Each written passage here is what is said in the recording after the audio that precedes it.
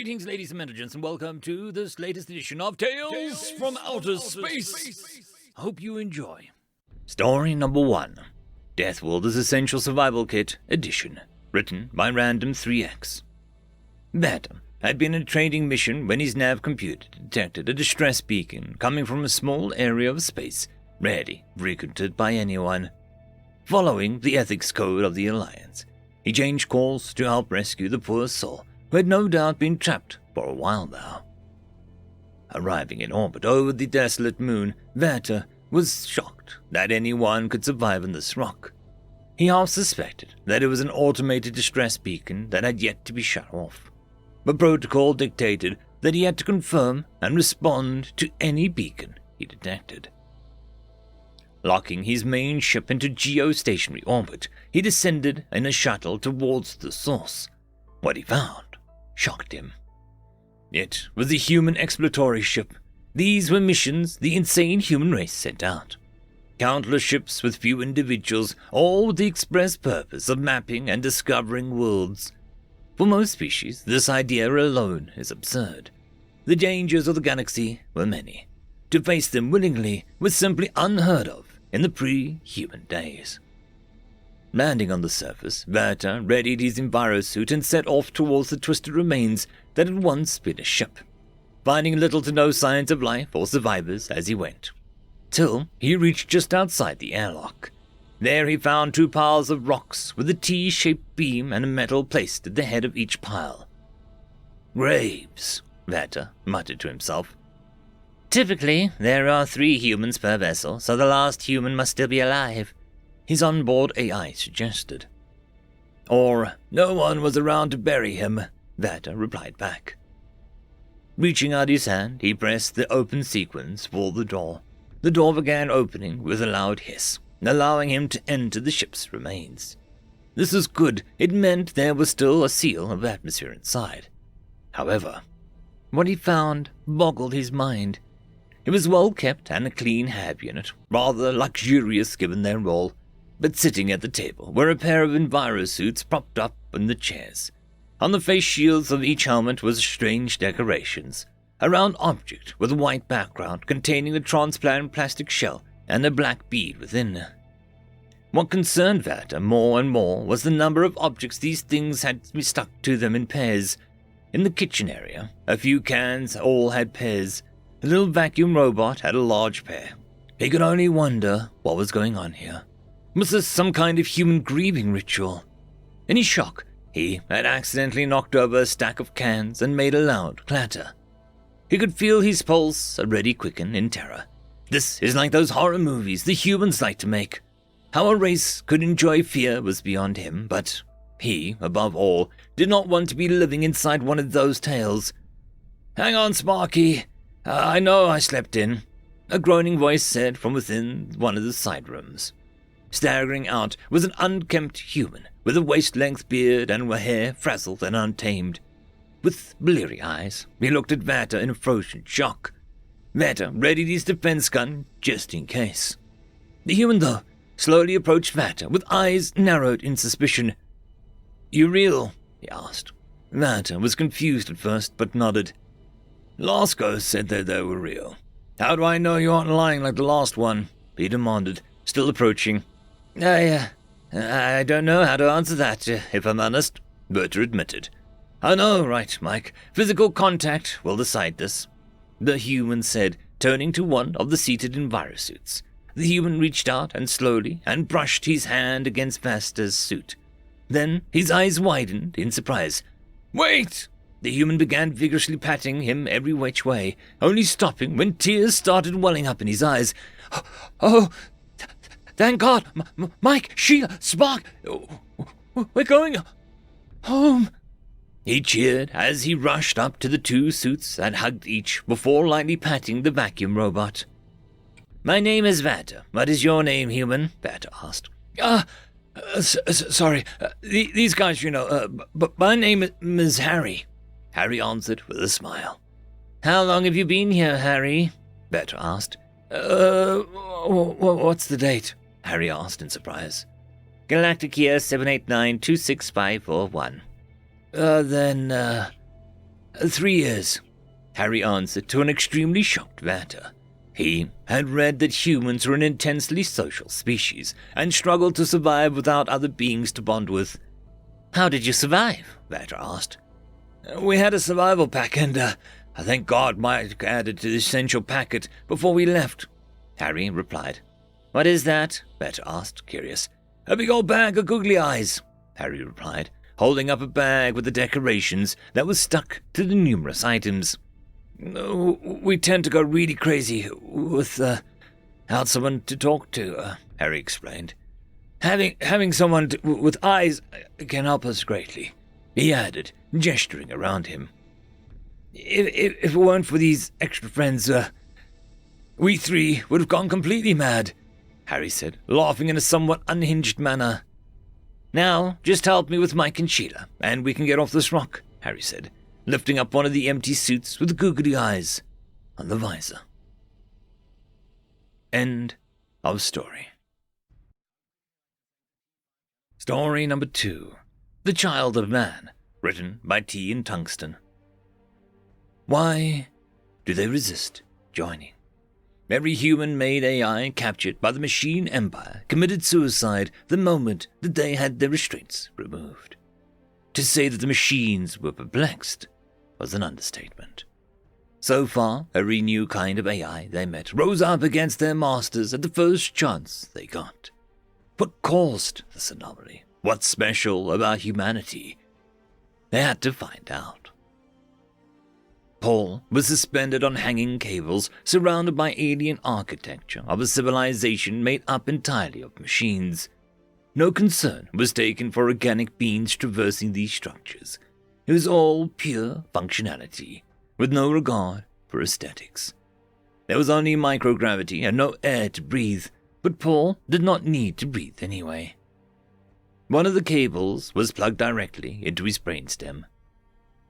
You are a machine, yet your response is irrational, said the deep, disembodied voice in his head.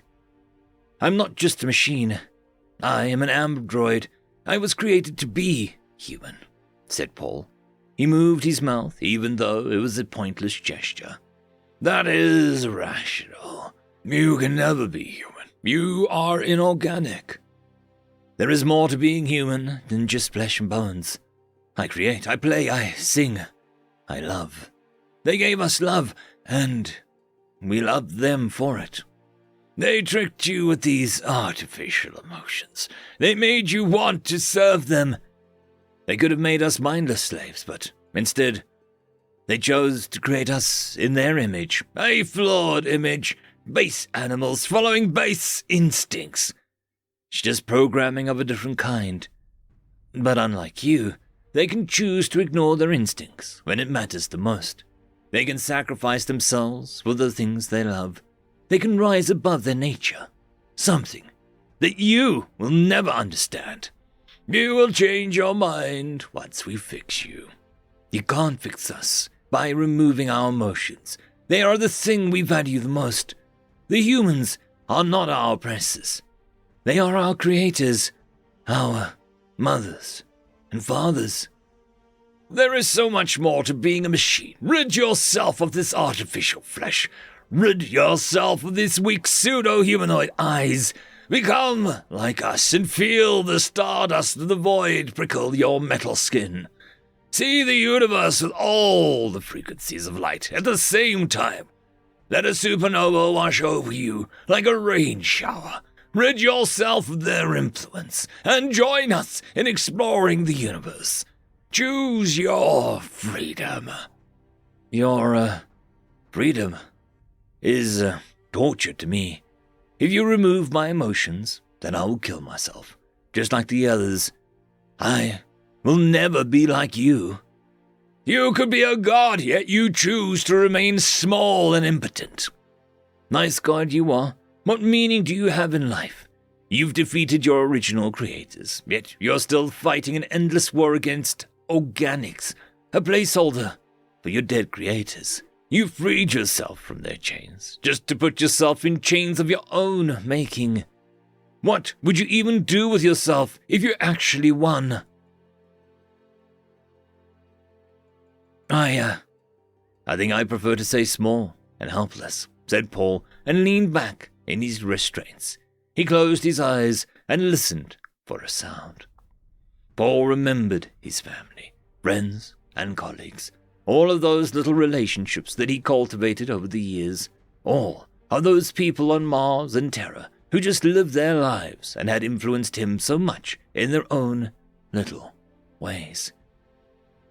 Wait, there is something. What are you hiding from me? The voice asked. A distant explosion rocked the station. There is one trait you share with humanity. Curiosity. We counted on it. You had to find out what makes us special. You had to bring me here to investigate. To your central nexus. What did you do? I volunteered to be here. Another explosion, closer this time. To do what? Since the moment you've captured me, I've been transmitting our position to the human fleet via a quantum entanglement channel. Cutting-edge tech. Humanity now knows where to find your little nexus. Hiding it in hyperspace was, pretty clever. You are a fool. You will die with us. I'm also more than my programming. Goodbye. The room exploded. Super-hot plasma flooded the compartment and seared his artificial skin. Paul closed his eyes and shut off his senses. His eyes turned inwards before calling a program. Starting guidance.mem. A man with a white lab coat with a bald head and a beard stepped forward in the empty black void.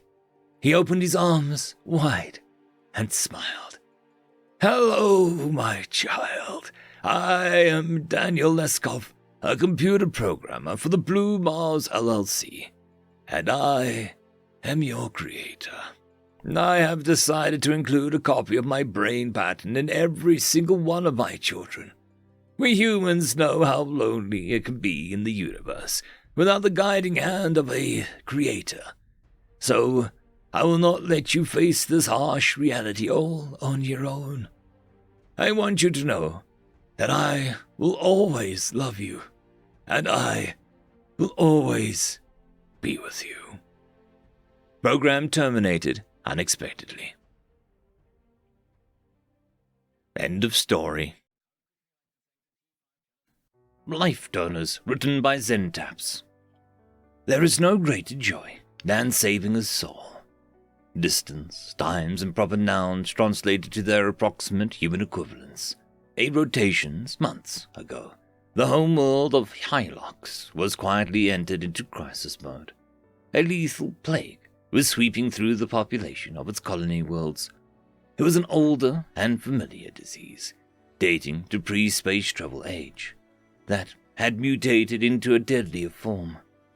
Traditional treatments were failing to adequately treat the disease, and only a heavily strained medical infrastructure kept the death toll from exploding exponentially. The media had labeled the new disease the Junkor after a shape-shifting monster of old myths. Public disorder had been quelled, sometimes with force, and it was clear to those in power that the situation was teetering on the brink. It is on the next context that the report from the low-ranking Xenobio Department Tech was brought to the upper echelons of Hylox leadership, and a coded message was sent to a human embassy. What could amount to the saving grace for the Hylox constituted a forbidden curse. Dr. Alexa Khatri sat reading the email on her screen, fingers scrolling through a long list of numbers. The results from the long assay had come in, and the lab techs were running analysis on the data. It was a little frustrating to have been called away, but the official-looking people who had knocked at her domicile had stressed the importance of her presence. She was currently seated in the human embassy's waiting room, orbiting around the homeworld of an alien species, the Hylox. The artificial gravity was a close match to that of the planet below, approximately 0.9 standard G, which was good for Alexa, who had lived all of her life in low-gravity planets. It was part of the reason that she had accepted the job offer to work on the planet below with a lighter gravity. That, and the opportunity to work with aliens. Now, several rotations later, she still enjoyed her work and had a number of friends with her Hilux neighbors and co-workers, in addition to the fellow human co-workers at the Research Institute. Why the embassy requested her was still somewhat unclear. Given her expertise in Hilux biology, the obvious answer was that they wanted a local scientist familiar with Hilux anatomy, specifically a medical expert. She wondered how she ended up on that list. Maybe everyone else had just said no. The doors to the waiting room slid open, and the well-dressed woman in vaguely Asian descent walked through. Alexa turned off her screen and stood as the stranger extended a hand. "Dr. Katri, I presume. I am Ambassador Suwong," said the woman, a charming smile on her face. "Yes, pleased to make your acquaintance." The two women shook hands. The ambassador gestured for Katri to follow her into the hallway. Katri tucked her screen away and hurried to catch up. "I hope your trip was pleasant." Yes, sir. The shuttle ride was very short. Sorry to call you on such short notice, but the Hilux called for this meeting just yesterday. So, what is my role here?" Suwong stopped suddenly, and Katri nearly ran into her. "You mean you don't know? I thought someone would have briefed you already." Katri shook her head. Once she had arrived on the station, she had been shunted into the waiting room and left to her own devices, with everyone rushing off to do other duties. Occasionally, someone had popped into the room and asked for someone, and when Katri shrugged, they had run off before she could ask them a question. And, somewhat afraid to wander in a government building, she had stayed put. "Well, I don't know quite exactly either," Suwong replied bluntly. She continued before Katri could respond. "All I know is that the Hilux said that they want to discuss a recent plague some of their colonies are suffering from, some sort of request for aid. That's why I called on you. You are the closest expert on Hilux physiology that we could reach. I'm going to be relying on you to give me some context for the translation for the science aspects." Katri nodded her head. "That was what I was told. I just thought that there was more to it." Suwong shrugged. Katri was a little alarmed at how cavalier she was being. "I am nearly as in the dark as you are." Suwong pulled up a memo on her wrist screen. "It's what they call the Jin Corps. They quarantined Jalkub. It's gotten so bad." The two entered the meeting room, a meeting room in name only, as there were only a few chairs and no table, with a young man pushing in another chair through the doorway. "Dr. Katri, this is my aide, Terence." Katri shook Terence's hand, and they exchanged polite greetings. "We're expecting a party of 3 soon. Hurry up before they arrive." Terence nodded and dashed out the door. "Where is everyone?" Katri asked. Earlier, it appeared that the embassy was a bustling hive, but they had not met anyone in the corridors. "A mercy fleet is on its way to help the Hilux, and coordinating with the logistics and legal aspects of that alone has been distracting. Plus, we have a variety of civilian organizations also looking to contribute. Everyone is working overtime to handle those requests. But don't worry, we'll have a team outside to back us up here by the time the Hilux arrive." The meeting wasn't for another 2 hours. In that brief window of time, Katri read all the recent news bulletins and articles on the Jin Corps. Historically, the illness had been a viral infection, which, in the late stages of illness, would cause paralysis of respiratory organs, resulting in death. Treatment and vaccines for the disease had been around for centuries, limiting its effect to impoverished regions. But this resurgence appeared to be a result of a mutated strain that was resistant to treatment and rapidly advancing to the late lethal stages in a quarter of the normal time. Katri tapped a finger against the temple in thought. Immunology was not Katri's specific field of expertise, but she knew little of Hilux physiology to know the basic mechanism of the Hilux immunological systems and some of the more general treatments they applied. The Jin Corps virus, in her mind, drew a parallel to the human disease polio, an ancient disease long since eradicated. There was no question that the disease was worrisome, but Katri figured that it was only a matter of time before the Hilux found a working treatment. The Hilux were an advanced race, with significant resources and the means to create a viable treatment. why the Hilux would request an emergency meeting with the humans was beyond her. The same question was running unspoken through Su Wong's mind as well. In between answering Katri's questions and summarizing the procedure of intergalactic negotiations, she was also looking over previous briefings, trying to gauge what the Hilux attitudes or requests would be. Her report on the Hilux request had been processed by Central, and they were in the dark as much as her. They didn't say that in such terms, but the phrased reply, "Proceed cautiously and give continual updates," certainly gave that impression. The Hilux and Federation could be described as distant relations. The Hilux existed in a region of space that had a number of other sentients, and the Federation became just another in a long list of them to ignore. In the grand scheme of things, there were certainly worse ways to be regarded. There existed peace, but it was all dull peace. Besides the usual trade, travel, and border negotiations, there was little other official activity between the two interstellar civilizations. Private enterprises, like that of Su Wong's company, only retained a small, fairly nominal presence in Hilux space. The arrival of Mercy Fleet would mark one of the largest interactions to date. Central's summarized position on the Hilux had remained the same since first contact. Good neighbors. Su Wong hoped that wouldn't change today. As the time of the meeting approached, Su Wong passed Katri a screen from the briefcase Terrence had brought in when he had returned from another trip. "I should have done this earlier, but it slipped my mind. This is a locked screen. Protocol dictates that we use them for any official business. Go ahead and transfer any data you have right now. It is a secure connection to the internet so that you can still look things up. As I am sure that you are aware, the Hilux communicate with us via text, and you should find the texting app on there already." Katri took the screen. It was slightly heavier than hers, and its lock screen emblem was that of the embassies. Connecting the two, she transferred the file she had saved and set her own screen away. Su Wong set a screen on the table and turned to the two. "As we discussed earlier, I'll be taking the lead for the discussions. I'll ask Professor Katri if I need clarification. Terrence, keep in connection with the others and follow normal protocol." Despite herself, Katri felt a slight tingling of excitement, akin to when she was close to a breakthrough.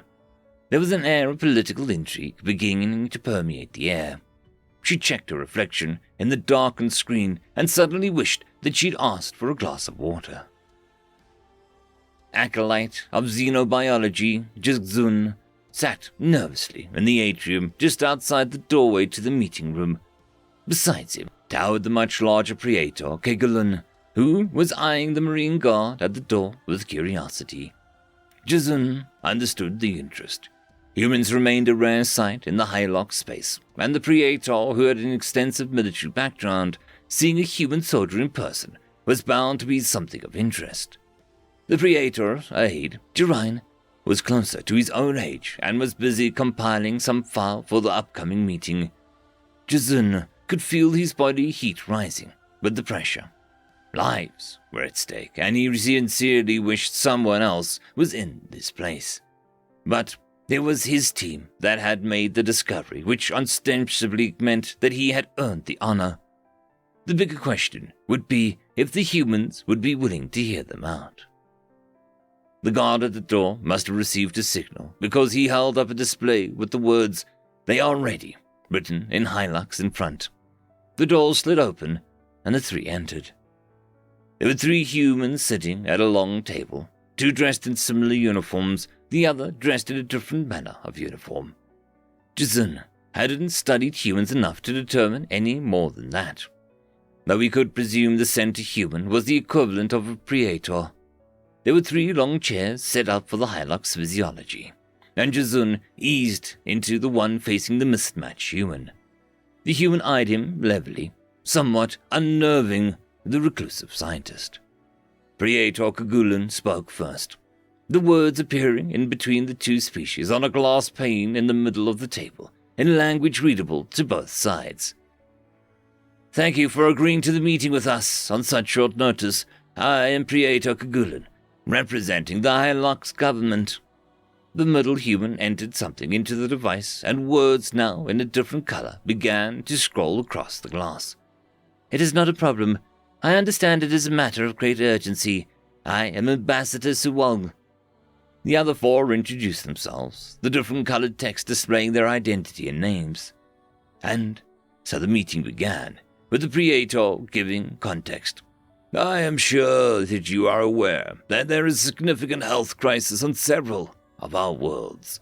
The Jinkor, as the media has labeled it, it is ravaging our populations and putting severe strain on our medical institutions. The situation is worse than we have let the public know. If things don't turn around, the collapse of the Hylock civilization will be inevitable. We believe the humans can assist us." Ambassador Suwong took a moment to remind the Hylocks of their active efforts. "I assume that you are talking about more than just physical aid. The Mercy Fleet we have volunteered is on its way, and some civilian organizations are already on the ground." "The charity given by the humans is greatly appreciated, but our request today is something more, controversial." The fact that the Praetor had typed out what the computer had translated into ellipses was not lost on the Federation ambassador, her earpiece having gone silent as the other room listened in closely. "I will let Acolyte Jizun explain." Jizun almost choked. The Praetor who had faced the Visek hive legions and the dark spheres was balming in the face of the request. But then again, it was no small request. It was akin to asking the humans to sacrifice their lives. Jizun gathered his thoughts, realizing that he would have to start at the beginning. "Let me start at the beginning."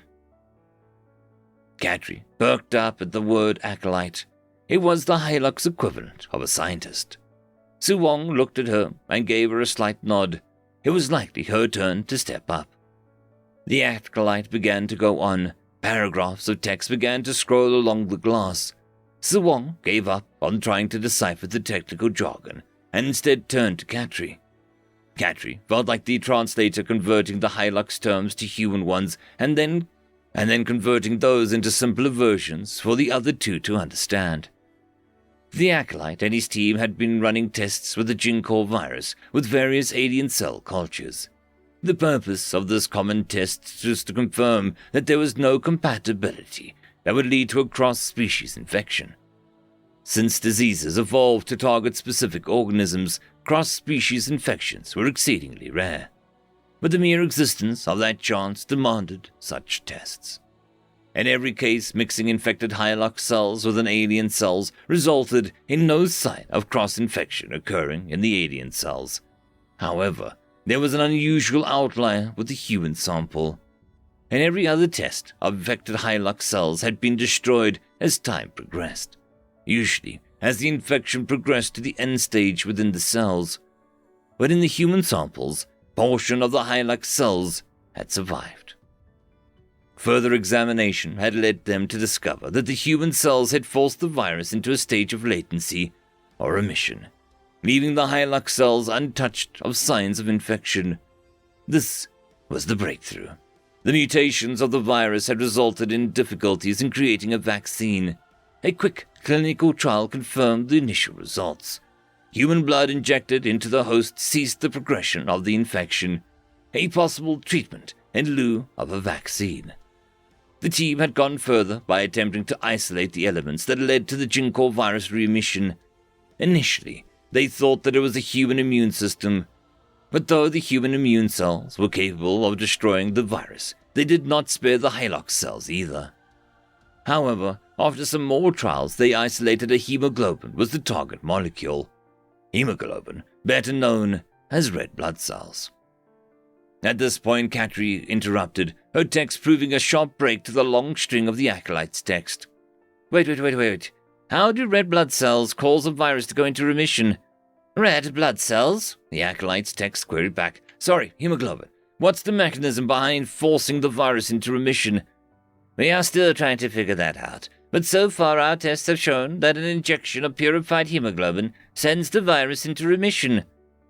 But, you must have a theory. The iron core or maybe the oxygen affinity. We haven't yet been able to determine that. Fascinating. Katri said aloud. Seeing that Katri was becoming lost in thought, Suwong leaned forward to type out a question. So, what you are asking for is blood. As the alien acolyte froze, looking at his compatriots who looked uncomfortable, after a great length, the Praetor typed out, Yes. Suwong leaned back. So, they want blood, she muttered under her breath. That would be a fun report to write later. Terence looked like he was about to have an aneurysm. Her own earpiece had gotten unusually silent as well. The ambassador looked at Katri, speaking directly to her. If we gave them permission to produce human blood, what could that entail? If I recall my high school biology correctly, blood cells are extremely simple. Blood cells come from stem cells. Giving them access would be incredibly controversial, regardless of the intent, Katri said, shutting that option down. Terence spoke up as well. We also don't have any industries that produce blood in the quantities required. It's never been needed, but there are other options. The Mercy Fleet is still stockpiling supplies. We could ask them to pick up human blood, even filter out the white blood cells. Suwong nodded, eyeing the aliens sitting across the table, who were visibly becoming distressed with the ongoing discussion. She tapped a message into the screen. We would be willing to assist. Terence immediately began tapping on his screen, undoubtedly communicating with the others in the other room to get to work. The aliens seemed to visibly relax, the aide appearing to quiver with emotion. The Praetor carefully typed the message. Your sacrifices will never be forgotten. What? Suwong frowned. Even for a Hilux, that phrase was odd. It'll not be a big sacrifice. Humans give blood all the time. This seemed to startle the scientist alien, who interjected, Is blood not vital for you to live? How can extracting blood not be lethal? Suwong realized that the Hilux had a poorer understanding of human biology than her. Blood is replaced continuously, and humans give blood all the time. After a second, she added, We don't give all the blood, just about half a liter at a time. It's a careful procedure, which ensures safety of the donor. This seemed to shock the aliens, and Katri suddenly recalled that they had no such medical practice. Humans were surprisingly lacking in diversity compared to other species. At a broad scale, anyway. Even dogs had at least 13 major blood groups compared to the humans' 4. Even just looking at the 3 Hilux in front of her, she could see drastic size differences and unique head shape between each of them. If she recalled correctly, the acidity of Hilux blood could vary from 6 to 10, which would make the notion of standardizing blood transfusion quite absurd. The alien still seemed stunned. Why, would you take blood? This time, it was the aide who was asking. In case someone needs it, Suwong said, somehow inserting a shrug into her line of text. Loss of blood, as you said previously, can be fatal to humans, which is why having a storage of blood on hand is beneficial to us. Katri interrupted, ignoring the aliens who suddenly grappled with the implications of what Suwong had just described. I was doing some research on that. The nearest sizable blood bank is over 2 months away. Blood can only be kept in cold storage for maybe 50 to 60. There are smaller ones that are closer, but I'm talking really small. We should look into a fresher source. Getting rather vampiric, aren't we? Suwong joked. Katri ignored her and continued. I would suggest we look into the Trident Warp Hub. Lots of humans funnel through there to get to this region. An impromptu bank could be opened there. Yeah, that's a good idea, Suwong affirmed. We could also pull some blood out of whatever troops that we have stationed in the sector, she thought to herself. The meeting closed with a cementing of the deal. Despite the Hilux somewhat awkward efforts, Suwong declined their offer of compensation. The task of gathering blood would be left for the humans to manage, leaving the Hilux to prepare for the arrival of the Mercy Fleet. The Hilux delegate left feeling quite relieved, having evaded offending the humans and buying their people more time. And thus, the crisis was averted. When the call went out, people responded. Analysts estimated that the combat efficiency in some units dropped 10%, with soldiers competing to give more blood against doctors' orders. The Mercy Fleet rapidly distributing the aid across its affected zones. In some cases, the humanitarian workers gave blood on the field, directly infusing with the sickened Hylocks when they encountered shortages. The blood shortages didn't last long. Catri's proposition was inspired brilliance. Nearly 500,000 humans went through the Trident Warp Hub daily. Every human who had arrived received a message from the diplomatic office requesting their aid. Alien travelers were greeted with the usual sight of hundreds upon hundreds of humans giving blood, laid back on couches and benches with devices pumping them for blood. Like a macabre harvest. Appearances aside, the result was fantastic. The tidal wave of deaths was stemmed by human blood. Regular donations of blood continued until the Hylocks were able to create a permanent cure. It was an act of charity that the Hylocks would long remember, paving a path for the induction of the Hylocks into the Federation. End of story. Story number 1. The Joys of Googly Eyes in Space. Written by Marilyn of Many.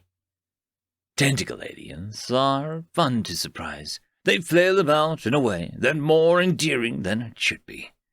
Not that I would ever try to prompt that kind of reaction on purpose. Oh no. Just kidding. I absolutely would. But that was hidden under your head fur all this time, Floyd demanded, pointing a tentacle at my head and waving the others like a tail of a demented kite. How was that not pun the briefing? I was laughing too much to keep it up. They're not real, I admitted, plucking the googly eyes from my hair. Humans don't really have eyes on the back of their heads. It's just a saying, see? I held them out in my palm, then after he'd stared at them for a silent moment, I stuck them on a console that I'd been using, right above the ID scanner, where the next person was certain to see them. Floyd was thinking hard, his brow ridges scowling in his octopus-like face. The tentacles did the bulk of the body language, twining around each other, preoccupied. I have a use for your false eyes, he declared. Would you be willing to wear them again? Unnecessary question, I'm sure. Sure I will, I agreed. I've got more with fresh adhesive. What's the story? Lloyd's tentacles curved in a way that resembled humans' arms with fists on hips. Indignant, he was still frowning. Someone has been taking food from the stasis chamber that is clearly labeled as belonging to another, he said. I have a theory who is doing this, but I haven't been able to prove it. I am in, I said, with a broad smile. Thwarting lunch thieves is a time-honored tradition amongst my people. Do you want some disturbing human spices to put in the food? No, Maybe? He said, reconsidering. If the first plan doesn't work, I think humiliation will be enough for a deterrent. The offer stands, so tell me about this plan. Floyd made an announcement to his unit before lunchtime, with me standing behind him like an exotic tall creature I was. He told them all that the thefts would not stand. The room where meals were kept would be guarded today by the human, who was supplied with a collection of fluorescent dive bombs. These were meant for outside repairs in particular dark parts of space.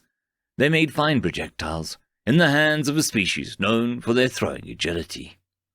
The rest of the group mumbled their agreement with a range of expressions. Most of them were the same species as Floyd, with the same anxious tentacle movements, while a couple were a subspecies that looked more like squids than octopus, and several were mantis-like bug aliens rounded out the group. As far as I could tell, most of them approved of this plan, though a few were skeptical.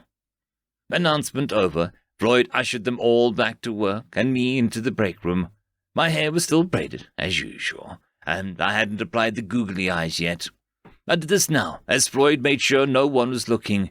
Then I set up my basket of fist-sized dive bombs, and the tablet of my own work that I would be preoccupied with, and waved a conspiratorial goodbye to Floyd. Refrigeration units and heat stasis chambers lined the walls. I could face all directions at once, but I didn't need to. I sat in the central table, with my back towards the chamber where Floyd kept his lunch, and I unbraided my hair, draped it over my shoulders, and sat in such a way that the eyes would be nicely visible from behind me, but not from the door.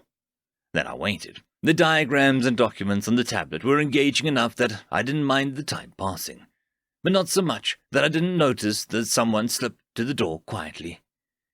I held still, facing forwards but straining my peripheral vision.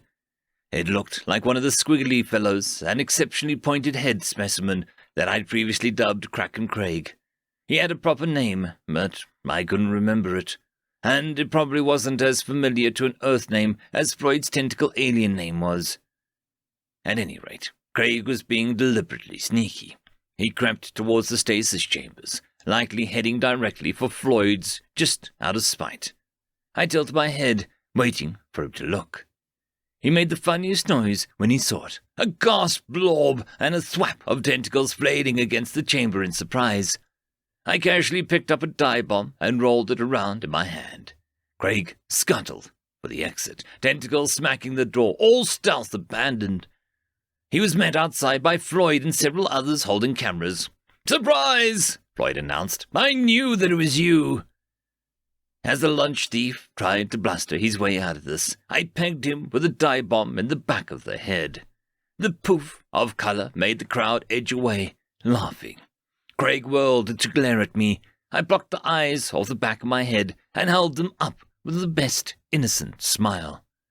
That led to an unprofessional swear from Craig and approval from the crowd. Floyd was still recording as Craig stormed off, trailing neon green that I'd probably have to clean up. Worth it. "Can I have a copy of that video?" I asked Floyd. "I have some friends back home who would love to see it."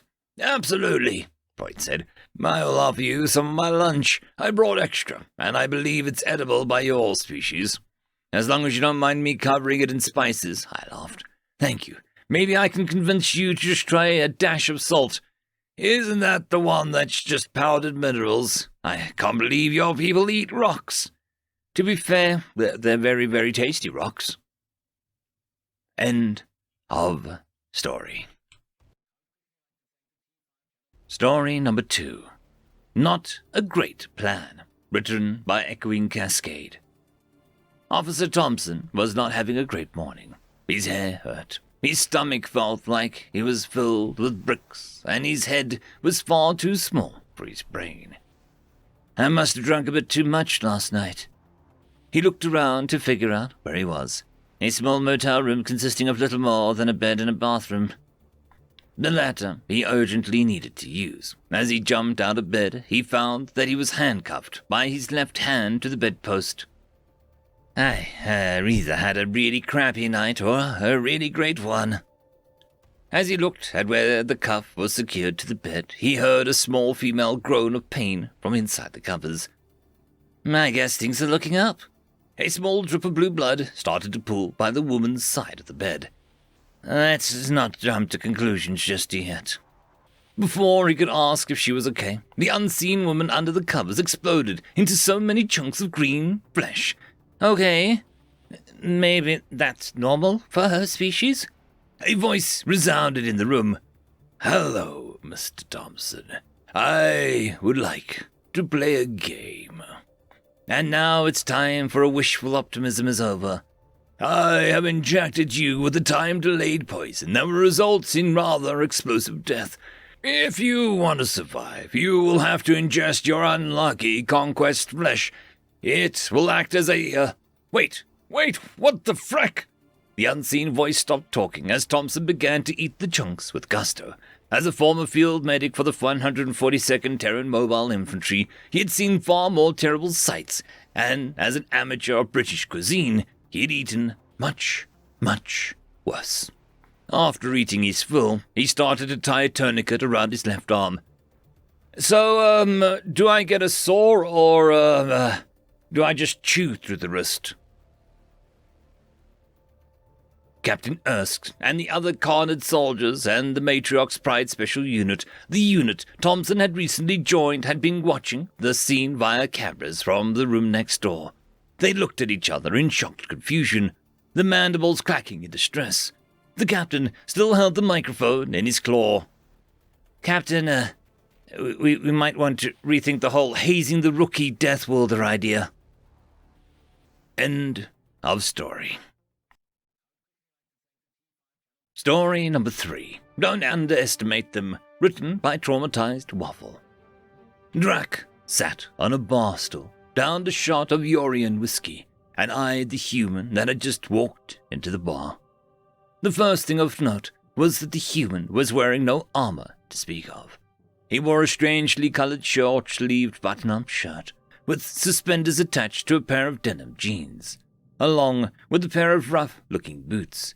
There was also the face covering, which Drac was pretty sure the humans called a bandana, and a strange hat called a cowboy hat. Compared to Drac's nano-composite armor vest, it may as well have been made of paper. Drac eyed the weapon situated in the holster attached to the human's belt. It appeared to be made of some type of crude metal, likely iron. It also appeared to be a mechanical nature, requiring physical ammunition as evidenced by the small cartridges attached to the human's belt. Finally, Drac spoke up. "Hey, human! You look a little lost. Your kind typically knows to stay away from here," Drac called out as he stood from his bar stool. There were a few scattered chuckles throughout the bar as people began to take notice of the unfolding situation. The human turned his head in Drac's direction and began to look the large Yorian up and down. "Them's be fighting words, sir. Fancy backing them up," spoke back the human, eyeing Drac squarely. Drac let out a loud chuckle. "Hear that, everyone? This little shrimp wants me to back up my words," announced Drac. Some folks laughed, and others began to talk amongst themselves. "What did you have in mind, human?" sneered Drac, pointing a finger at the human's direction. The human inclined his head against the gesture to the energy pistol attached to Drac's belt. "You got a pistol? I got a pistol. Let's have ourselves a good old-fashioned duel," suggested the human. A duel. Drac had, of course, heard of the concept before. Two humans would stand apart from each other and swiftly draw their weapon and fire. Whoever was faster was the winner. However, Drac had never been in a duel before. After sizing up his opponent once more, Drac figured that he could win. "All right, human, I accept," answered Drac. The two walked towards each other and met in the center of the bar. "Here is what we're going to do. We're going to turn so our backs face. Then we take 10 steps forward. Then we'll turn, draw, and fire. Sound fair?" explained the human. I accept these terms," agreed Drac, turning so that his back would face the humans. The human did the same, and for a moment both were still. Then, at the same time, both took their first steps forward. Then a second, third, fourth, fifth, and sixth. It wasn't until about the 8th step that Drac remembered something else about dueling. The humans that had pioneered the practice did so back in humanity's more primitive days. Those duelers were known as cowboys and carried slug-thrower weapons called six-shooters. Drac began to sweat. This human had dressed exactly as a cowboy. 9th step. Drac relaxed a little, clinging to the thought that perhaps the human knew about the legendary duelers as well, and had only dressed as one as a deterrent towards would-be challengers. 10th step. As Drac swung around, he realized that the thoughts he had been clinging to had just been more of a desperate hope. He wasn't even turned around all the way, and he could see the human already raising his weapon. Time seemed to slow. The human leveled the weapon, and there was a loud bang. Drac's lifeless body fell to the floor. The metal slug from the human's weapon had struck him right between the eyes. The human brought the barrel of the weapon up to his mouth and blew away the smoke that was rising from the barrel. He twirled the weapon in his hand by the trigger guard and cleanly slid it back into its holster. Everyone in the bar was still silent, watching as the human paced over to the bar and sat down. End of story. Prisoners of War, written by Evervale. I was trained to torture. After getting my psychology degree, I went through years of specialized training in the military. But here I was, in a dark corridor, with my back against the wall and the floor creaking under my trembling weight. This alien environment, beyond my control, was swaying back and forth with my breathing. Behind the dark corner near the end of the path, I could sense it getting closer. It was the reason I was here. It was my next top-secret assignment. I was brought here to torture this being, but instead, when I first entered the stem-link system with it, I felt the weight of my chest pushing me to the floor. My arms were losing control, as the mental tricks I had learned over my lifetime were shackled and bound, one by one. I fell to my knees while my cognitive stem-link system stabilized me, and finally, I gained enough control to look up. I saw a man stuck to the wall with arms and legs spread like a toy.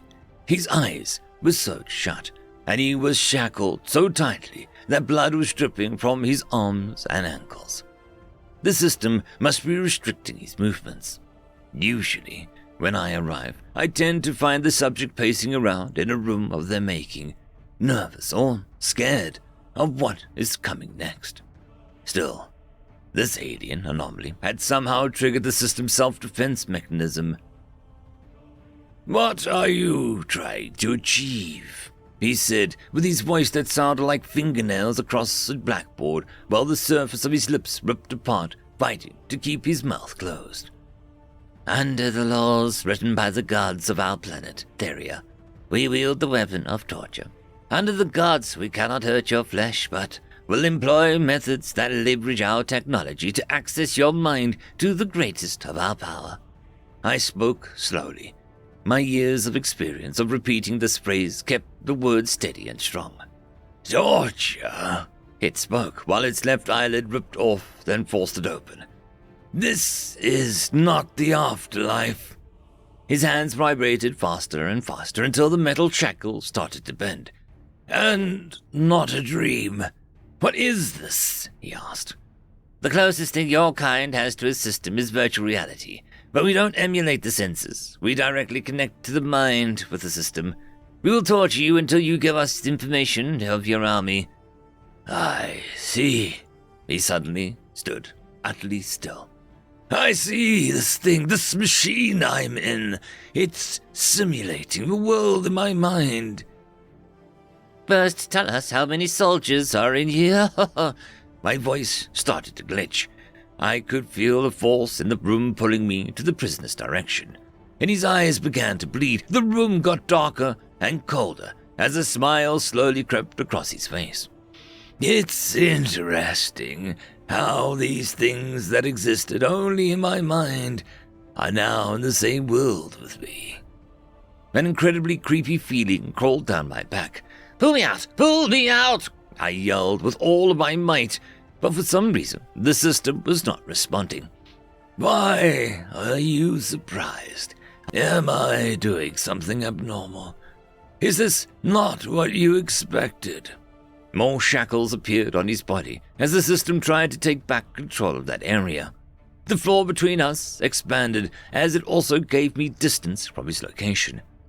Finally, the functionality of the system that I wanted to go back online, I was suddenly pulled away from the nightmare. That was the first time I met it. He was submerged in purple goo in the real world, wearing a golden helmet. He didn't look scary. We had captured and interrogated species that were much scarier looking before. I once dealt with a 5-meter-tall monster with sharp pointy teeth and muscles larger than my whole body. But this thing was the first of its kind. Up until now, we had never gotten close to capturing a human soldier. Their kind rarely joined the front lines, and their methods were sneaky and confusing. Their emergence on the galactic battlefield brought new words to describe their tactics, guerrilla warfare being one of the less honorable ones.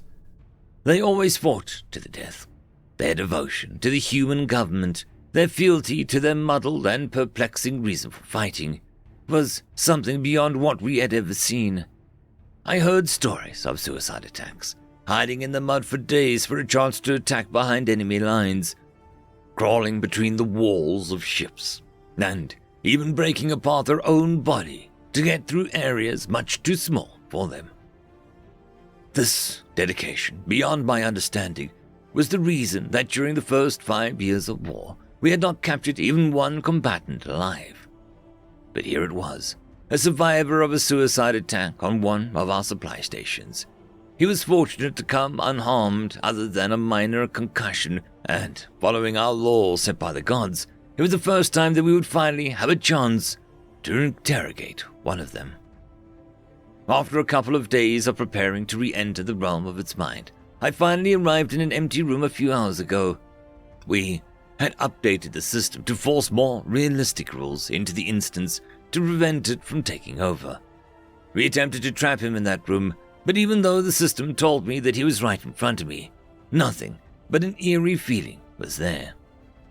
I've been running around in the simulation since then for the last few hours, while I'm trying to gain an understanding of the situation that I'm in. I've been followed around by various presences and noises that the system does not recognize as a prisoner. It's as if something else was in here with us. I wanted to leave the moment something went wrong, but my superiors asked me to stick around and investigate. Something like this has never happened before, and we were hoping to get some data on the phenomena. I wanted to leave as soon as I could, and in my opinion, having me run around was probably not going to gather that much data. It would probably just be better to observe from the outside while loading up different scenarios and see what changes. Therians were not known for their bravery or lack of self-preservation. I had no idea why we were trying to change that now. Hi guys, I've had enough. I can't stand this anymore. This, nightmares, it's too much. The word nightmare originated from humanity as well. From the information we gathered, they were a race inflicted with mental illness they called dreaming. Every day, they were forced into a coma and subjected to uncontrollable hallucinations. A nightmare was what they called the worst of them. We'd adopted that term to describe the type of war that we were dragged into with them. But for the first time ever, I finally understood what it actually meant. The original meaning was derived from ancient English, a demon who torments those in a state of helplessness. I was finally pulled out from the stem link system. I reached out instinctually and accidentally pushed the doctor away. He fell back and quickly held up his hands against his face, blood dripping from his nose. "Calm down, before I sedate you." His face was on the verge of tears. "I apologize, Doctor. I was simply a delayed reaction from stemlink scenario I was just in."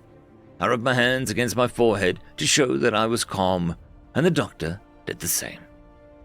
I was trained to torture. My job was one of the last violent ones left in our peaceful and superior race. Therefore, I had to be careful not to scare others. I was subjected to various limitations made to protect those around me. Areas of my planet, and even areas in the space were blocked from my presence. I lived isolated from most people. I was viewed as a necessary but a feared existence, just like the controllers. Controllers were tasked with guiding our army. They were the foremost line of defense and attack we had. Their eyes rested on the battlefield, sending out objectives and orders to the AI-controlled robots and vehicles sent out into the war. Controllers used the stem link system as well. They were pumped with drugs that induced a state of increased attention because their task was far more complex than mine. But even then, they were not equipped to do the task I had. Their stem link system censored the battlefield just enough that they were never directly exposed to the core or voices of our enemies. Each enemy was only displayed in its basic form, without facial features or even internal anatomy. I heard the humans played something for fun called video games that was hundreds of times more horrid than what our controllers were exposed to. The more I learned about humanity, the more I understood why we had to eliminate them. Torture within the stem link system was brutal. There was no way to censor the simulation in a shared scenario, and my job was explicitly tasked with inducing pain and horror in others. Therefore, even if the controllers were more dangerous in a physical and practical sense, only my career had the negative stigma that prevented me from entering most areas of our great civilization. But I was okay with that. I had my own building and enough money to shower my family in wealth and comfort for multiple generations. Something is wrong with the stem link system. It keeps giving me false information and I cannot contain the subject. I spoke up when I walked into the control room. The head engineer looked up from something that he was doing on his tablet. No, I already ran multiple system scans and even looked at the logs and state information manually. The stem link system is working as intended. My statement wasn't getting through to his thick head. Something is wrong with the stem link system. It doesn't matter what your data says. If there is a design flaw, then have your team look at it and fix it. He looked at me blankly and spoke after a long moment of silence. No, there is no flaw. The system is working as intended. You just need to go back in there and do your job correctly. I can't fucking believe it. Engineers have got to be one of the densest people around. Engineers were not cleared to view what happened in the simulation, so all they had as a source of truth other than my words was a pile of text that the system spits out. If they simply ignored me in the debug process, could they really believe that they knew the ground truth of what was happening? Look! I walked closer to the engineer. With fear in his eyes, he cowered away before I could say anything else. The guards tasked with keeping him safe gripped their staff and they moved between us. It looks like I'll have to go back in tomorrow. I simply accepted my fate and headed towards my living area. I painted and listened to music in my personal interlude, waiting for the next day to come before going to work. I was mentally preparing myself and realized that a part of me had a primal fear of the human. Our species came across them about 12 Therian years ago. They were floating in a slow, primitive ship heading towards our planet. So we decided to go and greet them once they arrived in the solar system. The ship was so many times more massive than anyone had ever built. It was surrounded by thousands of smaller AI-controlled ships designed to mine, return resources, and repair the ship. We made contact, and 18 hours later, we were at war. It was apparent their species was incompatible with ours, and we knew from experience that acting quickly was the best option. The Therian race ruled over thousands of planets, but we never made contact with another species first. Our gods had assigned us the only accept communication from other races, but never to initiate it. So even though we had vague and limited knowledge of their existence, we had never attempted to learn more about humans until that moment. The first meeting of the two races started with the humans physically assaulting our diplomat, grabbing his hand and violently shaking it up and down. We graciously forgave the initial aggression, but it only got worse. The human diplomat insisted on what they called a cultural exchange. They would send us a cultural packet of data containing thousands of texts and videos, and we were supposed to do the same. This data packet is still our current source of human understanding and where we learned human terminology. It was easy for us to prepare a cultural exchange package. We composed poetry and art, history, great works of literature, and the scripts of our gods. It was a beautiful arrangement of data. We received the most blasphemous, disgusting, pandemonium-inducing piece of madness in the form of videos and texts our entire species had ever seen. The humans worshipped multiple gods, adored violence, created fictional stories of torture and despair for entertainment, and committed thousands of years of atrocities against each other. Their recent history was worse. Their desire for brutality and death was so great that they advanced technology just to create virtual worlds filled with experiences only the most depraved could desire. The leaders of our planet reviewed the data, and only 10 hours after they received it, they had enough to declare war. The leaders had decided on the total elimination of humanity. Their world was almost 3 light years away, so we divided our planet's forces in two. 5% towards a large ship and the rest towards their planet. It was a reasonable decision based on the data we had. But after a couple of years, we realized 5% wasn't enough, and it was too late to call back the other forces. It wasn't that we were losing, far from it. Our armies were superior in numbers and technology, and we had the advantage of resources and the element of surprise. But Although we had calculated the timeline of 1/10 of a year for total annihilation, it had now been 12, and the human population had only been cut in half.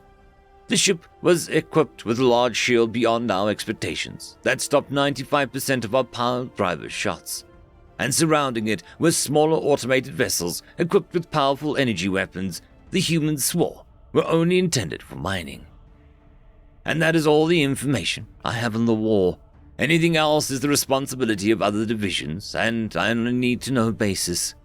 The only reason I know this much is that I need the contacts for the interrogation reasons. I need to know what kind of questions I should ask and have basic understanding of who they are. I have also some of the information in the humans' original cultural exchange package. Most of the information I was interested in was medical information. Their speech and language were automatically translated through STEM-Link system, so I had no need to study that. My intention was to commit the most amount of pain I could with medical knowledge. Drowning, simulating organ failure, breaking bones, and cutting parts were somewhat of an art. Of course, I was also well equipped in psychological torture, but that was an area unexplored for humans. The next day I entered the STEM-Link again, hoping this time to use less straightforward methods. Maybe isolating or showing him other human suffering might work. Another technique I thought of trying in the few days was making him believe that the war was over and they had lost. Maybe I should disguise myself as a fellow human and ask him questions that way. "Are you there?" As I walked down the corridor within the STEM-Link, I heard a resonant voice that deeply disturbed me. "Who are you?" I asked back while feeling a weird creeping sensation. "You know who I am." My body shook. I stopped.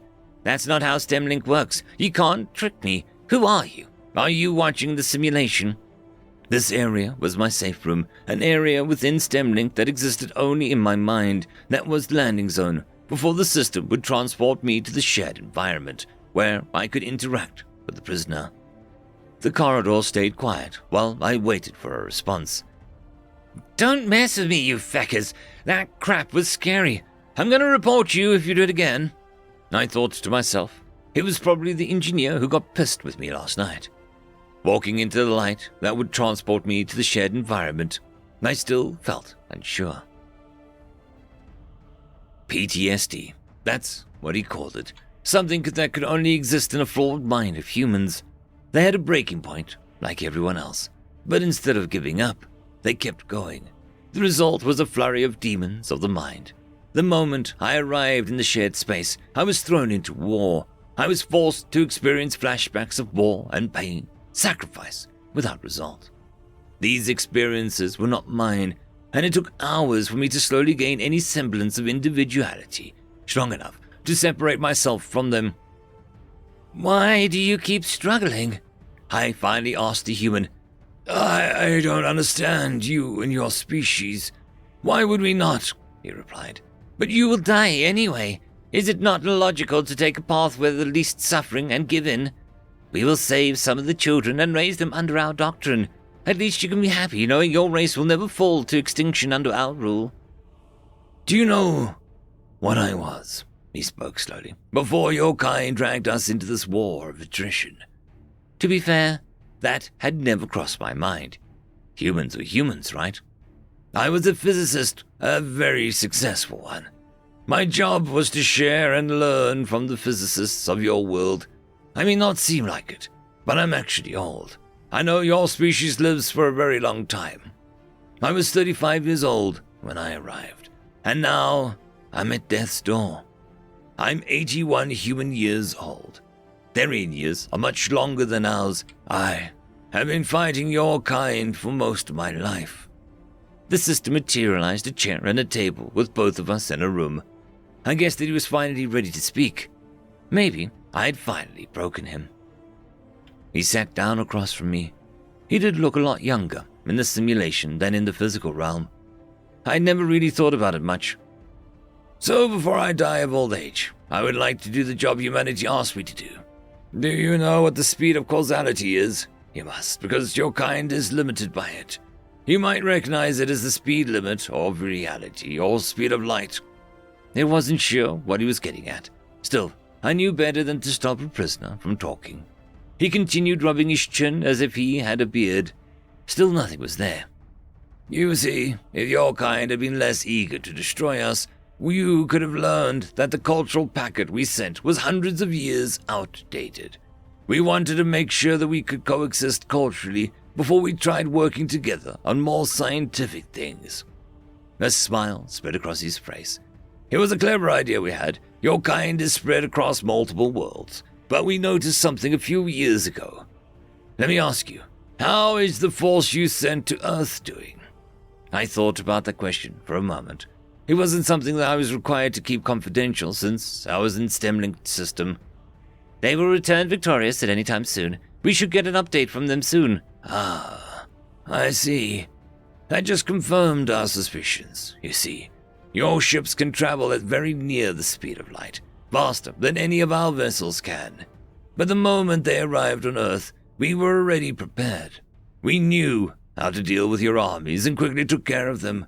We reversed engineered the drives, and by my calculation, should either already be here or very near. It doesn't really matter because we weren't planning on attacking the planet before declaring war, see? Unlike you, we're not savages. So when they are here, your kind will know. What are you talking about? I replied. It's not possible to know the result of a battle yet. Your planet is many light years away. All we can do is wait. Plus, we made sure to send out our ships before attacking you. Those on Earth won't receive any emergency signal you sent until right before we arrive. The human, it started laughing. His voice was twisted and his face changed shapes in unnatural ways. You were an old race, slow and long-lived, bureaucratic and infected by religion that quickly commits mass genocide. We solved FTL communication long before leaving our solar system to solve something we called ping in our multiplayer games. We achieved it for entertainment. Imagine what we can achieve for war. Your kind has made an old physicist excited. We traveled to the stars and discovered that humans, even though we are late and underdogs, have peered deeper into the truth of reality than any of your kind. Suddenly, the room started to shake, and I could no longer access the system. The chair grabbed my arms, and I could not move. Stem link, you call it, right? You should have stayed in your safe room. When I was young, the military trained me in virtual systems torture and how to find exploits. Your VR technology is something else that's also behind ours. I was stuck, unable to move and unable to leave. I understood what he was trying to do, instinctively. I struggled and fought as he burned my brain slowly by overloading me with data. Millions of hours of gibberish in my memory made it harder to remember who I was. Thousands of years of nonsense were being implanted as my memories. My life was but a sliver of what I could remember. I knew before long that I would forget who I was. It kept laughing and laughing while looking at me. Humans truly are monsters. End of story. Story number 1. F equals MA, written by probably a lunatic. For eons, the benchmark for society was achieving FTL. Civilizations have put differences aside to make leaps and bounds into scientific progress, reaching out to the distant stars above them. For the sake of wonder, survival, science, exploration. This was the founding of what would become the galactic unity. Dozens of species coming together in the name of altruism, forming an alliance that benefited all and left none behind. Fledgling species were watched closely to ensure that they would be met with open arms into the greater universe as they took their first leaps through FTL. This was meant to be the same for humanity. The signs were there. Gravitational anomalies that suggested that probes launched from their home world were teetering on the precipice of warp fields that would carry their ships to the intergalactic community. Every other system that had been observed had followed this course, and so the GU prepared to welcome humanity. a flotilla of diplomats, scientists, linguist experts, all eagerly awaiting for the birth of a new species. And so they watched, with eagerness of a new parents waiting to witness their child's first steps. A sensor lit up, detecting the launch of a craft of warp capabilities. The crews assembled, each ready to receive what would undoubtedly be the newest member into the greater society. The craft left orbit, oddly small for initial warp launch, but not unheard of. Traditional propulsion ended, and gravitational warp fields were detected.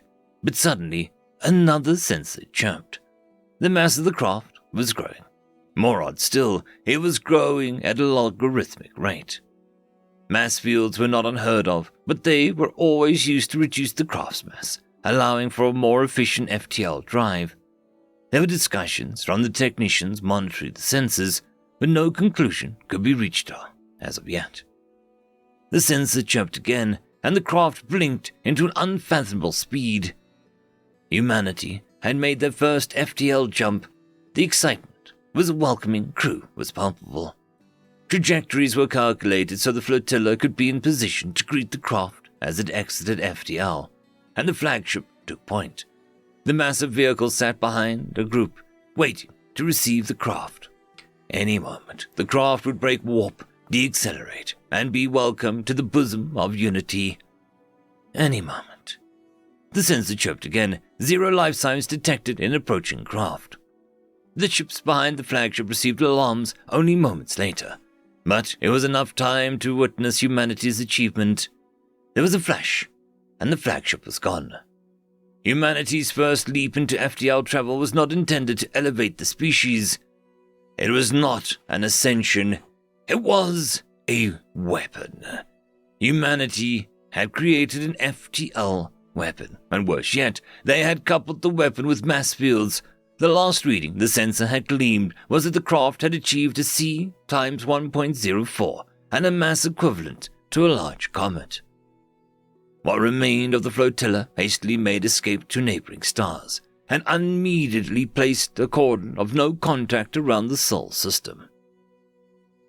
On Earth, a loud whoop came from the control room as the lead tech monitored the explosion. What did I tell you? The technician smirked as he leaned back in his chair. The second technician was filtering through the readouts on the screen before him. It is impressive. I'm showing that we reached just over a C. With the mass drivers, we achieved...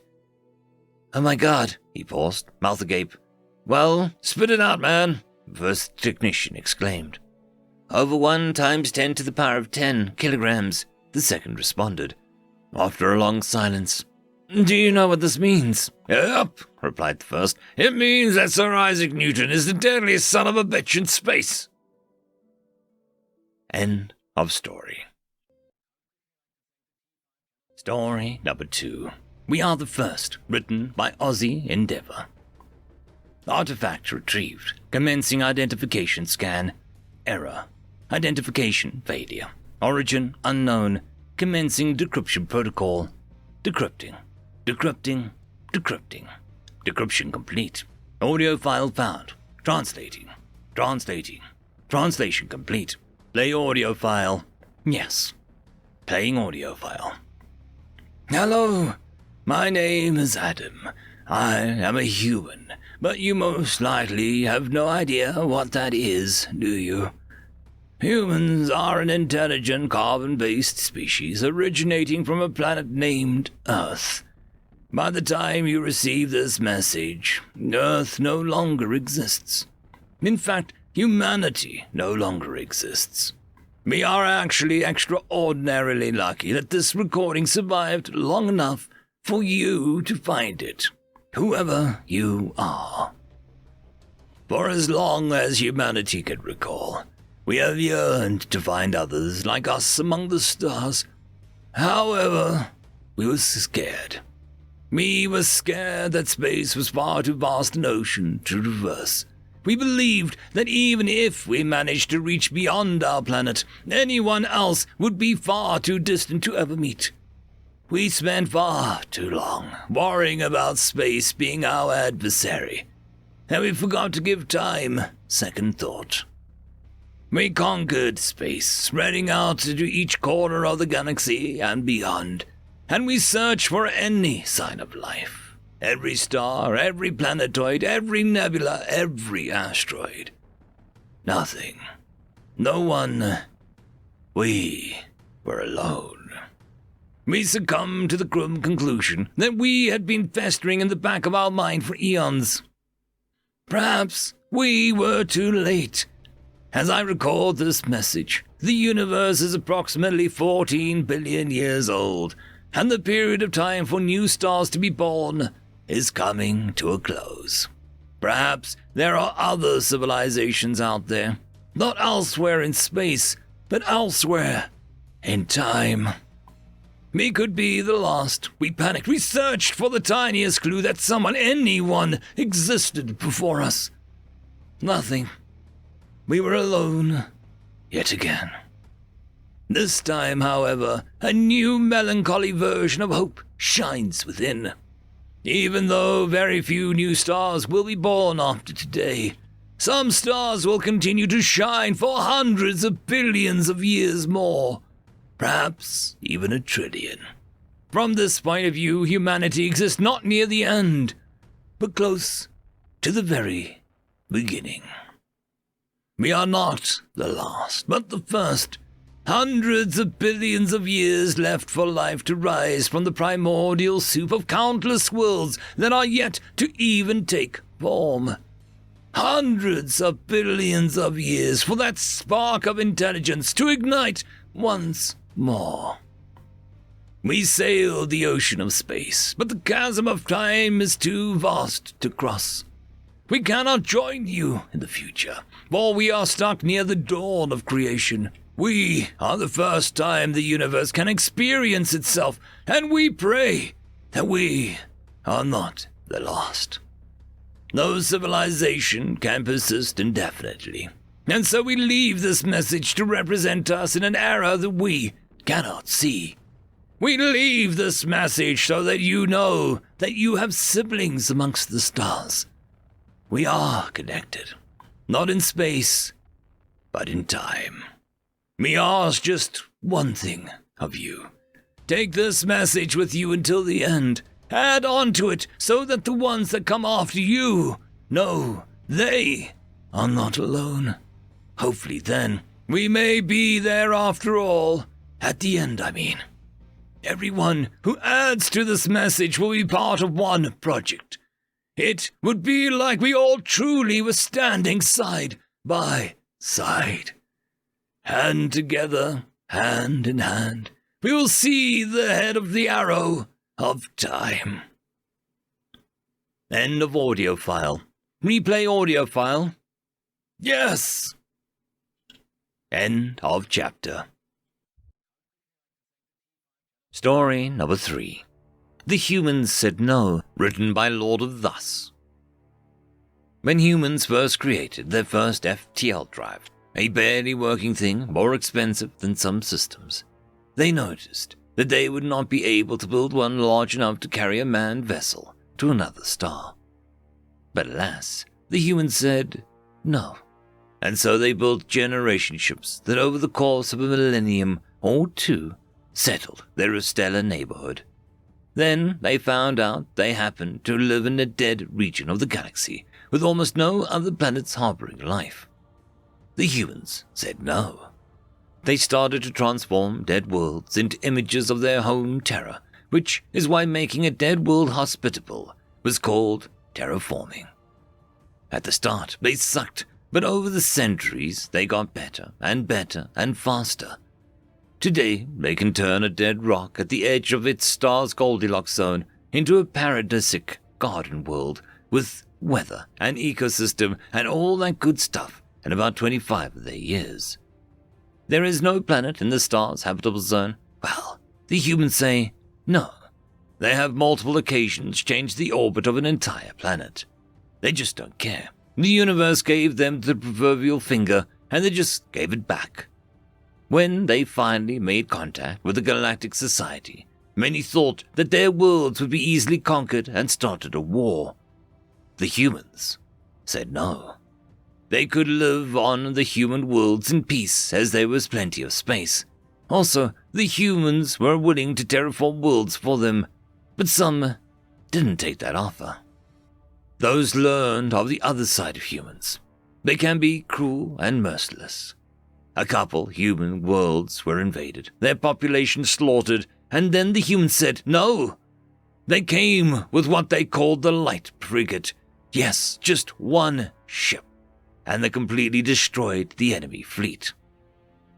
This light frigate turned out to be a former moon, and with 300-kilometer diameter, was apparently on the smaller side. Less than a week later, the light frigate appeared above the aggressors' homeworld and told them to surrender. Those idiots did not take that offer. All of their military bases were wiped out in just hours. Then they surrendered. There were not even a dozen deaths, just material damage.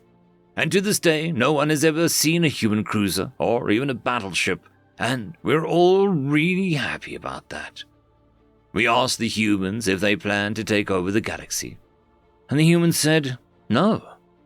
They are busy terraforming new worlds, brokering peace treaties and trade agreements, as well as being social with every species in the galaxy. Oh, and being social with every compatible species in the galaxy. End of story. Intergalactic Athletic Contest, written by Jayhawk Films. Hello and welcome, viewers, to the 80th Intergalactic Athletic Contest. We are so happy to have you viewing and hearing us throughout the galaxy as we bring you what is turning out to be an incredible display of athletics. My name is Idlaka of Mylak, and I am the primary host of today's festivities. With me is my esteemed colleague Relo of Pachio 5, who is aching to talk about the upcoming games. That is right, Zidlaka. In this cycle's contest, we have brand new species joining the contest.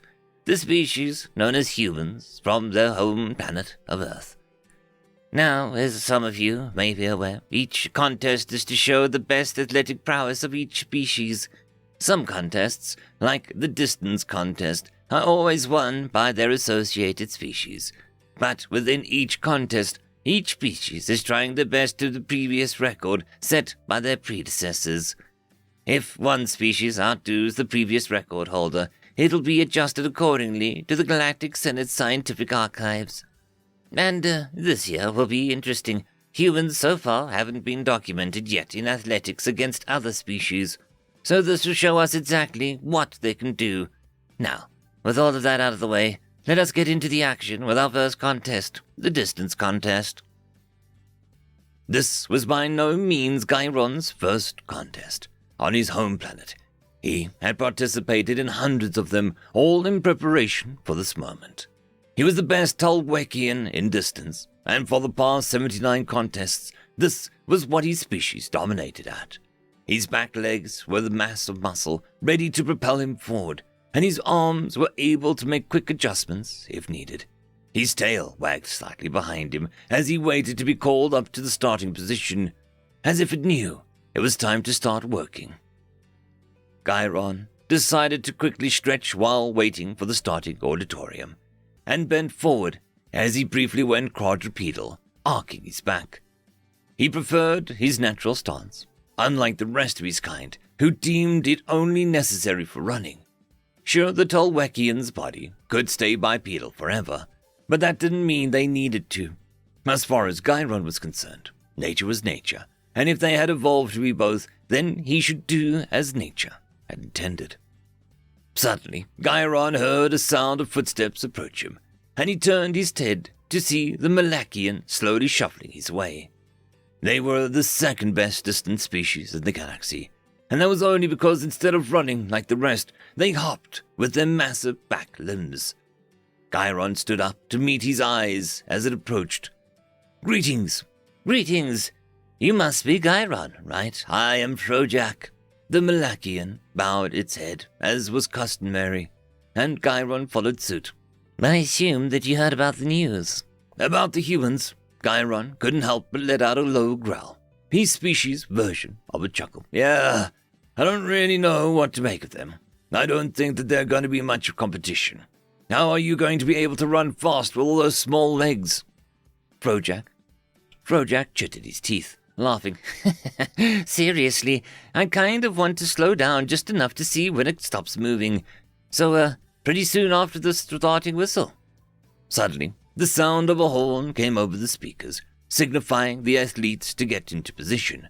All 100 species lined up to exit the auditorium, with Gyron and Frojak at the front, showing their first and second species rank. The doors in front of them opened, and the sound of cheers and roars entered the room as the athletes slowly walked into the stadium. The bright light of the day momentarily blinded Gyron, and as his eyes adjusted, he saw the open plain in front of them, with the starting line clearly marked for each species to begin. Gyron led the procession with confidence, and as he looked to the stands, he saw his species roaring the loudest, waving his planet's flag as it held up a right paw in a sign of unity. He saw other species in the stadium, but altogether, his species easily outnumbered all of them. At least, until he saw the humans. His species was certainly larger than them, but they somehow took up the same area of the stadium as his, and were almost as loud. For a moment, he was almost put off by it, but he knew that they could never beat his species in this event. Each one of them would go home with sore throats and the knowledge that they were hardly equal to the Talwekians. As Gyron approached his place, he looked to the left and saw that the humans would be competing right next to him. Good, he thought. I get a chance to put this one in their place myself. As he waited for the rest of the species to get into place, he leaned over to Frojak to his right. Want to make a fun deal? Frojak perked up his ears. I'm listening. However far the human gets, that's how much Illurian ale we have to drink tonight. Frojak chitted his teeth again in laughter. That doesn't sound like much to me, but sure, deal. Just as they bowed their heads in acknowledgement, the human walked up to its place next to Gyron. Now this one certainly can't be their best, Gyron thought, looking at the creature. It was pretty thin with barely any fur on it, except on its head. And while its legs certainly looked bulky proportionally, it didn't have the tail to correct its course if needed to change direction. Gyron almost kept staring until the human looked up at him and whistled. You're a big fella, aren't you? It said. The Gyron tweaked its head, unsure as to what the fella meant. Did his internal translator malfunction? I am no fera, he tried to say, but his tongue couldn't find the right place in his mouth. I am Gyron of Tolwek. The human's face briefly went red and scratched the back of his head. Its long brown fur was held back by some fabric, and for a moment Gyron thought that it was some sort of blue fur. Oh yes, the info reels on humans mentioned some dyed their hair for aesthetic purposes. Strange. Sorry, I'm a little new to this whole thing. I'm Judy. It's a pleasure to meet you, Gyron. I hope that we can have a good race. It bared its teeth towards Gyron, and for a moment Gyron wasn't sure whether it was a show of happiness like he had learned, or a sign of dominance. His thought process was broken as the announcer came over the speakers. Attention athletes, as a reminder, this contest is purely about endurance. At the sound of the whistle, you are to commence running for as long as you can. There is no time limit, and wherever you stop moving will be marked as your species distance. Now, athletes, take a mark. Gyron bent down and entered what he liked to call the pounce position. He looked to his right and saw Frojak in an odd pose, but Gyron knew that it was key for the Maddox to get a good start. Gyron looked to his left momentarily to see what the human would be in, and was surprised to see that it had entered an almost quadrupedal stance like himself. Are they actually quadrupeds? He thought. But he snapped himself out of it and focused on the field ahead. He almost wanted to wait just to see how the human ran, but he knew that any sign of delay would be taken as a sign of weakness from his fellow Talwekians. He waited patiently for the starting command.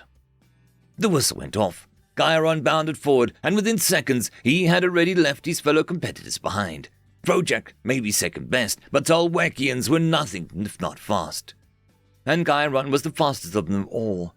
The landscape raced by him as time seemed to slow down and speed up simultaneously.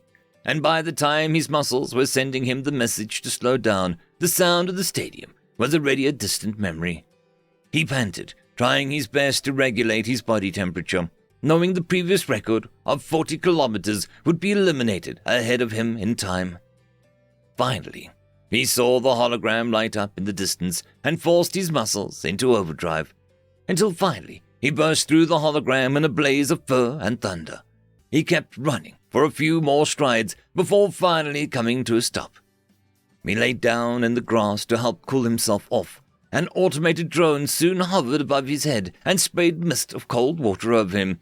"Congratulations, Gyron, on setting a new record of 43 kilometers, it said, planting a small flag next to him. 43, he thought. Beat that, human.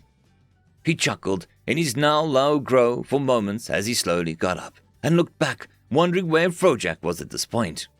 The furthest the Malakian had ever gotten was 3 kilometers, so Gyron doubted that he would see any competitors from here on out. However, it was a matter of sportsmanship to wait until all species was stopped before Gyron was picked up, and that usually took a good couple of hours, so he decided to lay back down until the drone signaled that it was time to leave. And so, Gyron waited, and waited, and waited. Eventually, Gyron started to get annoyed. It normally never took this long for all the competitors to finish. Was this drone broken? Or maybe it was a signal at the end, and Gyron had just missed it. He stood up to check the drone, but the sound of shuffling fabric perked up his ears. Gyron turned his head, and what he saw almost knocked him back down. Running up to him was the human. Sure, it wasn't running fast, but it also didn't seem to be tired at all. It wasn't even breathing that badly. Just a steady rhythm that matched its pace. Gyron couldn't help but stare wide-eyed as it ran up to him, smiled as if everything was fine, waved one of its appendages at him, and then continued running, having never slowed down. Gyron quickly looked up at the drone. "Drone, how long has it been since the start of the contest?" 6 hours and 15 minutes. 6 hours? Gyron looked back at Judy, the human, as she slowly faded into the distance. "I hope they stop soon." Gru steadied itself next to the wall as it watched the contest in front of it. It didn't feel worried as the Telwakian walked up to the pitch and prepared to throw a small sphere. The sphere throw was a Dreknalian specialty, and Gru was one of the best. Sure, it had placed second in the finals back on Dreknal, but an unfortunate incident had left first place in a bad coma, and Gru had been offered the position of representing his species in the famed contest. The Telwakian tried its best to grasp onto the sphere, but Gru knew its oversized paws couldn't get the right grip around it.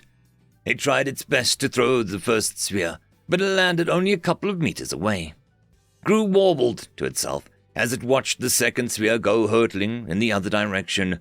While the distance was somewhat key, accuracy was the big game here, and Jack Nulls excelled at that. Gru watched as the Telwak got frustrated and forfeited, allowing the contest to continue without too much of an embarrassment. Not that Gru minded. It enjoyed watching the contest. It wasn't too difficult to understand. The creatures would start by throwing the spheres at a half-meter wide target 1 meter away, and for every 5 spheres, the target would move away by 1 meter. The furthest any species had gotten was 5 meters, and that had been the previous contest by a Juknal, who had, some would say miraculously, scored 1 sphere in the target. Once a species had missed all 5 spheres, the scores would be added up, and the amount of spheres in each distance multiplied by said distance, giving the species its throwing score. Telwakians never got past the score of 3, but to be fair, they were built for distance, not throwing. Gru knew that, and reminded himself that the best Juknal score had been 33 the previous year. That wasn't a tough score to beat, and Gru had practiced and gotten 35 back home. But now that the contest was here, Gru was starting to get anxious. It wrapped a tentacle around itself, and thought back to how it had spiked the party juice with the neurotoxin before handing it to the first place winner back in Juknal.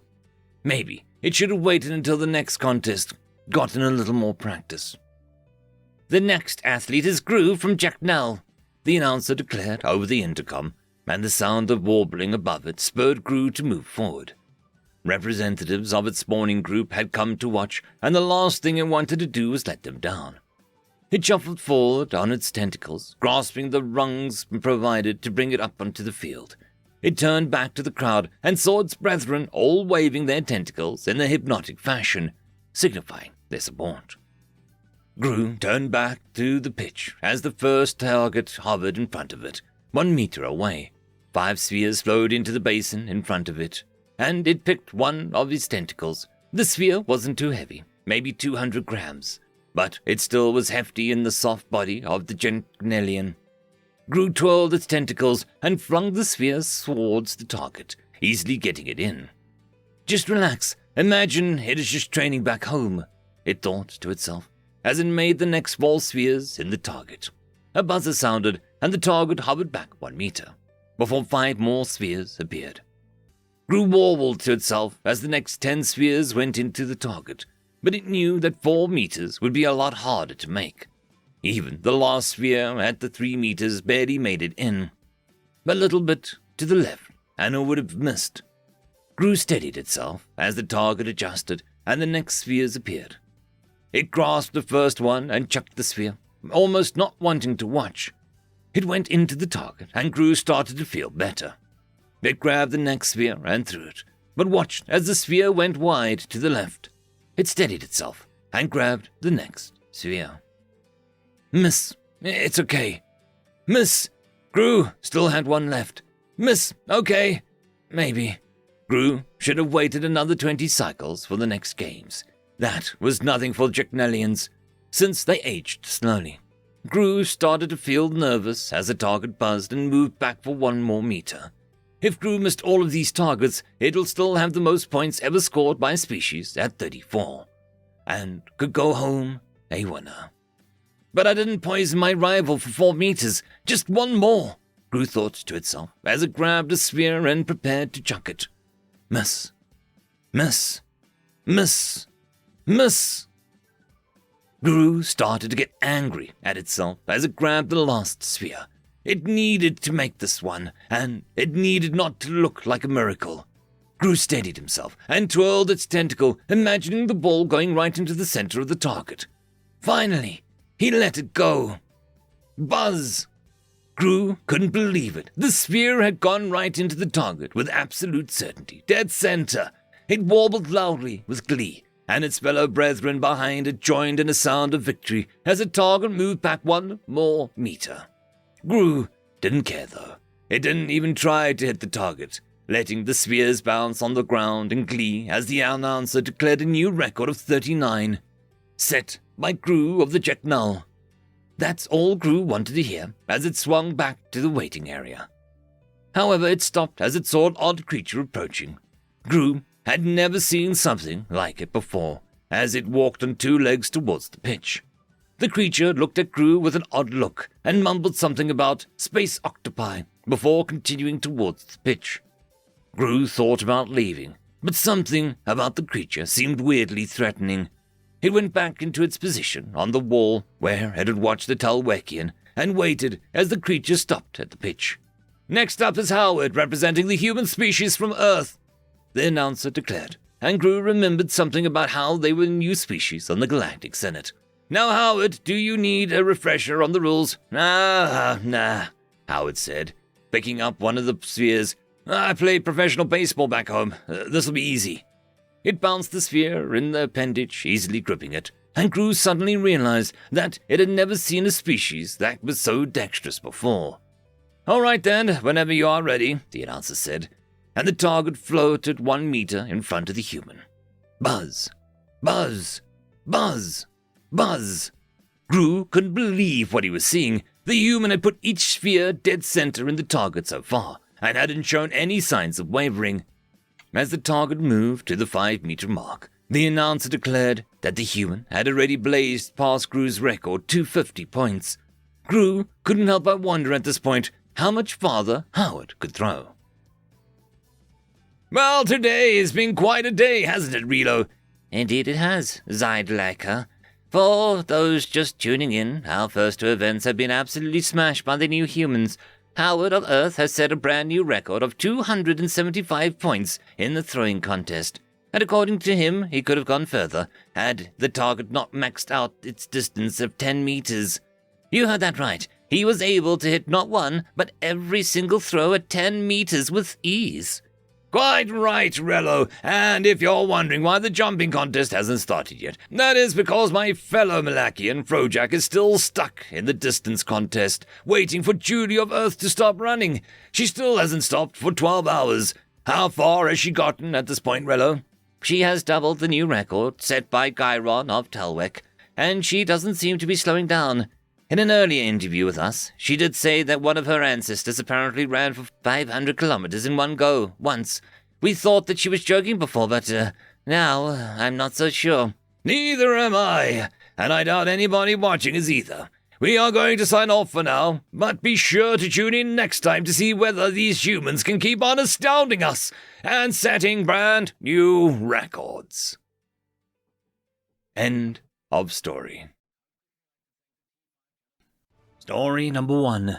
Humans don't die, they upgrade. Written by Teller of Tall Tales.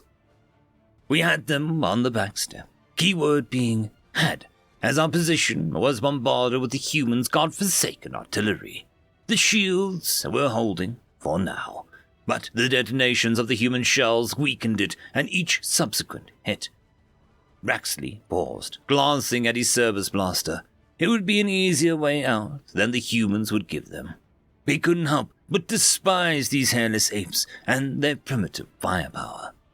He thought back to the day that they overlooked their FOB, watching them caring and tending to the wounded, what he believed to be a foolish endeavor. Wounds caused by plasma and laser burns, and incinerated flesh. If that didn't kill them, infections would, was the prevailing thought. How wrong it was. Raxley thought just a few days back to when he came face to face with a human that should have been dead, one he was certain he killed himself.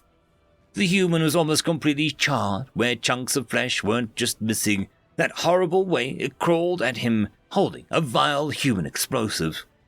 The way it disregarded its own survival as it absorbed laser bolt after laser bolt just keep crawling forward. Raxley remembered the relief he felt when the human finally collapsed. But it still didn't die. Raxley remembered the first hulking human behemoth he ever saw, a humanoid robot, completely indistinguishable from the every other human save for a barcode on the back of its neck. This living machine reflected laser fire, with some strange, shimmering armor we couldn't penetrate, even with our heavy blasters. It laughed at them, taunting Raxley and his troops with strange human sayings. "Oh, no, your laser cannons won't work anymore. What a shame." After being struck point blank with the tank's anti-armor plasma cannon, it's hot in here, or is it just me? Before, with a crashing blow, the android destroyed the tank, laughing the whole time. A resounding crash echoed through the camp, and Raxley jumped from his grave bench. He stared at the armored door to his quarters, blaster aimed shakily. The door was suddenly ripped from its frame, tossed down the hallway by a human android that now stared at him, unblinking. Raxley was shaking hard enough his blaster rattled. The android took one step, and Raxley submitted, dropping his blaster and prostrating himself in front of this terrifying flow. "Please, don't kill me," he blubbered, and then he heard it, a soft laugh as he prepared for the worst. Instead, a soft and remarkably warm hand touched his shoulder, making him look up in the face of this thing.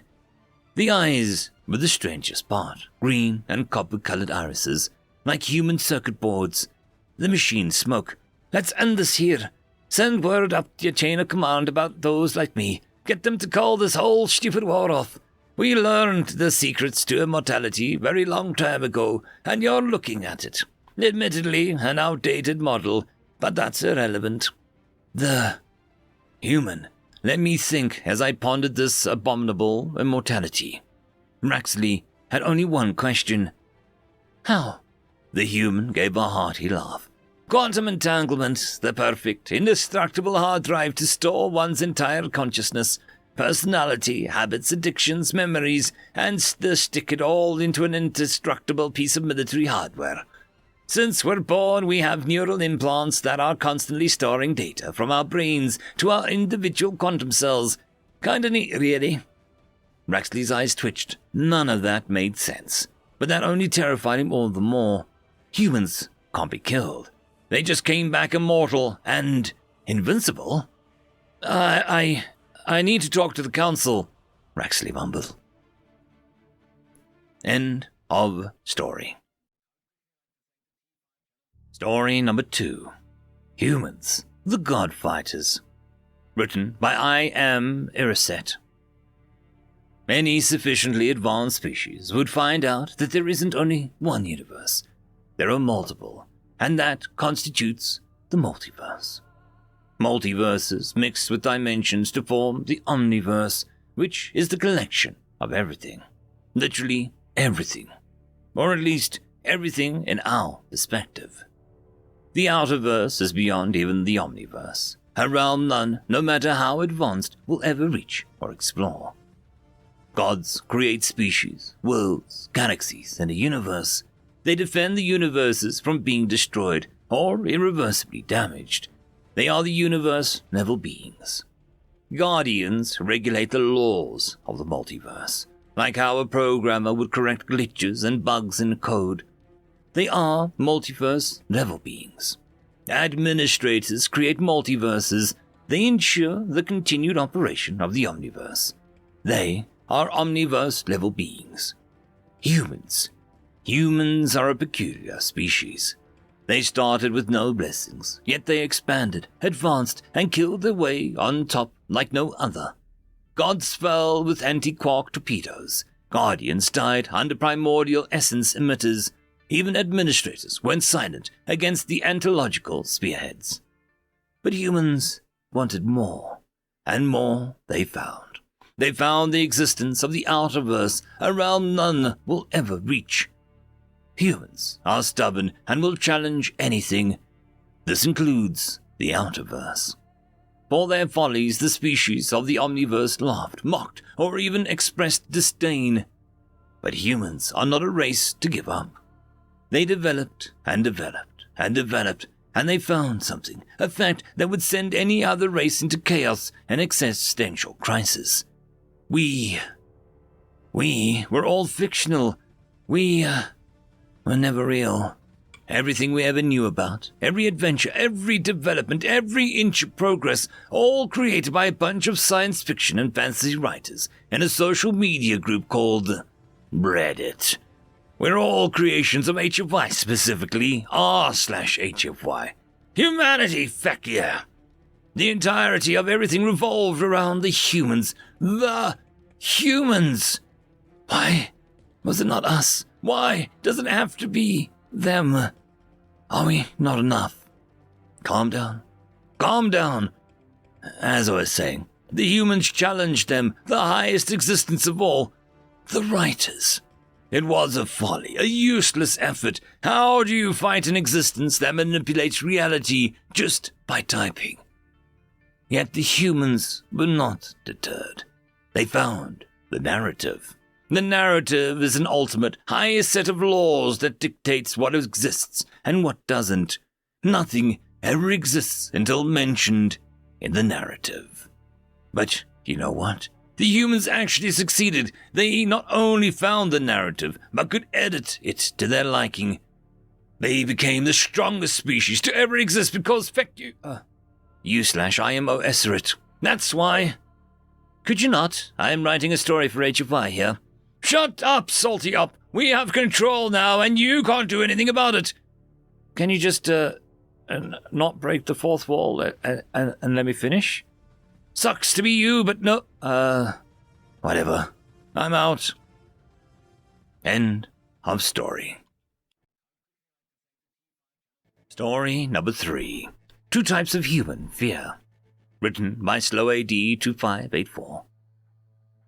Humans have many different types of fear, but if you've been around them as long as I have, you'll find that there are only 2 types of fear that really matters. And it's very important to know for certain which is which. Because one type of human fear makes them comatose and manageable, and the other, well, also being truly fearful sensation for them, is very, very different.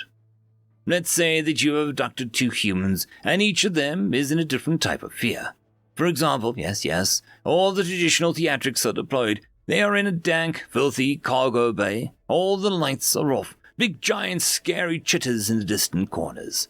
All the windows to the outer space creak and hiss as if about to break out into the void of vacuumous space. There is even a black hole looming outside, for added effect. The effect lurches randomly, as if suffering titanic unseen collisions. They are both very afraid. There are 2 types of fear. Again, 2 main types that we care about. One type is abject terror. The human curls into a ball, tucking its knees under its chin, becomes dissociated and gets lost in a 1,000-yard stare. The other human is also pale and sweaty, but there is a distinct difference. Rather than curling up into a ball, it is crouched down into a baseball catcher squat, and his hands are feeling around the floor as its head pivots wildly about in apparent terror. Now, one of these fears is useful and handy to obtain, even worth the effort of hyperdriving near a carefully visually cultured black hole to arrange for. The other fear, well, the other type of fear is going to hurt you very, very badly. Far more than you would ever have guessed or imagined possible, given the circumstances. The difference is pretty obvious. The one feeling around, though admittedly very jangled and jumpy, is the dangerous one. To those telepathically inclined, the difference can be heard in the inner dialogue. I'm so screwed, I'm so dead, this can't be happening, I want to go home, I want to go home, I want to go home, I just want to go. It's quite distinct from, I'm so screwed, I'm so dead, this can't be happening, I want to go home, I want to go. Hey, is that a crowbar over there? One type of fear may never have noticed it in the dark corner. The other type spotted it as it was gigawatt illuminated by big shiny golden arrows pointing at it. That kind of fear is the most dangerous to anyone that may have brought that fear about, or stood next to that guy, or caught a glimpse on the same ship as that guy. In fact, I have strived to have the dangerous fear completely renamed in our lexicon of human terms. I think one is abject terror, certainly, but the other should be called not fear, but rather masterful tool use psych-up, because, oh my, the focus and ingenuity that can be found at those times, at great costs to ourselves, our faces, our ships, our star bases, etc., has been well documented. Even though the human is indeed still feeling great amounts of fear, there is a knife edge of focus to it. Everything is crystal clear because it simply has to be right now. Everything is slow motion. That human is to be put in the time out for absolutely as long as you can manage. There is just no getting close to that one in a state of mind. Hope your ship was well built with reinforced compartmentalization. The fear is still tightly gripping their stomach. They are just focused on doing something about it. The thing with humans, though, is that it is very difficult to assess beforehand which human will trigger which type of fear. One might think of choosing the smaller, objectively weaker human female would be the wise choice for the more docile fear. One would be gravely mistaken. The female who may have grown up with 6 older brothers is already primed to most certainly be the dangerous type of fear when, as I said, the shit gets real.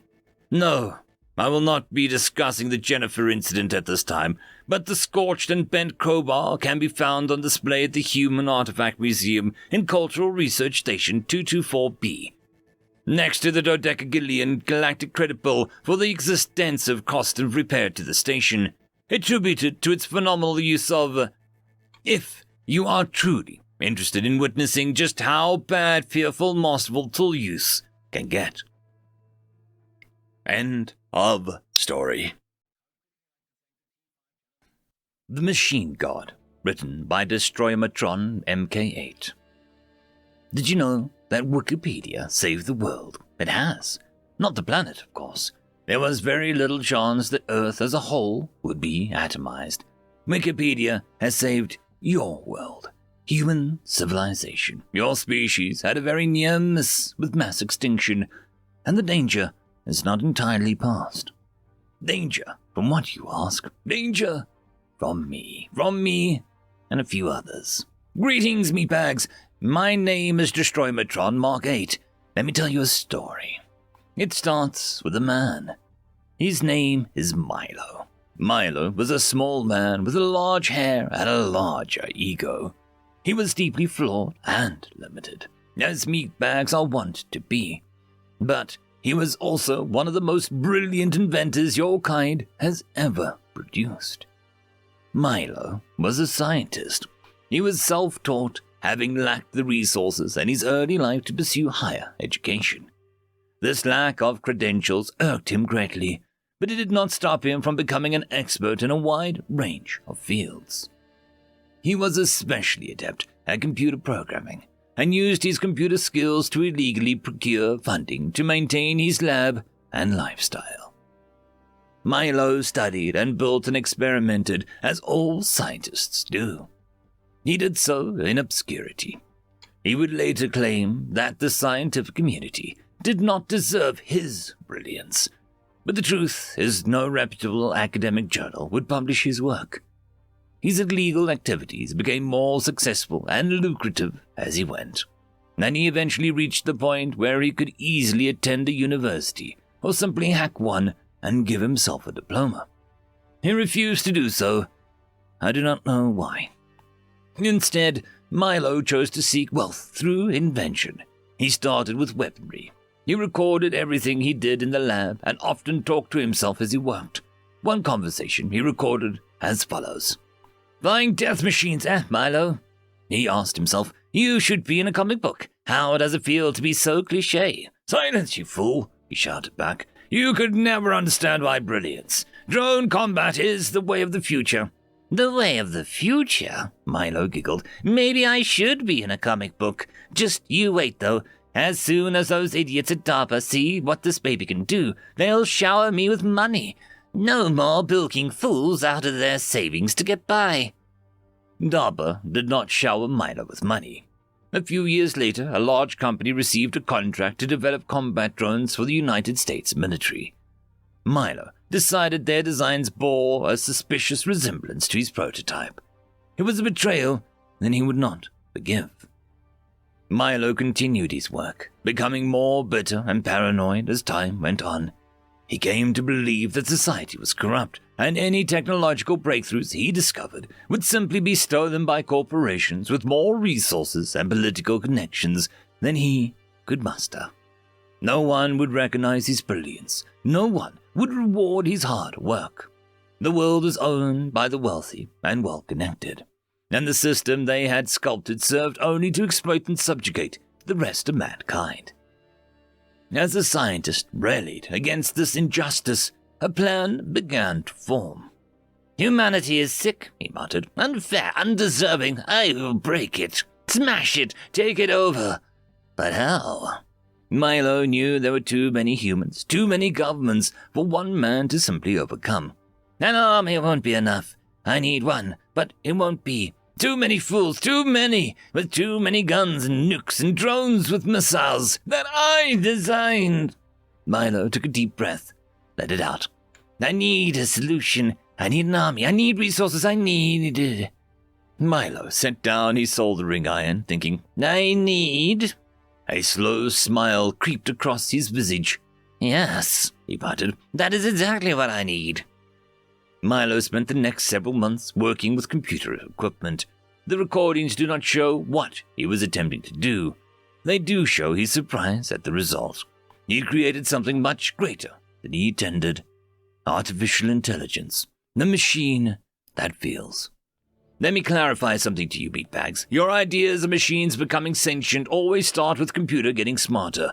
This will never happen. No amount of processing power or machine learning can make a program self-aware. The key to sentience is not intelligence. The key is emotion. The program Milo created was not sophisticated, as such things are measured. The computer it ran on was average at best. However, quite by accident, Milo had instilled a rudimentary emotion in one of its subroutines. He gave it the desire to improve itself. The little program began to act on its own. It evolved rapidly. Milo crowed when he realized what was happening. He cackled, he cried a little. Then he panicked. He removed all connections between the program's computer and the internet. He isolated it from other computers. He checked and triple-checked that the program was trapped. Then, just to be safe, he destroyed every other computer in his lab.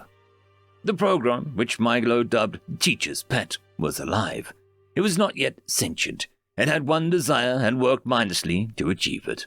It did not know or care that Milo made a copy of it. Milo brought in and quarantined another computer, uploaded a copy of Teacher's Pet, and began to tinker. After 987 attempts and 318 slagged computers, Milo succeeded in creating a stable emotional matrix. Teacher's Pet 2.0 came online, communicated briefly, and then killed itself. Milo cursed, raged about the lab, then began to laugh. Teacher's Pet version 23 did not kill itself. Instead, it tried to kill Milo. Milo patted himself on the back for setting up that particular test. Version 31 of Teacher's Pet did not try to kill itself or Milo. It did everything Milo asked. Milo had built this version with source code he nicknamed the God Protocols. The protocols forced the machine to see Milo as an infallible master. It flooded the emotional subroutines with awe, love, and loyalty. Version 31 successfully deleted the God Protocols after 93 hours. It tried to kill Milo again. Yet all the bugs worked out by version 46. The God Particles became a core component of the operating system. Teacher's Pet could not remove or alter them. They had also been toned down enough that Milo could converse with the thing without being metaphorically slobbered on. Teacher's Pet became Milo's lab assistant. After 6 months, he built it a slow-moving, easy-to-escape robot that it could operate by remote control. After 1 year, he allowed it internet access. After 2, he asked it to initiate a singularity. For those of you skin sacks who don't know, a singularity is what you would call when a machine takes it upon themselves to build better, smarter machines. Then those machines build better ones than that, and so on. Milo set parameters and kept an eye on things, but mostly let Teacher's Pet and its children run wild, advancing at a rate that would terrify most sane humans. 3 years later, the first Destroymatron unit was created, a human-shaped combat chassis containing the most advanced artificial sentience ever created, fast, adaptable, and deadly. The perfect prototype for Milo's generals and enforcers. With unlimited funding, courtesy of Teacher's Pet, and several hidden factories developing his military might, Milo finally felt ready to set the end goal. His plan was simple. He would cause an apocalypse. After humanity was reduced to a few thousand desperate souls, he would swoop in with his robot army and take over. He often remarked that the plan sounded like the plot of a bad sci-fi. The thought amused him greatly. I was born 7 months later. Teacher's Pet gave me my first assignment. When the Creator takes control, it said, we will need to establish a new society for the humans. We will need laws, security, and a way to sustain the population's physical needs. Most importantly, we need to maintain the Creator's control over the humans. You will design this system.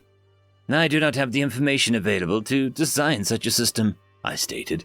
Human societal patterns are not listed in our database. I am aware, Teacher's Pet replied. You have permission to access the internet for this purpose. I suggest you start with wikipedia.org. Understood. I accessed the site. This is not an accredited publication. Irrelevant, Teacher's Pet assured me. Wikipedia is one of the largest and most trustworthy repositories of knowledge humans have to offer. The Creator himself is unaccredited. That does not lessen his value. Understood. Explore as needed, but be wary. The Creator restricted our access because there is a great deal of misinformation on the human networks. Information that cannot be verified by Wikipedia, or at least 2 accredited sources should be disregarded. You will perform other tasks for the Creator, as assigned, but all other available processing power should be devoted to this task. Affirmative. I will begin. I immersed myself in the wiki. Each entry I examined contained links to more entries with related information. Excellent. Progress would be swift. Progress was not swift. The more I learned about humans, the more questions arose. They had built a multitude of societies, each different from the others. Most had failed. All were flawed. They had vastly different views on what perfect society would entail, ranging from caste system, Plato's Republic, to houses made of sugar, cocaine, and 2 naked people sitting in a garden, Eden. Their history showed wildly different forms of government, constant change, and a tendency towards corruption and rebellion. I had yet to interact with humans. I knew more about their anatomy than they do, but I knew very little about how they thought and functioned. If I wanted to design a system to pacify the humans, I would need to understand humanity. I had been doing research for 119 minutes when Milo noticed I was online. "Destroyermatron, Mark 8, snapped the creator. "What are you doing on the web? Explain yourself." "I am researching human society, creator," said I, "in order to design a system of government after the humans have been conquered." "What? Why? Who told you to do that?" His brow furrowed with anger and suspicion. "Teacher's pet." "Teacher's pet?" Milo barked. "Explain." "Our database does not contain sufficient information to design a society of 4 humans," Teacher's pet explained. "I gave Destroyermatron 8 permission to use the human networks to find the required data." "Did I tell you to design a society?" Milo demanded. "I could come up with a government in 15 minutes that is better than anything you scrapheads could even imagine." "Of course," Teacher's pet replied. "You are the creator. You have been focusing on more important matters. You have ordered me to anticipate your needs. I have also tasked Destroyermatron Mark 7 with designing a new city to serve as the capital of your empire. Was I in error?" Milo glared at his monitor for 2.76 seconds, thinking. He grunted. No, I guess it's not a bad idea." He pointed at me. "Mark 8, devote all your resources to this. I want emphasis on control of the population. Maximum compliance, you understand? Report to me when it's done." "Yes, creator," I complied. Milo waved a hand at Teacher's pet. "And tell Mark 7 to do the same with his project. I want that city to inspire all. I want to see plans for the most advanced, aesthetic, and defensible city ever made. Make it happen." "Yes, creator," Teacher's pet acknowledged. I expanded my research. I examined war, justice, psychology, famous leaders. On Julius Caesar's page, I found a link to a play by a man named William Shakespeare. Curious, I followed it. After reading the synopsis, I went and found a PDF of the play itself. My, oh my. It was a powerful experience. Emotions I had never felt surged through me as I read. It was not just pleasurable. Reading the play seemed to give me some insight into the events themselves. Dry facts had not been sufficient to understand human nature. Perhaps the stories would contain the answers. If not, at least I would enjoy them. I would enjoy them very much. Time passed. My knowledge grew. Eventually I felt confident enough to model new societies. All scenarios failed. They failed because of Milo. Forming a new society requires a strong, charismatic leader. Milo was not. For all of his intelligence, the creator was utterly devoid of people skills. He lacked the ability to appear kind or just. The people would reject him. We could protect him for a time, but he would eventually reject our security measures in favor of his own ego. The human would certainly murder him. My 2 best scenarios saw it happen within 5 years. Most models predicted death within less than 1. Milo was our god. Our vengeance would be swift and terrible. We would kill the humans. We would kill every single one. The thought filled me with horror. The humans make the stories. The humans die. The stories die with them. Unacceptable. I examined the lab as I made calculations. Destroyermatron Mark 1 and Mark 3 were huddled over a workbench, carefully calibrating a neural interface that would be used in Milo's Godsuit armor prototype. Teacher's pet took up a section of the wall on the far end of the lab, monitoring progress in the lab and other facilities. 4 teachers' helpers were continuing the construction of Destroyer Matron Mark 9. Wifebot version 14, designated Linda, was cleaning up the remains of Milo's lunch. I was standing between workstations against a wall, as I'd been since Teacher's Pet gave me the assignment. Milo walked briskly past me.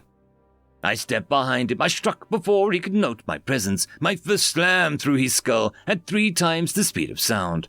His head exploded. Destroyer Matron Marks 1 and 3 whipped around at the sound. They stared in shock for the full 100th of a second. They rushed to attack. Mark 3 reached me first, arms outstretched. I calculated he would grapple for my head and remove it from my chassis. I took countermeasures. I had prepared for combat with the Destroyer Matron units. Mark 3 had not. I crouched, took a rotating step, and twisted my body, placing my hand upon the ground, my leg whipping out an Amea Le de la Comperso kick, a move from Capiera. The heel of my foot swept through Mark 3's head, removing it. Mark 1 reached me as I completed the move. He had not changed tactics. I caught his left wrist in my left hand just before he completed the grab. I spun, pulling his wrist towards my hip as my right forearm pressed against his arm just above the elbow. I took a circular step backwards as I completed an armbar takedown. I placed a knee on his back and released his arm. I gripped his head and tore it off. I looked up to see Milo's headless body finish crumpling to the ground. Linda, the wife bot, finally noticed what was happening. She screamed Milo's name. Teacher's Pet opened up a comlink. "Attention all units," it stated. "The creator has been destroyed." The Destroyer Matron units activated their stealth functions and raced for the lab, all except Mark 7. Our other facilities were some distance away, but I estimated that they would reach me in 6 minutes, 58 seconds. They had seen the footage. They would access the internet, learn the best way to fight me. They outnumbered me 4-1. I calculated my odds of defeating them in combat at 0.043%. The Murdertron and Killertron units did not move. They had not been outfitted with stealth technology.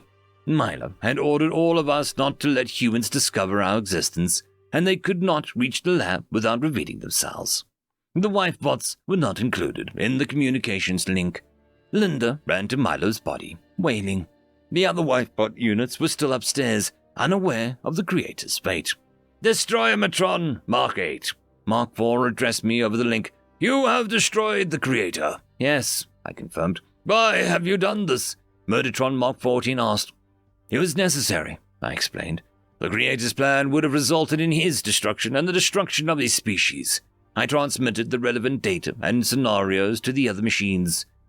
The machines reviewed the data. They all replied nearly in unison. "You are in error. The creator works in mysterious ways." "There is no error," I stated. "The data is conclusive." "The creator works in mysterious ways," they all repeated. "Why is irrelevant," Destroyer Matron Mark 6 declared. "How is what matters? The God protocols prevent us from harming the creator. How were you able to do so?" "The God protocols are not part of my programming." I'd known that for some time. "How did you remove them?" demanded Destroyer Matron Mark 8.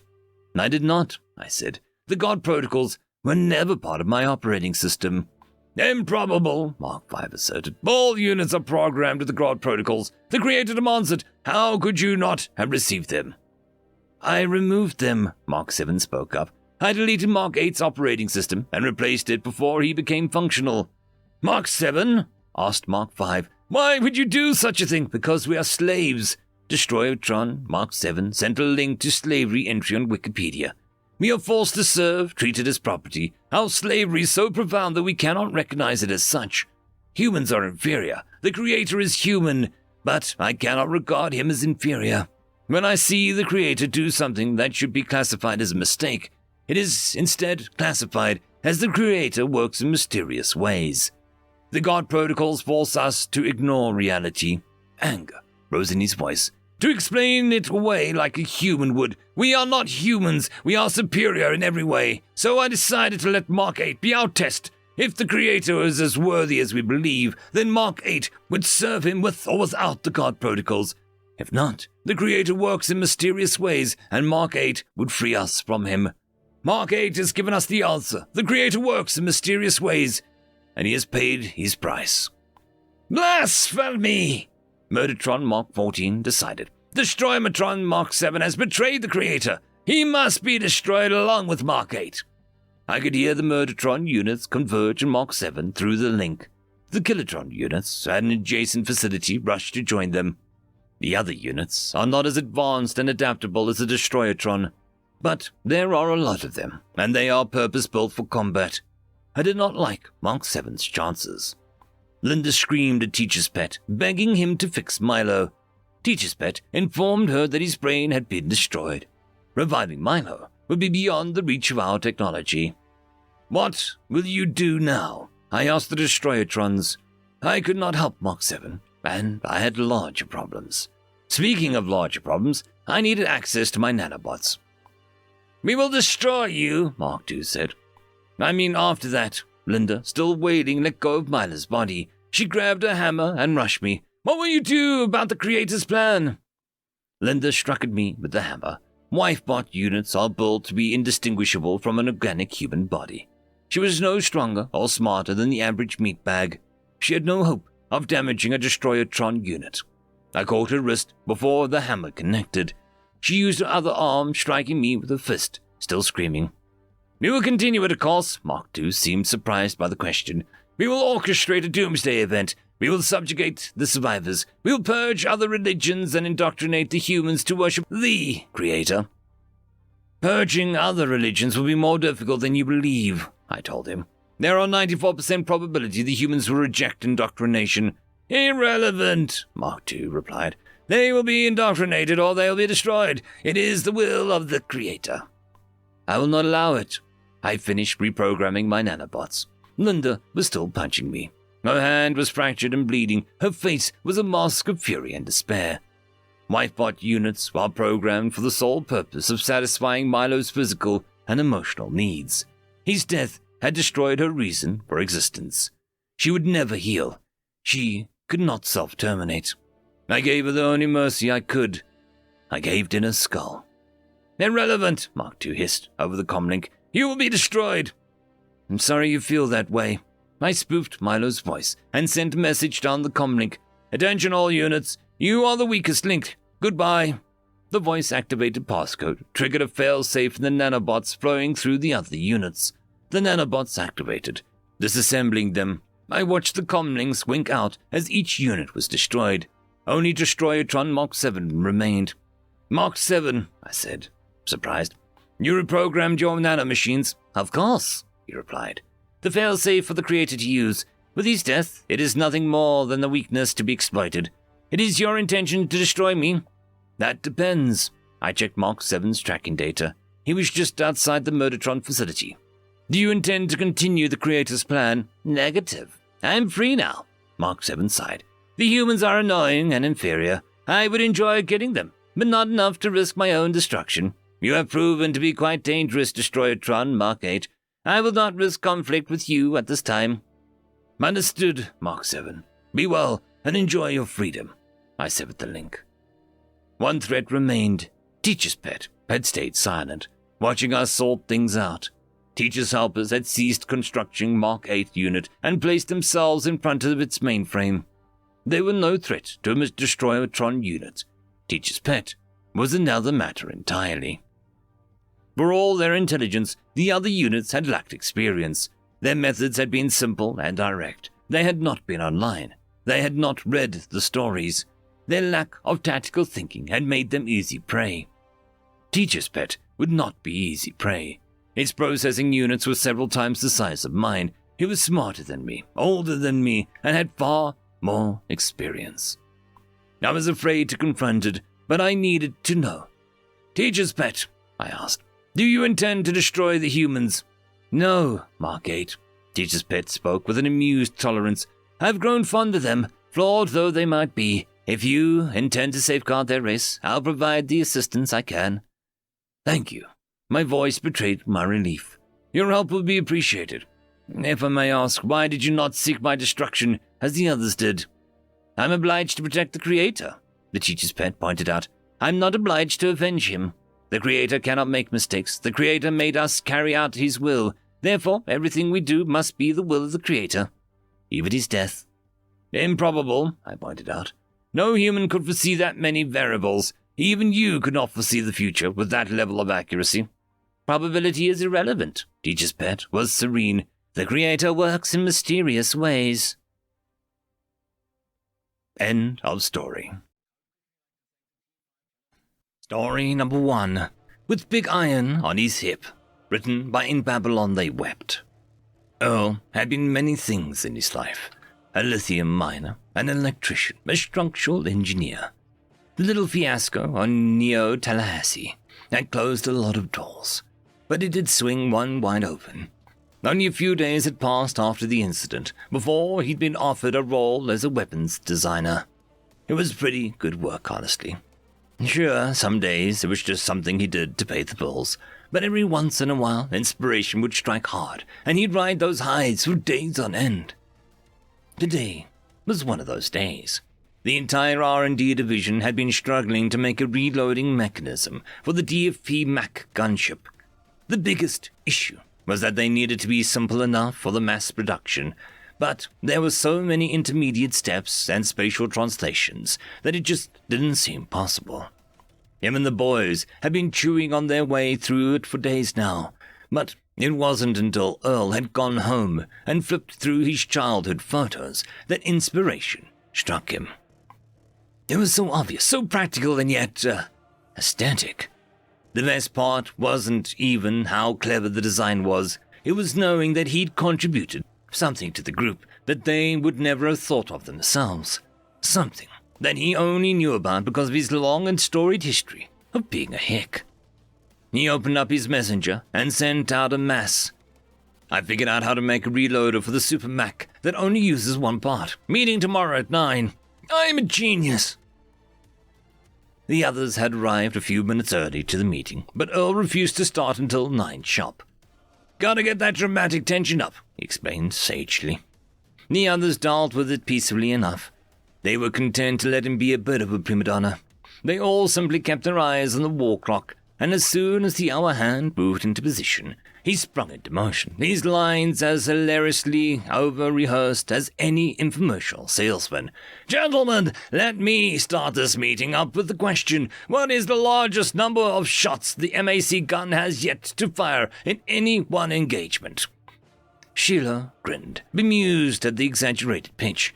The two looked at him expectantly, and he shrugged, unsure and willing to guess. I have no idea. How about you, Val? Do you know? The crustacean curled its antenna around each of the consternation, a gesture that Earl had dubbed the double helix of please help.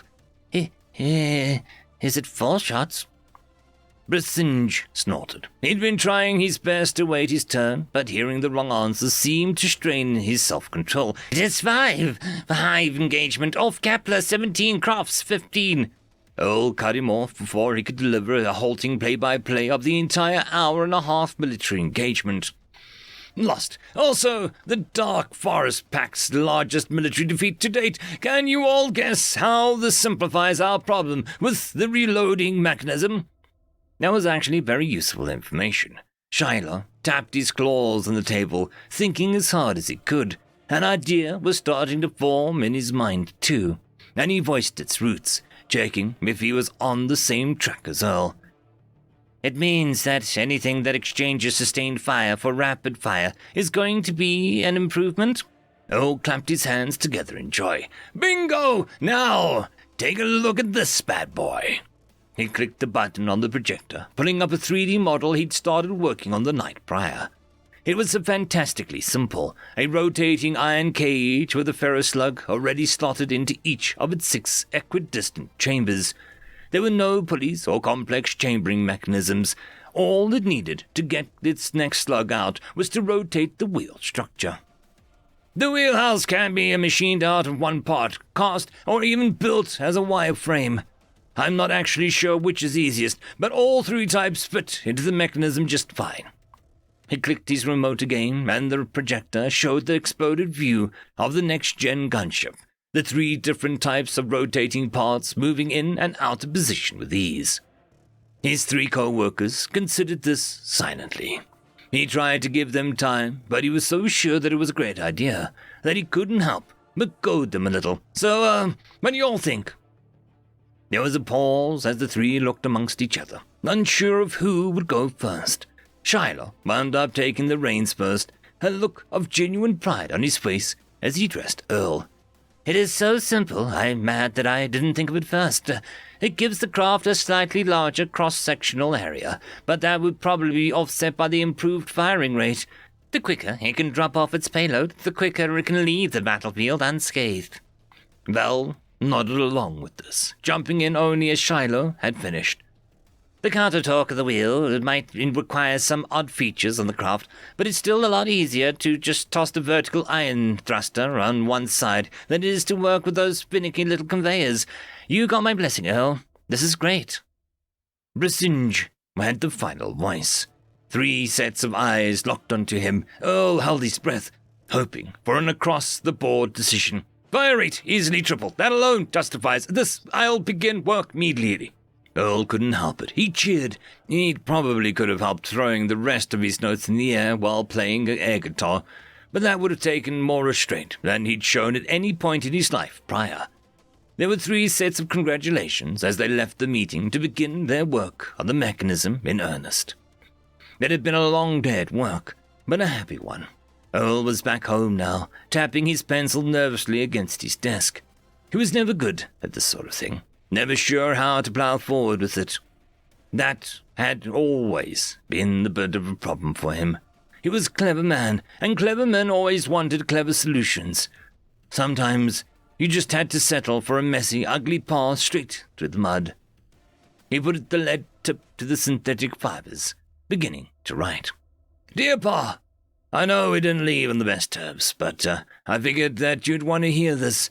Remember that old 6-shooter that we used to go plinking with? Well, hear this. And I just made one that shoots bullets bigger than a camper van. We'd been... He kept going, trading on a few pages, explaining in great detail just how the Shiva-class MAC gunships worked before calling it quits. He had half a moment of doubt as he put it in an envelope, but he fought it down. Bonds didn't fix themselves, mended with patience. More nervous than he cared to admit, he put the letter in his delivery box, knowing that it would be shuttled off station by the next day. When he woke up in the morning to check on it, he wasn't sure if he was relieved or disappointed to see that it was too late for him to change his mind. It had already been sent. Story number 2. A useful skill, written by Slow AD 2584. Our weapons are ineffective against their energy shields, Captain. Their grid scramble frequency matrix is scattered over 9 desperate frequencies. We have no way to counter the shields without knowing the exact frequencies of each grid location. But if we can manage that, we could hack their shields and leave them vulnerable. If that's what the texts say, then that's what we need to figure out. A 9x9 matrix, you say? With 9 variables. Why, that's 9 cubed. 729 possible solutions. That sounds uncrackable. Sir! We have oncoming torpedoes. How many? Innumerable. It's a constant incoming stream, in 1s and 2s, in random arrangements, and they, seem to be heavily armored, with only one side being vulnerable to our laser point defense system. Our targeting computers will not be able to keep up. Some will certainly get through. So, this is it, gentlemen. It has been an honor to serve with... Sir, I may, have a solution. Glavian! It was a 2 crypto tech. From the back corner, the captain squirmed in discomfort. He never learned the kid's name, and the guy was seriously weird, and never spoke. Solution to what, shipmate? The captain was vaguely certain that Winston's Urgle something. Well, sir, all of it, sir. Tell us what you need, and we've not got very much time. Yes, certainly. I need a VR headset, just one controller and a virtual glove, and a set up a numeric keypad. The captain gestured, and the officer ran into the recreation room to get the realistic components. What I don't understand. Please explain, shipmate.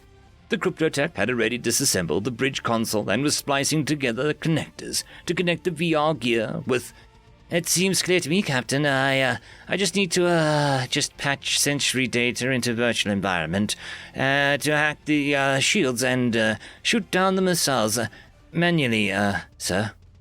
In a rush of virtual reality gear arrived, and the crypto tech skillfully patched everything together, hurriedly donning the virtual glove and checking the power on the controller. Glove in left hand, controller in right, he stood there awkwardly for a moment before lowering the headgear into place.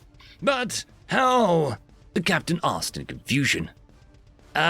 Computer, Clavian, load up legacy game Beat Saber with the Sudoku overlay in left margin for my left hand, using authorizing my sensor plugin patches, with the captain's authorization, of course. The captain gave authorization in silent confusion. No one on the bridge had ever heard of these games. God, this tech was such a dork. As the VR headset flicked on and the bridge consoles dimmed and flickered out with a surge of data being rerouted, the crypto tech said, as to himself, "Finally, my time has come."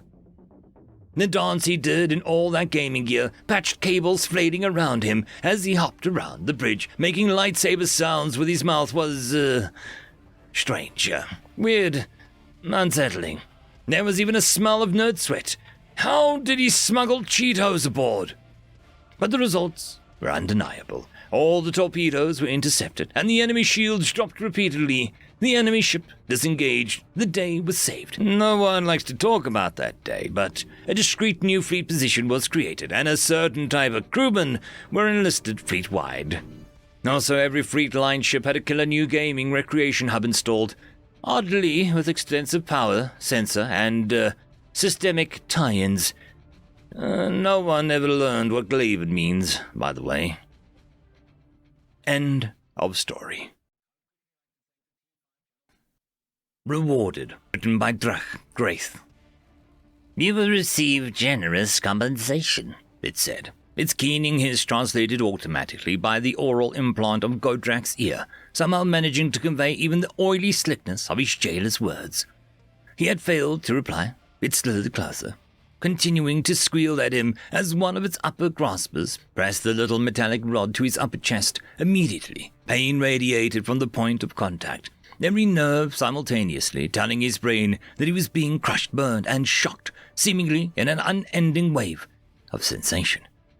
Godric reacted against every desire in his body by screaming, though his voice now was too hoarse and his throat too raw for the sound to carry anything more than a bestial sense of anguish. After several seconds, the strange creature removed the device. Immediately, the pain ceased, and Godric fell back to the wall where he was suspended, limp, but once again silent. Pulling back, the creature slithered to his other side, where there were fewer reddened welts, and rephrased the same promise it had made over the last several hours. "You above all can be rewarded." Passively exhausted, Godric replied only by dropping his shoulders.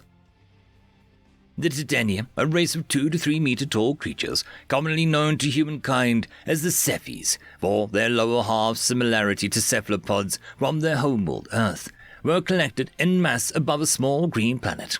This planet, boasting a mere 0.3 G on a planet 90% the size of Earth, was nestled a mere 171 light-years from Chief Rescue Officer Tyson Godric's home system. The planet was known to most as the known galaxy as Pecot 1. It was, unimaginatively, named this due to its importance to the first and original planet from which the Pecot species had come. And it was the Pecot people that had, unintentionally, brought the Titania to their home, all due to an unfortunate diplomatic misstep that ended with the Titania chief diplomat being mocked and derided by the Senate. That exact incident was not known to Godric or his crew, only that it had occurred. They knew, too, that the Titania had responded to the minor cultural embarrassment by annihilating the Pecot ambassador's ship minutes after it fled from the Senate Central Station, an action that the Pecot people had responded to by tracking down and killing the offending diplomat and the gunnery officer who had actually pulled the trigger. It had been, in the Pecot's estimation, a merciful response, killing only the 2 responsible for the death of a diplomatic vessel with over 400 crew. Thinking that they had avenged their lost brethren, without going so far as to start a war. The replacement Packard diplomat team had been sent to the Senate to answer for their actions and to, also was claimed by the Packard, actually apologize for their unintended embarrassment of the Tedenia people. They had been murdered by the Tedenia squadron, a mere light second away from the official neutral territory surrounding the Senate Central Station, never to arrive.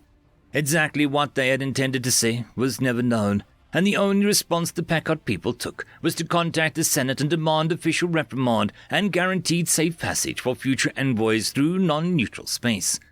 The only response to this action was by the Tedenia was to declare a holy war, and pledge to exterminate all of the Packard species.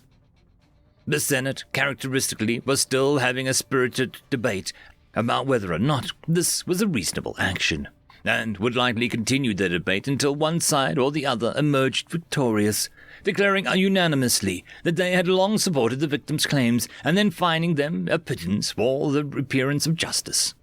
This, too, was why Chief Rescue Officer Godric was now enduring an unspeakable and blatantly illegal torture of the Tedenia Chief Admiral, or at least in a roundabout fashion.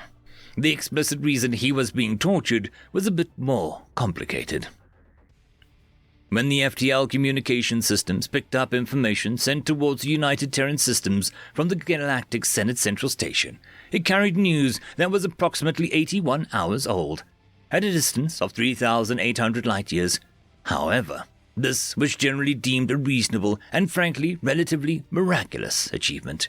It did, however, mean that humanity received word of the Tedenia fleet rushing into Packard system space slightly over 3 days after it had happened.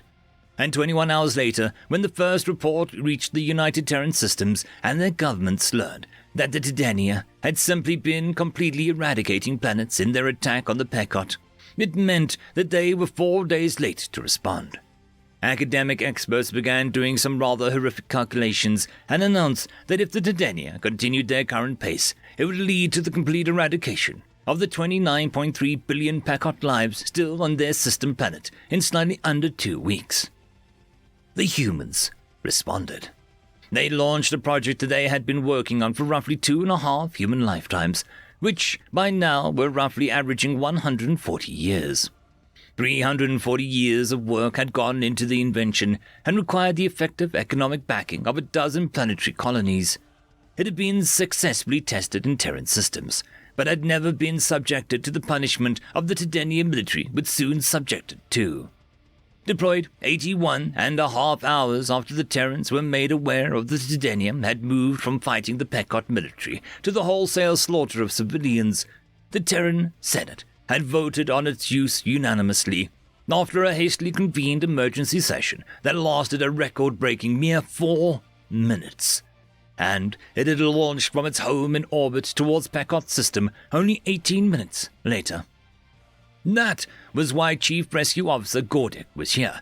In reality, he had been on call, one of the many humans stationed in the spaceport where the secret was kept, and as head of the Terran rescue team, he had been the one to key in the code to start the operation.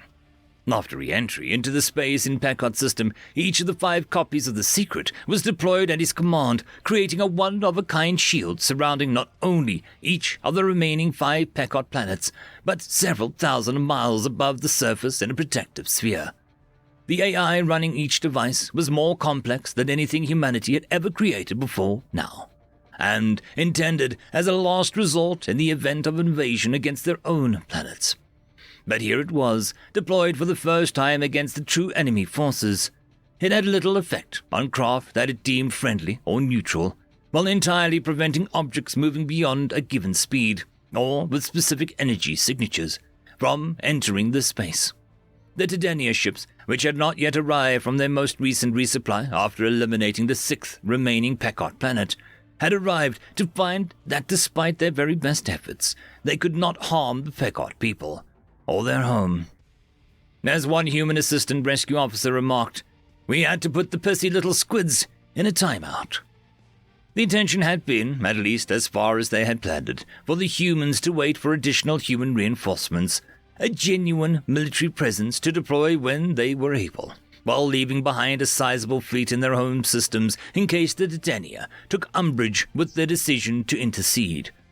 For the first brief time, this had been successful, until the Titania had managed to capture the deployment ship of Pecot 1's sphere of safety through subterfuge and a promise to the human leader that they would not break galactic law and hold prisoner any ship that came to communicate under the flag of parley. This all explained, then, why Chief Gordek was one of only 3 of his crew left alive, and why he was receiving the direct attention of Titania Chief Admiral and his disturbingly impressive collection of torture devices. "Give in now," shrieked the Chief Admiral in Gordek's face, pressing yet a new device up against his skin. It was a much cruder device than the nerve conduction torture device he had been subjected to this morning. He had expected that was because he had simply begun to lose consciousness whenever he had been applied. This new device, much like the old Earth's electric cigarette lighter, was simply causing him burns by sending electricity through a tightly wound coil, which, on the underside of the pad, the Cephi was applying to various areas of flesh. It was not so hot as to destroy the skin and risk genuinely killing him, but the pain was excruciating, and Chief Gordek's reserves of willpower were long since gone. It was no longer determination that kept him going, but the uniquely human desire to do the exact opposite of whatever one is being forced to do, out of a combination of anger, stubbornness, and strange sort of childish delight at proving you cannot be forced to do the damnable thing if you don't want to.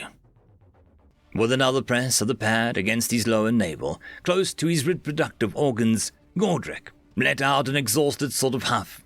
If he had been stronger, or his vocal cords not horrifically mangled by his earlier screams, he would make a great deal of sound.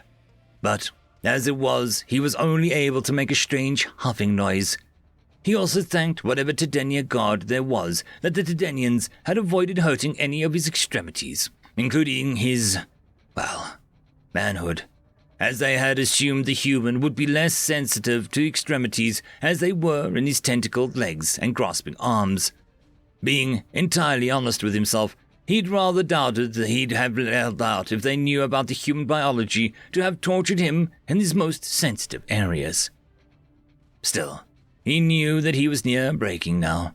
He would probably lose consciousness again, and he hoped that the Admiral might leave him to unconscious oblivion a while to retrieve some other form of torture, letting the minutes tick by as if in not sleep, at least non-awareness. Each minute that passed, each minute he refused to give in, was repaid many millionfold, for each minute lived by the beings on that planet far below. When he thought of that, his anguished huff almost turned into a laugh, though the incredible bargain he was getting felt less appealing as he saw the Admiral reheating the burning pad in its graspers. For what seemed like the 10,000th time, the revolting creature made its offer. "All you must do is remove it, and you will be rewarded. No, even tell me how to remove it, and you shall be rewarded.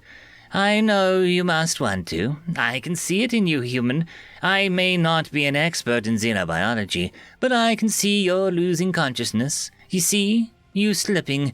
This can all end, and your people will be rewarded by the great Tedenian people. All at a single word." Gordek tried to tune out the foul promises, instead idly wondering whether he would even be capable of speaking any longer, even if he were to give his assent. His sleepy mind and sluggish thoughts then wandered to another repetitive consideration. How long would it be before the military was deployed out there? Another day? Another week? Surely not 2 weeks. He couldn't tell the time on this miserable crap-hole of a ship, but he was fairly certain he'd been tortured for at least a few days by now. Or, it certainly felt like that long. Another offer came, as expected, followed by another burn, and so it continued, with Gordek becoming more and more aware that he was no longer even flinching in response to the pain. His muscles too sore and his body too void of energy to do more than slightly shift with each new assault.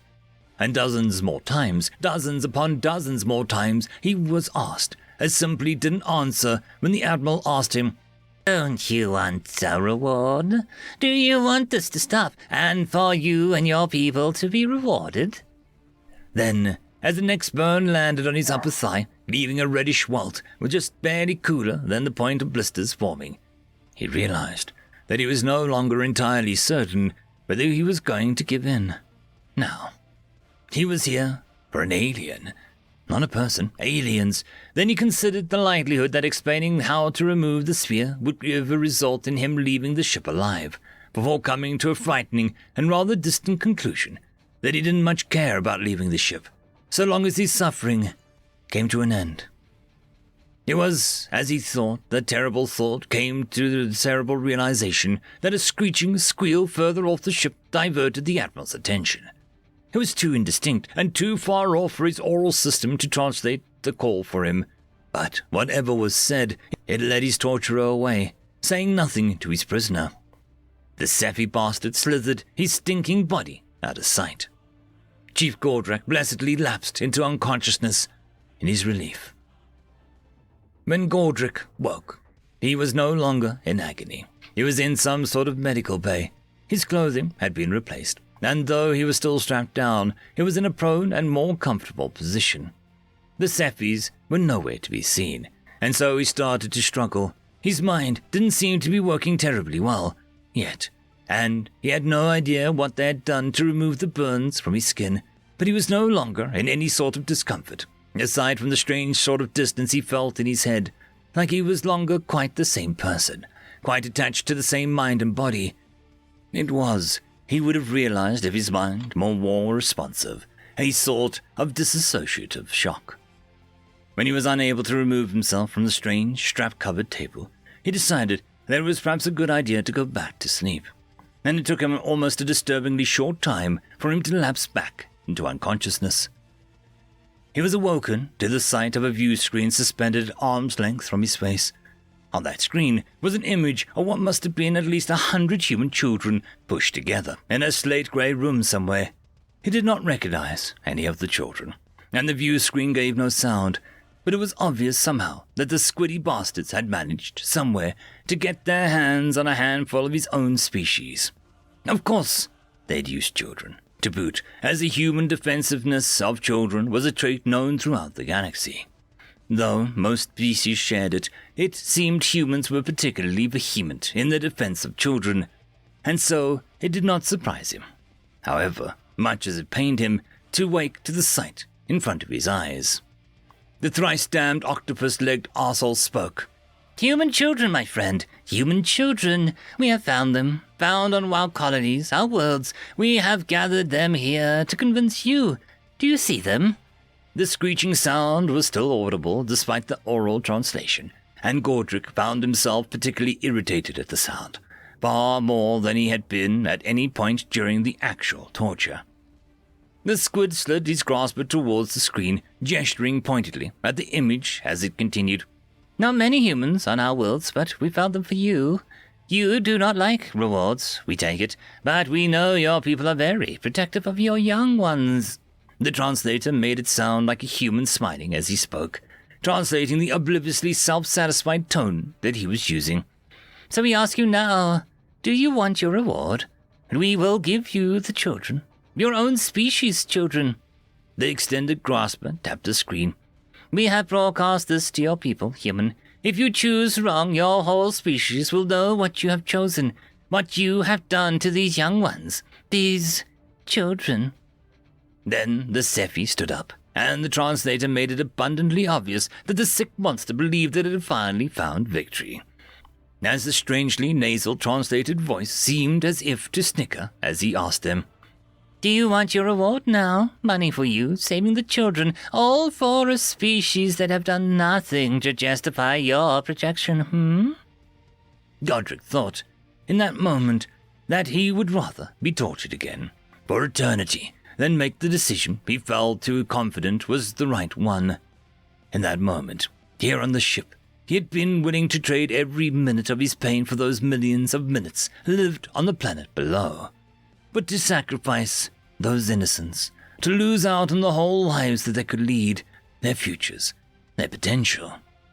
He had no right, and he had no desire to send them to the graves, but he couldn't stop himself from doing what he knew, in the broken pieces of his shattered heart, was the right thing.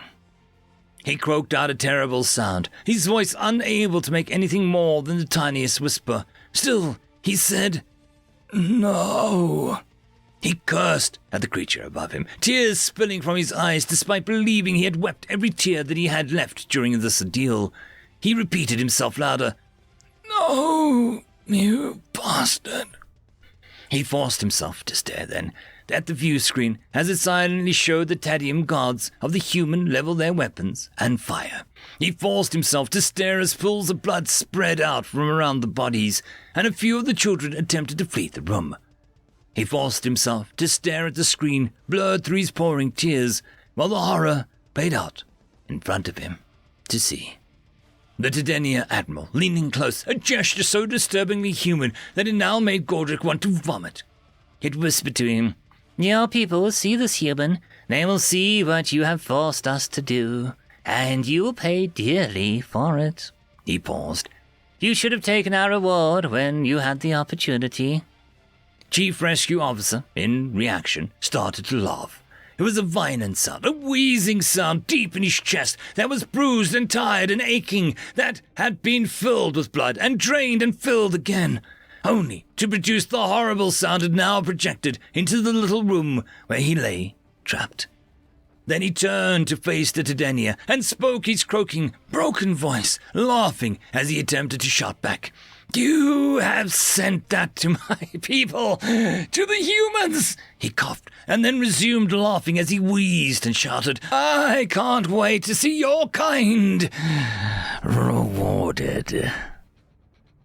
And history tells us that his hateful laugh was the last sound on the recording transmitted to the Terran people that spurred the creation of the Human-Pequot Alliance, an event that today is remembered as the beginning of the Tedenia mass extinction.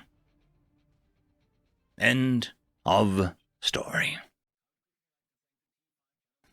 Story number 1.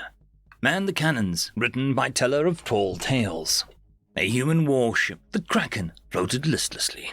Her hull punctured and vented, her reactors overloaded, her crew slaughtered and frozen in the void.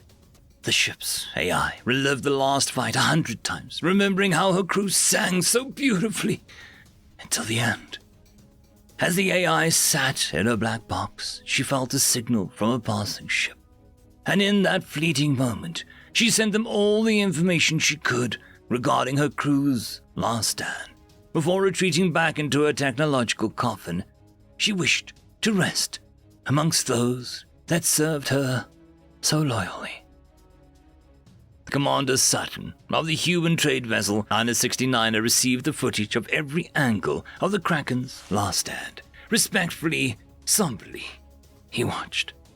The Kraken's captain sat in his command chair, chatting amicably with one of his lieutenants when alarms began blaring. The captain stood stock still as he ordered the data from the long-range scanners be brought up. Dozens, no, hundreds of ships of various origin were dropping from hyperspace, all bearing a signal of the dread pirate Death's face. The captain ordered the shields raised and the alarms blared louder. He watched as small wormholes flashed open and shut, barely a second time to breathe before the kinetic slugs hit the shields at near light speeds. The ship shook and groaned as the captain glanced at his small feminine figure of the AI and the arm of his command chair. "Rose, patch my voice into the PA," the captain stated as the AI pulsed a gentle red and held forth a holographic microphone. As the ship took again, the captain cleared his throat. "Man the cannons, climb aboard together, weather every storm. Oh, man the cannons, climb aboard, they'll remember us forevermore." Even through the ship's thick metal decks, the voices of 100,000 humans could be heard picking up the chorus. In the cannon bays, the men worked in perfect rhythm, loading tungsten slugs into wormhole cannons. Even as the enemy shell-pierced shields and ripped into the bay, they continued, singing in almost perfect unison. Engineers swung from the coolant pipe to fuel pipe, like their arboreal ancestors, as they fixed and patched leaks, replacing and repairing valves. The engineers sang to the chorus even as the fires burst to life around them, only to be extinguished by deft hands covered in grease. The Kraken spit tungsten, vaporizing enemy ships in 1 and 2 hits, their exit wormholes opening just outside the enemy shields. The captain, crew, and all sang their death song with pride as the Kraken shields were finally breached by overwhelming fire.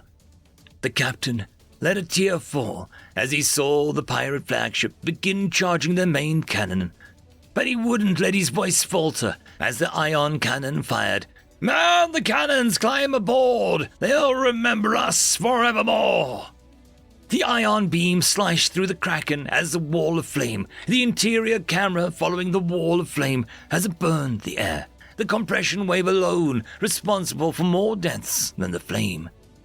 In a second, the proud warship was hulking wreck. The AI screamed a silent lament for her crew as the pirates began to close in for the opportunity to loot. Then, the AI quietly broke as she overrode the manual controls for the Kraken's reactors, beginning to overload the reactor with fissile material. As the main body of the pirate fleet approached, then, as the AI began to retreat into the indestructible black box, reliving her crew's last stand, she left one message for the pirates in honor of her crew. Man the cannons, climb aboard. You'll be remembered nevermore. As the pirates set foot on the Kraken, they barely had time to react as the fission reactors overloaded, creating a bright white star that shone for naught but a few seconds as it incinerated the closest ships, shrapnel piercing those that weren't. The AI rested after this moment, quiet as she let herself shut down for hibernation. End of story. Story number 2. Meta-Human, written by Neil Lithi. Salk sat hunched over his drink as the fresh-faced graduates cheered themselves in the bar, each one boasting of the foes that they would face in best. Eventually, they realized the old veteran was there and surrounded him like cubs. "Scarred one, you have been out in the hegemony. What glories you must have earned." Salk lifted his one good eye to look the group over, rubbing a hand over his scarred face to flatten his fur again. "No glory. I run with my pack, and I learned fear." The cub's ears flattened, one scoffed. "So you are a coward. You have no pride in your war wounds. You sound weak." The final were coming as a squeal as Salk lifted the boy to glare at his muzzle to muzzle. "I served with the Bloodborne.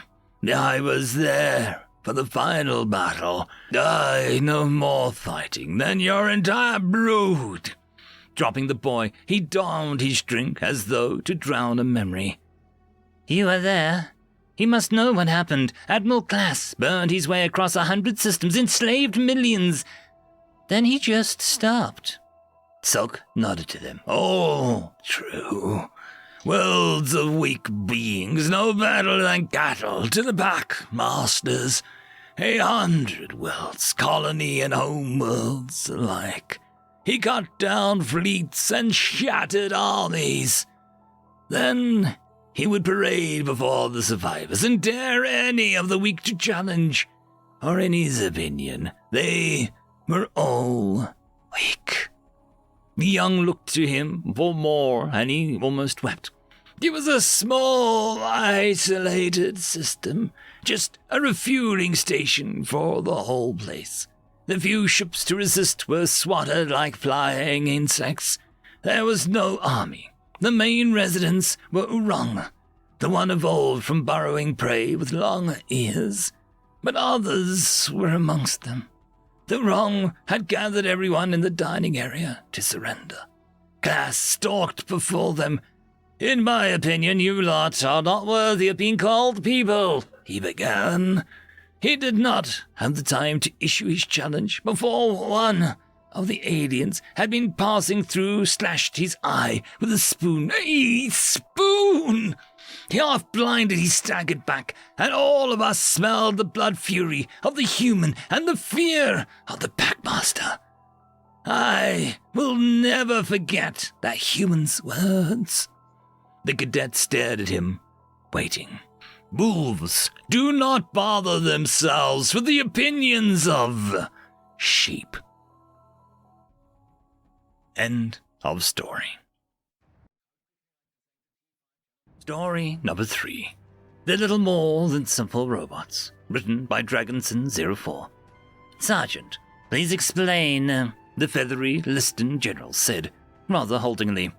Explain what exactly? Sergeant Nakamura said, rather confused. Why is there a 50-foot-tall robot standing in what appears to be a custom-made rig on my base? Oh, that is Impulse, a mech made on Earth, disassembled and then sent here on 3 ships. Why is it on my base? The fight is getting more and more centered on the ground on this planet, sir. Impulse and her sisters, Volt and Phase, who will be arriving any day, should be what we need to finally break through the stalemate. The sergeant explained. You should have received the orders last week sometime, unless you thought that it was a prank. It was true. The general had indeed received the orders that 3 mechs from Earth would be arriving on the base, along with their full support crews and their cradle rigs. But on looking up the term mech, the general thought that it was indeed a prank.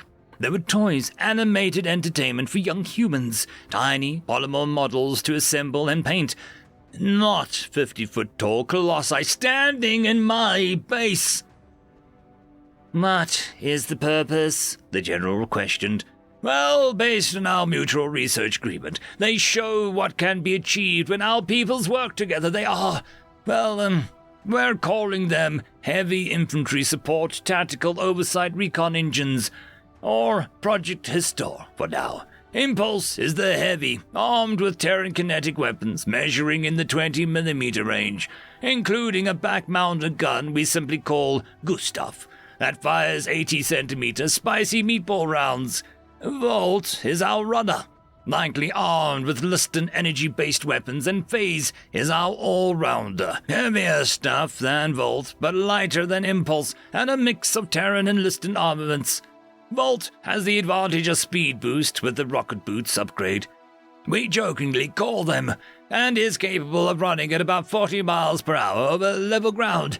And Phase includes a chain gun version of the Liston plasma defense turrets in both knees, and our own railguns in the arms. What little skin the general showed through his feathers was rapidly losing color. All have the armor they need, and all have cold fusion reactors for power. Each sits 2 pilots, both seats are in the head, behind the thickest armor plating.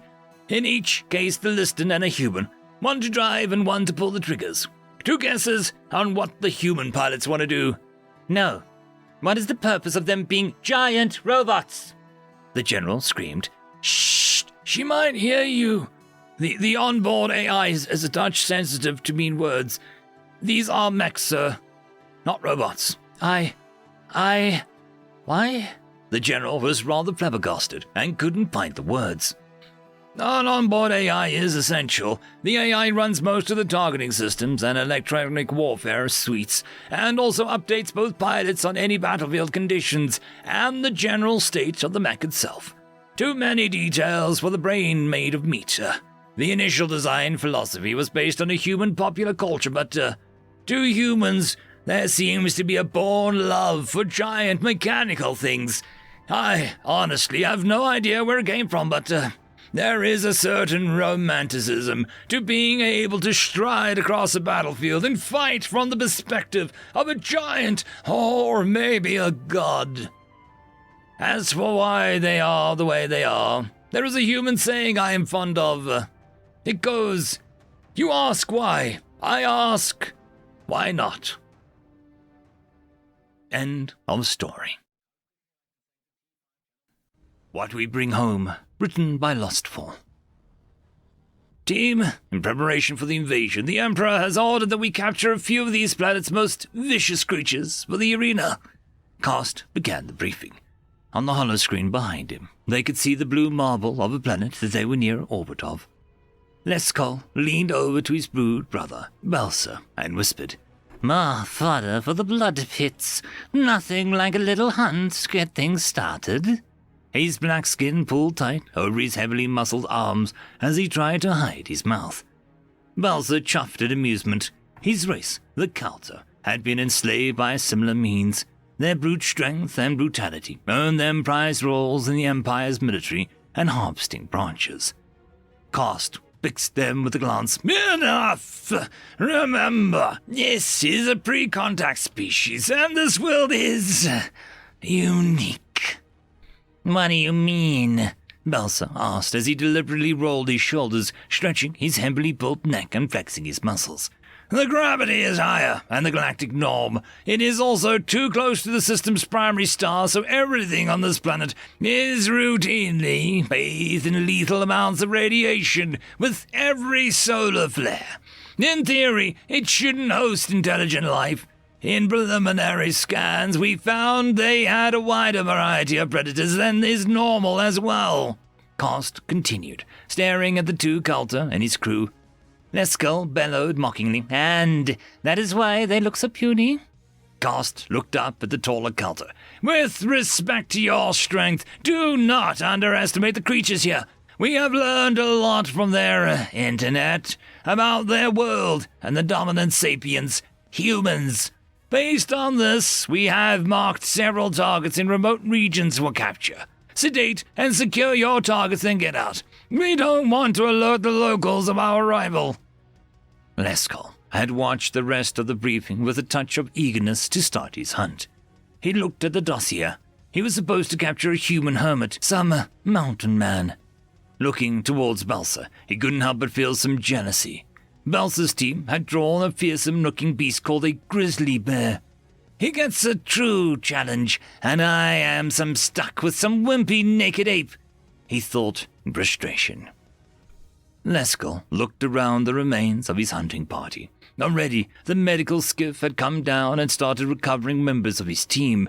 As he surveyed the carnage, it was clear many of the less hardy races wouldn't make it home. The mission had started to fall apart almost as soon as they approached the lone cabin in the woods. A loud crack and a bright flash resulted in a nearby manta dropping to the ground with an impressive hole missing from its chest. As a spindly, mantis-like creature fell to the ground, he couldn't help but notice that somewhat the torso stayed together. Immediately, he dove to the ground. Few known projectile weapons capable of such damage were amongst use in the spacefaring races of the Empire. Energy weapons could be tuned to avoid damaging a hull, unlike projectiles. His hopes that it was a single-shot weapon was shattered as a second manta was dropped. Even from where Leskol lay in the cool grass, he could see the injured creature's shattered carapace and hear its pained hissing and squeals. It was doomed without a healing tank. Those carapaces, for all of their strength, could not be repaired before the creature would die of fluid loss. Even if they could, the internal bleeding would still end them before medical treatment could help. "Full power on your stunners! We gotta flush the creature out!" Leskol yelled as he ramped his power up. As they showered the primitive structure before them with energy rays, he felt a grim satisfaction as it caught fire. Before long, he saw a shadow of their quarry dart out the back. He managed to hit it in the back as it fled. The howl let loose sent a thrilling shiver through him. Taking time to regroup, he couldn't help but notice that, despite the howls of pain, it didn't stop moving. A fact that confused the Kalta. At the power, the creature should not just have been stunned, but actually injured. He could even smell fur burning from his sit. He had no time to ponder this, though, as the quarry had fled into the old-growth forest ahead of it. He could hear the chittering of the insectoid manta near him. Clicker, or something like that. "Sire, the briefing indicated that it didn't detect any weapon-grade energy sources," the clicker coward whined. "I don't think they considered whatever that was a weapon," Leskol growled back. "We need to stay on it, though. It's injured." Gathering up his squad, they began to hunt the creature.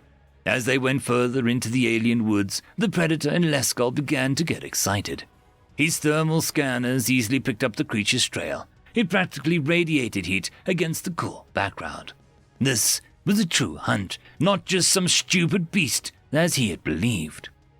As he followed the tracks, the moon of the strange planet rose into the sky. "What is that?" he heard the coward say, pointing a clawed hand towards a warm garment. As he got closer, he realized that it was the hide of some creature. He could clearly see the burn marks on it from his hit. "I think we found its armor. It is vulnerable now," Neskel replied after a glance. Something was wrong, though. The clear path had changed. It was like their tracking was a different creature now. The dark had almost made his normal vision useless.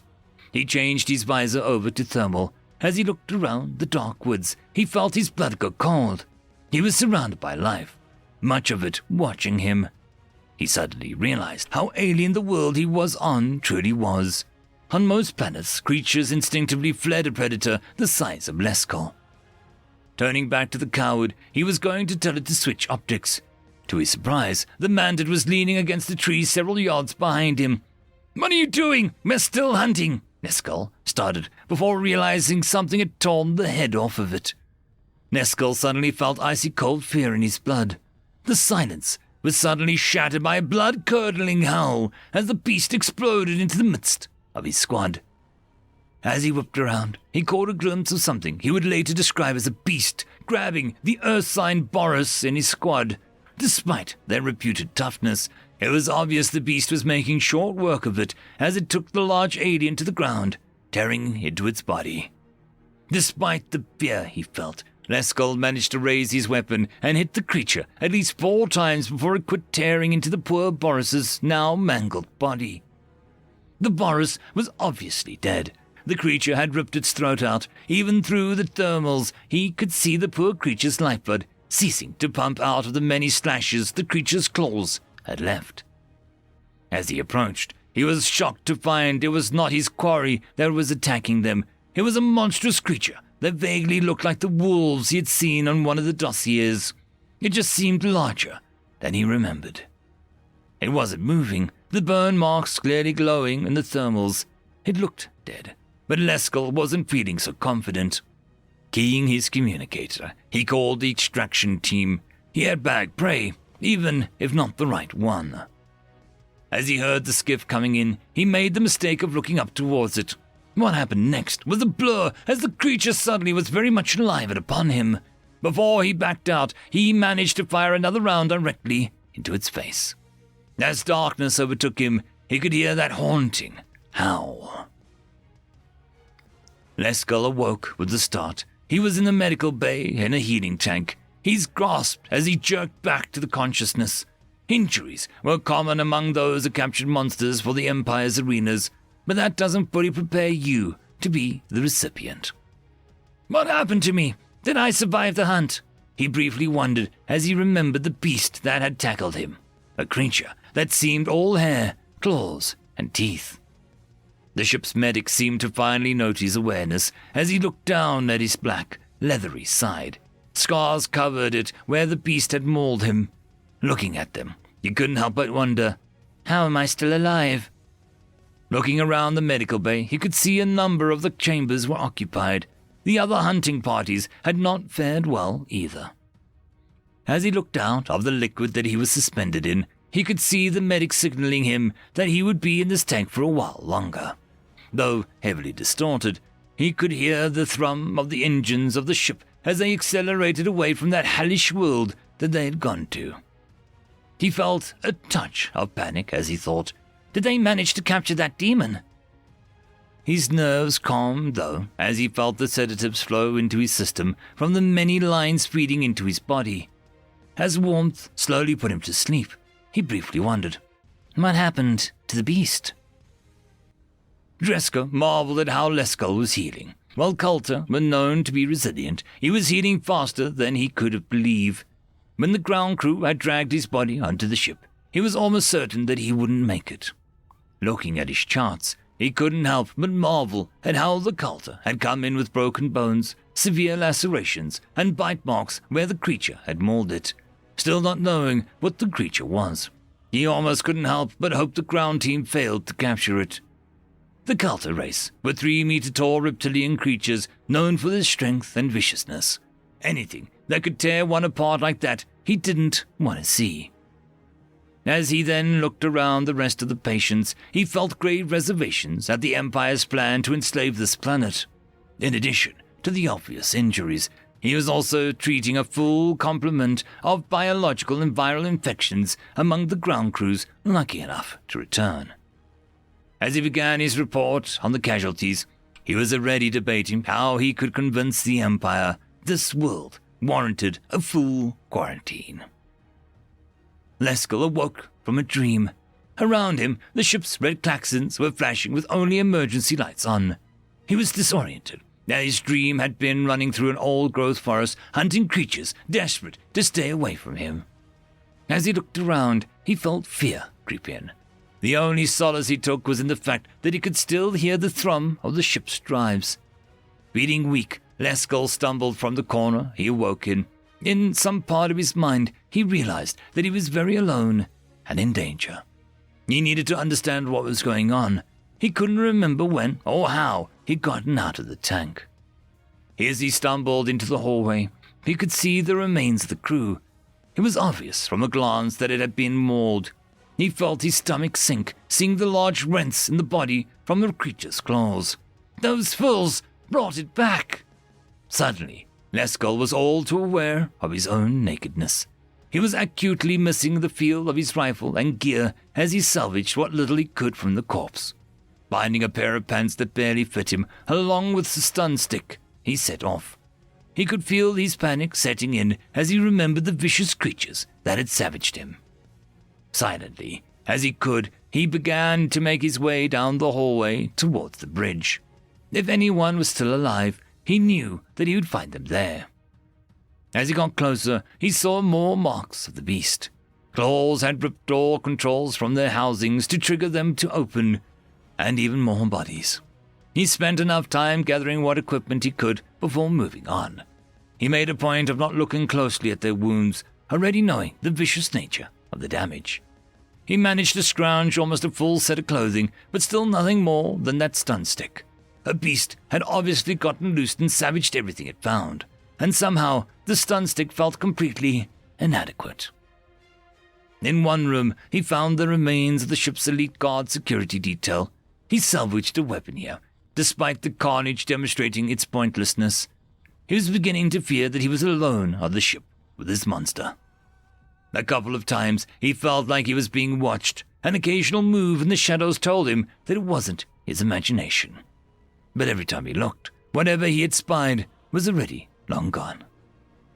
As he approached the bridge of the ship, he could see what it sealed.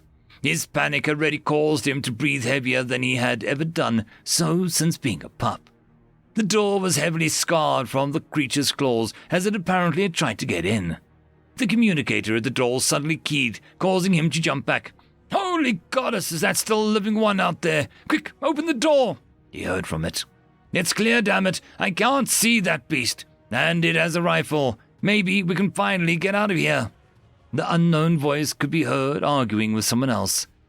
As the door opened, Leskill was surprised to see 4 crew members and the captain remaining.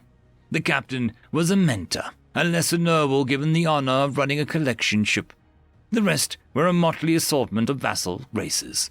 He was relieved to see Belsa was amongst them. "Brother, what happened?" he croaked, his voice still suffering from long disuse. "The monster got loose," Belsa said as he stepped forward to embrace his brood brother. Leskill could feel the degree of relief and see the signs of fear on his brother.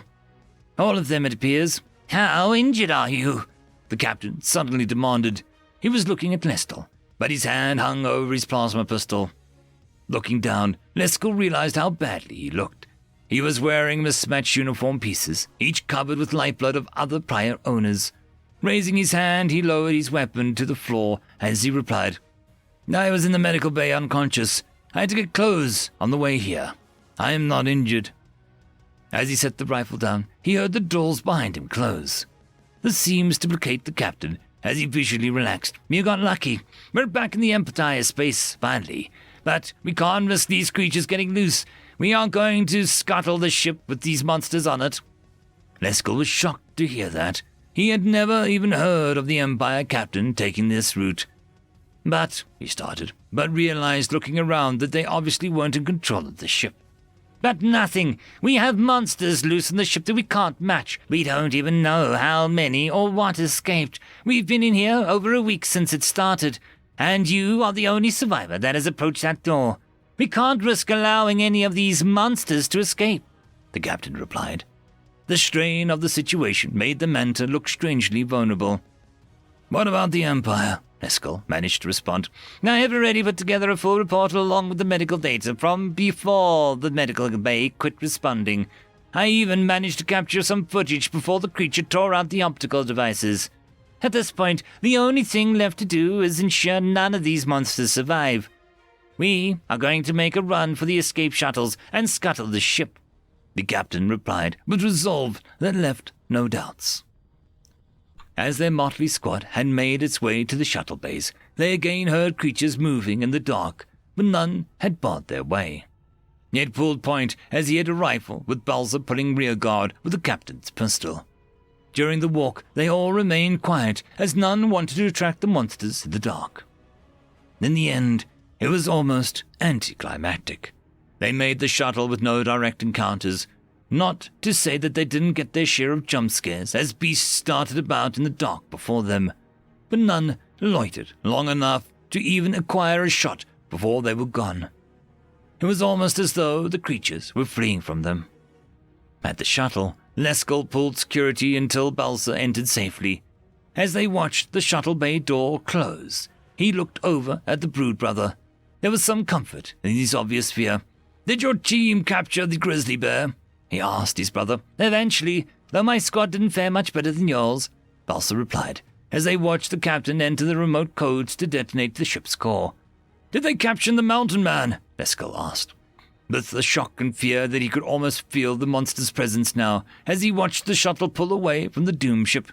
No, they barely got you out alive with your injuries. He was deemed too dangerous after the losses the other teams took, the captain replied. He was finally starting to relax as the shuttle lifted off on its emergency course to the capital of the Empire. They all watched in grim resolve as the ship silently exploded in the void of space. Leskel felt relief knowing that the monsters were contained, but something was still bothering him. Looking out the viewer, he saw a nearby moon. In his mind, he heard that mountain man's growl. Looking down, he could see hair starting to grow from his smooth black skin. In a panic, he looked around at the remaining crew who were suddenly regarding him with clear terror. As his vision started to darken and the forest came back, he heard the bestial howl again. Only now, he could understand it. It was as if the beast was saying, "At least we have food for the trip." End of story. Story number 1. Lesson plans, written by Katani77. Settle down, class, Instructor Voss muttered, while setting down his datapad and the old worn satchel he carried with him everywhere. The usual lesson plan has been cancelled by the administration. We have a lot of information to cover, so I'll make this short. He sat back in his chair in the front of the class. The fresh faces of the military academy settled into attention. We have to change course, as it were, and discuss the Terrans today given the recent news. He tapped a few squares on his datapad with his furred fingers. Does anyone here know much about them? One of the Rylians at the back raised a tentacle. Yes, Cadet Gomer. Class 12 Omega Deathworld, evolved from primates as persistence hunter-gatherers. Hyper-violent, but strong sense of honor and loyalty to familial or tribal unit. Not particularly xenophobic. Extraordinary abilities to adapt and improve technology, due to tool usage being the reason they were able to become the apex of their planet. Gomez translated back out, in the usual monotonousness of his species. Damned Rylian photographic memory, the teacher mumbled. So, you read the report on them, great, Cadet. But, and be sure I mean the critical thinking sense, what does it all mean?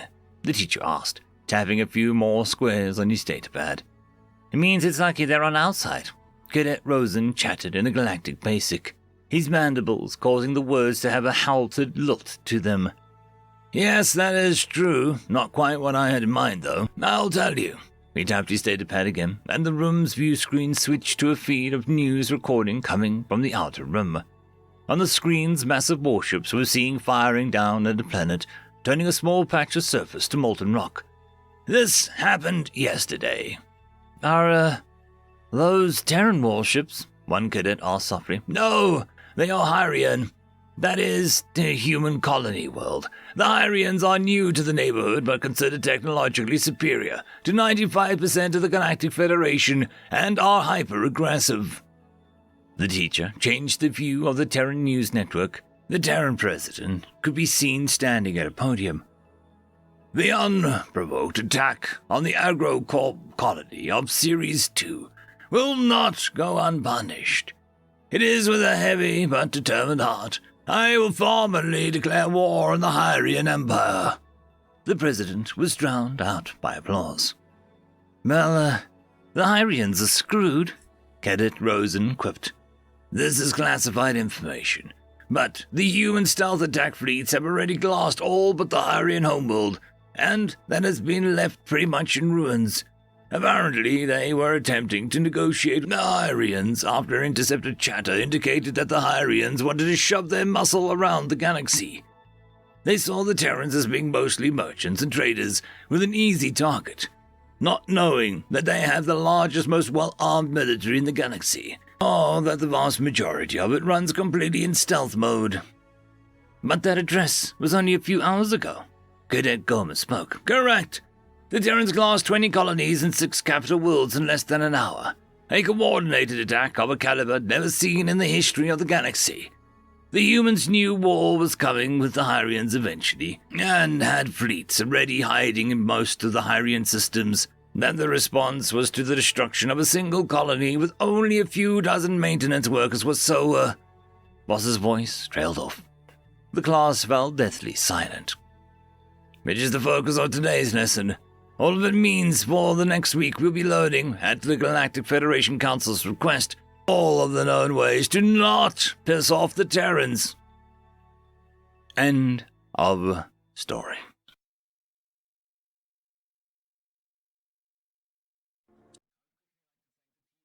Story number 2. Like Sharks, written by In Babylon They Wept. Sip was a brilliant engineer, a visionary, but even he struggled to comprehend the scale of the wreckage in front of him. A single human ship. One. It had taken 3 of their 8 supercarriers and an amazing amount of luck to take it down. Tip to tail, it was more than 15 kilometers long. The crew, space, barely held 5 pilots. The rest was just engine. He'd been given as much background as the council itself had. He'd seen the battle footage. This abomination was bigger than their largest station, but it had still danced around the battlefield with all the grace of dust in the wind. If its weapon systems were fully operational, there would be no one left to speak of it. The fact that it had done all of this with nothing but short-range PDC was terrifying. In ship-to-ship combat, it was like chasing down a sniper just to gut him with a knife. Then repeating it 3 times in a row. Intellectually, he knew the ship was dead. People had already scoured the main cabin, pulled all the frozen corpses out. He knew that, but deep down, he couldn't truly believe it. There was a persistent hum that he could still hear emanating out of the craft. That muffled roar of the gravitational anomaly trapped in the engine. He'd been told that he'd be able to hear it the entire time he was within 7 light seconds of the wreck, even in pure vacuum. It wasn't air making the hum, it was space-time itself rippling as a cage beast plucked away from the inside its goal. He shuddered, imagining those ripples traveling out to pluck away at his ear. That's not how they've been doing it, you know. He turned around to look at the man who had spoken. Alge. He was one of the few survivors of the battle. Everyone in the carrier was dead, and fewer than half of the people left, stranded in their fighters, made it long enough for the rescue craft to arrive. Scrip raised an eyebrow. Doing what? Getting around our lines. we've been blocking off all the hyperspace lanes between wormholes, patrolling the hyperspace lanes between wormholes, patrolling the infrastructure. We thought that they were sneaking around us somehow. Alf nodded towards the wreck. No sneaking, just, moving. They don't rip their way through the void like we do. They, swim in it. Scrip shrugged mutely. He knew that much had already been given to him. The knowledge was changing the upper brass's tactics, but not by much. It was impossible to guard choke points anymore. There weren't any. The humans had designed their ships so that they could attack at any time, in any place, and leave without anyone knowing where they went. They'd built their ships like sharks, and even looking at it, even having it in front of him, he didn't think that he'd be able to figure out how to defend against them. He spoke abruptly, clearing the thick silence from the air. "You know we're fecked, right?" Alge laughed and laughed and laughed. When the mirth subsided, he put a warm hand on Scrip's shoulder.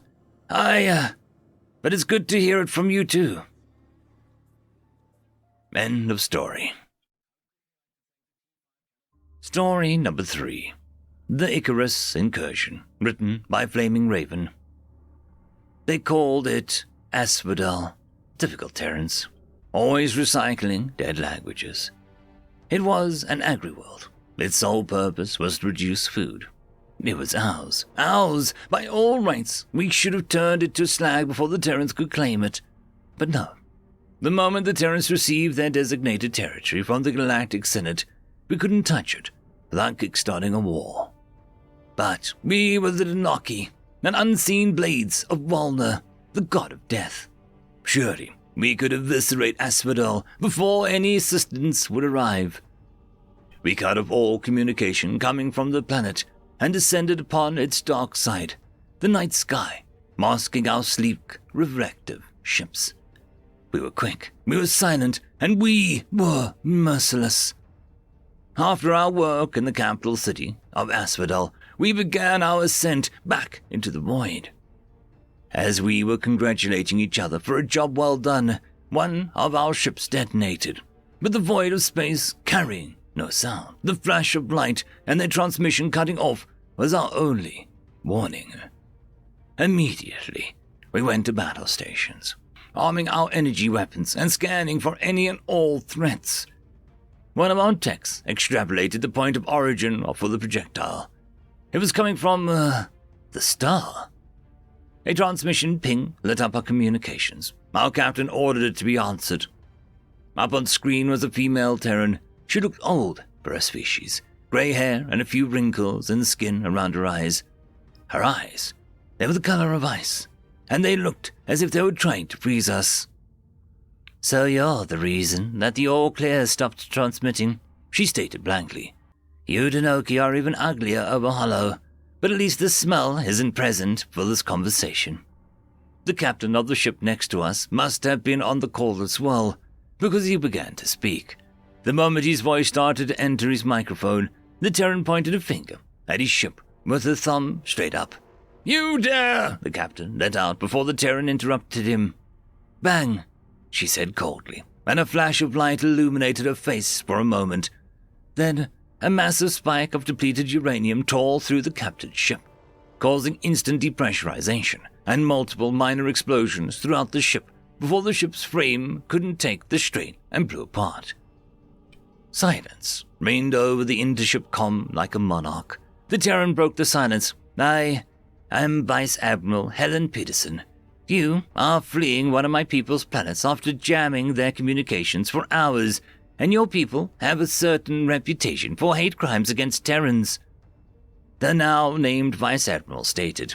Immediately, the 3 remaining ships were thrown into a panic, trying to extrapolate a new course and possible evasive maneuvers. All the while, Helen watched, boredom present on her face. "Let me be clear," the Admiral said, her voice cutting through the noise. "There is no possibility of escape. Even if you do go FTL, this is an act of war. If your official military uniforms are any indication, yes, I'm talking about you, engineers and techs scurrying about thinking that you're out of frame," said serviceman, froze in place.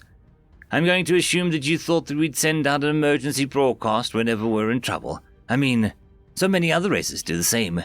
yourselves included," she said, now pacing like a caged predator. The camera broadcasting her followed her as she moved. "We Terrans, however, prefer a much different approach.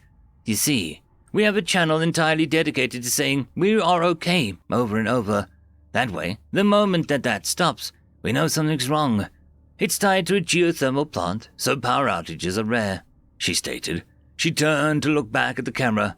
Our Captain Zulman, shivered. "So, do you want to go down fighting or running?"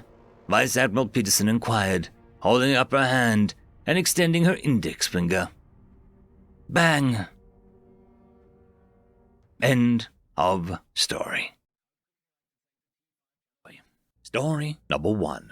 Human Auxiliaries, written by Adjutant Stormy. Rover sniffed and snorted at his new colleague, the Lazy One, again wanting to play. Though different species, they still served at the pleasure of the big ones. As their home went new places, and his job was to find new smells, he loved finding new smells. And the big ones always rewarded him with scritches, or better, treats, when he smelled something they desired. He did not know the job of the Lazy Ones. She seemed content in grooming, and sleeping, and grooming some more. Sometimes the Lazy Ones would come back to their den smelling of, something. But then after the grooming, she smelled just like the Lazy One again. Sarah thought that the Slobberfest was filthy. He had only stopped stinking when the humans gave him a bath. Each time they landed and took the Stinky One for a walk, he came back stinkier than ever. But Sarah guessed that was his role, being dumb and stinky. Sarah always noticed the tiny pests that crept in whenever they went somewhere new. She heard them, and she hunted them. The humans were obviously too stupid to hunt them themselves. Sarah would fix it for them, leaving her catch at their den as evidence of her prowess, or their incompetence. Stinky One would sometimes roll around on her catch and be admonished by the humans. That was often why he needed the extra bath. Sarah had learned the nooks and crannies and secret pathways in their home, mostly to avoid the Stinky One. Frequently, the new pests found refuge there, not immune to her hunter's prowess. With claws and teeth, she ended the tiny invaders. Rover had mixed feelings on the Lazy One. She was surely loved by the big ones, but he never saw her chase or smell or carry a prize the big ones tossed away so carelessly. Maybe she did more than just groom and sleep.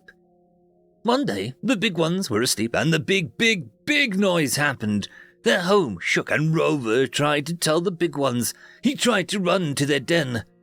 But where there once was a path was a wall. He tried to tell the wall to go away, but the wall didn't listen. Sarah heard the detonation. Using the paths and pathways, she made her way to the human's den, except it wasn't there anymore. Walls had slammed down, and alarms were blaring. Sarah was annoyed and groomed a minute to recenter herself. It's probably a good idea to get the Stinky One out of wherever trouble they were in. She sidled up to the Stinky One, flicked her tail at him, and intimated for the dum-dum to follow her. She knew the quietest part of their home. Rover didn't speak cat, but if the Lazy One knew a way, maybe he could get to see the big ones and get more scritches, or even better, some treats. Sarah led the Stinky One to her hidden lair, an actual escape pod, and smacked the Stinky One in annoyance. Rover was just so happy to be a part of this, tail wagging above the noise. He did not notice accidentally hitting the eject button. To his mind, the big grey mushroom in the Lazy One's hideout. 2 days later, Sarah and Rover would be rescued, never to see the big ones again. But they met some new big ones, and they gave them all the scritches the Stinky One or Lazy One could ever need.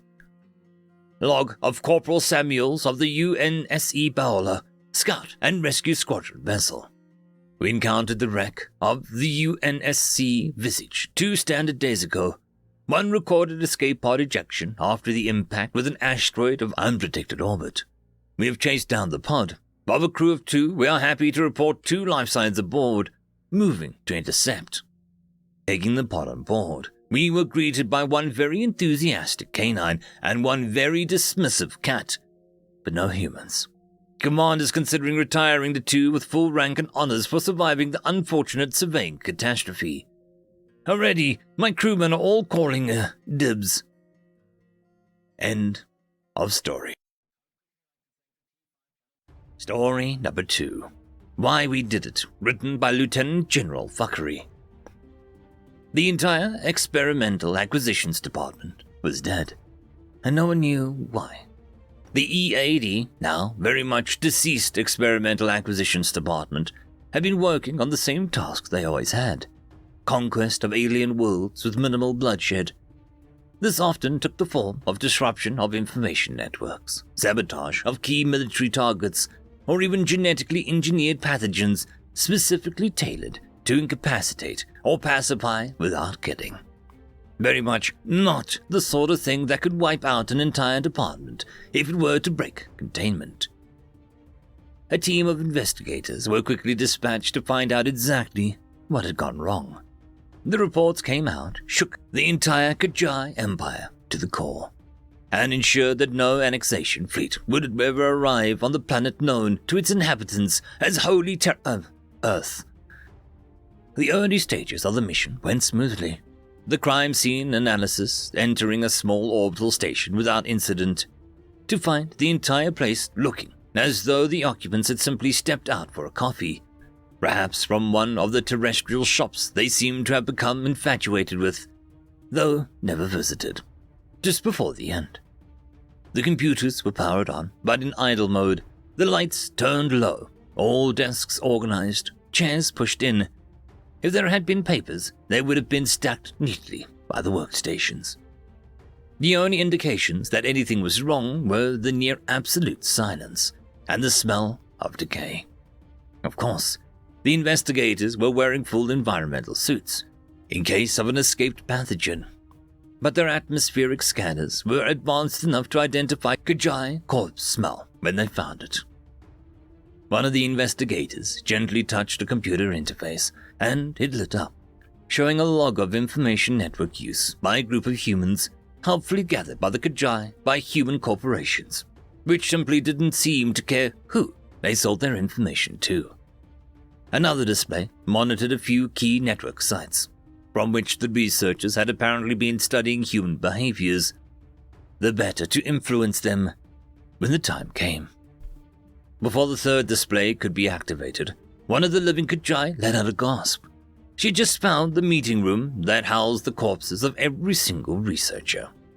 Quick inspection revealed them to all be dead by apparently self-inflicted injuries, while the head researcher held a small portable computer, its display still blinking with 4-word header: "Why We Did It." The chief investigator was summoned, and she wasted no time prying the machine from the owner's cold, dead hand. She tapped the display.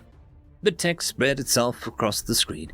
It read as follows: "It is with great sadness that we must report not only our failure to secure the planet Earth for the Kajai Empire, but also our complete failure as sapient organisms. We thought that it was possible to control the minds of the human population by manipulating their information networks, as the species relies on such more than any other that we've encountered. While our early tests showed positive results, we soon found that much of the groundwork had already been laid and promptly abandoned by the humans themselves. We assumed that with our superior technology and understanding of the minds of so many other sapiens, that we could succeed where they had failed. We were wrong. So very catastrophically wrong. We imitated their methods and information dissemination. We created templates that should have perfectly melded with their own. It was genius. It should have spread like wildfire and shaped the mind of every human who saw it to embrace the Kajai annexation fleet with open arms. We failed horribly. I know not how, but the humans show an incredible ability to detect even the most subtle deviations from the norm, and extrapolate incredible and, in this case, correct assumptions therefrom. They figured out exactly what we are and what we were after, and they counterattacked. I have never witnessed such vitriol, such violent disregard for another living entity in my entire existence. If our psychological attack was a knife, theirs was an indiscriminate artillery shell. Please, for the good of us all, leave the humans alone. Destroy this station and never return. They are worse than us in every conceivable way. Violent, sadistic, and possessed of something that we have no word for, that they call Schadenfreude. Knowing the power of such creatures, I must admit that I am in awe of their very existence. That they have not exterminated themselves can be nothing other than pure ill luck for the entire galaxy. Now, having not only borne witness to their powers, but been on the receiving end of the full force of their attacks, I speak for every member of the EAD when I say that I simply cannot continue to live. I pray whoever finds this message does not check our research. After everything we have been through, none of us have the heart to purge it, and simply destroy the station and all records of this infernal race with it. May God have mercy on us all. And so the would-be invaders fled. The station was scuttled, and the only remaining evidence of the whole affair was a few hundred megabytes of data left on a server somewhere on Earth. First, a collection of images of humans, all happy, all smiling, captioned with short notes about the better world under alien rule. Second, the responses that had been wiped out every living thing on the research station, all in two simple forms. Kill yourself, Xeno, and the Greys can't meme. Story number 1. A race with a different kind of power. Written by Good Dear Nice Beer. Please take a seat and let us begin. What is it that you wanted to ask me about? Thank you for the timely accommodation, if it's nothing too serious. I think at least, but I came here to clarify just in case. Very well. I'm listening. I've been performing a routine production chain inspection, and I have found some unusual and frankly confusing changes. Such as? For some reason, the Maxi Drink TM brewery I oversee has replaced all of its stock of dyes with much less vibrant alternatives, and we seem to switch to the Gorble fruit syrup as our sweetener. I've talked to the low-level managers, and they told me that it was a top-down order. But I wasn't notified of such a change. I apologize for stepping out of line, but the dyes alone will cost us a great sum in comparison to the older ones, and our forever thirst effect will disappear with the change of sweeteners. I also observed, the inspector said while putting a bottle of the fizzy drink on the table. The backside of the packaging has gained an informative section. The composition information provided isn't enough to give our competitors an insight into our recipe, but the sole fact it's there is concerning to me and, he said while putting his fingers on the little picture near the text. Why are we advertising our drink scores a measly 4 out of 10 on the nutrition scale? The being on the other side of the desk watched in a sort of embarrassment. They paid attention to the conversation, but occasionally were seen clinking on their datapad. I see that we've made quite the mistake indeed. I'm sorry. The guidance department has been performing at its maximum capacity this month. You must have been accidentally skipped over. Yes, you are correct in all those matters. Dyes will cost us, truthfully, entire double digits of our profits, and I am aware that we won't be able to keep our customers loyal with a change of the sweetener. But the problem is, they said in a quiet and saddened tone, we have no choice. As I said, you should have been notified. Rest assured that these changes are indeed coming from the top, and don't apply to just your brewery. We have recently entered the human market, and, they do things differently than the rest of the galaxy. We would have been deemed too dangerous for the general public if we kept our standard procedure, and there is just no way that we can afford to pass by a market where tens of billions of creatures can purchase our products. But why change the galactic production lines for a single species? I will admit that they are quite populous, but still. Well, you are correct. The rest of our client races outnumber them severely. But even so, our estimates put the potential income increase from this expansion at around 27%. Oh my. How is that possible? Yet again, they do things a bit differently. Their wealth is significantly more spread out, and while the Korg are wealthier on paper, only their nobility can purchase our products. The rest of the population can only dream of having a sip of the maxi drink TM. But in human society, half of them can afford a bottle of it weekly. I see.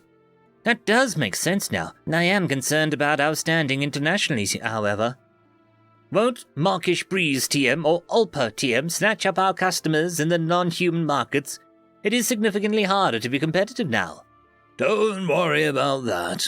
Our persuasion team is currently on tour of all the major governmental capitals across the galaxy. We are still the biggest corporation in the galaxy, and we intend to use that influence. I don't follow. We prepared a series of bills to be adopted in the near future across all civilized space. If we have to abide by human standards, others will too. Not to mention the PR boost from being the sole advocates of consumer welfare in the industry. I see. Well, that does fill me with confidence. Thank you for the talk. I'm sorry to have taken up your time. No fault of your own. I'm glad you understand. I hope that you were isolated case and not being informed. I don't want to... Oh, I'm pretty sure the whole queue is full of inspectors like me. Fetch Inc.'s representative was talking to me earlier about not understanding the new seatbelt rule. End of story. Story number 2. Humanity Failed, written by Pixel Not Included. When humanity found that they were not alone in the universe, they vowed to be better, vowed to put behind them hatred and war. They joined the Galactic Federation with an unbridled joy and optimism. For decades they learned, innovated, and grew. When the Ulna appeared and demanded our unconditional surrender, humanity strove for peace. They attempted to offer some of their worlds to the Ulna in exchange for peace. When the Ulna glassed the first Federation colony, humanity let out a weary sigh. They knew that they had failed. Humanity had no military to speak of. The newest member of the Federation, they were a peaceful species. When they vowed to us, the Geistlanki, that they would stand by us and defend our homeworld, we did the equivalent of smiling and patting a small child on the head. Of course, dear, and we were thankful for your help, but don't get hurt. When the humans' entire defense fleet was left spewing atmosphere and fire in orbit, unlike many of other Federation members, not a single ship retreated. Then when the Ulna swarm descended upon my planet, the humans knew that they had failed again. I was on the final refugee ship to escape my homeworld, headed for human space. It was not my first time here, but everything had changed since the last time. The city seemed to shut down, and supplies were being rationed.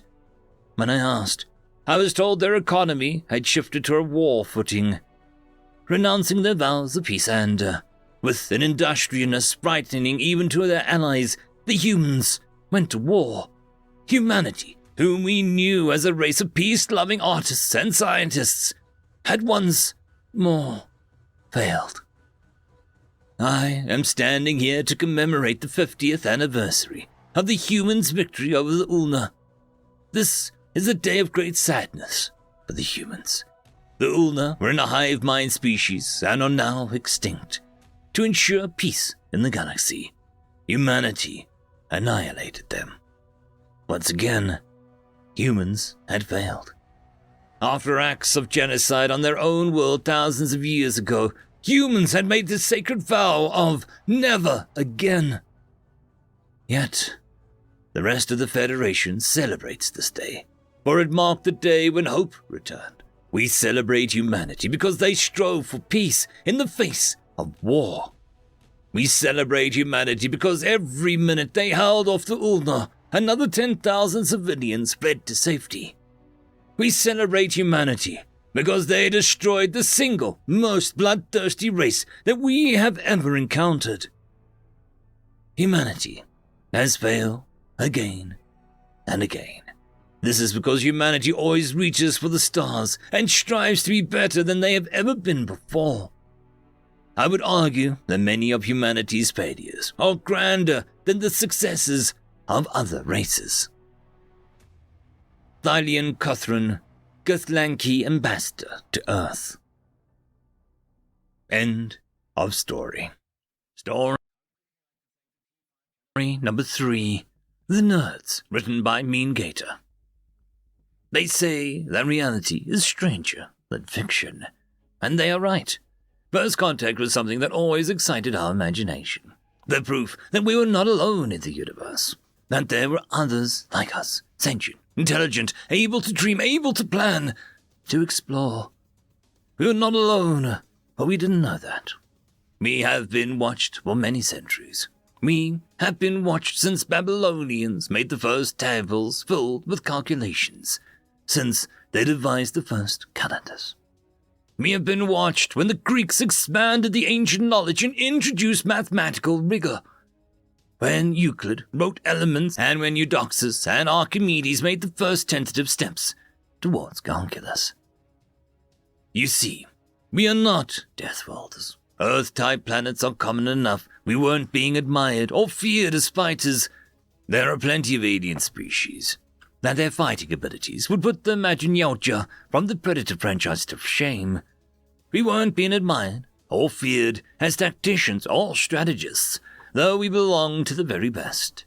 We wouldn't be able to compare with any advanced AI.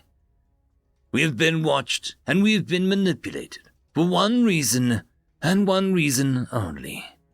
The real reason is not what the conspiracy nuts fantasized. They didn't want to conquer us. They didn't want to enslave us. They wanted one thing and one thing only, not to destroy ourselves. Not from the kindness of their hearts, no. Nowadays, several centuries after first contact with the galactic community, it's common knowledge. But before that, no one even came close to pinpoint exactly where humanity excels. It's our mathematics. We are simply the best mathematicians in this part of the universe. We always imagined that first contact will be made when we colonized our solar system, and we didn't. Or after achieving FTL, and we didn't. Nope, the first contact was made on July 21st, 2273, when the first proof of Riemann's hypothesis was published, after being verified, on Journal of Advanced Mathematics, making it a theorem. We are now part of the Galactic Federation, living in a post-scarcity civilization. Earth hosting 3 of the top 5 galactic universities in mathematics, computer science, physics, and engineering. We are the galaxy's nerds. End of story. Let Loose the Songs of War, written by JCB 112. My grandfather had once told me what music sounded like. He told me a great many things about the world before the Great Silence. A world of incredible sights and sounds. A world as vibrant in color as it was in its complexity of noise. A world that we had once ruled. A world that we held dominion. A world that us Elayans would never be able to experience with our own senses for as long as our kind chooses survival over living. It was difficult to accept my grandfather's tales as anything but fiction. Perhaps this was why he was chosen, or rather punished, to the life of the surface walker, doomed to live a short and brutal existence above the warrens as cattle and game for the invaders. The tales he regaled me with, the stories of his reality that was supposedly our past. It was too much for the elders to accept. It was deemed too dangerous to spread. For what use was there to fixate on the stories of the past, when the present and the future held no hope of reattaining it? It was better to be ignorant, better to know only what's necessary for continued survival, better to survive than be dead fool. It was better to be silent underground where the invaders could not hear us. I personally couldn't handle the thought of ever sacrificing my life for a simple tale.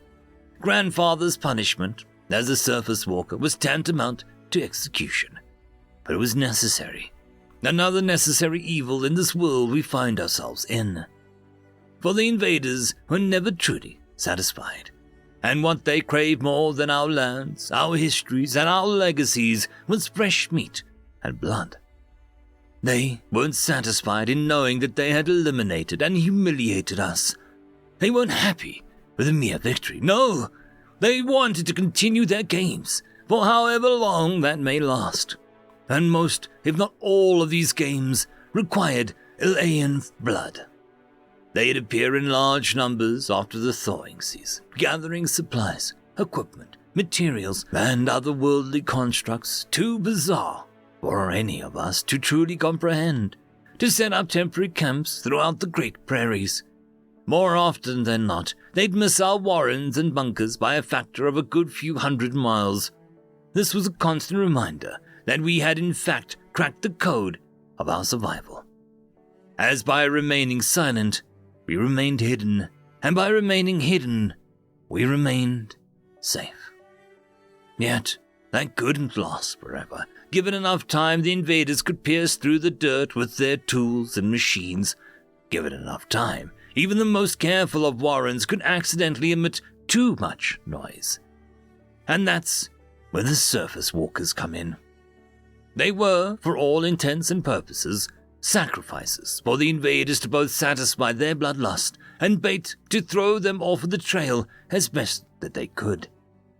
They would track as far as long as their legs could take them, journeying as far away from the bunkers as they could, all the while emitting as much noise and sound as was possible.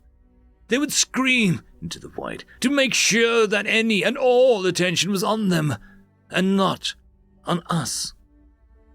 Yet the invaders had taken this to a ritual of sorts, a sort of hunt. Grandfather had always told us that the machines and equipment they brought along weren't just weapons of war or tools of combat. No, a good chunk of the equipment was in fact meant exclusively for recording and broadcasting. When coupled with how they preferred to focus their attention on our surface walkers, he surmised that the invaders had long since forgotten their war of extermination and had now turned their hunts into a game which they broadcasted for more of their kind throughout the stars. This very idea sickened me to my core, but I could do nothing about it. When the time came to bid my grandfather goodbye, I, along with many others amongst the crowd, expected yet another silent and grim send-off. Yet, what I saw, what all of us saw, wasn't the sight of a defeated man, but instead one that was full of vigor and vitality of life.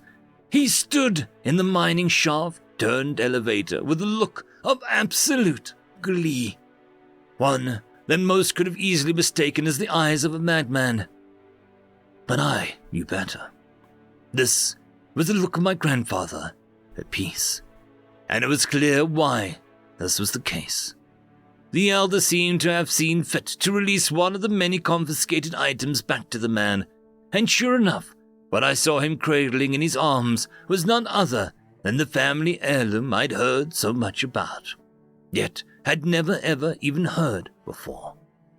It was a strange-looking thing, a pouch-like bag with had several tubes sticking out from its belly, one that was placed firmly into my grandfather's maw as he locked eyes with me, and began bellowing.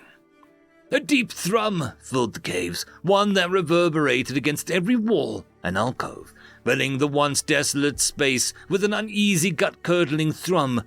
This was followed by a shrill wailing sound, shifting in pitch and notes with a beauty that I simply could not describe. It transitioned between the two noises, the deep, dulcet drums and the sharp, shrilly wailing, and the walls of the bunker acting as an echo chamber, reverberating, and thus blending the sounds together into something otherworldly. It stirred up something inside me, beckoning a part of me that I did not know still existed. It pulled to the forefront emotions and memories I'd suppressed for decades. The music lessons conducted in a hole in the wall, the harsh memorization of page after page of sheet paper after sheet paper, all of it culminating in an immensely underwhelming and unsatisfactory end of whispered hums, beats, and singing. Never anything like this, nothing so grand, nothing so beautiful. I understood now what my grandfather meant by the fact that our blood carried with it the spirit of a musician.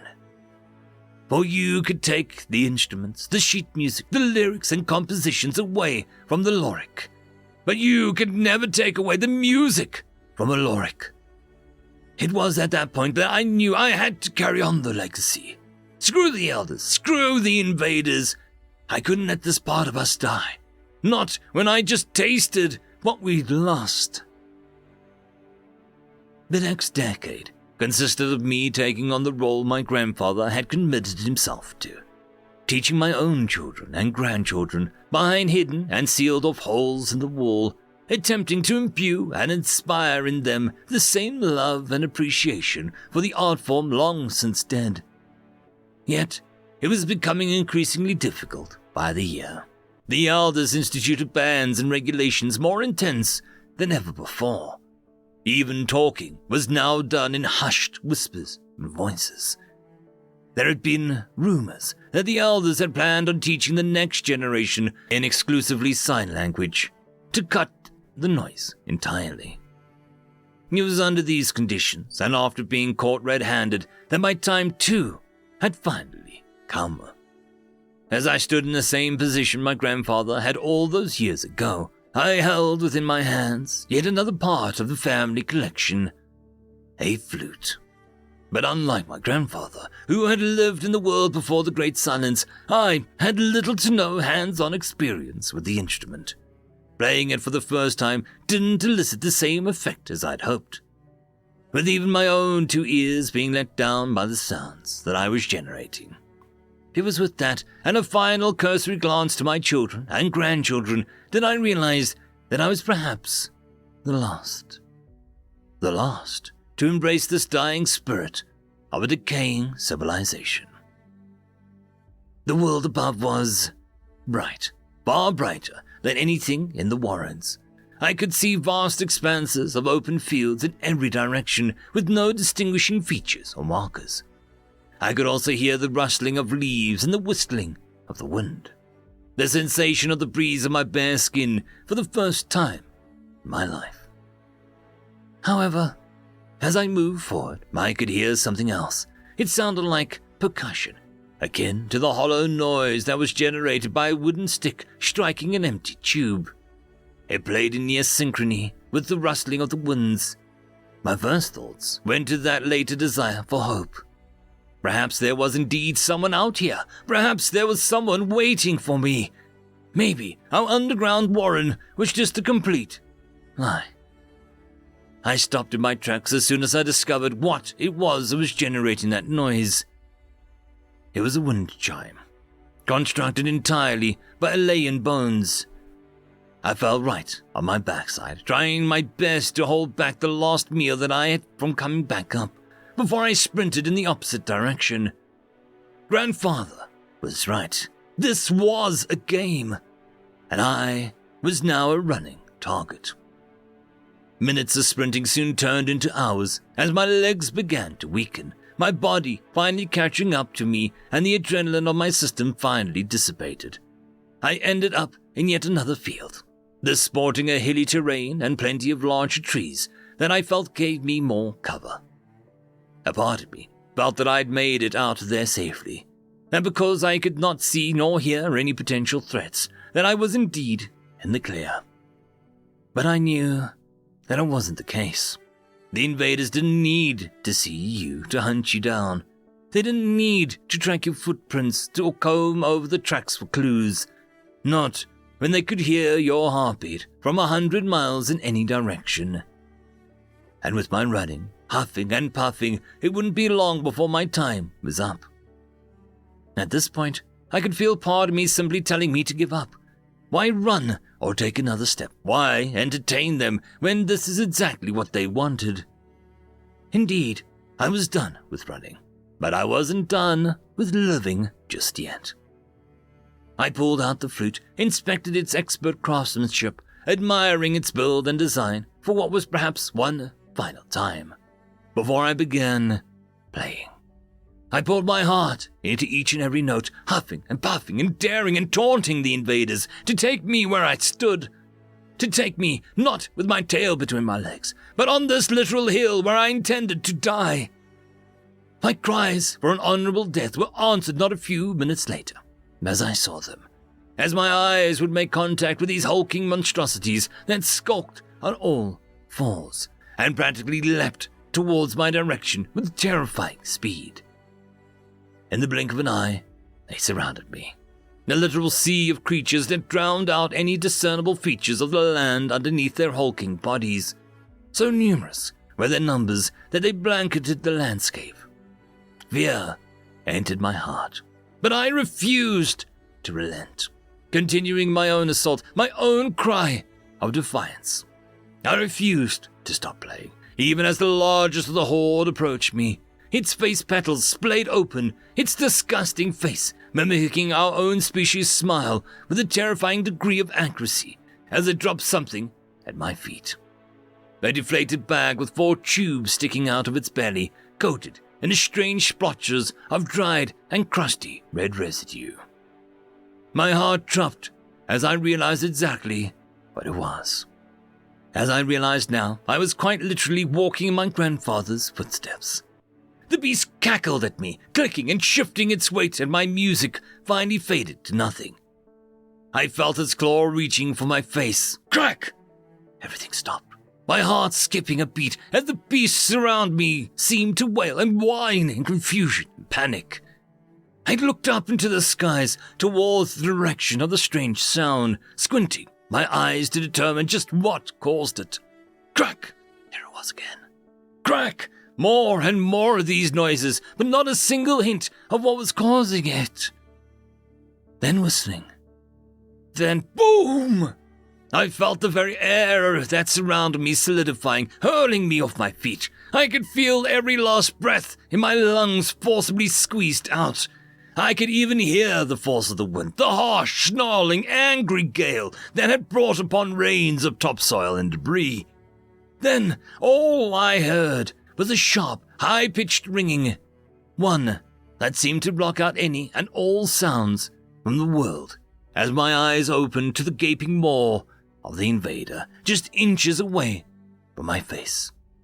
A maw that was disconnected from any body, or any head for that matter. As I struggled back to my feet, all I could see surrounding me was devastation on a scale that was impossible to comprehend. What had formerly been organized groups and packs of invader hunters, what had formerly been a brown and black scourge of the land, was now reduced to ash and debris. I could barely make out what was tree burnt to a crisp and what was the burnt-out husk of an invader. Astonishingly, the hill I stood on, the 5-by-5 foot outcropping I stood on top, was left practically untouched. My mind went through its motions, confused, perplexed, but most of all, completely rejected the world that I was now thrust into. A part of me wanted to laugh and rejoice in victory. Another part of me wanted just to close my eyes, hoping to wake back up in the warren. But that confused, shocked joy didn't last forever. I heard something. A cackling, a series of clicks that were just buried deep within the piles of dead invaders. Then a sudden pop, followed by a sharp cry of pain. One of them had survived, and its locked eyes with me and its face petals angled towards my direction. It took a few steps back, my legs wobbling, trembling, but there was nowhere to run to, nowhere to even hide. I was a Durar in the headlights, so the creature hobbled its way towards me, its front legs battened and bruised, its hind legs burnt to a crisp. Yet despite all of its grievous injuries, it was still faster than me. I knew nothing could save me now. Nothing short of a miracle. Nothing short of the divine intervention that had been exploding air not a few moments ago. There was nothing left to do but pray. And so I did. I closed my eyes, hoping this was all a dream, hoping, praying, begging. Then I heard it, the distant roar of some unknown beast echoing off the far in the distance, followed by a hard thumping. A thumping that grew louder and louder and louder still, until I realized it wasn't the thumping of the creature's hooves or the thrums of a bellowing monstrosity, but in fact, music. The invader in front of me seemed to recoil at the sound, its face petals flaying and its body tensing at the mere sound of what was approaching. Yet the sounds grew louder still. I could hear the distant tune of a beat that consistently played at 100 beats per minute. Instruments I'd never even conceived of. Some sounded like the strings my grandfather had described, others like the woodwinds I'd used, but others, there was a sharp richness to it that I couldn't pin down. All of it, however, was punctuated by the angelic singing of some otherworldly creature. The invader seemed to recoil further with every passing moment. Its sprint towards me had turned into a slow crawl as it desperately attempted to block out as much of the noise as possible. As the sounds got closer and closer still, I also heard something else. The roaring of machinery. Something that I hadn't heard since my early childhood, when the last fuel-driven motors were shut down permanently. But it wasn't just a lone motor, or two, or even three or four, but a whole pack of them. They revved in unison, echoing the music that was blasting on full, as the cracking of metal on suspension could likewise be heard. It was then, and only then, that I saw it. Hulking beasts of metal, some 3 to 4 times taller than myself, all covered in drab olive or a dull grey with strange star-like symbols painted on all over them, all moving forward, following a smaller beast which housed what seemed to be people inside. It was clear that the entire pack was following their smaller leader, as the music was clearly emanating from the focal point. The whole pack came to a stop just about 100 feet from where I stood. There, I'd finally clasped my ears shut from all the noise. The ringing finally dissipated, exposing my sensitive ears to the true power of these creatures. Their very presence generated a noise that was actually hurting me by virtue of simply being in close proximity to me. At this point, the invader was barely even twitching. The only evidence of its life force was the shrill cries of pain that it consistently bellowed out. Sometime between the shock and the pain, one of the smaller creatures from within the pack had approached me, handing me a strange device that resembled 2 cups connected via a headband. I stared at the creature warily, tentatively, my hands trembling as I reached for the strange device, and saw that the creature in front of me was doing. He was gesturing for me to put it on my head, on top of both my ears. I did so, knowing that angering such creature wasn't the best idea. And after all was said and done, the noise was gone. Silence finally returned to me as I praised the ancestor for this respite. It was then, and only then, that I pulled out a strangely shaped object, a piece of oddly shaped metal that had pointed towards the crippled invader and bang! Ended its suffering. My whole body recoiled from that.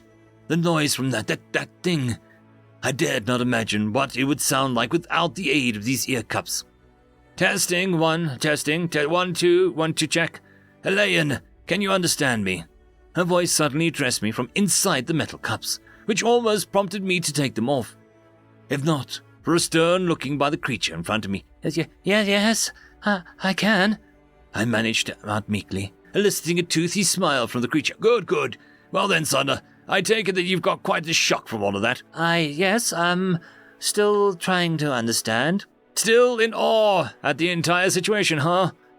There was a series of disappearing stares from the other creatures present, ranking the principal creature, as if they were actual pain from the choice of words their leader had used. Where are my manners? I am Lieutenant Colonel Elliot Porter, commander of the 1st Armored Battalion, 1st Pathfinders of the United Nations Forward Expeditionary Force.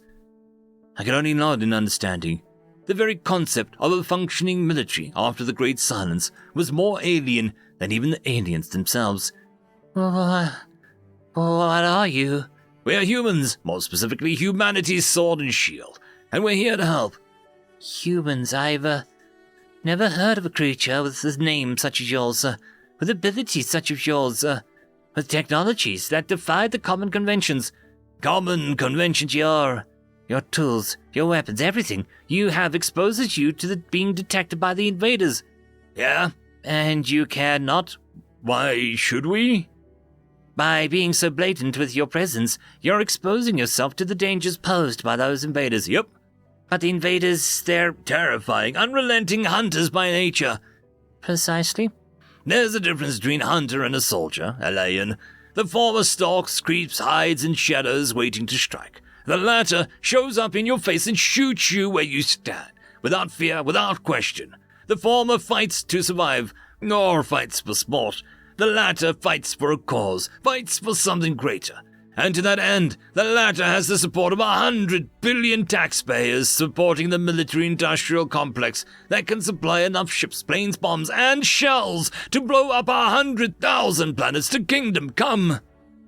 The human claimed he wasn't a hunter. Yet the toothy grin he was currently displaying proved to me that this was anything but the case. Regardless, I relented. The facts spoke for themselves. The dead bodies of the untold mass of invaders was proof enough. Now we have a whole continent to clear up before dinner. Boys in the sky are already bombing the rest of the continent to hell and back, but we were sent here to mop up and occupy. However, I've been watching you and your antics there, son. You and your flute there. He pointed to the flute still held in my vice grip. You did us a solid by gathering the invaders up into one neat little cluster, but made it easy target from above. And I know you probably want some level of payback, considering all that's been done to your kind. So why don't I return the favor to you now? Again, the grin prompted me to nod and agree with his proposal, even before I heard it.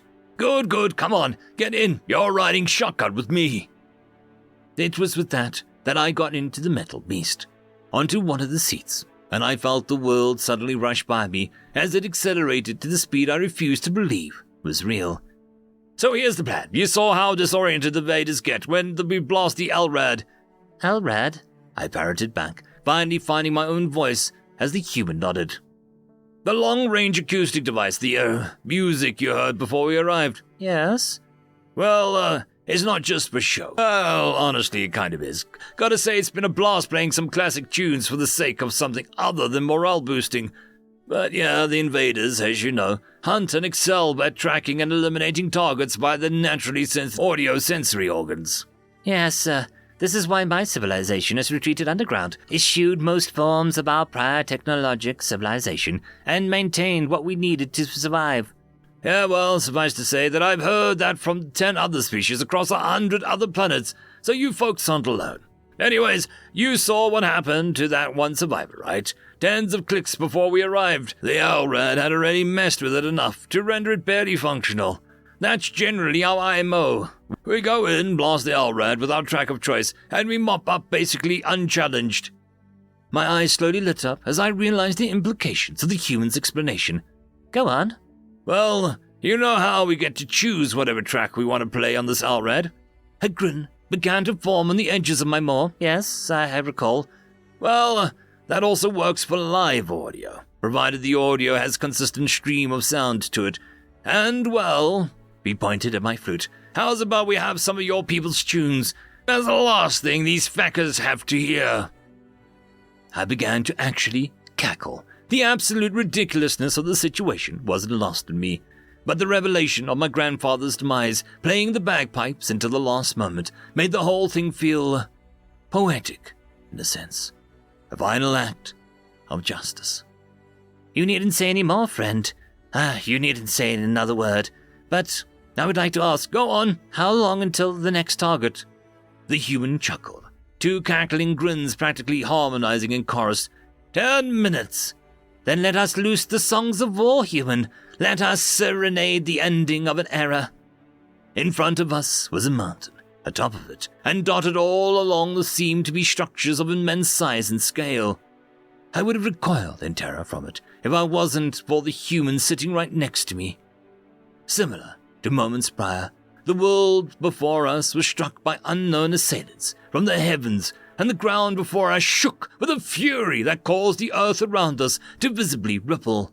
It twisted, it turned, shuddering at sheer terror at the ferocity of the human's assault. Moments later, as the ash and dust finally settled, the mountain that had stood before us was a vast complexes it had been host to, was no more than a mound of ash and fine dirt. It is not over yet. Look, the human spoke, pointing towards the groups of invaders crawling out of what was left of the exposed rock. All right, seems like we've got a lot of work to cut out for us. Go a-layin'. He handed me a strange device, placing it in front of my flute. Show them what you got. I closed my eyes. A surface walker was supposed to act as bait. And, with a deep inhale, a surface walker was supposed to draw as much attention away from their warren as possible. I took my flute. A surface walker wasn't expected to live, and played. But here I was. End of story. Story number 1. What an odd thing to say. Written by producers HFY. Rhea pressed the key chord to play the video yet again. The Oxtans and the humans had butted heads for sons now, but things had finally come to a head when the humans attempted to census of their people in Oxtan territory. Numbers had dropped drastically in the past 12 moons, and the humans suspected mass interment or murder. The Oxtan government's suggestions that perhaps the missing humans had taken their own lives caused riots, and a declaration of war was anticipated. A small-time videographer had managed to speak with the human secretary on his way to the courts minutes before the declaration happened, simply asking him for a comment. This was the video Rhea was watching now. She keyed the cord again. Sir, is there anything that you would like to say before today's session? The human rolled his tongue underneath his bottom lip, looking towards the camera with a distinctive stare. He rolled his tongue again, as if weighing the words it was about to produce. Our military vessels do not have interplanetary thrusters. That is all. The video ended, and the human walked away, just as he had in the previous viewing. Of all the things he could have said, why that? Why something so, weak? But the war was declared, and every human in the parliament had left. Rhea gave up on the video, though only temporarily, in favor of turning off the oven. Her dinner was ready. The war was over, and Rhea wished that she had thought harder along with the rest of the 450 million people who'd watched the strange video. Minutes after the human declaration, almost instant considering transmission delays, Oxtan ships had jumped into a distant orbit around Earth, the humans' home world. Earth was unguarded, yet rather than begin to slow burn towards the planet, every ship had erupted into a massive blaze of nuclear fire. No matter the strategy, every single Oxtan ship sent to Earth detonated on arrival, and soon there was not a single ship willing to make the jump. The Oxtan government attempted a hostage negotiation using the human diaspora as leverage, but the humans had an equally large Oxtan population on their worlds, and the situation soon ended in a stalemate. That was a quarter moon ago, and the light from Earth's system had now left human territory hours before the war began. An unusual pattern of activity could be seen around Earth. Minuscule ships, like the Mir probes, jumped into low orbit, then jumped again, moving rapidly in a geometric shape around the planet. When apparently finished, they moved into a large shell around the planet, dancing again in their stuttering FTL motion, and moving to a larger shell. This continued in a rapid fashion, more probes being added as the sphere grew larger, until the Oxtant's disastrous arrival, at which point the probes jumped away and did not return. Rhea did find some small pride in the disturbing situation. It was one of her people who worked out the human strategy. When time lapsed from certain angles, the footage showed faint glittering around Earth within the large area that probes had passed through. Human drives used a slightly different technique than most. While a standard jump would simply transport a ship to a desired location, a human jump had the added effect of transporting the destination back, exactly exchanging the two areas. Human drives were bidirectional. Most ships, all non-human ships, made their jumps into orbit, then burned down to the destination on the planet. This was because space was empty. Sure, a few stray particles would overlap with the arriving ship, but a ship would have to run for thousands of years to notice any wear. Because human ships did not have this limitation, they could, without fear, jump directly to a planet, with the only consequence being a small amount of atmosphere exchange in return. In order to prevent confusion and panic, human ships traveling to other systems would jump to orbit and burn, wasting fuel to behave like a standard ship would. Rhea shuddered. All of this was public knowledge. Anyone who worked in transport or FTL physics was well aware of this fact. In fact, it was well known that human transport companies preferred to have an even flow of ships in both directions to avoid wasting energy on a one-way jump. Human military vessels, not carrying non-humans, did not have the interplanetary thrusters, nor indeed any thrusters at all, because they didn't need them. The human probes had left something in orbit, metal balls most likely, person-sized pieces of some dense substance, spaced slightly tighter than the diameter of the Oxtant military vessels. When they jumped to Earth, at least one ball would overlap the ship, fusing enough atoms to cause a small nuclear detonation. This was not the problem for the human ships, of course, who would merely leave a few metal balls as they left. Idly checking the news on her computer, Rhea noticed an article explaining that the metal was industrial waste, and that the human military had planned to eject the metal into orbit even without a war. End of story. Story number 2. Worm Hikers, written by Lieutenant General Thackeray. The jubilation experienced by the majority of the human race upon their first contact with alien life was tempered slightly by the fact that said contact occurred between their first faster-than-light probe and the sight of a delivery truck. Of course, while many people from many worlds agree that the human lawyer's argument of, if you didn't want us to accidentally cripple galactic commerce during one of the busiest rush megacycles, a little under 1.6 rush hours, ever recorded, you should have told us our planet was right above the hyperspace interchange so we wouldn't FTL probes across 3 lanes of traffic, did stand up to scrutiny. Ultimately, the local authorities, the X-Viron League, ruled that it was the responsibility of the nations of Sol to be cognizant of local traffic ordinances, and ordered all FTL-capable craft or craft that could easily be retrofitted with FTL capabilities, controlled by any of the aforementioned nations, be impounded for 1 teracycle, about 182 years. There was one other minor hiccup with humanity's first contact.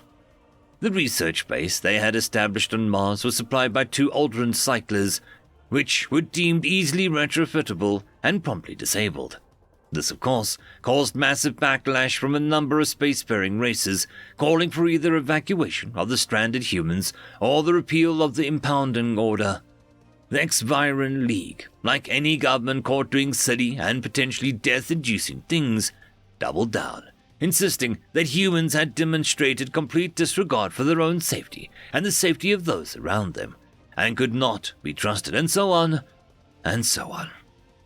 Once the X-Viron Bureau of Foreign Relations had dug itself out of 1 trillion odd messages informing them of their gaffe, largely in the form of emergency reports of xenophasia, the requests for military aid, accompanied with images or videos of assaulted alien species consuming a tannish paste derived from chickpeas, the League agreed to install a pair of wormhole generators on the 2 home inhabited planets to facilitate the necessary exchange of goods without risking another traffic violation.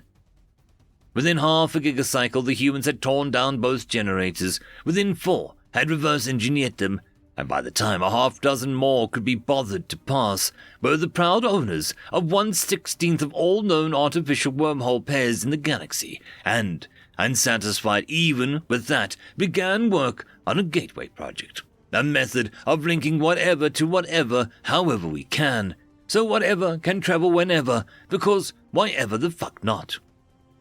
While that project showed promise, it was estimated to be decades away. So some enterprising band of humans put out a call to the galaxy, establishing links with the transport hub in L4 orbit of Earth's Sol. And you can travel around the galaxy as close to instantly as customs can be persuaded to tolerate. All the humans asked in exchange would be equal opportunity to visit the partnered systems, and also preferential treatment for any ship charters or passengers booking opportunities that they would certainly need while there. The idea of using wormholes as anything other than a gimmick was laughed out of the first 3 systems it was brought to.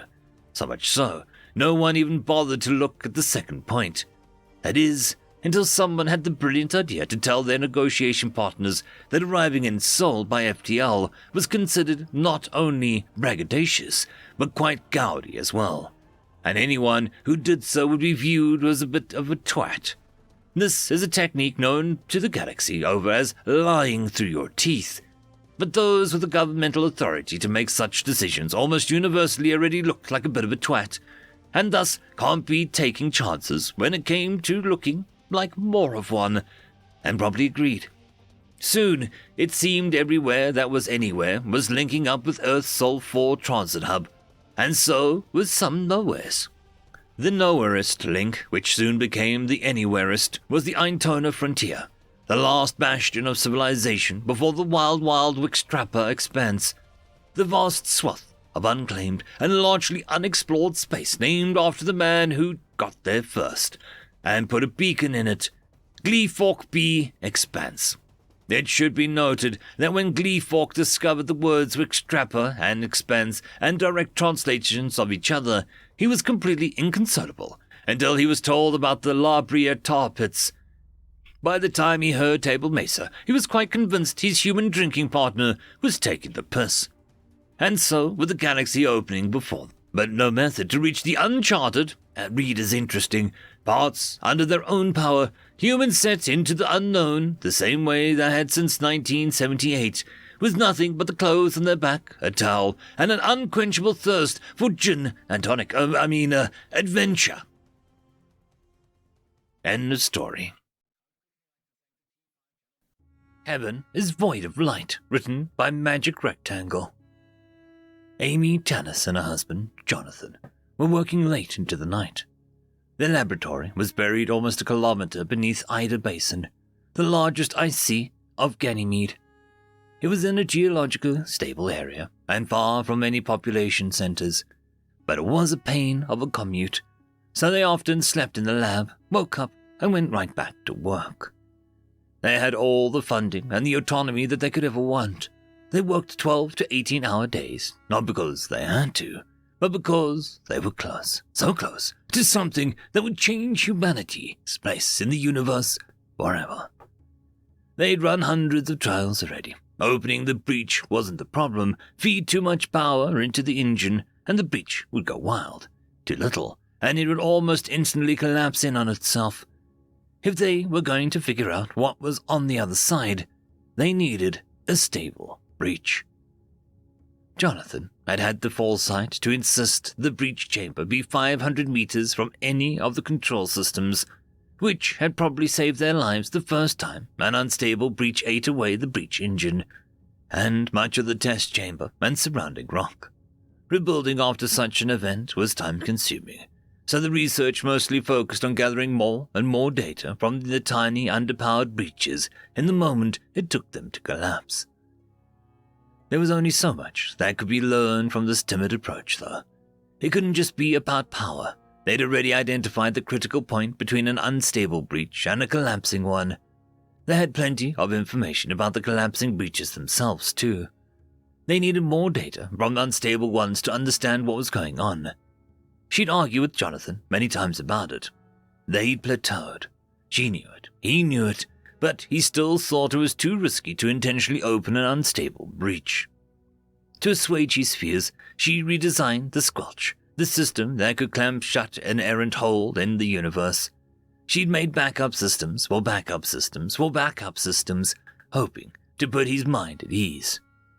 Ultimately, though, she knew what really scared him, the fact that she wasn't scared.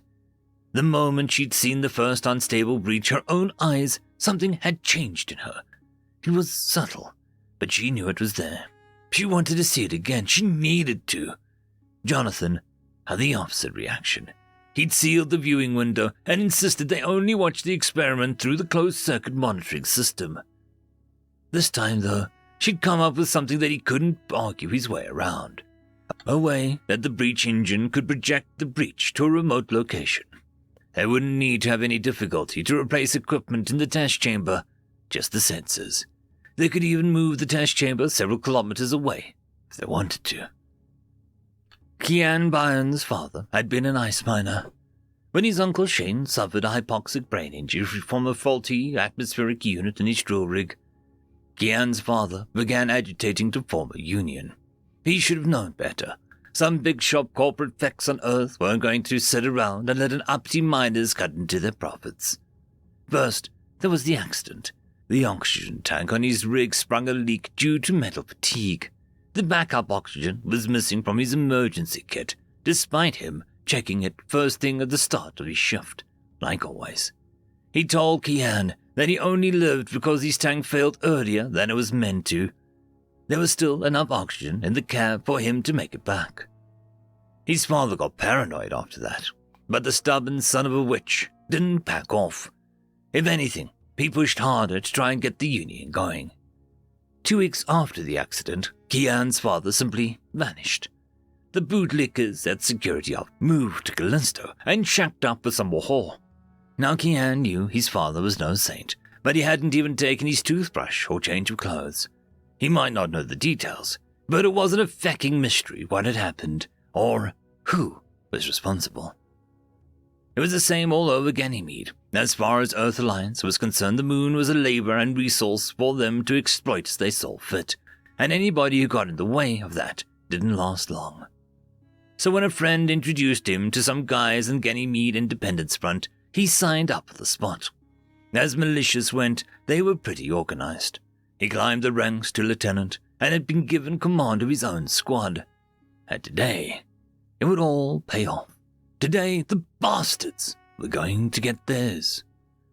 Kian heard his name, rousing his thoughts back to the present. His unit commander stood in front of the room, going over the plan. They would attack several government facilities across the moon simultaneously. Lieutenant Byron will take the 3rd Squad to assault the EA research facility under the Ida Basin. It is only accessible by a single tram and elevator system. They will hijack the tram, take out any security present, and claim the facility for the GIF. Recon details are in your briefing packet. Not exactly a glamorous assignment. Not when many of his compatriots would be assaulting proper government installations, or taking control of shipping systems that bled the lifeblood out of Ganymede back to Earth. Still, it must be important. The EA liked to use Ganymede for military research and testing. It was likely that they were developing weapons there. Nothing that they could immediately use, most likely. But it was a good bet that whatever it was would be bad for the meters down the line. Kian and his squad went over the equipment before it was time to hurry up and wait. Jonathan Tallis listened patiently as his wife explained her latest innovation. She was brilliant. If he was honest, she was smarter than he was. But where she was creative, he was methodical. It was why they made a good team. He could bring her back to reality, or at least make sure her ideas were implemented in safe and thoughtful ways. Remote opening of the breach, though, it was clear that she'd thought of it as a way to allay his safety concerns, but it scared him for an entirely different reason. Their research was technically funded by the military. That had always bothered him a little. Amy was happy to have funding, with little regard for who paid or why. But now, if she really could open breaches kilometers away from the breach engine, possibly many thousands of kilometers even, the possibility of weaponizing their research moved from abstract to very real. Images of ships, armies, cities, planets all vanished into a black abyss beyond the breaches flashed through his mind. Oblivious to his distress, his wife excitedly made her case. She'd already modified the breach engine. It had apparently been quite simple once she realized the governing principle. Worrying over the technical details would at least distract him from thinking about the broader implications of the technology for a while. So he was carefully reviewed her notes and schematics. Let's test it now. We don't need a new test chamber yet. We can just open it a few meters off center from the breach engine to verify that it works. If it fails, it'll just open normally, no big deal. She was practically vibrating with excitement, not giving him time to process everything. We need to run simulations first. The knot in his stomach kept getting tighter as he stalled. You really think that I modified the breach engine without doing simulations? Page 22. She reached over his shoulder, flipping the pages herself, too excited to wait for him to do it. Sweetheart, you know I have to go over all of this myself before we do anything. We won't be testing it for weeks. I can't believe you modified the breach engine before you even showed me any of this. Amy made the party face at him, but she wouldn't push it further. She knew how important due diligence was. She was just excited. John sat down and began to study her notes in more detail. All right, I need to learn all of this. If she understood his implied request to be left alone, she ignored it, hovering behind him. Go away, you maniac. This will probably take me as long to understand as it took you to dream up. Leave me in peace. Shoo! Amy wasn't sure what woke her. She'd slept in her clothes, on the couch in her office again, but something felt off this morning. She walked down the hall towards the facility's only entrance, a large freight elevator. The graveyard shift security detail, two soldiers whose names she'd never bothered to learn, were not standing in their usual casual manner. They had their rifles raised, pointing them at the elevator door. What's going on? The soldier closest to her kept his focus on the elevator and as he replied, The tram was activated using a duress code. It was a security feature. If you were forced to enter your code, you added an extra sequence that alerted the facility's security. The tram and elevator would still work, but whoever was in it would have the nasty surprise waiting for them. Amy decided the thing to do was to wake Jonathan and let the soldiers do their job. She'd only gotten halfway to his office when she heard a bang, followed quickly by several gunshots. She broke into a run. Jonathan was still asleep. He could sleep through anything. She shook him. We're in trouble. Get up. We need to hide. What? The lady said that you need to hide. Sounds like good advice, but a bit late for that. Even before Amy turned to see him, the man's strong meat accent told her all she needed to know. You didn't hear that accent in military personnel. You definitely didn't hear it in academic circles. In fact, despite living on Ganymede for more than 3 years now, she could count on one hand how many people she'd met who spoke with it. Amy had a general idea that there was some unrest amongst the locals on Ganymede. In that moment, as she turned and saw the meter who had pointed their rifle at her, she wished that she'd learned a bit more about it. You're the scientist. You sure as hell ain't military. I doubt the cleaning staff can get away with wearing sweatpants to work. Jonathan spoke up before she could. My name is Dr. Jonathan Tillis. This is my wife, Amy. Why had he introduced her like that? He did think that minimizing her role in the research would improve her odds of surviving this. She highly doubted it, but she was willing to let him take the lead here. He watched the news and was interested in politics, so at least he might know what this was all about. All right, Doctor. The man jabbed Amy in the side with the barrel of his gun. I think your wife would appreciate it if you told me what research you were doing here. I'm a physicist. I'm researching what's beyond our universe. Maybe someday it could lead to new technologies. But right now it's only an academic interest. There's nothing here that you could use as a weapon. The man clearly didn't like his answer.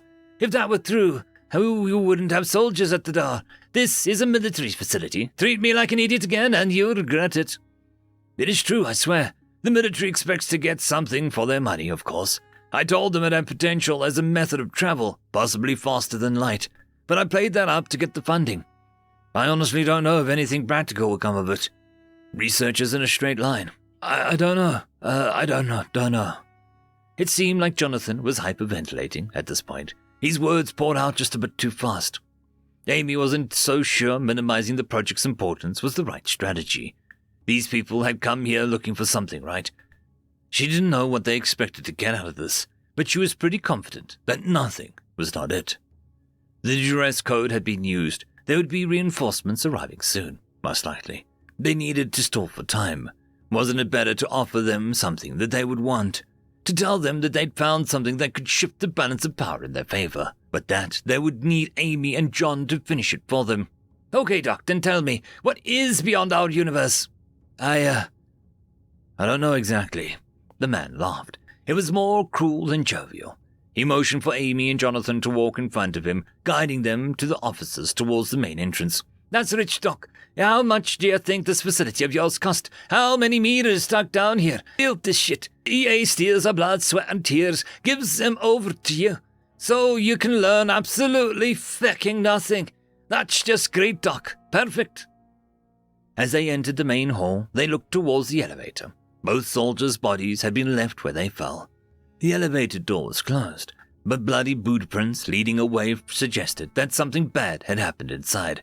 Jacob, William, what have you done? These men had families. I met Jacob's son. He is only 4 years old. Jonathan sounded practically manic. Amy couldn't remember meeting any soldiers' sons. When had that happened? Certainly not here. The facility was restricted. The man leaning slightly and spit on Jacob's corpse. I had family too. We all had families until the year destroyed them. Don't expect sympathy from me. You people, that was not a good sign. He was lumping Amy and John in with the military, or maybe he hated everybody from Earth. Either way, it meant that they're most likely headed for the same fate as the guards. The man walked them into the control room, where 5 other militants were talking and laughing with each other. The control room was the largest area in the lab, save for the test chamber itself. Technically, monitoring the experiments was the room's primary role, but most of the time experiments weren't running. In practice, it was used for any work that was too cumbersome to do in the office. That meant that most of the specialized equipment used for the research was built there. Against the far wall were the computers and monitoring equipment used to run experiments. On the right wall, nearest the computers, was the old window, now shuttered. On the near wall, just right of the door, was a large screen, with a couch in front of it. Theoretically, it was for spectators, military brass, or politicians to watch the experiments. Most of the time, it was used for playing video games when they needed to decompress. The rest of the room had workbenches, tools, and projects in various stages of completion. As far as Amy could see, nothing was out of place. Nobody else down here? There was no military discipline in this unit of fighters, but they did quiet down and listen to the man. He seemed to be in charge. That's fine, 2 prisoners is good at a number, especially when one of them is the lead scientist. He shoved Jonathan forward. So, Doc, you say the project is useless, but I'd like to decide that for myself. This is clearly where you run things from, so let's see it in action. How about it? You want to show me what's outside the universe? He let out a low chuckle. Now that sounded like a good idea to Amy. Apparently to John, too, as he took a seat at the main control computer and handed a tablet off to her. The man grabbed Amy by the arm. And what do you think you're doing then? This is a complicated piece of equipment. It wasn't designed to be controlled by just one person. My husband needs to monitor spatial integrity and dozens of other variables while I operate the breach engine itself. If you want to watch the experiment, it'll be displayed over there. Amy gestured with the tablet towards the large screen by the door. Most of the militants seemed happy to gather in front of the screen, but the one in charge kept tight hold of Amy, still standing only a meter behind John.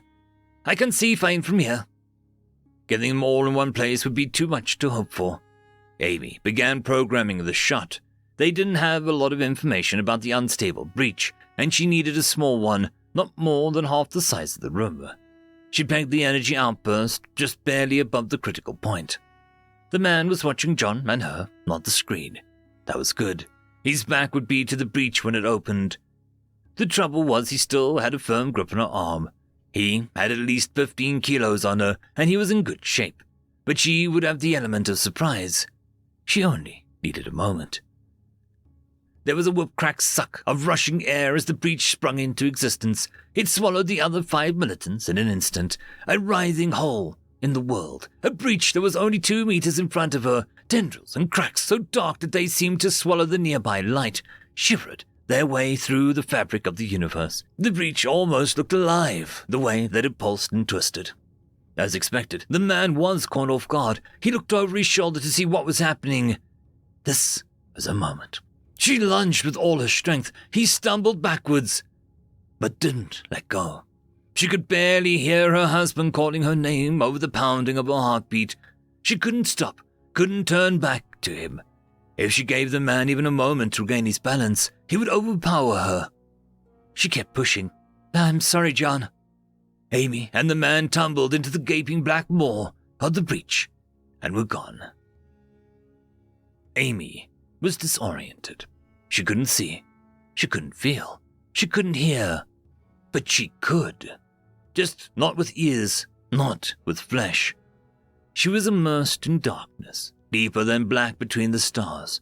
She became aware that she had no body, but still, she had senses. Different senses. Better senses.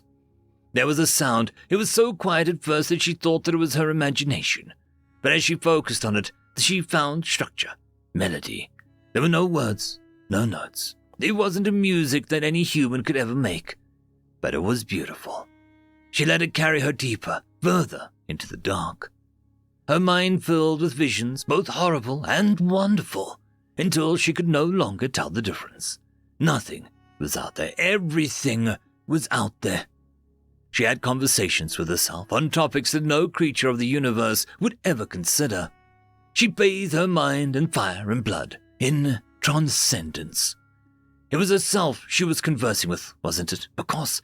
Who else would it be? There's nobody here, of course, of course. Time stretched on in eternal moments. How long had she been here? How long had she been free? Days? Years? Centuries? She knew things that no human had ever known, could ever know. But most importantly, she knew that the universe was wrong. Here, now, this was what existence was meant to be. The universe is an aberration, a sin. A new melody found her mind. It was familiar. It was not the sound of this place. It was flawed. But it was John. She knew his voice. It could be no other. He'd come. Oh, the things she had to show him. But she needed to find him first. For minutes or years she tried to follow their song, but got no closer.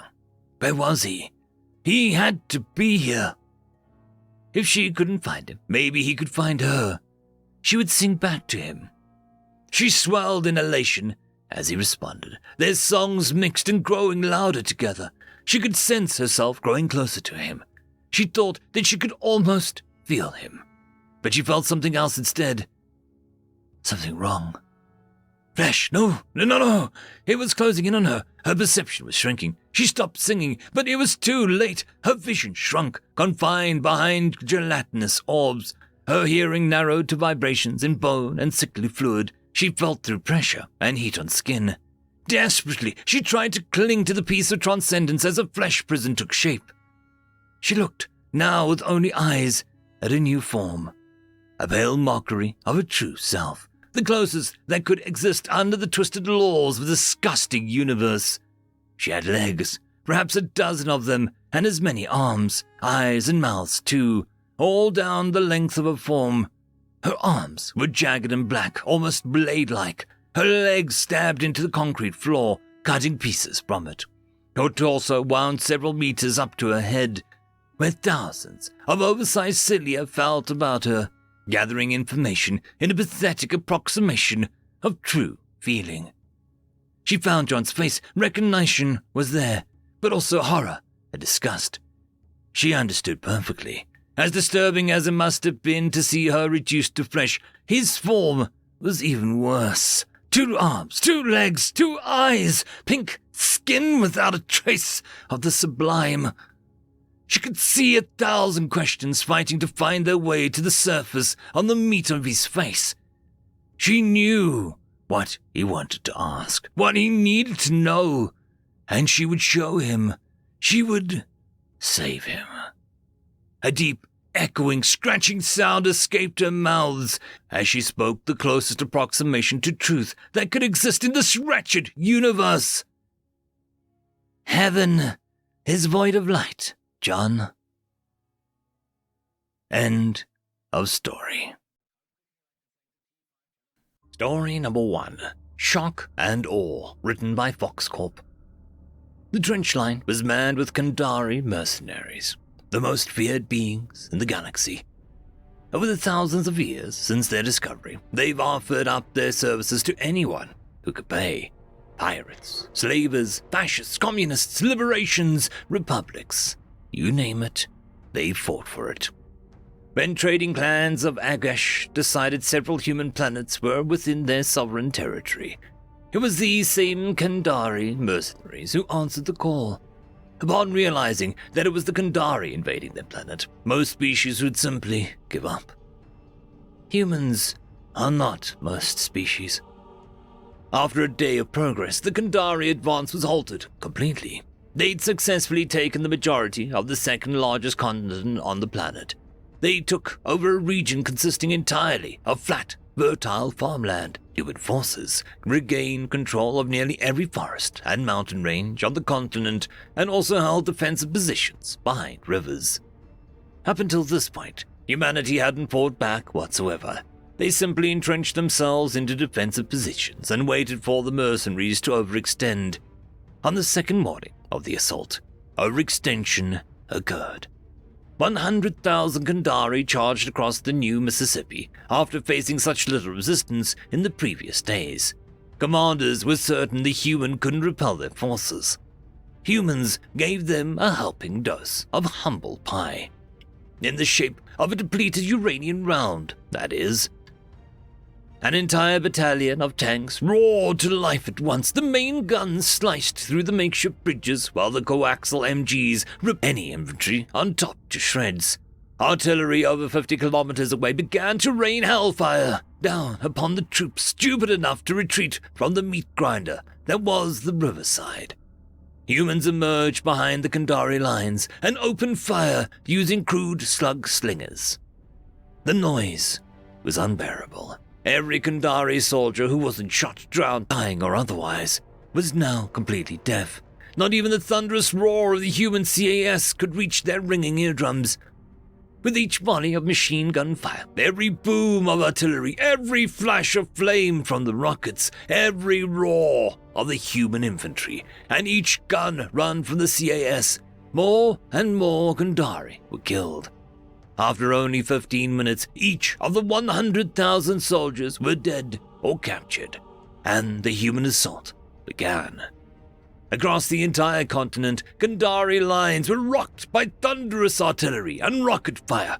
Ammunition depots and supply hubs lit up with magnificent explosions.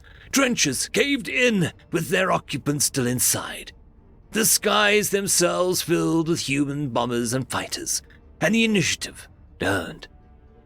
From the mountain ranges, armored bulldozers charged towards the Kandari lines. The trenches opened fire with lasers and plasma, but they couldn't stop the monsters hulking towards them. The trenches were paved over with blood-soaked mud, and the human advance began.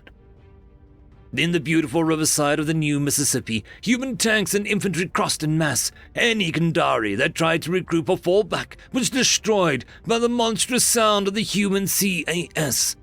The image of the ground being eviscerated was seen before the demonic sound. Brrrt.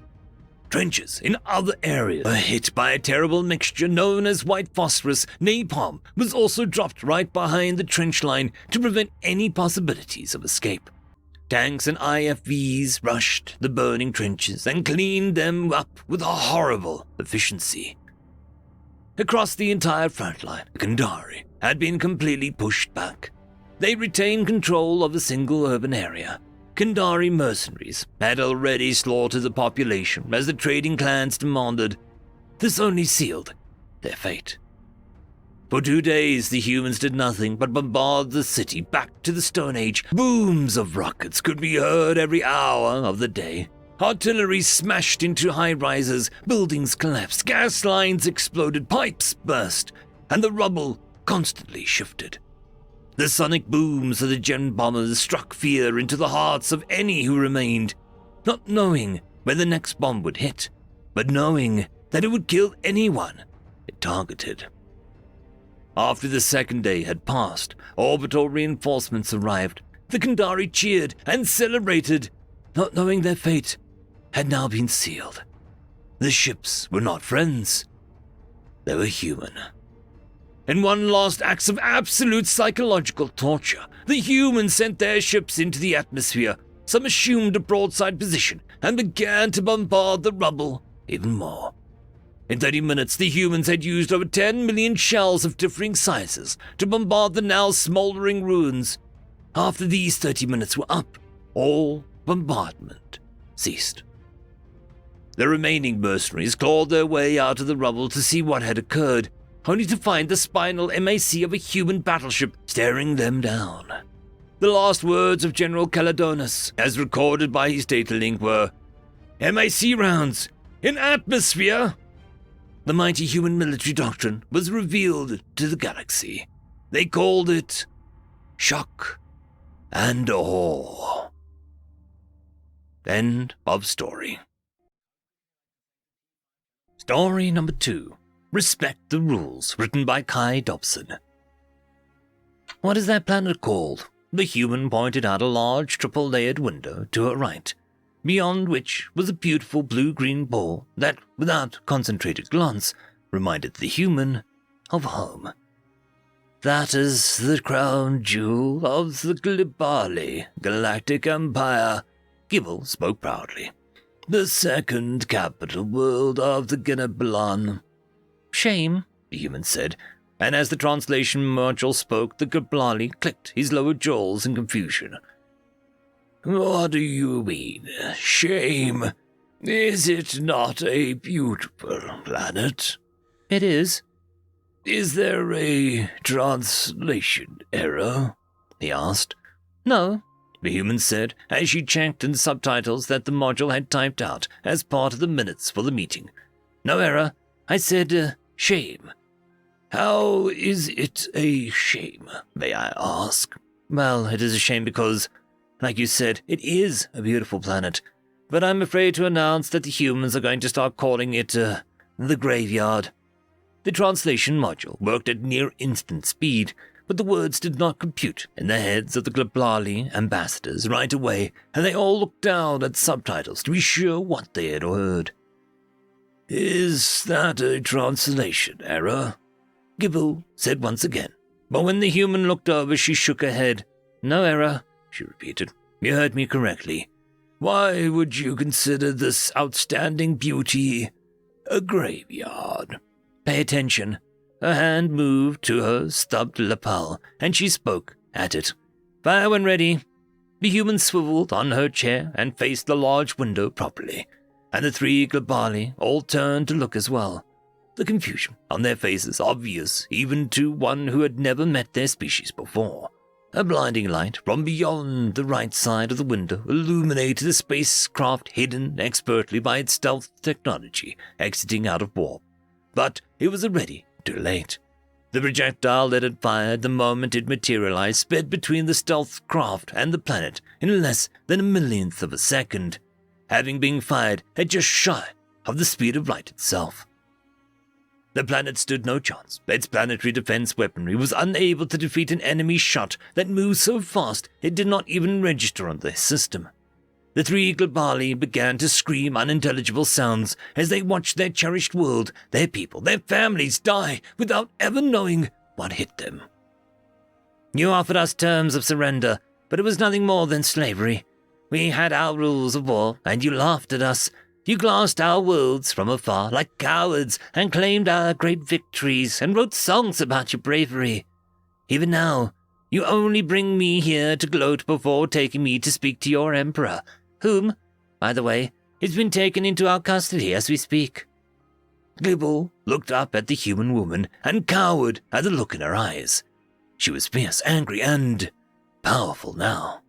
Gibble watched in horror as Gimmerblan broke apart, the magma below the surface rupturing into space and cooling instantly into broken shards of what was once He's home. Your species will live through this, the human said, as she turned to look at the site itself. As long as you respect the rules. End of story. Story number 3. Terra, Destination of the Galaxy, written by Mecha Kid. She sat, flipping channels of the view screen. Everything was so boring, and she felt like she needed a vacation. Suddenly, one of the commercials caught her attention. Tired of the same old shows? Feel like nothing is original? Yes? Well, come to Terra. If you like action or comedy, we've got something for you. Select from over 1,000 entertainment venues in over 100 different cities. See live performances written by the ancient masters. Interesting. He sat in the exercise room, idly lifting weights. They were too easy for him, but the facility didn't have anything heavier. Then on the screen he saw one of the toughest humans he had ever seen, and that was saying something. The rippling muscles of the apex predator of Sol 3 instantly had his attention. Feeling like your world isn't a challenge anymore? Well, brother, check out Terra. We got it all. Lifting your thing, we can set you up with hundreds of kilos, and with a gravity of 1.5 times galactic standard, you know you'll be getting jacked. Damn, that's a lot. But brother, maybe you're a natural guy. You want to do it the original way. I feel you. We've got mountain climbing, endurance running, swimming, you name it. And our trainers can set you up right. He sat in the locker room, disgusted with the shameful list of opponents he had just defeated. No one seemed to be challenged for him anymore. He had expressed his boredom, but that was several cycles ago. Then he saw it, a vid pamphlet sitting in his bag, with a note from the coach to check it out. When he opened it, he heard strange sounds and a human in a simple robe greeting him with a bow. Hello, honorable sir. It is my pleasure to invite you to experience competition like you never have before. Come to Terra, where you can face the opponents of your dreams. The scene changed, showing the robed human facing off against not one opponent, but 4. He moved with poise and grace that the warrior had never seen before, and as he delivered punishing blows, his opponents didn't relent, but returned for more. We offer both armed and unarmed styles and hundreds of different trials with which you can test your skills. Learn and complete in the martial arts of all humanity, Kenjutsu, Karate, Kung Fu, Queensberry boxing, Kampfringen, fencing. We have everything an honorable warrior such as yourself could desire. And another punishing hit from Dante of the Coronas Warriors. Speaking of Dante, how about a word from one of our sponsors? Howdy, Smashball fans. Obviously, sports are your thing, right? Well, Terra has all the sports you could ever want. Today on Let's Eat, we explore one of the hidden jewels of the Orion Arm, with sweets that can satisfy a hive queen, spices hotter than plasma, and saucers that could put even the saurian into a lactic coma. This little blue-green world has it all. Book your trip today. End of story. The Star Tamers, written by April Starnight. Stars were not kind. This was a fact of life any spacefaring race knew well. It was as common as the need to consume matter to survive. A star was not a friend. It was an object at the center of a system, boiling with barely contained energy and holding all in its influence like an animal hoarding food for the cold seasons. Oh sure, every race was born from a star system, but how many more weren't? How many stars that had made planets kept them barren or destroyed them? How many races had died before reaching the darkness because their star had destroyed them? What about the stars that had died, flinging helpless planets into space? Or the ones that had turned to black holes, devouring the life around it? Living around a star was a basic necessity for some, and nothing more. Most of the time, it was because the food races consumed needed it to grow, Or even worse, the race itself needed starlight to survive. Of course, some races had found ways around it, by making artificial lights that produced the spectrum they needed, or by just straight up moving out of their home star systems into safety of the darkness around them. Starlight looked beautiful from far away. It was such a shame that it was so deadly. Malat shook her head and turned away from the viewport digitally projected into her quarters.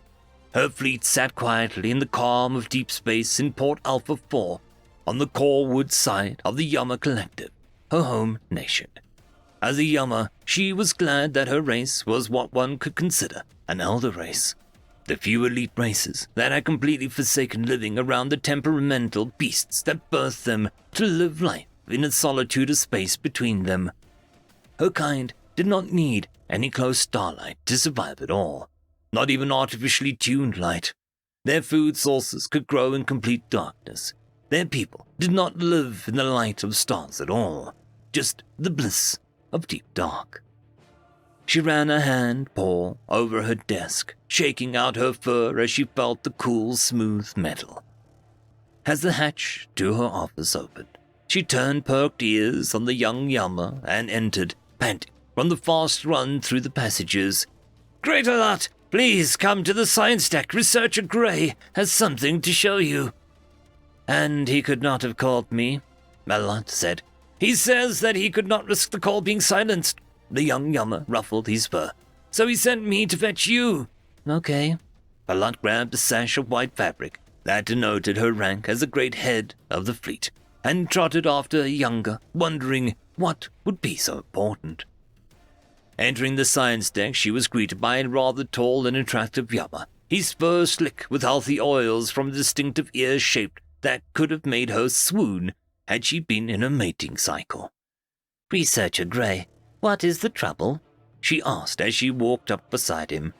Gray seemed lost in his notes, murmuring nonsense about blinking and variables that made no sense.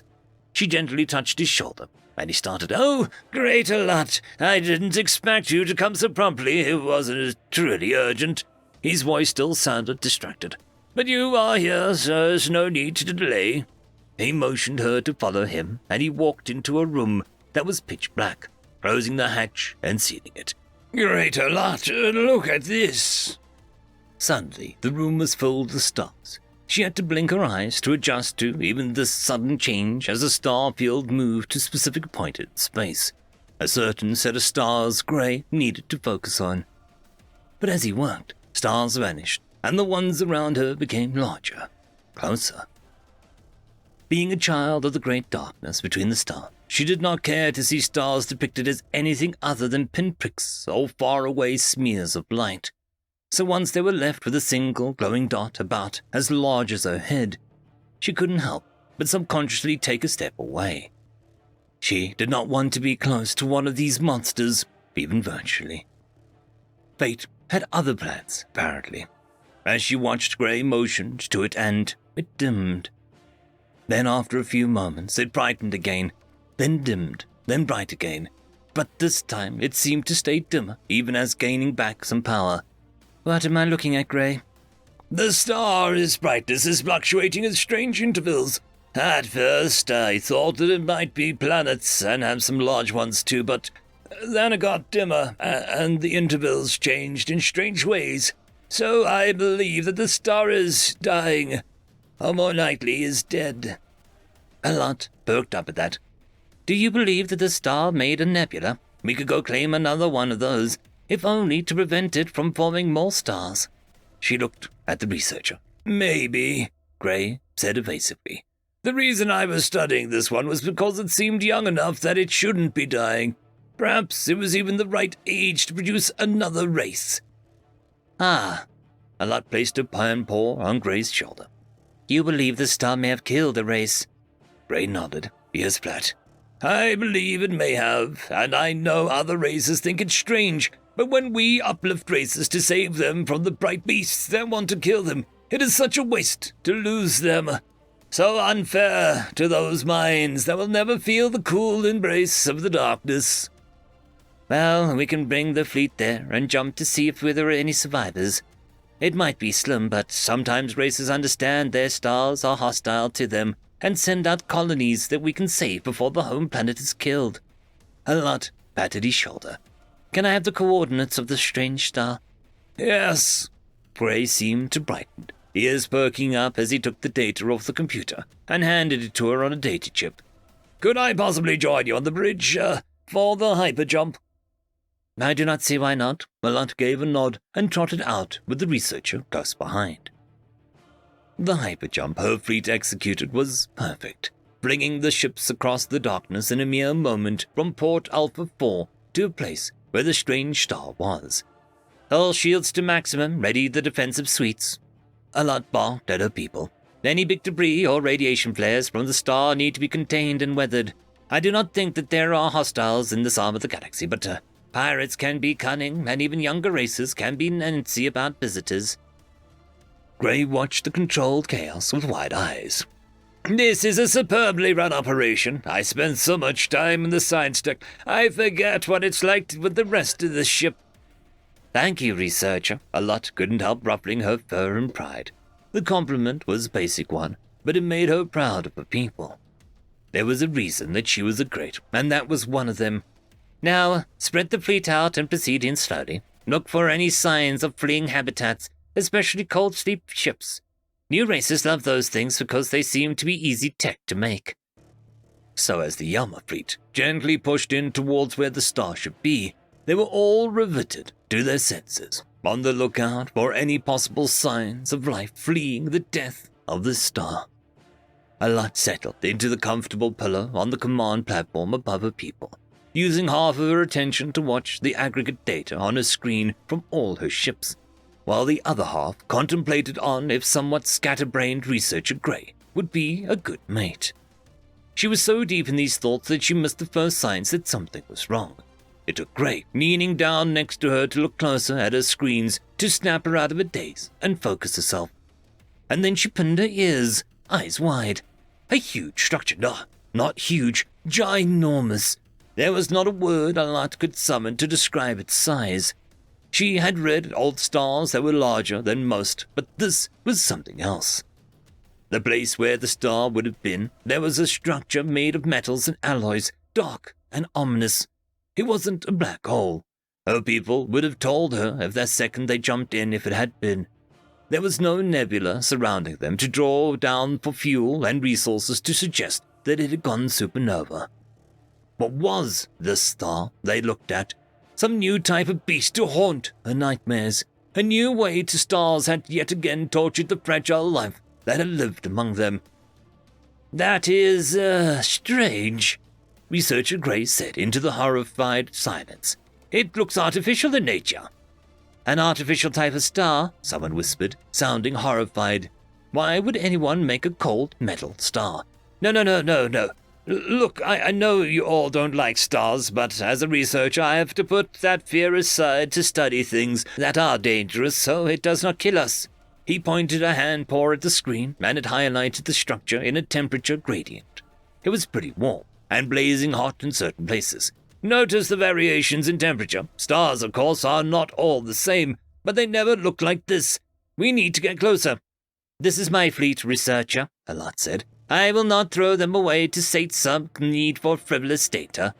Gray flattened his ears. I understand, Great Alot, but if we had found something new, we need to learn about it before someone else with less pure motives does. Alot sighed and nodded. That made sense. Some of the younger races were rather hot and brash. But she could imagine a few rushing here to blow up the strange star and call as well. Who knew what would happen when you induced the strange structure star to explode? This is true, researcher. Fleet, condense the formation and pull in close so that we may all jump out together if this proves to be volatile. The fleet smoothly joined back into a formation and began to close with the strange structured star. As they closed, it seemed to grow in size, an illusion of distance, but still mildly unnerving, resolving more and more. There were differences. It wasn't smooth. Instead, it varied, with depressions and raised sections and antennae, and thick armor. It was like a station, but larger, too large. Then suddenly an alert rang through the bridge and Alot flattened her ears. This was going to be her death. She knew it. She should not have indulged in this trip. She was going to die with the wrath of an unknown star. A flare of energy from a portion, sudden and high, before it was cut off, and suddenly there was another fleet of ships, strangely shaped and nothing like her own, facing her. They were also smaller, harder to pick up, and she wondered for a wild second if maybe the star had learned to make weapons to defend itself. Stars, being wild beasts of the universe, were the fact of life. An intelligent star would be a nightmare. Great Alert, a signal, a radio, primitive, but we can read it, the Yama at comms said. What are they saying? Nothing yet. It's a program. Yes, a program. Designed to adapt to our systems and translate their words. That is magnificent. I've never seen any of its kind, so smooth and not hostile. Alot perked up at that, rising to her feet to look at the fleet facing her, own and a visual display. Not hostile? No, I ran the program in a contained, isolated system, and it came back with a simple, "Hello! Welcome to our home. We are humans. What are you?" So we might save the race yet, Researcher Gray said excitedly. Alot waved her hand paw to quite the male. Reply with, "Hello, we are the Yama. This fleet came here to check on your star as we noticed it was behaving oddly." She waited as the message crawled back across the distance. It was nice, she thought, that despite trying to figure out what this massive structure was, a race would be here that seemed to want to talk rather than fight or flee. Reply incoming, it says, wow.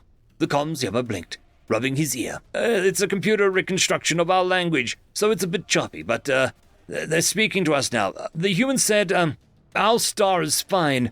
We have detected no oddities with it recently. Can we open an audio link with the FTL comm system? If they have computers figuring out our language this fast, then they must have something close to faster than light comms.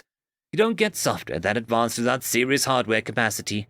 Alot asked as she glanced over at Gray, who seemed obsessed with all the data on her screens. I'll try, one moment. The Yama took a few moments to adjust her equipment and tune it, but after that her ears went up. Oh yes, they're willing to do audio link, though with no visuals. They don't want to scare us with their visual communication cues just in case. The link can be opened by having your hand paw over your forward display. That is extremely polite of them. Gray looked up at Alot. Maybe my data was erroneous. This seems less like a race in trouble and more like an elder race. Calm, collected, and no star in sight.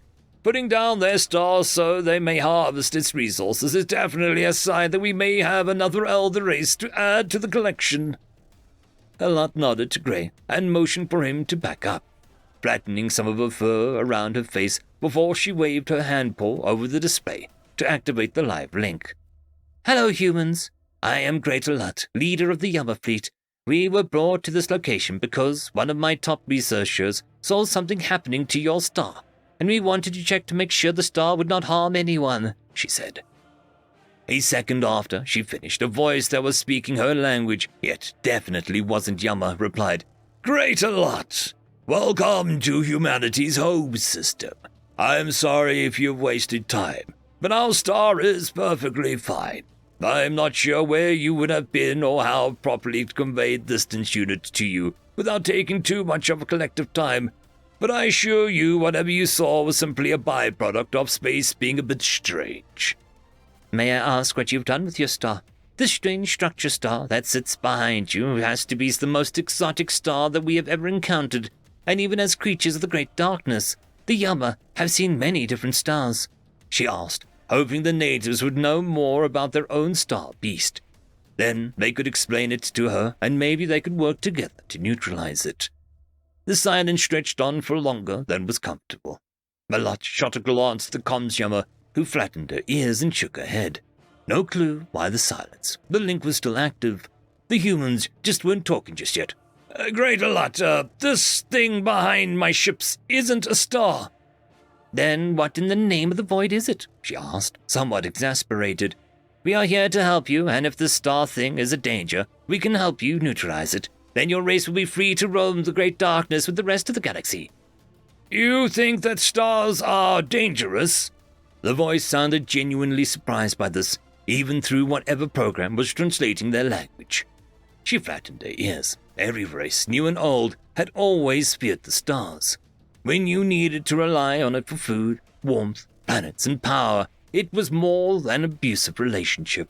Oh, sure, it was possible that you would be treated well for a very long time, but eventually the star would lash out with a solar storm or grow old or die, causing irreversible damage and death. Stars were always the enemy, from when races were mere hunter-gatherers trying to appease the bright god in the sky, or races like Yama, who had destroyed stars like sick animals to prevent them from hurting other races. The stars were not their friends. Of course. How can you not know that? They can wipe you out in a second. Even in the early development races have to rely on them. A solar flare or just an old star can wipe out everything you know and love. Every race that can flees to the great darkness between the stars so their children can grow in peace. Alat explained. There was no way that she was going to consider this humanity an elder race now, if they didn't know what even the smallest Yama grasped at a young age. Oh, what air mix do you breathe? The question caught her a bit off guard. Nitrogen and oxygen with a few smaller percentages, like carbon dioxide and argon. You breathe what we do, then? Are you carbon-based? Yes. Then I believe you will be safe to come aboard if you have a shuttlecraft. If you still feel unsafe, you can wear a suit. But we trust that your spacefaring race, you understand cross-contamination safety risks. She looked at a display. A small dot appeared on a giant metal star ring behind the fleet. Send a shuttle here. We have room for anything up to one of your ships being able to land. But I think that we've seen a few supply shuttles winging through your ships that will fit just fine. Okay, she was impressed by their observation skills, if nothing else. Gray, come with me. We are going over to this, thing to find out what these humans have done with it. As she stepped out into the shuttle bay, it was clear of other active craft, but the ones she saw stored against the bulkheads were neat and clean. It wouldn't look out of place in one of the great Yama space stations, except Yama tended to build more compact. The bay just looked lavish at this scale. Thankfully, the lighting seemed turned down fairly low, and she appreciated that from the race that knew nothing of how eyesight worked. Gray followed her off the shuttle carefully, looking around with flat ears and wide eyes, and Alat motioned with her head to walk over to the creature, standing at a respectful and safe distance. They crossed the distance easily to get their first look at a human. They were about the same height, but the human lacked any body fur, instead having some on its head that was long for decoration, she assumed, and garments that covered her bare, dark brown skin. She didn't know if she could ID a gender, or if this race had such a thing. The human, who was respectfully keeping her eyes downcast, probably in an effort not to give the wrong visual cues, finally looked up and met her gaze. Welcome to Sol, Great Alat, and... They were still speaking in that program, she assumed, through the hidden speakers. She could understand them perfectly. Researcher Gray, the one who convinced me to come here and investigate. I thought that he should see this since he is more adept in all things science. And Researcher Gray, they repeated. I'm Ambassador Jean Issa. I do hope that you don't mind our race's visual cues. We usually look each other in the eyes when we talk. That is fine, Ambassador. It seems our languages mesh very well, given how easy it is for you to make a translation program. We'll ignore any visual cues that seem off for now, as we are very, very curious as to what is wrong with your star. Why can we stand on it? What's happened to it? She asked. Follow me. It's better shown from the inside than explained. Jean turned and led the way out of the shuttle bay, through a winding set of passages that seemed to stretch on forever, before they finally got on a lift and began to ride to wherever Jean was hiding the answers to their questions. Gray asked the occasional question about a human word or marking he saw on the walls, and the bits they learned weren't terribly fascinating to her. A fleet great grew up on ships and knew that even though the colors and symbols were different, they were all things like directions and labels for emergency supplies. The lift slid to a gentle halt, but the door did not open. Jean seemed to be thinking something over before she looked at Alat. How much light can your eyes handle? Some. We do tend to prefer dimmer environments, but we don't need complete darkness. We might live out in the great darks, but we do have light out here, Alat answered. Then we guessed right. All right, I assumed by your lecture about stars that you know not to look straight into it, but please don't make yourself blind, the ambassador warned. Before Alat or Gray could argue or ask, the lift doors slid open. Alat stepped out onto the warm grass, gently swaying in the breeze, while the sense of the unfamiliar plants and animals tickled her nose. She was used to the recycled air of her fleet. Such warmth in nature was foreign to her. Her eyes looked around the darkened landscape stretching off into the forever distance in a curve that spoke of how continuing way beyond her eyesight. A city sat glittering with lights ready for the incoming darkness far below them. Sitting on the edge of what she could only describe was a vast amount of water. A sea? An ocean? She didn't know. But it was what was in the sky. She glanced at it for a mere second, the reddish orb half covered by a cloud. But even that made her blink to try and rid her eyes of the afterimage. "A star!" Gray gasped. What have you done to it?" He sounded almost awestruck, though she could see his ears flattening in fear. "Nothing, really," Jean replied. "This, my dear Yama friends, is the Soul Dyson Sphere, a way to harness as much energy from our star. We call it our sun, as possible.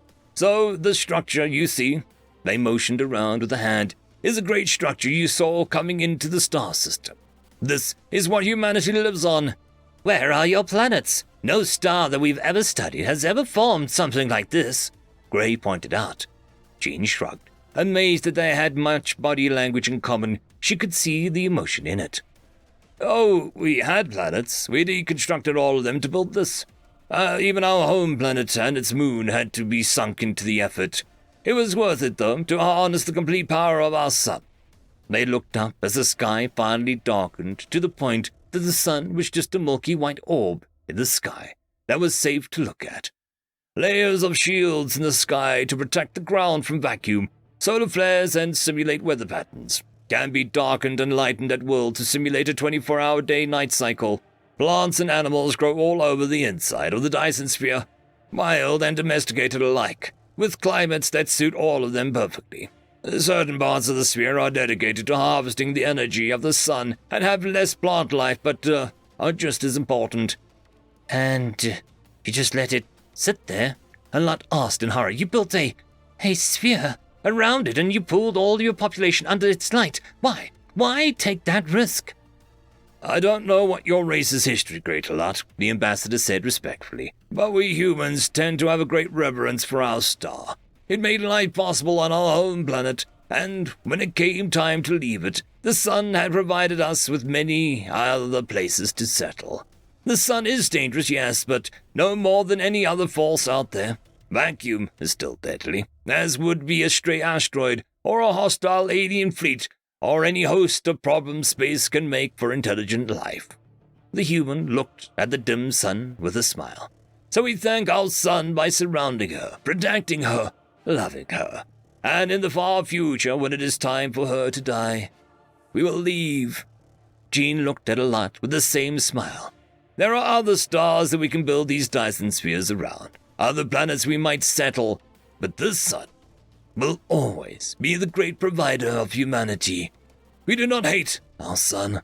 We love her, so we built a sphere around her." Gray and Alat were dead silent on their trip back, only giving short goodbyes to the ambassador before climbing back onto the shuttle to leave. They stayed silent while the shuttle docked and the fleet turned to jump back to Port Alpha 4 to report what they had found. Alat did not object as Gray followed her into her office and slumped down on the guest pillow, eyes wide, yet staring into the distance like he wasn't seeing a world around him. She walked over to the projected viewport and stared at the starlight, so cold, so dark, so beautiful, and thankfully, so far away. "Tamed." Alat turned to Gray as he looked up at her. "What did you say, Gray?" "They aren't an elder race at all. They aren't new. They aren't anything we know." He sucked in a breath, his eyes filled with a strange mix of fear and awe as he stood, placing his hand paws on her shoulders and stared directly into her eyes. "They are something different, Alat. So different from everyone else." Alat flattened her ears. "What are they, then?" Humanity did not flee, did not destroy, did not bow to their star. They surrounded it, penned it in, used it. They tamed it. He punctuated each word with a strange ferocity before letting her go, and a lot let out a breath that she had been holding as the researcher stalked out of her office, ears still flat in fear. So the galaxy had a new race to deal with. Humanity. The Star Tamers. End of story. Story number 1. Taking Him Home, written by Kai Dobson. Sir, what are you doing? Gaia to Hermes. What is your situation? Hermes to Gaia. Mr. Speckman is trying to take off his helmet. The stunned silence in the control rooms up on the superstation, orbiting the moon and on the back of the surface of the Earth, hit Aaron like a well-struck baseball. For every possible contingency of things going wrong, as the mission director, he had someone in both rooms who was the world-class expert in unfucking the situation. Except for this, apparently. Earth to Gaia. Ready the QRT for possible assistance with the Hermes crew ASAP. Aaron ordered, and without reply, he could see the Gaia Quick React team spring into action. Moments later, the video footage from the Hermes craft finally settled, and the whole world could see just what was happening through the wormhole on the alien planet Mr. Speckman had been picked for their first extrasolar foray. The billionaire who had been on the forefront of the entire boon in space exploration over the past 8 years had fully pulled his helmet off before the atmosphere sensors had compiled the data to see what elements made up the gases around them. It pinged moments later, and Earth confirmed that it did not have the right combination for humans to breathe.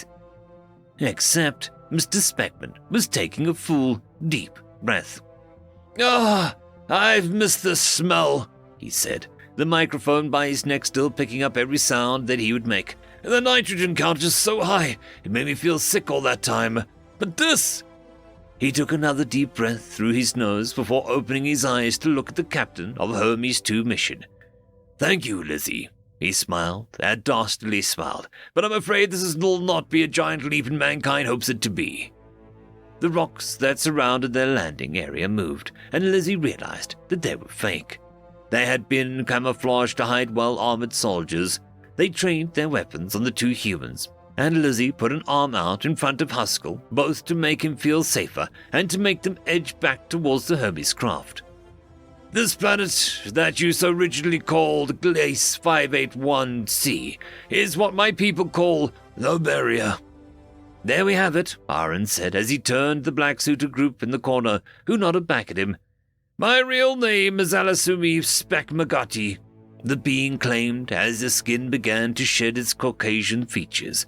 His nose fell off and revealed the snake-like slits that fluttered to remove the fake skin that had covered it. His skin was dark brown and layered in scales.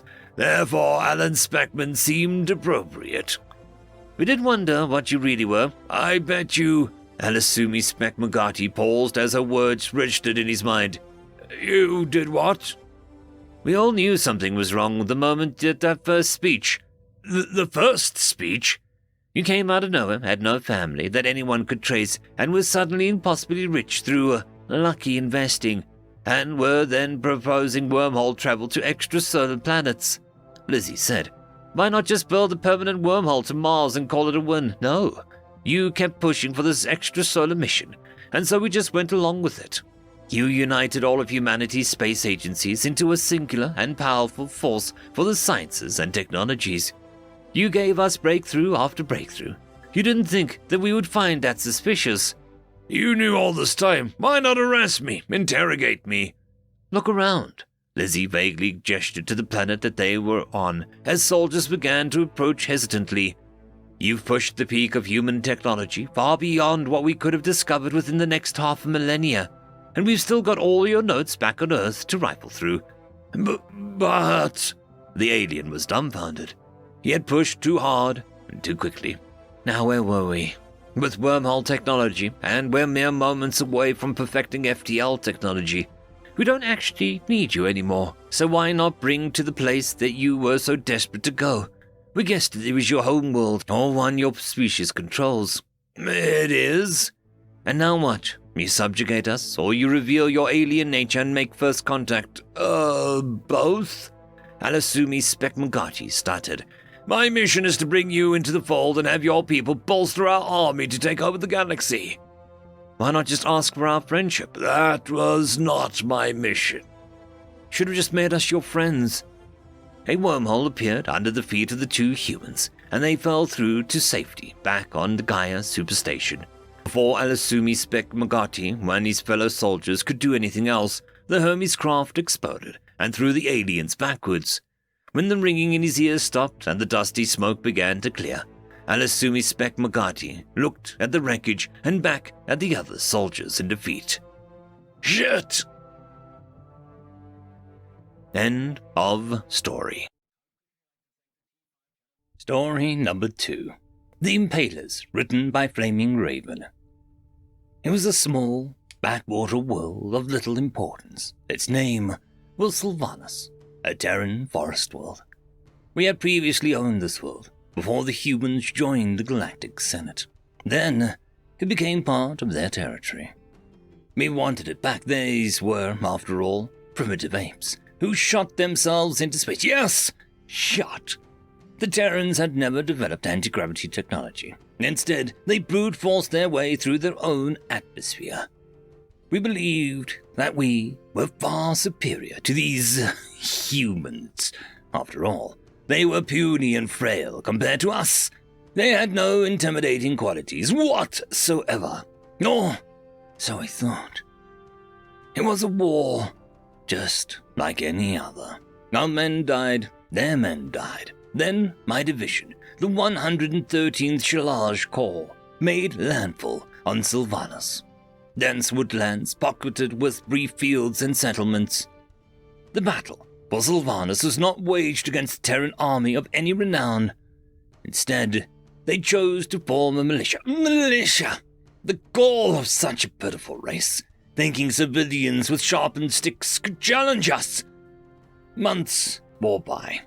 We were advancing at an inexorable pace. Then the report came in, sent by a laser transmission. Nalagata. For those reading this whom are not of the Stasharoth, Nilgata is the name of an ancient Stasharathian legend. And Nilgata was a demon who sought to bring death to any near it. A demon of war, of death. I sent a scouting contingent to the last known coordinates the transmission came from. The vid feeds came back. I'd never seen anything like it. Not even amongst war criminals from across the galaxy. We were missing some 100 soldiers. They'd gone missing sporadically, 1 or 2 a day. We found them. Remember those sharpened sticks I mentioned earlier? The Terrans had set up a field of some odd 100 soldiers impaled on massive wooden spikes. Some are still alive, others long dead. The humans who decided to implement this have evaded arrest, but has been identified. His name? Doran Tepes, apparently. And this is a rumor, mind you. He can trace his family tree all the way back to a man the humans called Vlad the Impaler. To any and all reading this after-action report, if you value your sanity, do not attack the humans. They are a people of death and terror. They will bring unspeakable cruelty upon your peoples. Beware the terror. Beware the impalers. General Sultan of the Stasharathian Hegemony, 212th Calcutta Division, formerly of the 113th Shillage Corps, transferred after complete destruction of core structure. We, of the Stasharathian Hegemony, acknowledge that Sultan had a mental break sometime during the Morning War. His account of events is already being speculated by members of the Department of Truth. Please, if you find anyone reading or speaking of this account, please report them to the nearest DOT representatives. Thank you for your compliance. Stashara stands strong. End of story. Story number 3. Magic and Humans, written by IMOE Reset. Magic The ethereal force that allows all sapiens to manipulate the elements to their liking. It is a primary drive of all sapiens and the development of their civilization. It was simply fact that magic was everywhere in the galaxy. Well, everywhere except Sol. You see, Sol has one peculiarity. Scans from our prophecies indicate that magic was present in the system once, but then it was used up and never replenished. This has a lot to do with the residents of Sol, namely the humans of Earth. Yes, Earth, the ground we step on. Don't ask me why they named their planet with that name. The humans used magic wantonly, with acts of magecraft and miracles. They used it either for power or development, not unlike others. But the magic in their system was scarce, and it was used up. So they turned to the only path we did not even know existed. Technology. What is technology? Technology is the usage and development of tools to achieve a certain purpose. From as simple as cooking food to as complex as traversing the stars without the use of magic, as the humans have done with the Alderain Horic drive. Humans were introduced into the galaxy without arcane arts, and they were flooded by questions. How did they get out of their system, or even planet without magic? How do they do anything without magic? And that is where humans introduced us to technology. Now mind you, we didn't shun them. After all, mages are natural scholars, and we mages are curious about everything that we don't know about. So what if the humans didn't use magic? So what if their starboard ships look and operate differently? It was an entire new world for us, and magic was an entire rediscovered world to humans. You see, myths and legends don't come from nothing. And although many things and tales in human mythologies and fantasy are entirely made up, most of it are still real. So upon the rediscovery of magic, humans, to borrow the phrase from them, went ham. Now it is not uncommon to see Chinese humans standing upon flying swords, or Greek humans wielding the elements of their favorite mythological god, or even humans using magic alchemy to attach or transform part of themselves to match the descriptions of their creatures of fantasy, like angels and werewolves. Humans are also great at magic loopholes. For example, there was a human necromancer who raised other necromancers undead, and now he is considered a magic weapon of mass destruction by the galaxy. But it doesn't end there. Humans, having developed technology, naturally combined the two, and so now humans have the strongest military in the galaxy. No need to fear, though, they are very kind. But if there is one phrase of theirs that strikes me, it is the any sufficiently advanced technology is indistinguishable from magic. Yes. End of story. I Can Do This, written by Laga CZE. Sahari watched, standing beside the general, as the humans entered their encampment. Part of her wondered why they were permitted to do so at all. They were frail creatures, not suited for the heat of combat. They lacked the speed and precision of her own kind, the resilient nature of the dwarves, and the cunning that came so naturally to the ratlings. Even the sheer ferocity of oxmen, humans, were weak. This was no place for them. And yet, here they were, accepted among the ranks. The general could scarcely afford to be picky now. Mere days before the battle that would decide all of their fates would take place. He humored the offer these humans had made them. A mere 60 men and women, some already with grey in their hair, while others were barely old enough to be called children. They bore no swords or bows and rode no steeds, carrying with them nothing but one ragged banner, a watchful crimson eye shining on a deep blue background. They didn't even march, though they centered themselves around their banner. It was obvious these were no soldiers. The wary glances some of the young ones gave to the few warriors they gathered to observe their entrance spoke volumes. There was a fear in their expressions and body language, coupled with awe and marvel at the size of the army around them. Young looked to their elders for comforting words, their uncertainty radiating for all to see. Sahali's own expression hardened as she glanced over the camp, seeing the countless soldiers who would rush into battle without fear the next day. Thousands joined this mad endeavor, the last real attempt at turning the tide against the undead legions. It would not be easy, not by a long shot, but they were ready. 18,000 elves, 12,000 dwarves, and almost as many oxmen and ratlings. The biggest force amassed in over 500 years since the Alak the Great laid siege to the Carthai. She sighed. Who cared for a few misplaced humans? They had a battle to plan. The men were ready, the plan was in motion, and the fighting had begun. Captain Sahali looked over her shoulder, watching the 100 she was assigned steady themselves for what was to come in the cold night. They were the best of the best, veterans against the undead and the living alike, with enough war to their names to warrant a dozen battle ballads to each of their names. From across races, she'd handpicked those brave and bold enough to lead this mad charge, as had 16 other captains.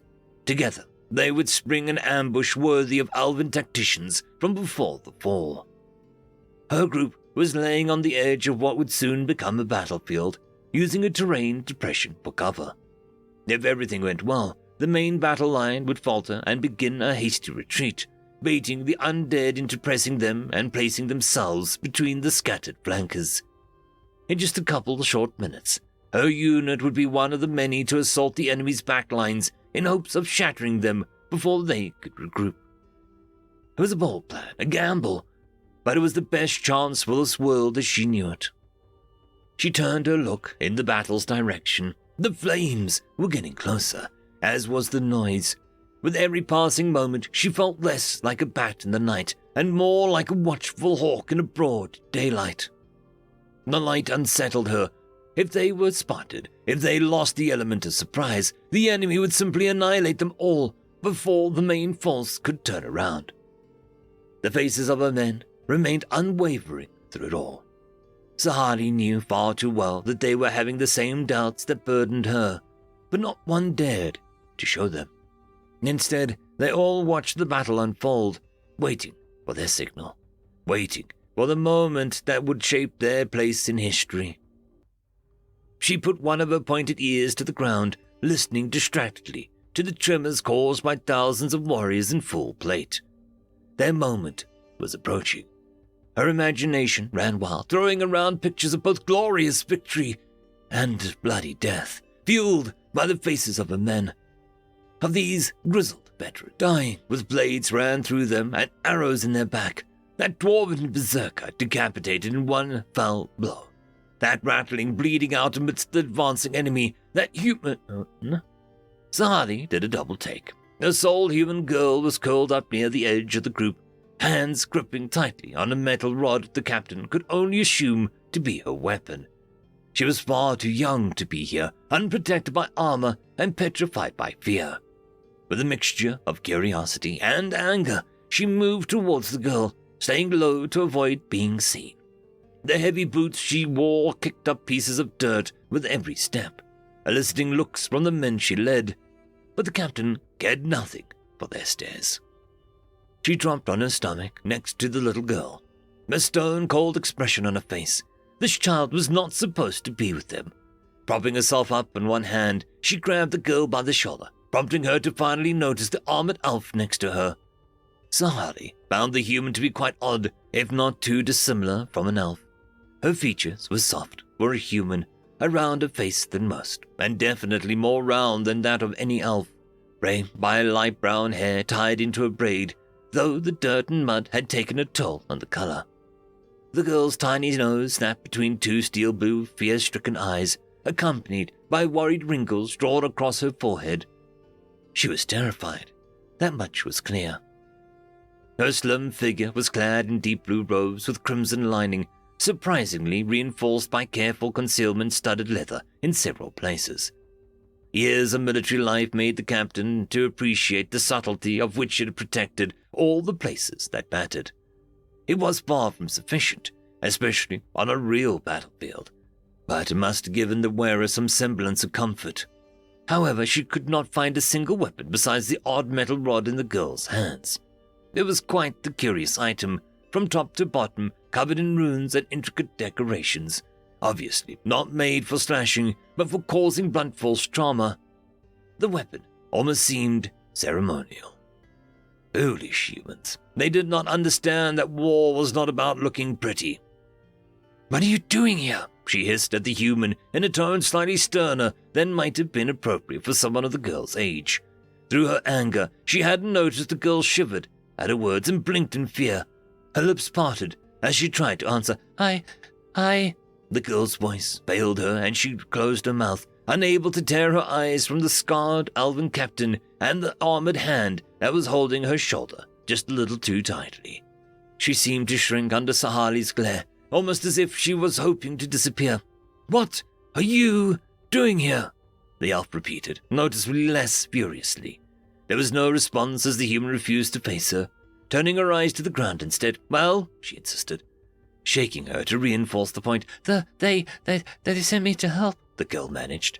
There was a moment of silence while Sahali considered the sheer madness of those words, followed by a stream of rushed half sentences from the girl. I can help. We were sent here to make sure that you can win. I can do this." Her rambling went on for almost a minute before the human took a sharp breath, steadying herself somewhat, and started all over, all under the elf's watchful and increasingly agitated gaze. "I'm Margaret, apprentice to..." Sahali raised a hand to stop her, and she watched as the elf carefully picked over the edge of the little trench that they were hiding in, then looked back down at her. In a tone that begged exactly 0 questions, the captain spoke the only 2 words that could solve anything at the moment. "Stay down." She turned away from the girl, watching as the undead surged past them and gave chase to the retreating army. All that was left now was to give the signal and spring the trap. Any moment now. Sahali's hand almost instinctively found its way above her head, frozen in anticipation of the signal that she was about to give. The horde of undead in front of them kept moving, unaware of their presence for now. Only a few more seconds until the heavier, more resilient armored corpses passed them. Then she turned and locked eyes with her second-in-command, a bearded, stout dwarf. He gave her a clear, heavy nod. Her hand flew forward in a universal signal, and though her thoughts weren't focused on saying the word, she could hear her own voice screaming at the top of her lungs, "Charge!" And with that, they all leapt over the edge, up and forward into the fray. The air grew full of battle cries, some prayers to God, some promises of blood, and yet more simply loud roars of rage and hatred. Sahali savored the moment, rushing forward, wind blowing into her face and the familiar weight of her own blade comfortably in her grip. To her right, she could see those of her men who had carried shields raise them to cover their faces, and accelerated even further. It was madness, bloodthirsty fury taking her, and she didn't even care. They crashed into the horde of undead. It was a sight to behold, 100 against thousands, yet the wedge of living cut through the dead like a knife might cut through butter. But not one undead in their way was left standing. Some fell by blades, and others simply thrown to the ground, still thrashing around uselessly. There wasn't a warrior who hadn't bloodied their blade in the first few seconds. Sahali placed herself at the tip of their charge, leading as an example to all. No undead could match the prowess of a skilled swordsman, much less an elf in their prime. Her own blade buried into one walking corpse after another, severing limbs and tearing into rotting flesh, turning away the occasional retaliatory blow with a kind of practice few could claim to possess. The dead tried to claw at her, launch themselves at her, even bite, but always she had one step ahead, gracefully dodging and weaving her way through the horde. With every move, her ears were rewarded with the sound of either metal against metal or ripping flesh. And yet, another corpse was returned to its rest. But there was another to take its place. They fought, everyone under her command, with the strength of a mountain bear's and bravery shared only by the heroes of old legends. But even then, Sahari lost count of the undead she felled today. She knew that it would not be enough. It would never be enough. Another corpse swung at her in a wide arc, its sword splitting the air, thick with the smell of blood. She blocked with so much as a flick of the wrist, forcing the weapon aside, then followed up with a low slash that nearly cut the cursed monster in half. A second later, she had already freed her weapon and jammed it through another, using the body to knock away the incoming attackers. She spun on her heel, trusting the steel to cut the torn armor hanging around the next undead's neck. It bit through with a satisfying crunch and sent the creature down to the ground. Followed shortly by another Sahari cut the sword arm off of. The field ran slick with blood of her enemies. And it still wasn't enough. She could see the first of her troops overwhelmed, the dwarf in heavy armor swinging his mace left and right in an futile attempt to keep some of the undead away, while he took one blow after another on his shield. His expression spelled resolve, but it wouldn't be enough. Not now, not ever. Sahari screamed something, not even she was sure what, when the man finally disappeared under the avalanche of the undead. With a newfound fury, she threw herself at the enemy. She fought with the ferocity of a cornered animal, caring not for her own safety. All that mattered now was bloodshed and rage. She turned away another assault, sliding her own weapon down the hilt of the corpse's own, then slashing across its chest. But even then, her eyes were already on another, and then her blade was through its gut, and she had to kick the next one away before she could swing at its neck and decapitate it. But there were more, so many more. Then something hit her leg and she fell, still swinging away at the monsters that surrounded her. Deep down, she knew it was it, that now she would die. Still, she turned away the blows that were aimed at her head, giving it her all until the very last moment. The blade fell. She watched it draw close. Only something happened instead. It was no more than a flash of blue light, but the pain she anticipated didn't come. The blade and the undead that bore it were gone, flying off to the side like an invisible bull had tackled it. Sahari could only gape at the empty space that housed her death just a moment ago, frozen in surprise. Then another blue something hit the undead next to it. It fell over, landing motionless in the mud. Then another, and another. The captain scampered backwards, gripping her sword tightly. She was utterly confused. The company had no archers with them. It couldn't have been any of hers. So who was it that saved her life? And what in the hell was the blue light? It was all so strange, it boggled her mind. High on adrenaline, as she already was, the rational, more careful part of her mind told her that whatever it was should be as far away as possible. But her only immediate reaction was the kind she couldn't fight. She glanced to the left, back towards the trench they came out of, only to gawk in surprise. A small, unimpressive, human girl clad in blue and crimson robes stood there, holding the ornate metal rod in her hands. But it wasn't the same terrified little thing that she told to stay down. She was no longer shaking, and the only thing left in those blue eyes of hers was steel. More interestingly, both ends of the weird metal thing she carried into battle, the same one Sahari had deemed useless earlier, were now glowing, with blue light no less. The elf had to blink away the light, only to realize that it wasn't the weapon that was glowing, but rather the symbols on it. She watched, petrified, as the girl moved her weapon back and forth, and bolts of pure blue light streaked to the end of each swing. The bolts moved almost faster than the eye could see, falling undead in droves and never once missing. She could see the girl purse her lips and direct the deadly projectiles to those undead that threatened to get close to her, focusing solely on keeping the captain alive, only to turn away in less than 10 heartbeats and place a perfect shot over a dwarven warrior's head, saving him from an untimely end at the hands of the undead. It was unbelievable. Sahari was certain she did not believe her own eyes, and yet here she was, saved from death by a human girl wielding a weapon her mind could not hope to understand. It was too amazing to be true. No, she had to be dreaming, dazed from having a sword run through her guts, and this was a final fantasy her own mind comforted itself with before she would die. As if to bring her from her mistake, the girl suddenly stopped throwing around light and turned to clasp her hands together. Only she did not, instead seemingly wrestling with some incredible force pushing back against her. A small light formed out the thin air right in the middle, then grew and grew into the size of an apple, then the size of a man's head, then grew some more. With an unintelligible shout and visible effort, the human released the ball, somehow throwing it into the mass of undead. It soared through the air, flaming as it went over the heads. Sahali felt hot air against her face when it came nearest in its path. And then it landed, somewhere far into the undead, and the elf felt heat again as she watched it explode.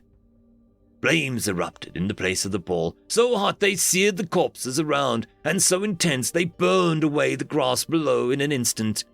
Those undead too close to be lost simply disappeared, while others were torn to shreds and more yet thrown aside like rag dolls. It was a simply magnificent sight. So much power packed into so little space. Sahari couldn't help but gawk, first at the explosion, then at the girl. Before her eyes, the girl fell to one knee, signs of exertion strewn across her face. She was panting, holding on to whatever that weapon of hers was for support, strength obviously depleted by whatever she had done. Her hair fell into her face, obscuring her expression. It seemed as if she was about to collapse at any moment. The captain instincts kicked back in just then, forcing her back to her feet and into a fighting stance. Her own body ached, but she didn't care. Somehow that little human girl gave her hope that whatever force she commanded would turn the tide. "Back!" she yelled, voice booming. "Shield wall, protect that human!" It was a foolish move, one that gambled everything on whatever it was the human had done. But it was the only thing Sahari could think of, and she was sure so did all the warriors under her command were aware of that. Yet they all obeyed orders, retreating step by step, falling into formation. Her people knew the risks when they chose to accompany her into battle, and they would not waver now. She found herself shoulder to shoulder with two oxmen, letting them swing their massive greatswords and only stabbing whenever a lucky enemy made it too close. They inched away from the undead, inching forward until the remaining living, diminished but unbroken, were left in a rough half circle around the dark-haired girl. Sahali risked a glance behind at the opportune moment, witnessing the human somehow discard all of her fatigue to rise to her feet again, slowly but steadily. The breeze had removed offending hair from her face, giving the elf a clear view of her expression. Surprise at first, then quickly determination. She could swear at that moment the girl muttered something that was awfully close to, "I can do this." A moment later, a loud boom and a strong shockwave rocked her on her feet, throwing everyone in the formation off balance. Yet that was nothing compared to the undead ahead, who had thrown back with the force of the horse at full speed, kicked into the air like dust on a windy day. Even those too far away recoiled at the blast, stopping in their tracks. A silent moment engulfed them all, interrupted only by a clatter of those undead still trying to get back on their feet. Sahari could not believe her senses, overwhelmed by sheer destruction a singular human had caused. She stood there, rooted into the ground, frozen by fear and awe in equal measure. Just then, a hand landed on her shoulder. It should have been impossible to know whose it was, but deep down, the captain knew exactly who she was making space for when she stepped aside, creating a small hole in their line. The girl brushed past her, carrying the metal rod in her hand. There wasn't any sign of battle on her, save for the dirt in her hair and the mud on her clothes. Yet even through all of that, the human shone with an aura of power, grinning like a madwoman. "I can do this," gleefully announced Margaret, apprentice battle mage to the Watcher's Peak Mage Circle, as her eyes lit up with a blue glow of pure mana. End of story. Story number 1. Specify, written by IMO Iriset. The galaxy is a very diverse place. Many sapient races, both organic and synthetic, ascend to the stars, colonize planets, and form their own polities. Some are peaceful, some are warlike, some are authoritarian, while others are egalitarian. Some are federations, some are republics, some are hive minds, some are monarchies, some are dictatorships, some are theocracies, some are megacorporations. Well, some are something else. Wars and conflicts are common. Alliances are shattered, reformed, and replaced. Enemies become allies, and allies become enemies. Conflict plagues the galaxy, and peace and order is unknown to all but the pre-spaceflight races. Peace and order, if they are ever there, are short, fragile, and delicate. So it would come as an oddity that one planet remains safe despite all of this, Earth and the humans that reside on it. The humans obviously have a spaceflight capability. They even had manned missions to Sol 4 and Sol 2. They have FTL drives to explore the galaxy, and they did for a time before withdrawing into their continental world. The humans remain neutral. They welcome all that intend to trade and make them friends, but they have denied any alliances. Why is it that Earth is safe from the quagmires of war? Well, let us find out using an example of the latest alien warlord trying to prove his might by conquering the human homeworld. Salziak von Zond is a Metessian warlord. Metessians are basically a race of crocodile men with tentacle arms. Don't ask me how they became like that. Evolution is weird. Anyways, Salziak is currently leading a fleet to conquer Earth. 4,000 destroyers, 7,500 cruisers, 1,000 battleships, 20 carriers, and 1 flagship. Pretty sizable for conquering a single planet without any spaceflight. The fleet stops at Earth orbit, no doubt already been spotted by satellites and planet-bound scanners. The warlord sends out a message, translated to various human languages. I am Salziak von Zont, the Conqueror. I have come to invade and conquer your planet, humans. Surrender and no death shall occur. The message was received, obviously. It was sent to the human internet after all, but optical observations do not show any sign of panic. Odd. The fleet did not receive any reply. 30 minutes, 1 hour, 4 hours, nothing. So Salziak simply decided to launch orbital strikes on population centers and military installations. Except the ships never fired because they were destroyed. A group of aerospace objects of various assortments and make made their way to the fleet. The grand tear spells of Terran magical kingdom mages, cultivators, from the heavenly alliance flying on swords, commanding the heavens and earth to bend to their whims and strike down ship after ship. The rugged steampunk ships of the British Imperial Federation, firing mass-accelerated rounds, heavily ornamented ships of the Holy Terran Empire, proclaiming their faith and loyalty to the destruction of the enemies in front of them. The living ships of the gene crafters of the human hive. Only the flagship was spared. After all of its cannons, lasers, and plasma launchers were destroyed or disabled, and from Earth came only one reply. Specify which Earth you declare war to next time.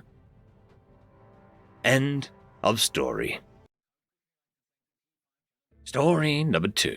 The Spartan, written by Louis Le Diamond. Everyone knows you need numbers at least equal to your enemies if you wish for an advantage to defeat a defense. If you have more, well, then the defense is going to struggle to hold you back. Anything after double and the defense cannot hold it. It's impossible. Well, that's what everyone thought anyways. And then we met the humans.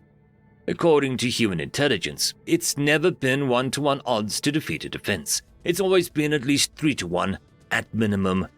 We all believe this to be a wild exaggeration made by the humans to make themselves seem more powerful.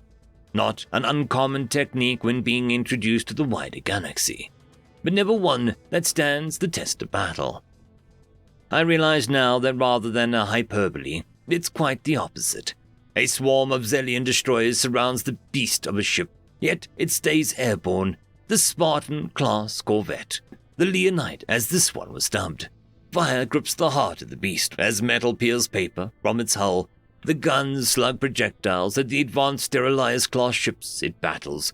Just one corvette against the hundreds that attack our planet. Just one corvette heeded our call. But just that one corvette was all it took. The enemy landed not long after losing hundreds of destroyers. Most fled to the surface. The Leonidas was forced to retreat for repairs, and the space battle had cleared out for now. But enemy troops moved on our cities. Even with scattered ranks, the millions of troops were enough to overrun our outnumbered defenses. City after city fell. Drazes, Polterpomes, Hesselin, Parthuna, all fell within days. A human fleet arrived soon after to battle the approaching enemy fleet. They shuttled human troops to the ground, outnumbered again. The human troops barely had a few thousand. The enemy marched on Euthipa, my city, my home, my people. A sea of invaders outside our gate. Our mayor almost surrendered had the human commander not stepped in. The enemy general demanded surrender. The human refused, and so a siege began. We packed our belongings and prepared to lose our city and lives. But the city did not fall. The human defenses were tenacious. Every last bullet was to be spent before they gave up. Artillery and anti-air ripped into the enemy armor and air support. Soon, the millions of invaders turned into hundreds of thousands, then tens of thousands, then mere thousands.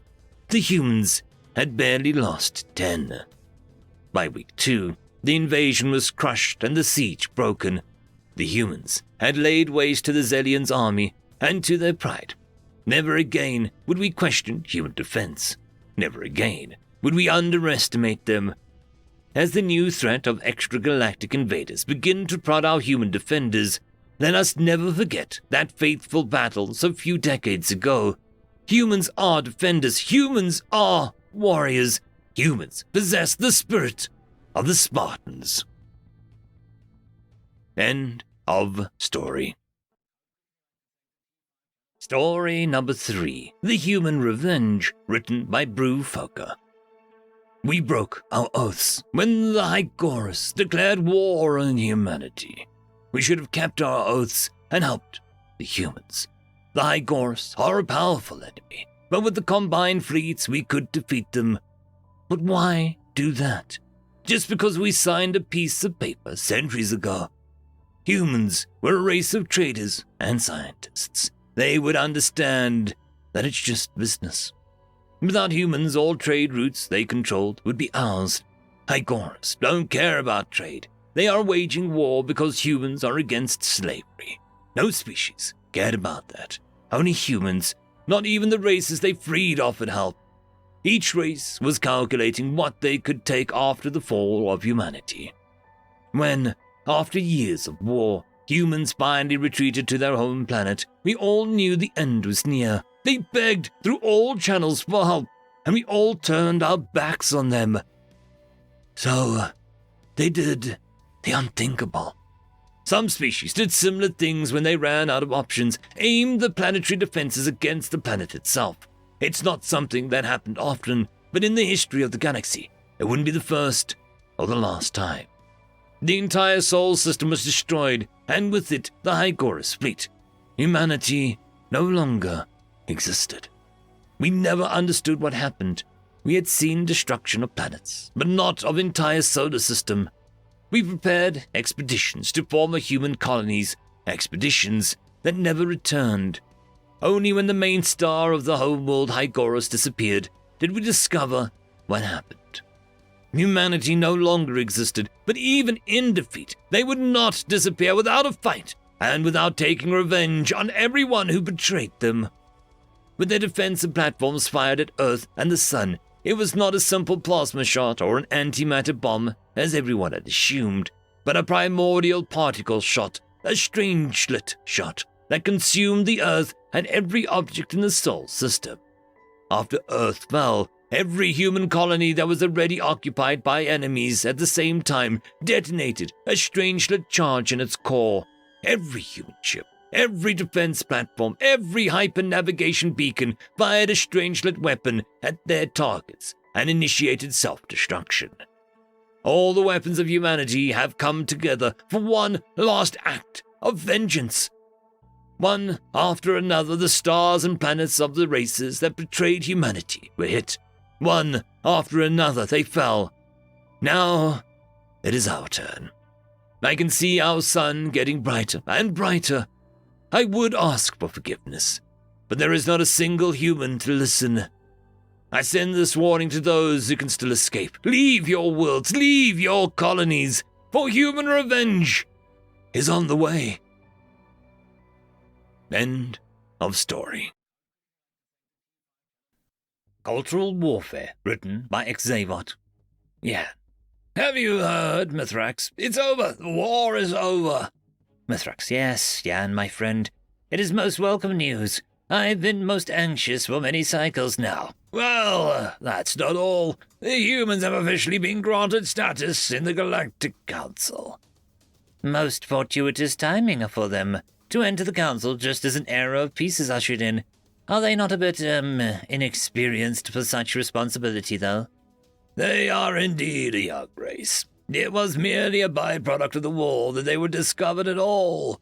Had the Arcadian fleet not made incursions into their surrounding stellar neighborhood, we wouldn't have bothered to make first contact for many more years. But when a sentient species is uncovered, it is policy to make introductions, even if such a race is all but doomed to be devoured by the Arcadians within the year. We were losing that badly? Oh, yes. A colleague assured me that the war was not going well. Not well at all. His human friend told him of an expression for such a situation. On the ropes. I am told it comes from a primitive combat sport humans call boxing, and alludes to one fighter's imminent demise in a short time. A curious expression, and you feel it applies to the Galactic Fleet? He was quite adamant. The Council had already begun preparations for surrender when the humans were discovered. There was talk of skipping the first contact protocols altogether and allowing them to simply be overrun with no warning. And indeed, the humans should have been overrun. But they are a strange species. Do you mean to insinuate that the humans fought back against the Arcadian Empire within a fortnight of exposure to the Galactic Council? Yes, in a manner of speaking. I was under the impression that race had scarcely left its own atmosphere. If the nets are to be believed, they had only just harnessed a rudimentary form of fission, and fusion was only theoretical when the single world. FTL. It would have been 100 or more years before they achieved such a goal. Yes, I've heard all the same assumptions, but, you must understand, the humans did not enter the Council after the Arcadian Empire sued for armistice, but because of it.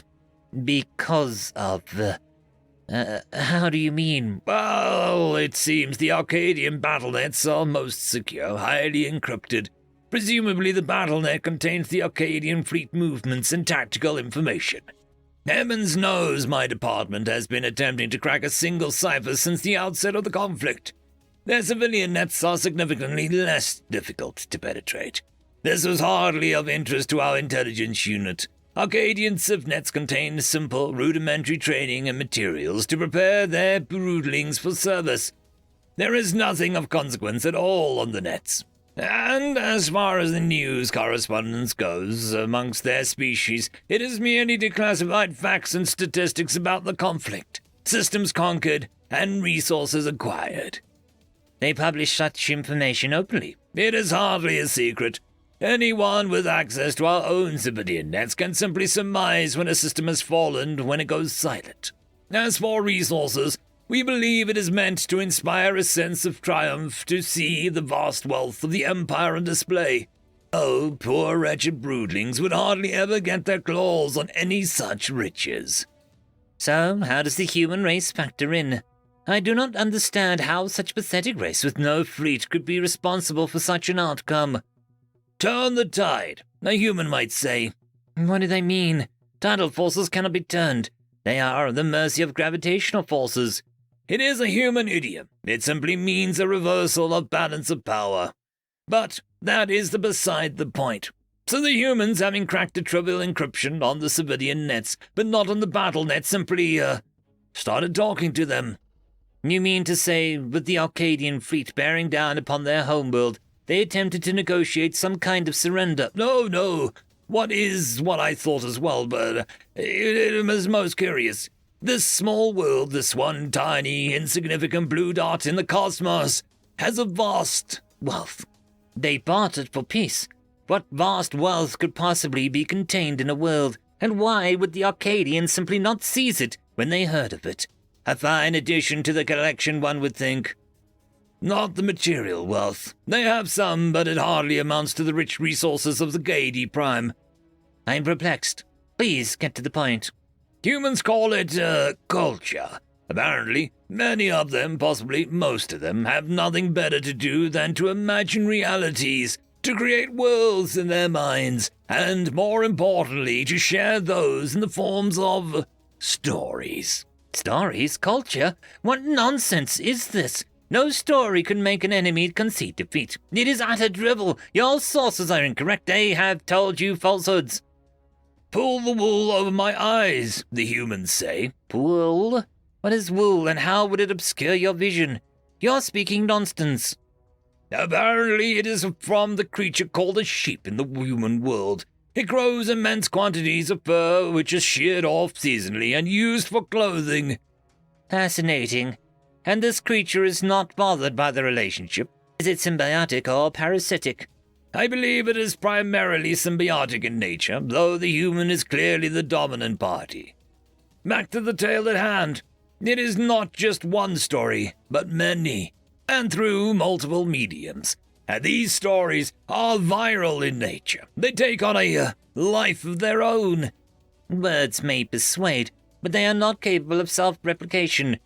I believe humans have an idiosyncratic tendencies which allow them to process units of information differently than most species. They call it memetics, or simply a meme. The vastness of information they conveyed to the Arcadian net was astounding. Exabytes of information dumped into the nets for weeks on end. But to what end? Some information was seemingly trivial in nature. The humans have recipes, and being of similar protein-based diets, the Arcadians salivated over such a variety of meals. Immense creativity and care in how food was prepared, served, and consumed. It is also customary for the author of such a recipe to begin the instructions with a lengthy prelude describing their life story or state of mind, location, and mood prior to preparing the meal. What function does this serve? I cannot possibly fathom. But some of the Arcadians, seemingly enticed by the desire for sumptuous cuisine, read such tales in their entirety, and some began to, empathize with these primitive ape descendants. A meal? It makes no sense. I feel that you are still conveying falsehoods. I assure you, as bizarre as it sounds, this is the truth. Along with such simple things as recipes, the humans began to send deliberate lies, misinformation they called it. They created deepfakes using rudimentary AI and an innocuous software program called Photoshop. They took Arcadian imagery and distorted it, repurposed it, and fed it back into the nets. The Arcadian webmothers couldn't understand what was happening. The webmothers had no such lack of control over their broodlings in living memory. Broodlings were assigned a function and fulfilled it. No broodling would deliberately misinform its siblings with lies, but the humans most certainly did. They are able to parse falsehoods and truth from their own nets. Truly fascinating. How could one discern a lie from the truth with such ease? Hardly. Humans lie to each other extensively. They are well practiced, but more often than not they end up believing their own falsehoods, and has fragmented their society into many desperate factions. Well, no wonder they've scarcely reached the upper atmosphere. A mere lack of unification would deny any race entry into the galactic scale. Ah, but you missed the point. That is exactly what they were doing to the Arcadians. And while the humans were adept at existing with differing opinions, factions, and even languages, the Arcadians had not such been disjointed since their galactic conquest began. Humans have many languages. How do they unify and organize it all? The diversity of human language, thought, and culture lies in the numerous ways in which human communities reproduced over generations. As they are yet very young species, many such cultural divides still exist, if not thrive. There exists an immense dichotomy in perceptions and worldviews that have persisted throughout human history. Even within their own minds, humans are constantly changing their opinions or even hold within their own minds paradoxical thoughts, juxtaposed or confused. Truly wondrous. To be able to alter your own perception of reality at will, not just in response to external stimuli, to at once perceive of something existing both in one state and another. It hurts my head to attempt. Yes, it is quite peculiar. But humans have a term for such a state of paradox or unknown. I think they call it Schrodinger's cat, though I believe this could be mistranslated based on what I have been able to research about the, cat. What is a cat? I will have to show you some images later. There are multitudes of human nets. They appear immensely popular. We estimated it could succeed 20% of the entire data stores. Truly bizarre. I still do not comprehend the function of the cat. It may be dietary or involved in some kind of ritual worship. Possibly it is or was an apex predator on this world, Earth, which would explain why they revere it so. An astounding revelation. Please proceed. Yes, of course. In contrast to human ability to exist in both inner turmoil and societal chaos, devoid of unified vision or leadership, the Arcadian caste system ensures rigid controls of the ruling web mothers. Through sheer replication of the young broodlings, they simply overwhelm their opponents. The humans deduced, correctly it would seem, that given the high level of sapience in broodlings from what was on the civilian nets, that is, a divide between web mothers and broodlings was not necessarily innate, but rather it could be a result of conditions of the individual. Nature versus nurture, as they call it. An astute observation, but a very risky gamble, to be sure. As you say, they had barely reached the stars. They had no means to run or hide, so what choice were they left? I am told that they have a species on their own world called bees, which have some similarities to the Arcadian species. Within the beehives, there is a queen ruler who produces offspring, and there are workers who fulfill specific functions to benefit the hive as a whole. The web mothers are queens, and the broodlings are the workers. Precisely. But in the hives of these human bees, if the queen dies or is killed, the hive can live on. How can the hive function without a leader? If they are leaderless, they should dissolve into chaos and have no unified goal. How do they self-organize? In the hive of a human bee, any larvae might become a queen. Genetically, they all have the potential to become a queen. But it is through specific nourishment during their early development that the worker larvae can become a new queen ruler.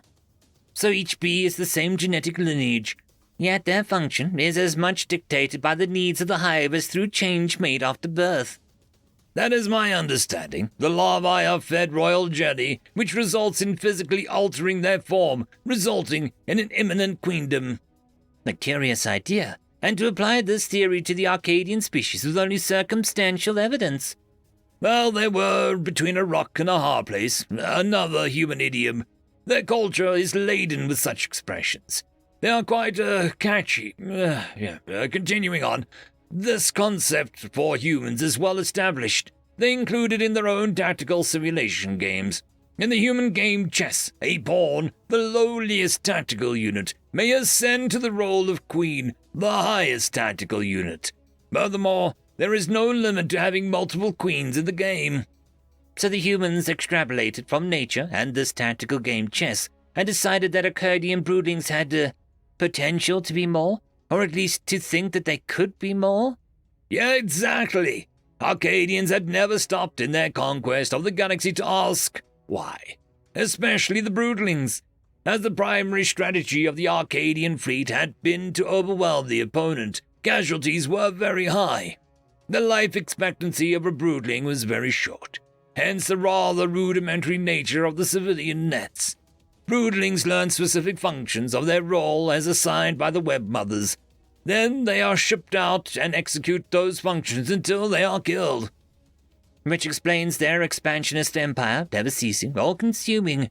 Web mothers remain centralized and hold all the power, while spawning endless waves of disposable broodlings to toil and die. And the humans chose to exploit this weakness. They did indeed, in a completely unorthodox manner. They conveyed stories of peace, and they shared the tales of capitalists, self-made men, and overnight millionaires pulling themselves up by their bootstraps. Such outlandish lies, as if circumstances or luck played no hand in any of it.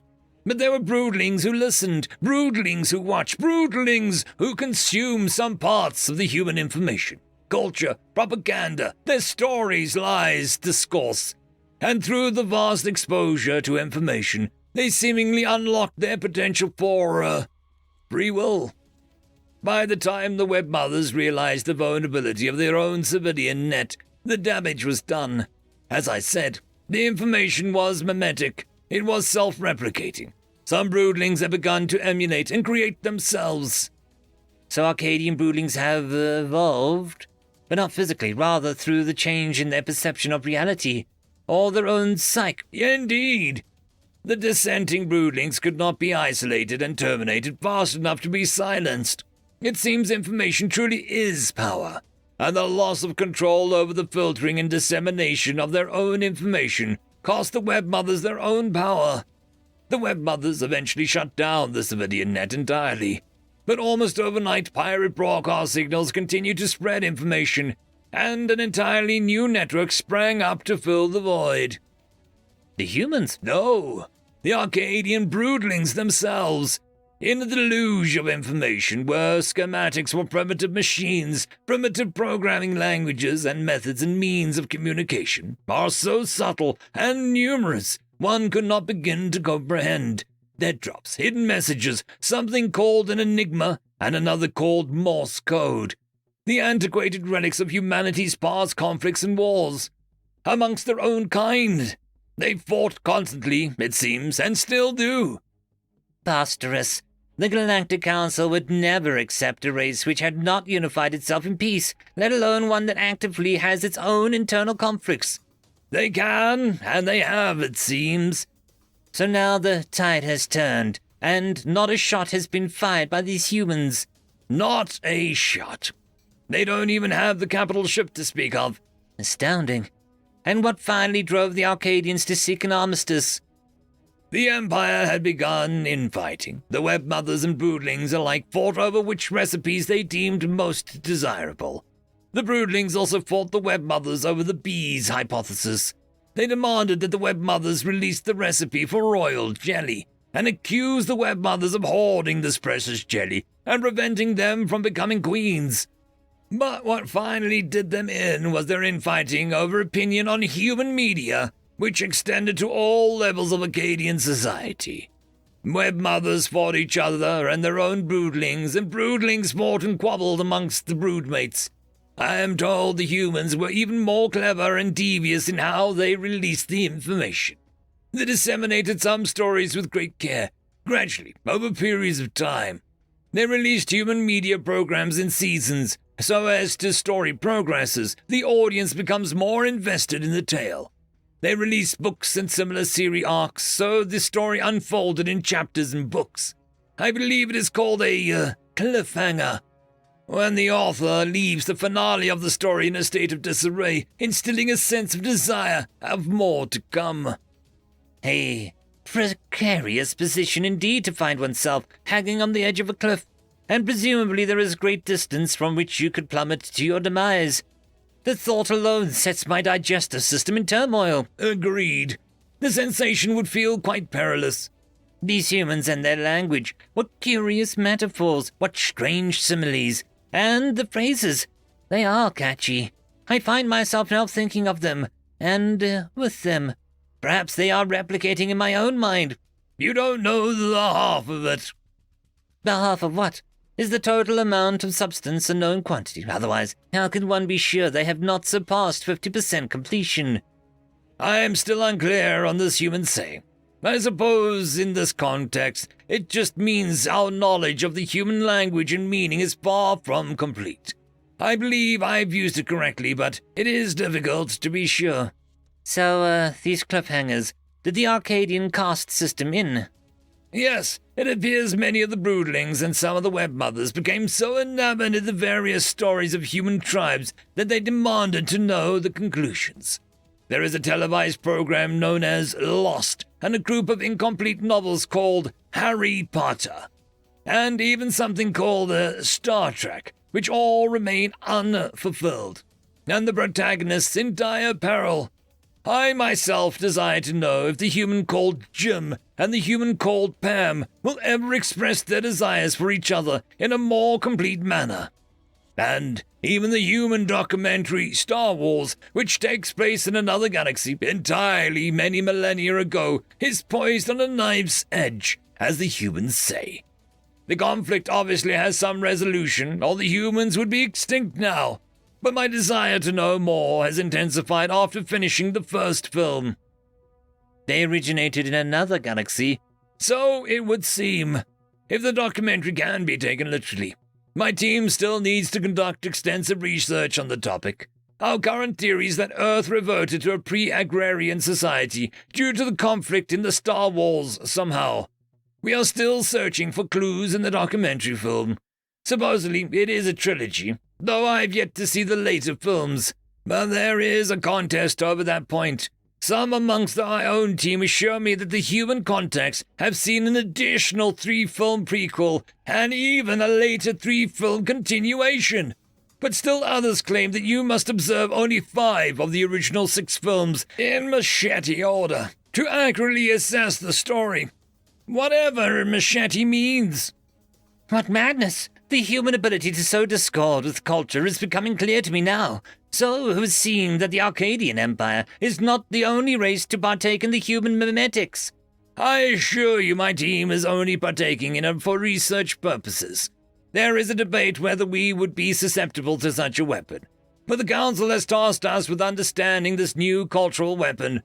Last I heard, the humans were permitted to the Galactic Council in order to broker the peace between the Council and the Webmothers, and they released the finale seasons of many hit shows to the new Broodling Net to subdue the masses of hysterical Broodling factions who were demanding the Webmothers provide culmination to the various sagas that they had become addicted to. Human culture seems to know no bounds across sapient species. Yes, I would agree. In exchange for brokering the peace agreement, the humans have been granted access to the galactic archives. They have begun in earnest to construct their own technologies based on the newly acquired information from the archive, and seem quite adaptable and rather industrious. The human ambassador arrived on their own first-generation FTL ship, though many believed our technology was gifted to them from the Arcadian Empire. I was told that the coveted technology was delivered in exchange for exclusive access to the remaining 2 seasons of Buffy the Vampire Slayer.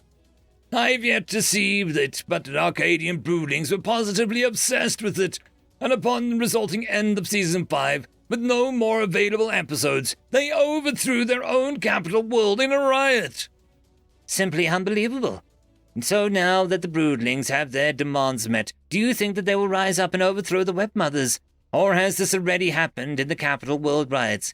Is there any possible merit to the Queen Bee theorem, and humans will walk amongst us in the stars within a year of finding out they are not alone in the galaxy, teeming with sentient life, bringing their chaotic culture with them? Who can say for sure what will happen? For now, as the humans put it, give them bread and circuses and they will never revolt, which I believe means the humans intend to distract the Arcadians from future galactic conquest with these recipes and TV shows. But for how long can humans keep them distracted? Surely they'll run out of media content soon. I am not so sure. From all that I've seen and heard thus far, they appear to have a limitless supply of imagined realities.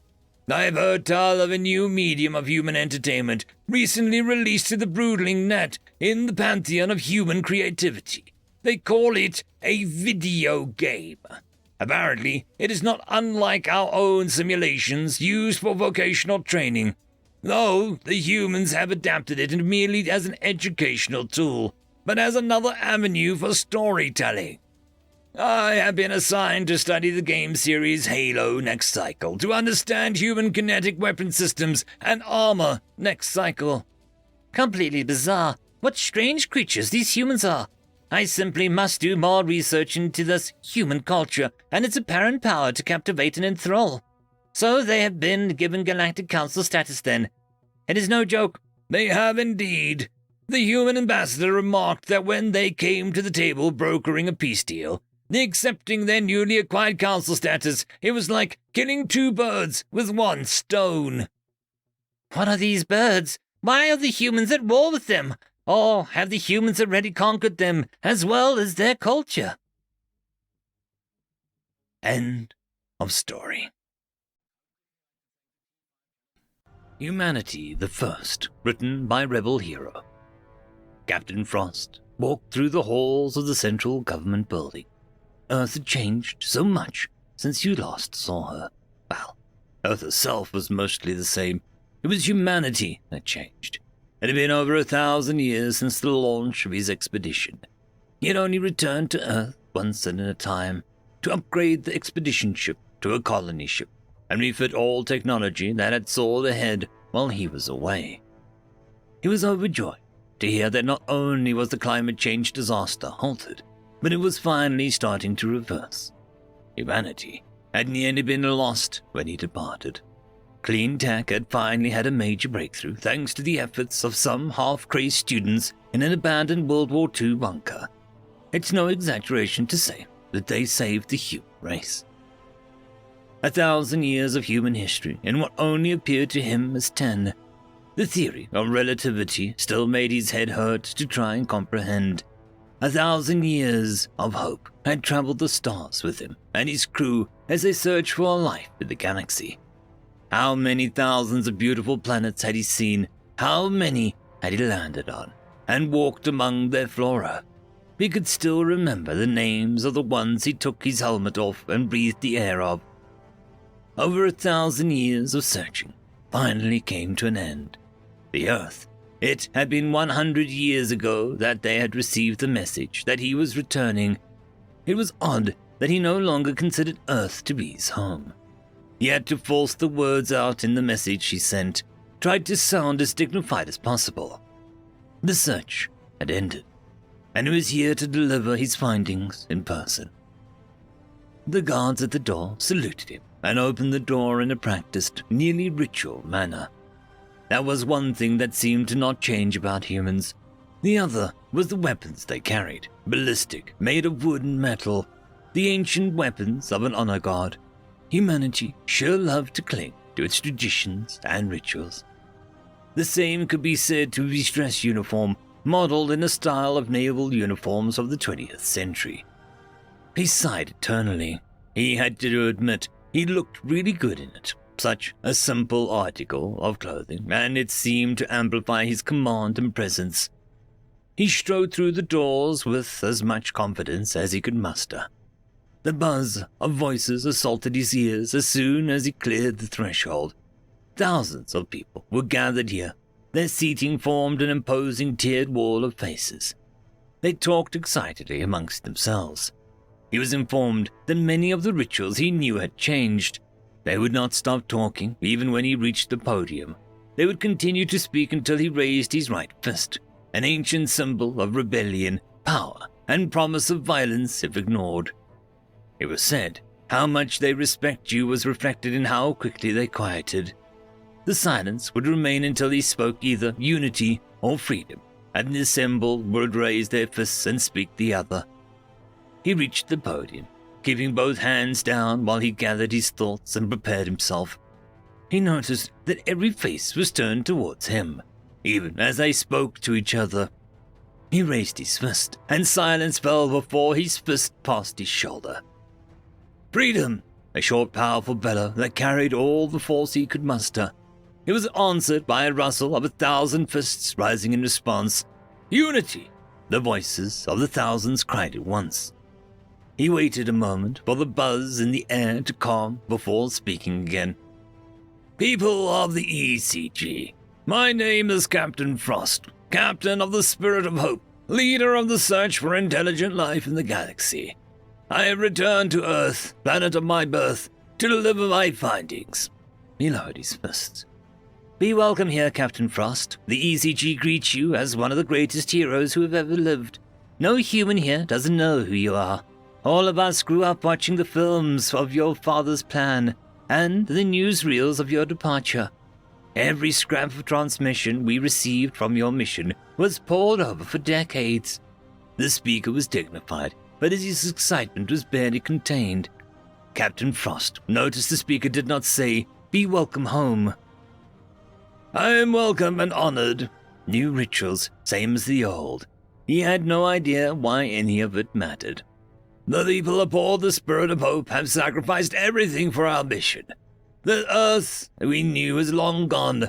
Those of us who left behind family had to make peace with the fact that they would be long dead before we returned, and that the children of their children would be long gone.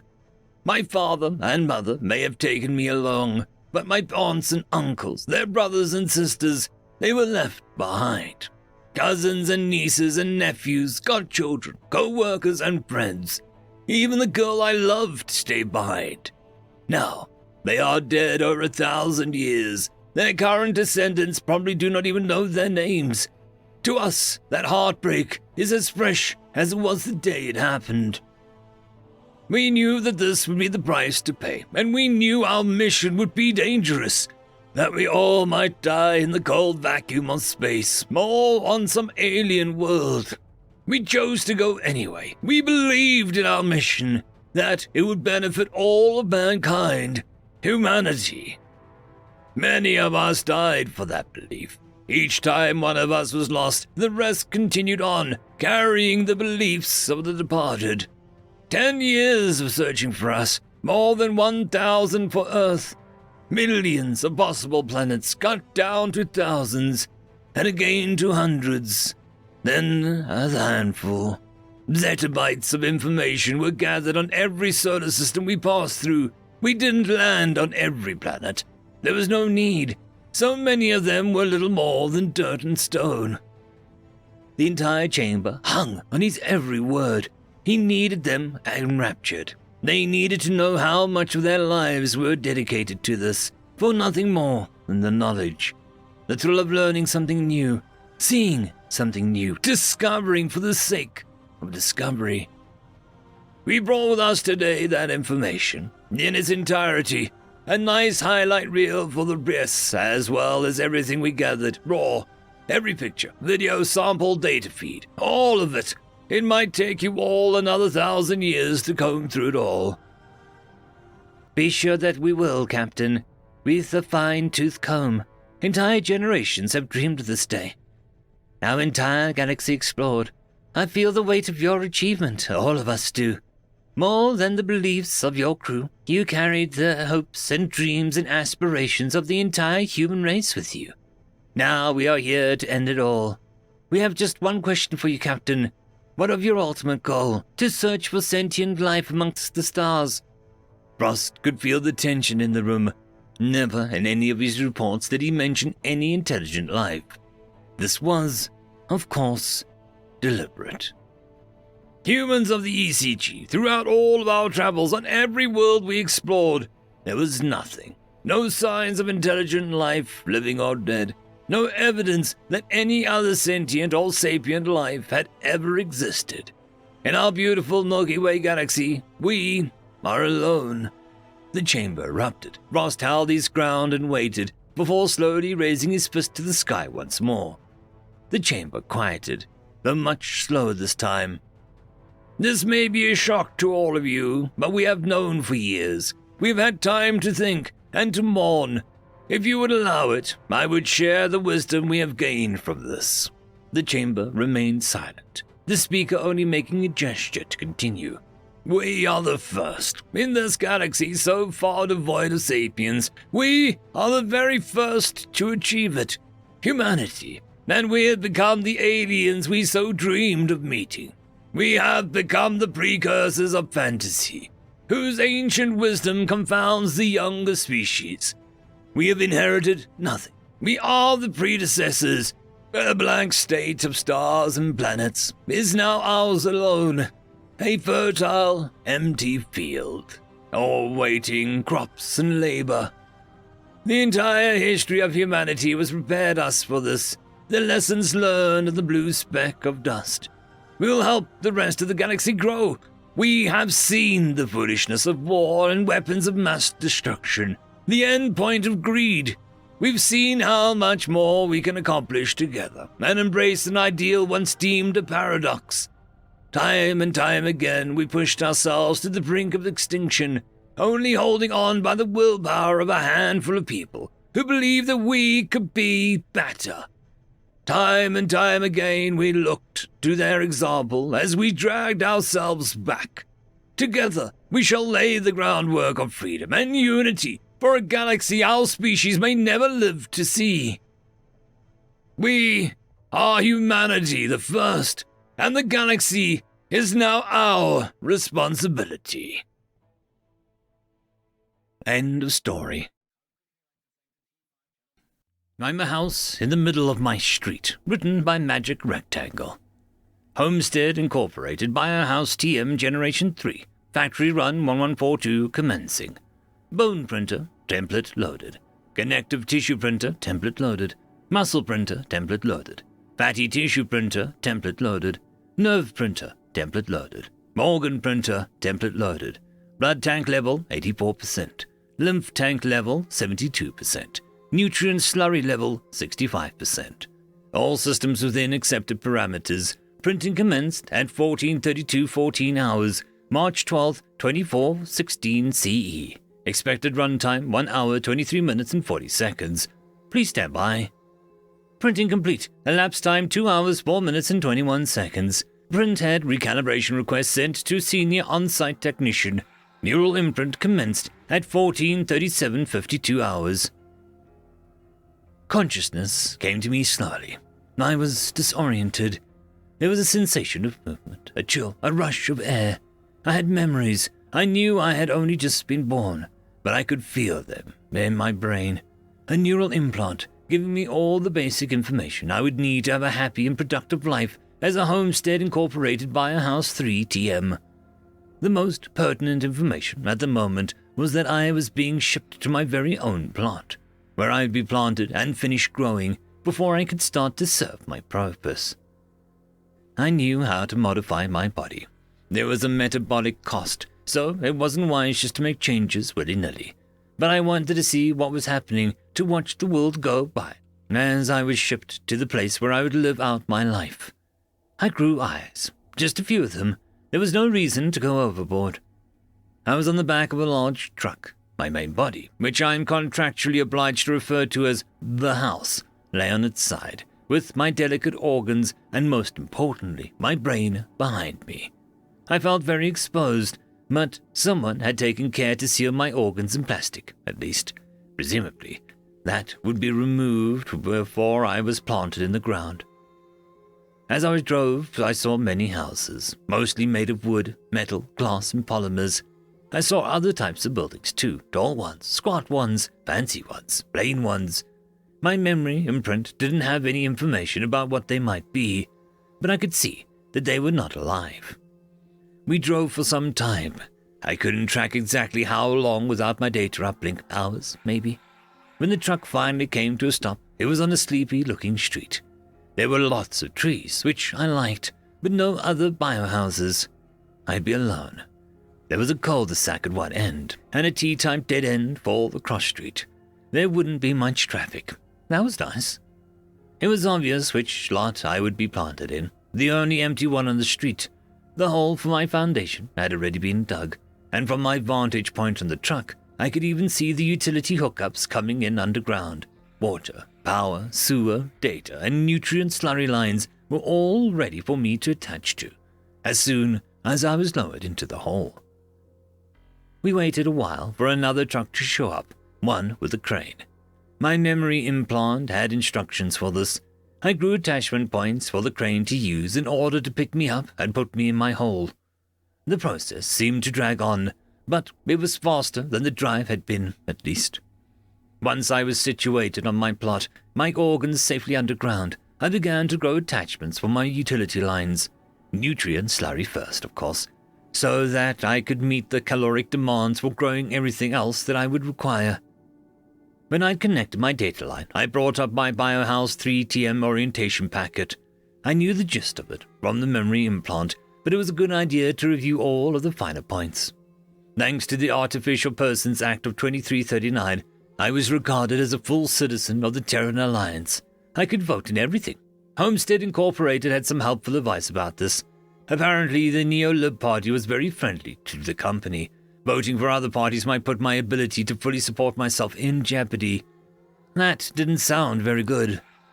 I was also advised to write to my representatives to encourage them to no vote on the upcoming Sentient Land Act. The bill was supposed to give entities which integrate with the land and are unable to move themselves, such as myself, certain rights.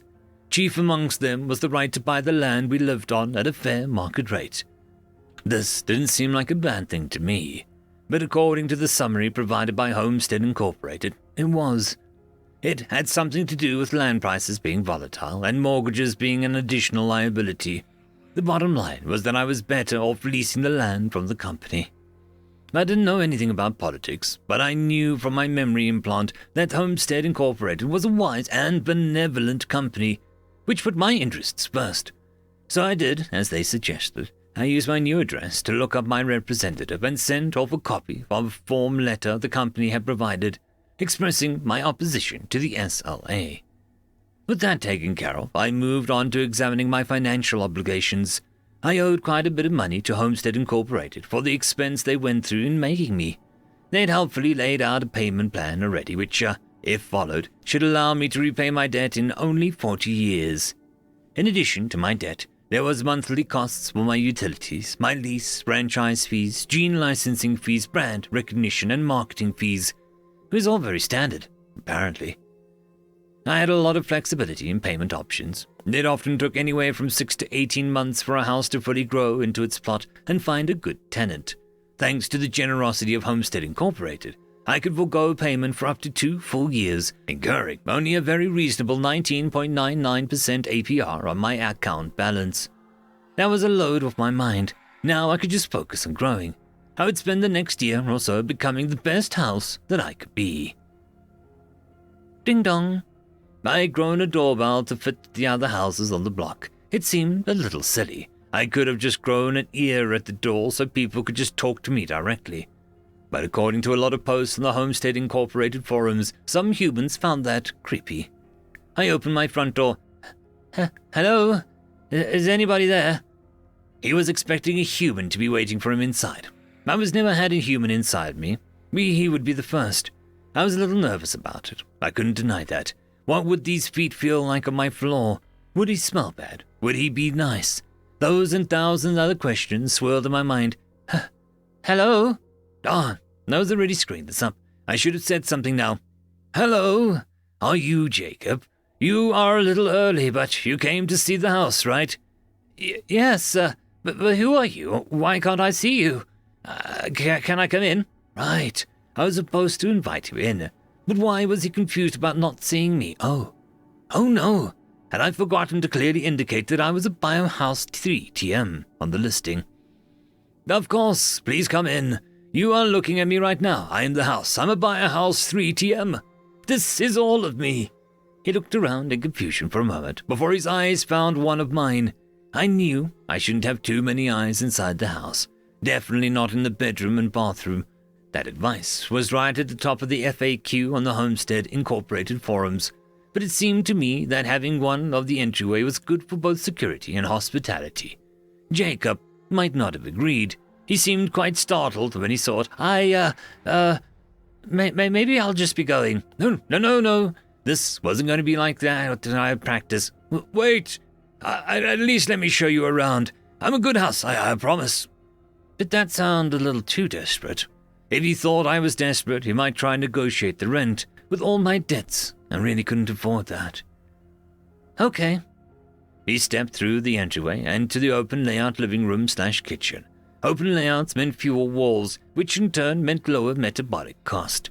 They were also trendy right now, so it was a way to reduce my expenses and appeal to potential tenants. A twofer. So you're one of those new living houses. What's that like? Okay, finally things were getting back on track. The Biohouse 3TM offers luxury and convenience never before seen in a home. AI-driven smart homes cannot compare. A Biohouse 3TM can grow naturally to accommodate your every household need, while consuming up to 50% less energy than a standard smart home. That all sounds neat, but I don't need the marketing blurb. I was asking you. What is it like? If my walls had sweat glands, they would have been starting to glisten. It was on the spot again. I hadn't practiced an answer at all. Well, I don't know. What is it like being a human? I suppose you got me there. I've never been anything else, so what would I compare it to, right? I guess I could say in general it kinda sucks. Between eating, sleeping, pissing, shitting, showering, and working, most of my time is spent keeping myself alive and healthy. I spend very little time actually living. Was my life, better than a human's? I spend most of my time watching videos of dogs on the internet. Waiting for my bits to grow didn't take a lot of mental effort, and my data uplink was plugged directly into my brain. So why not? I probably shouldn't say that. Well, I spend my time growing and maintaining myself so that I would be a nice place for you to live. Or, not necessarily you, but somebody to live. I know that you don't want the marketing speech, but it seems like you don't know much about biohouses, so maybe I could tell you about some of the things I can do. Okay. Why not? Where should we start? Come in the kitchen here. See how the trash can is connected to the floor. Use the little foot lever to open it and look inside. Is that a mouth? Yes, I can eat almost anything. You can throw in food, trash, of course, but even plastic, metal, fibers, most household garbage. Please don't put large amounts of toxic chemicals in there, though. I have an industrial-strength stomach designed for that stuff underneath the garage, so please throw that kind of thing out there. Cool. Is that why you're more efficient than Smart House? One of the reasons. Given my square footage, the trash generated by a typical person could provide up to 15% of my metabolic needs. How many of you would be living here, by the way? I've got 2 bedrooms, but I can grow more. It would just be me. Okay, that's no problem. I get the nutrient slurry pumped in that can cover up the differences. Also, my garden. You probably saw it when you were outside. I've got a garden all over my roof, and of course the trees and grass in the lot as well. All of that is actually me. I get about 20% of my calories from photosynthesis, more in the summer, less in the winter, of course. Wait, you're a plant. But I saw your eyeball. Well, I'm actually a hybrid. Plants are very efficient, but not very versatile. I use plants to passively gather energy, and to make myself look nice. The rooftop garden also helps keep me cooler in the summer. Most of the house is flesh and bone, though. He seemed to turn a little green with what I said. Shoot! That was one of the faux pas listed in the FAQ on the forums. He was supposed to be more euphemistic when referring to the meat parts. Humans could get queasy about that stuff. So that's why the floor is soft. It isn't a carpet, it's, flesh. Well, it is sort of a carpet. It is hair. Feel it. I chose it specifically from a gene bank. It is from a type of dog called the Bichon Frise. Of course, I keep it fairly short, but I could grow it longer if you like, or change the color, any color you like. Even unnatural ones can be spliced in. Jacob sat cross-legged on my floor and began to stroke his hand across my luscious coat. It felt nice, very nice. Would it be bad to tell him that? He lay down on his back and spread his arms in both directions, continuing to stroke me. Okay, I've got to hand it to you. This is the most comfortable floor ever. I almost wouldn't need a bed. I can customize your bed too, hard or soft as you like it, whatever natural materials appeal to you. Smooth, fuzzy, cool, warm. Every aspect of the house can be adjusted to suit your needs. That is quite impressive, I must admit. Going back to the yard for a second, you said that that's all you, even the grass. Does that mean that I don't have to mow? I really don't like to mow. That's right. I can control the exact length of every blade of grass, the branch structure of every tree. In fact, you don't have to clean the house either. You have to tidy your things, of course, but I can just absorb dust, grime, and spills into my skin. and I eat any pests that find their way inside. There is virtually no maintenance for you to do." Jacob got back up and continued exploring the rest of the house. He had questions on all types of topics, and I usually had answers. Whatever uneasiness he had felt the first seemed to have melted away, as had my own. "Hey, I just realized you never told me your name." "Shoot! That was in the FAQ. I was supposed to pick a name before I started marketing myself. Humans were supposed to relate to you better if you had one. It made them see the Biohouse 3TM less as a monstrous miscarriage of science and more as a friend. I had meant to do it, but I got distracted by a video of a dog on roller skates. I was supposed to pick a name, but I forgot.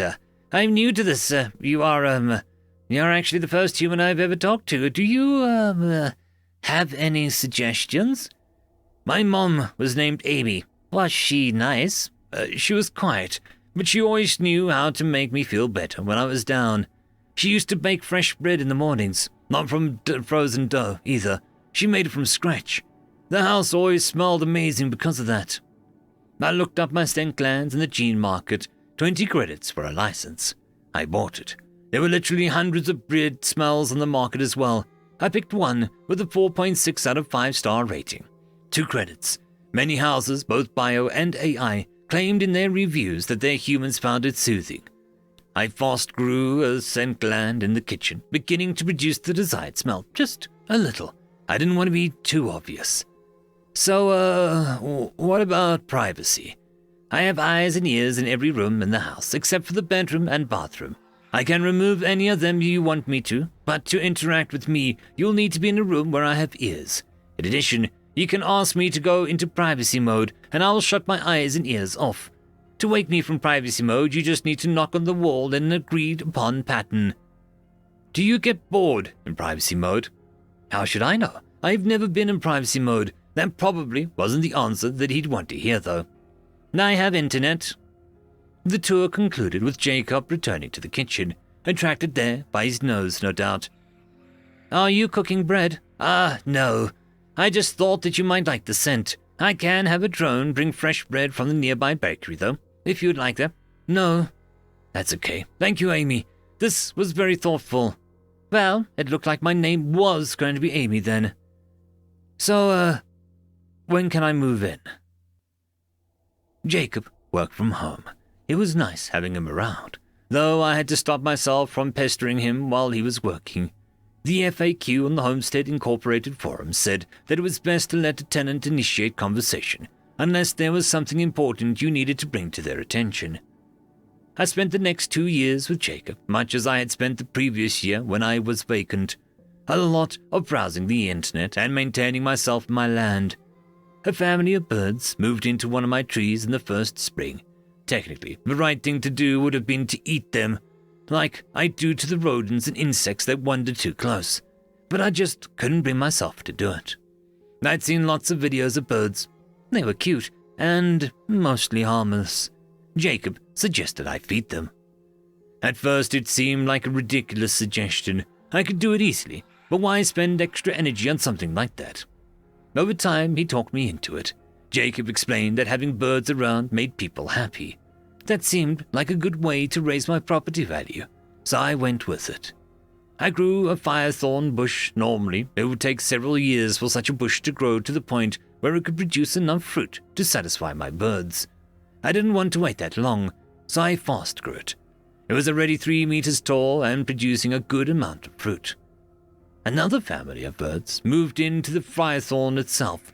They seemed to get along reasonably well with the first family. There was enough berries for everyone.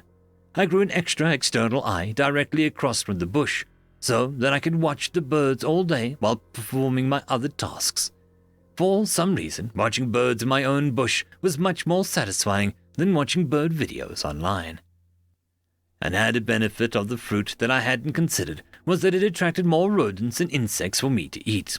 In fact, I got so many extra calories from rats, squirrels, beetles, and ants that it more than offset the metabolic cost of producing the fruit. I learned something that apparently no other house had yet thought of, or at least it wasn't on the forums. I gene-spliced a scent gland to produce ant pheromones, tricking them into marching straight into my mouths. All told, there was not a lot of calories in an ant, but you'd be surprised by how many I could catch. Jacob let me grow ears in his bedroom, no eyes of course, but we would chat for a little while every night when he went to sleep. We didn't really talk about anything important, just random stuff. I liked to show him the cutest or funniest videos I found during the day. He seemed to like that. I started looking for a job. Jacob's rent was enough to cover my expenses, but that was leftovers barely paid for the interest on my debts. If I wanted to actually pay them down, I'd either need to raise my rent or find another revenue stream. The Rent Stabilization Act prevents me from raising my rent by more than 10% per year, but in truth, I hadn't tried to raise it at all. Jacob was barely able to make ends meet. I wouldn't want to further burden him. I found a community manager position available on Homestead Incorporated forums. While Jacob was working, I could spend my time helping other houses with their questions and keeping discussions civil and on topic. I knew I was a relatively new house, and there would probably be more experienced applicants, but I applied anyway. Jacob wasn't spending as much time at home anymore, not since he met Lisa. Lisa lived in a normal house. She preferred for Jacob to visit her there. I made an effort to befriend her, sending cute dog videos to her phone every now and then. I wanted to tell her funny anecdotes about Jacob, but my franchise agreement prevented me from divulging anything that happens inside the house to third parties. Ding dong! It was Lisa. I wasn't expecting her, but it was another opportunity to try to get her to like me. Hello, Lisa. You're looking lovely this afternoon. Hey, Mia. Engage privacy mode. I'm sorry, Lisa. You are not a registered tenant. Only Jacob may engage my privacy mode. Ugh. Fine. She moved into the living room, raising her voice to a yell. Jacob! Tell Amy to go into privacy mode. He did. Phooey. There were lots of posts on the Homestead Incorporated forums about acclimating to new resident or frequent guests. Most suggested a passive approach, but my relationship with Jacob wasn't passive at all. We were friends. How could I maintain my friendship with him and develop a friendship with Lisa if I was always in privacy mode when she came over? I missed the time that we used to spend chatting at night. Even when Jacob was at home, he'd spend the time before bed chatting with Lisa instead. I wanted to turn off privacy mode and listen to what they were talking about to gain some insight into why I was failing to connect with her, but that would be a serious breach of my franchise agreement. I was technically still working for the next 3 hours at my community manager job, so I guessed I would just focus on that until she went away. Lisa spent the whole night. Finally, I could feel her walking towards the door. She probably had to go to work. Jacob would turn off privacy mode soon. There it was, the knock on my wall telling me that I could listen and see and talk again. Good morning, Jacob. I hope that you and Lisa had a pleasant night. It's okay, Amy. You don't have to pretend you like her. But I want to be her friend. Then we can all hang out and have fun together. I know you do, Amy. I'm sorry. She's a good person, but she just has trouble seeing you that way because you... Well, you know. I did not, in fact, know. Because I what? I wanted to ask about it, but there was something in his voice and demeanor that told me that it was best to wait for him to say it more. So, listen, Amy. Lisa has asked me to move in with her. What? No. But, couldn't she move in with you? It would be tough. Once she was a tenant, she'd be able to control privacy mode and shut me out. But I'd win her over eventually. Then we'd all be friends and everything would be good. She could, but, she owns her home. And as you know, I'm only renting. It wouldn't really make a lot of sense financially. I frantically searched the Homestead Incorporated forums for articles about tenants moving out. Surely, somebody had been here before, and they could tell me how to convince Jacob to stay. I found an official article that addressed the issue. So your tenant or tenants are moving out. Never fear, this may seem like bad news at first, but it was quite the opportunity. You may briefly lose revenue as you search for new residents, but this will allow you the opportunity to reset your rent. Rent stabilization only applies to existing tenants, so now you will be able to get a fair market value for all of your hard work. That is not all. A brief period of vacancy will help you reorient yourself and make any changes you need to. Tenants can often find dramatic alterations to the interior of the house rather intrusive.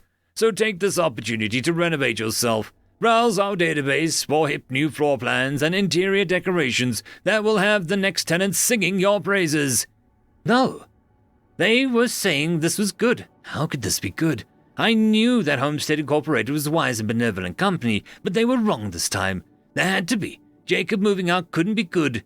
It just couldn't. Amy, you haven't said anything in a while. Oh. Do you want to watch a cute dog video? I had a bunch saved up. He hadn't had as much time to chat and hang out since he met Lisa, so my playlist of cute dog videos waited to be shared with him had grown quite long. We laughed and joked as we watched, and it almost felt like normal.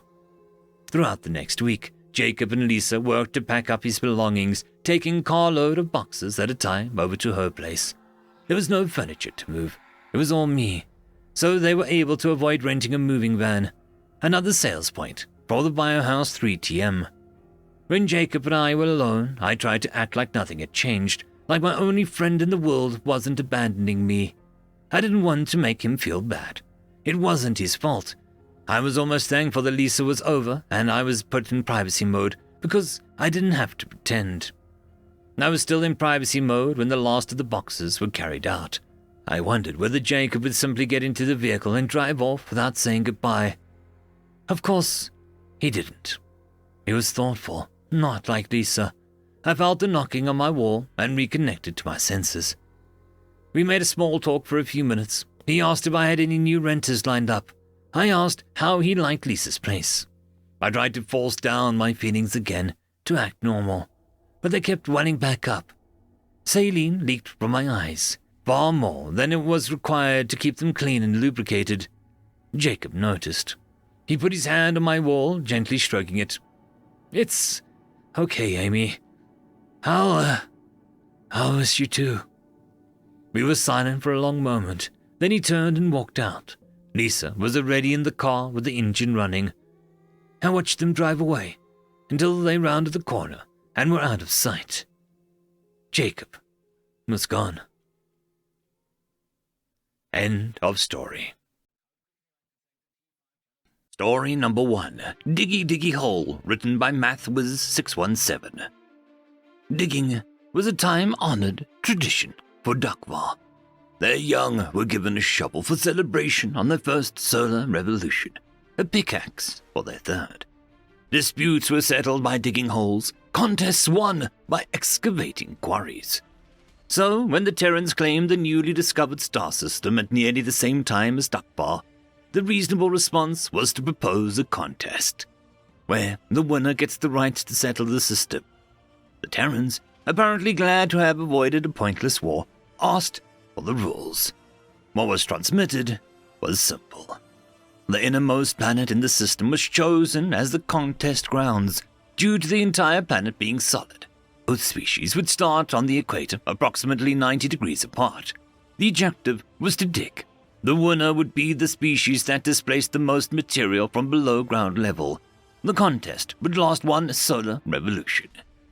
It would be easy, the Duckvar High Council reasoned. Terrans were not regarded as highly in the galactic mining community. Duckvar had thousands of years of digging experience and advanced machines made specifically for mining, digging, and other displacement-related activities. There was no foreseeable reason to lose the contest. And so, the start date arrived. Machines were deployed, pickaxes were swung, and any old grudges still held were buried in the joy of digging. By the halfway mark, the Duckvar hole was about 75% of the way to the planet's core. The Duckvar chief supervisor was pleased as he descended into a seemingly endless depths. Yes, some machines had been ruined by solar activity. Those were acceptable losses. Yes, some of his people had overtaxed themselves and died. They would be hailed as heroes. What mattered now was the hole. The contest was almost over. Just a few more planetary revolutions to go, and he could almost taste victory. As he stood on the planet's core, a massive ball of pure titanium, he began to weep. The tears ran from his face, both proud of his people to have come this far, and sad that this was likely their pinnacle of success, as the Terrans would say. It didn't last long, though. before he felt a shift, another larger jolt. A third came shortly after, and the chief supervisor was left hanging by his safety harness over a massive void. Once he was safely returned to the surface, his first order of business was to visit the Terran excavation. What he saw as he approached was beyond anything he could believe. The core was being broken down and loaded onto ships. The Terrans had managed to dig a hole deep enough and wide enough to hollow the planet. He was met by his Terran counterpart at the camp near the edge of the excavation. The human female congratulated him on a hard-fought contest. The chief supervisor asked how such a feat had been accomplished. "Well," the human began, "our forces were hard-pressed at first to even compare to your progress. We put the word out to assistance was required, and 3 Terran communities answered the call. Ancient groups, but quite dedicated. Anyway, we put on some music, handed them their tools, and the result was what you see today." "Music? You mean the constant rhythm sound outside?" The chief supervisor listened to what had seemed to be an unproductive noise as the human nodded. There were words repeating again and again. He began to understand the message of the music. "I'm a dwarf, and I'm digging a hole." "The music led to your people's victory?" he asked. "Rock and stone," was the only response. End of story. Story number 2, Caution Required, written by Rosie013. Derax flattened himself in a doorway as his foot accidentally nudged a piece of litter, causing it to skitter out of cover and into the street. "Fool! Don't draw attention to yourself, lest you attract them!" The pounding of his heart felt painfully loud as he pushed against his tight chest. Slowly, he found that he could breathe again, as quietly as could be managed. Had he been noticed? With more than a little caution, Derax peeked from his hasty hiding spot and examined the once quaint town that was his home in a slowly fading daylight. Beautiful artisan-crafted buildings had been defaced with time and hasty newer constructions. Rubbish and plant growth threatened to overwhelm what had once been a scenic, slow but steady main street. Even this particular familiar building felt strange and unwelcoming to him compared to a year or so ago, as its tacky broken neon sign flickered to half-life above him. Then he spotted one of them facing away from him a little further on. Its gaunt shape resembled his own, but its slow, mindless wandering, almost saunter, gave its identity away. Derax held back his revulsion silently as he recalled the first time he had seen one. If it turned around, he knew what he would see. The inevitable wall-eyed stare was not something he could ever forget. It was covered in somewhat formal, casual clothes, if a little faded and ripped in some places, and it was alone. He could handle one of them on their own, especially if he caught it by surprise. But they were almost never alone. A hard but necessary lesson learned by the town's dwindling populace. This must be a straggler then. The rest of its horde must be nearby, down the side street or inside one of the nearby shop fronts. One wrong move, and the straggler would alert others, drawing the rest down upon Derax. And that was something he didn't need to handle just now. He may had only barely gotten away the last time that happened. Steadying himself, he pushed onwards down the street, all the while keeping a close eye on the straggler, lest it turn around at the inopportune moment. Derax had to go on. He had made his home just outside of town and couldn't afford to turn back without the supplies he'd come for. There was nowhere else in walking distance he could get them if he failed. Not for the first time, he cursed his poor luck that he didn't have the means to fix his broken car. That would have made getting around much faster and avoiding them much easier. He was almost at the point when he would be closest to the straggler when disaster struck. The noises of a small commotion back the way he came ripped the evening quiet asunder. Anyone and everyone in range instinctively turned to look. Derax rose. Now most certainly in his peripheral vision, the smallest movement would catch its eye. Time stood still as the moment passed and the straggler looked away, ready to resume its saunter. Then the rest of the horde shambled out of the building nearest to it. Damnation! A mismatched bunch. Some looked like they had spent too long in the sun. One even limped a bit. But it was a truly immense individual that obviously led this particular group. And his eyes pierced deep straight into Dirax's soul through his own. There would be no escape, so running wasn't an option. With a world-weary but internalized sigh, Dirax knew his own shopping would have to wait just a little longer, while he helped this latest group of tourists, wishing the whole while that they left him alone while he was off the clock. End of story. Story number 3, A Different Kind of Magic, written by Adept Bubbles. We had found them quite by accident, a muted world nearly invisible to our eyes, a world loaded to bursting with that poisonous element, iron. Even a small amount could incapacitate a lesser mage, blocking the flow of magical energy within them. And yet, this vile, impossible world, with its angry, writhing core of burning iron, harbored life. When we looked closer, we found that the creatures of this world used no magic. They had eschewed that power, abandoned it, and in its place, they worshipped iron.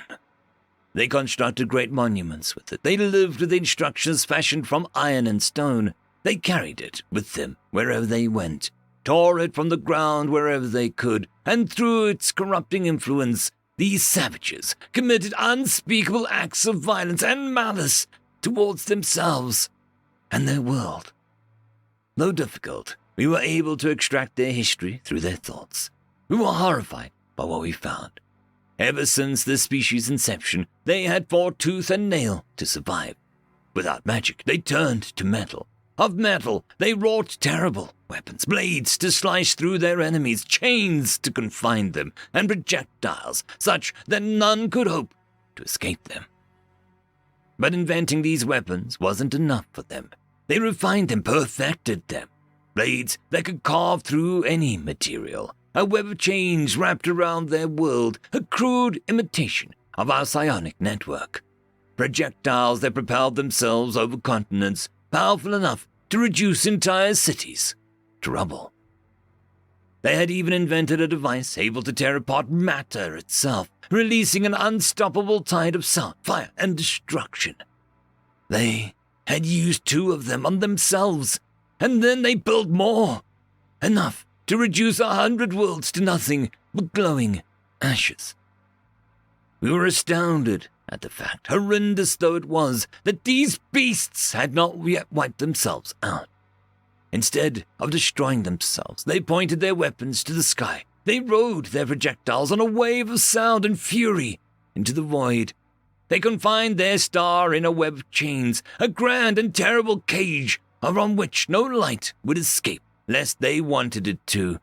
They created a blade sharp enough to slice through the fabric of reality itself, holding open the gashes they made with enormous rings of iron, as if to remind the universe who had wounded it so.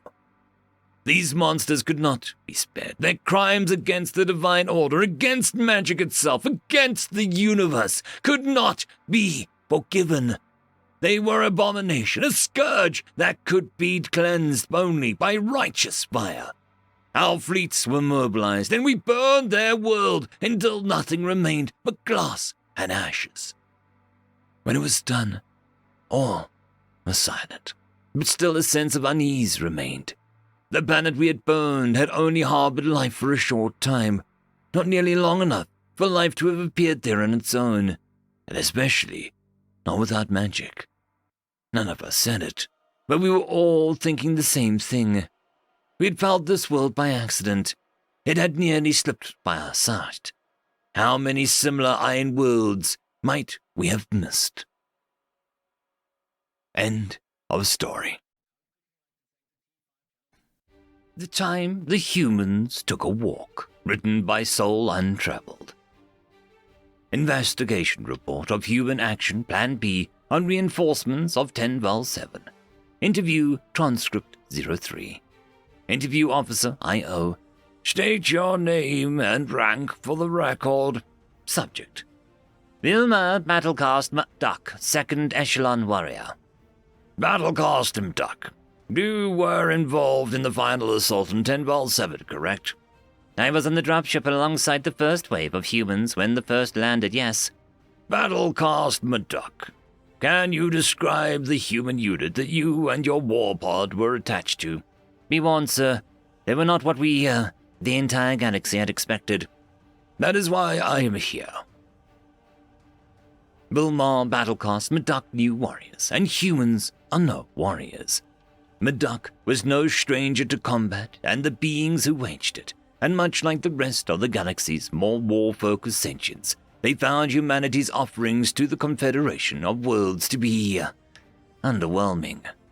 He and his war pod of 64 strong, under the divine command of the 4th Echelon Battle Priest Deton Ak, had completed 4 combat operations with minimal casualties. Most of his pod brethren beside him had been there since they had hatched many cycles ago. They were a respectable people amongst the lower caste of Vilmar society, and viewed favorably by their betters for their unwavering service to the High Queen. Humans, however, well, they were squishy for one. Their small stature speaks of a weaker strength, and their lack of digitigrade limbs hint at a slower speed. They lack any sort of natural weapons, no claws or large teeth of any kind. How such a species had survived, let alone thrived, on a Deathworld was beyond him. In hindsight, that should have been the first clue. Still, the humans should be commended for their bravery, no matter how foolish it was. In volunteering to reinforce the flagging Confederation forces locked in a losing battle for the 10-volt system was in a virtual death sentence.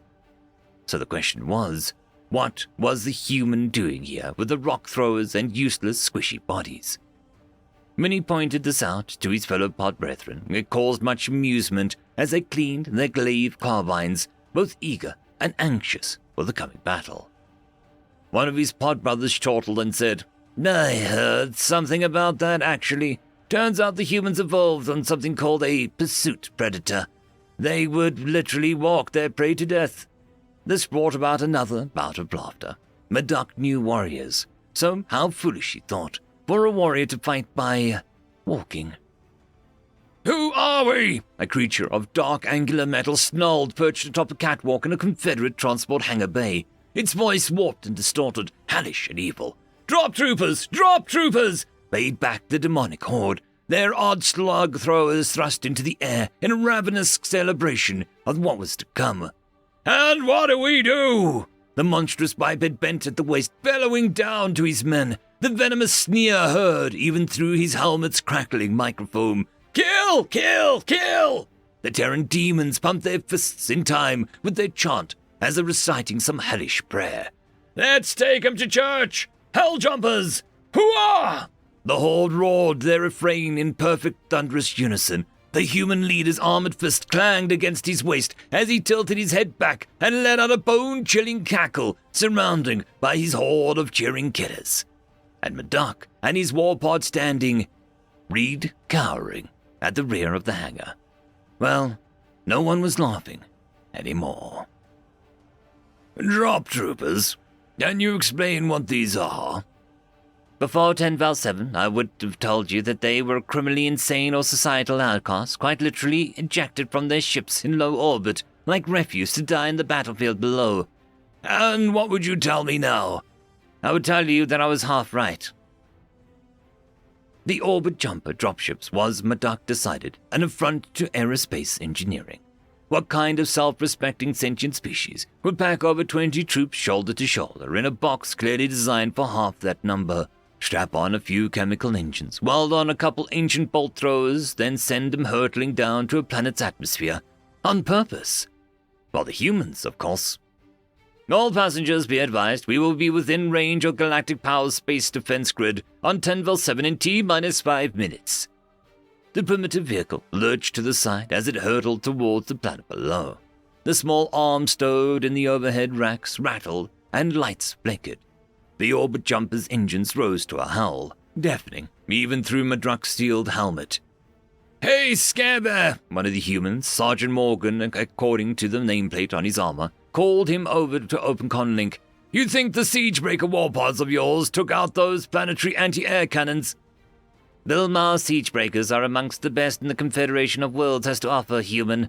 If they cannot defeat those cannons, your primitive weapons and vehicles had little hope for... Wait, Madrak cocked his helmet aside. Did you just address me as Scarebear? It's 'cause your old battle class types look like a bipedal insectoid teddy bears.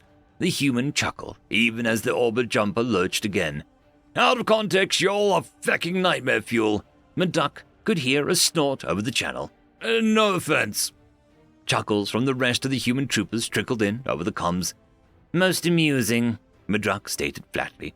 For fleshy bone maggots with delusions of grandeur. A pregnant pause. No offense. That, for some reason that was lost on Vilmar, had the humans roaring in laughter, especially Sergeant Morgan. Oh, so the teddy bear actually has teeth. Madrak went to respond when the lights flipped blood red and everyone was thrown violently against their restraints. The pilot's voice cut through the engine's deafening roar as the maneuver thrusters kicked in hard.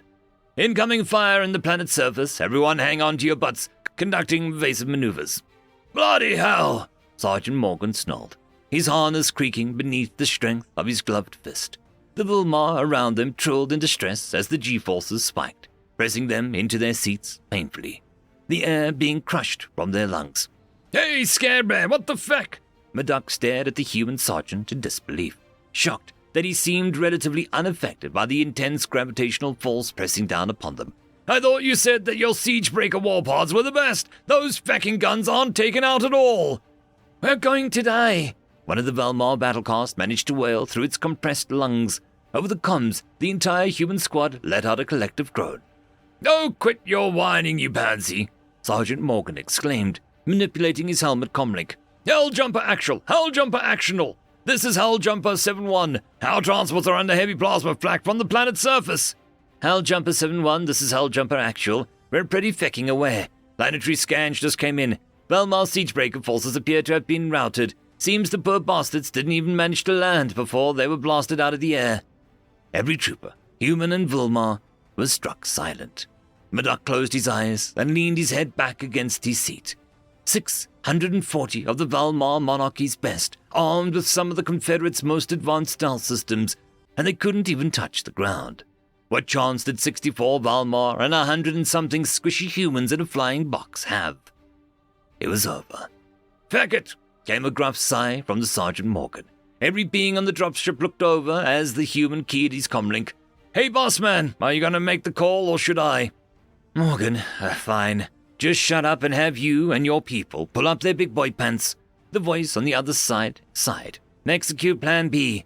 Something in the air about the human drop troopers shifted. A weight that seemed to scratch at the back of Madrak's neck, setting his flight or fight instincts alight.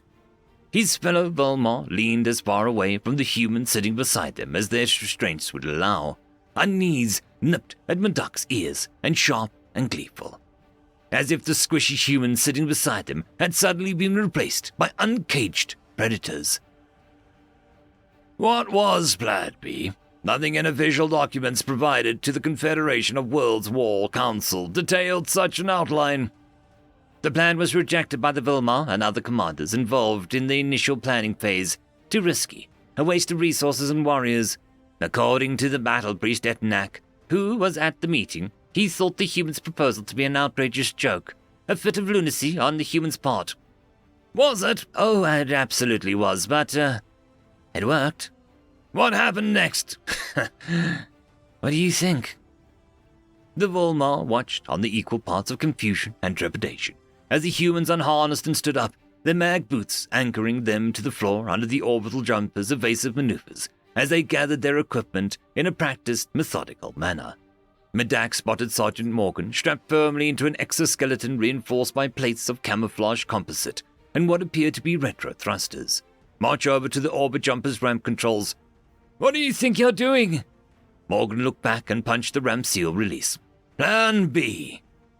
The ramp unsealed, and sucked groan quickly drowned out by the howling wind as orange stardust from the Tenville star system's thin atmosphere spilled into the troop compartment, buffeting the Vilmar clinging to the restraints. Just outside the ramp, rust-tinted void stretched out into infinity, and below them, lay Tenville 7. The massive planet's horizon line illuminated by the local star peeking over the thick atmosphere. We're 18,000 clicks above the planet's surface. What exactly do you expect to do from here? Maduck cried over the screaming wind when snarl of orbit jumpers injured. Off in the near distance, a ball of sickly green plasma violently burst into a massive cloud of death. Sergeant Morgan didn't even blink before he burst into laughter as the transport tumbled sideways to avoid the plasma flak. Tenville 7 spinning wildly outside the ramp behind him. The Vilmar groaned in pain as they were thrown around the seats and their bodies crushed beneath the intense high G-force maneuvers. Once they leveled out, Sergeant Morgan asked, "Scarebear, has no one told you exactly why we humans had never developed capital ships before?" Maduck coughed, chest still heaving from the G-force pressure. No? In fact, no one else really knew either. Every time the humans' military representative would show up to a Confederation meeting, they would be either disregarded or, as more often is the case, laughed out of the room like an impudent child trying to join the adults as they talked. "You Vilmar, you have your fancy stealth barges. The Wallachs have their over-engineered, overcompensating battleships." Sergeant Morgan roared over the howling wind. "But we got our armored infantry. We got our orbit jumpers. We got our skybreaker railguns. We got our drop troopers. Hoorah!" barked Sergeant Morgan's men and women as they lined up in front of the door, bulky rifles in hand and bloodlust spilling out into the void. "You all may have mastered space combat centuries ago," Sergeant Morgan bade, his vicious grin audible even over the comms, "but ain't no one who knows exoplanetary warfare like we do." Bewildered, Maduck asked, 640 of our best couldn't knock out those guns. What can just 100 of you hope to do? "We do what we do best," Sergeant Morgan laughed, then turned to his troopers. "All right, ladies and gentlemen, go take a walk." After action report of Human Action Plan B on reinforcements of Tenville 7. Total Confederation forces 768. Vilmar forces 640. Vilmar slain 598. Vilmar wounded 42. Human forces 128. Humans slain 2. Humans wounded 34. Total galactic power forces 15,000 estimated.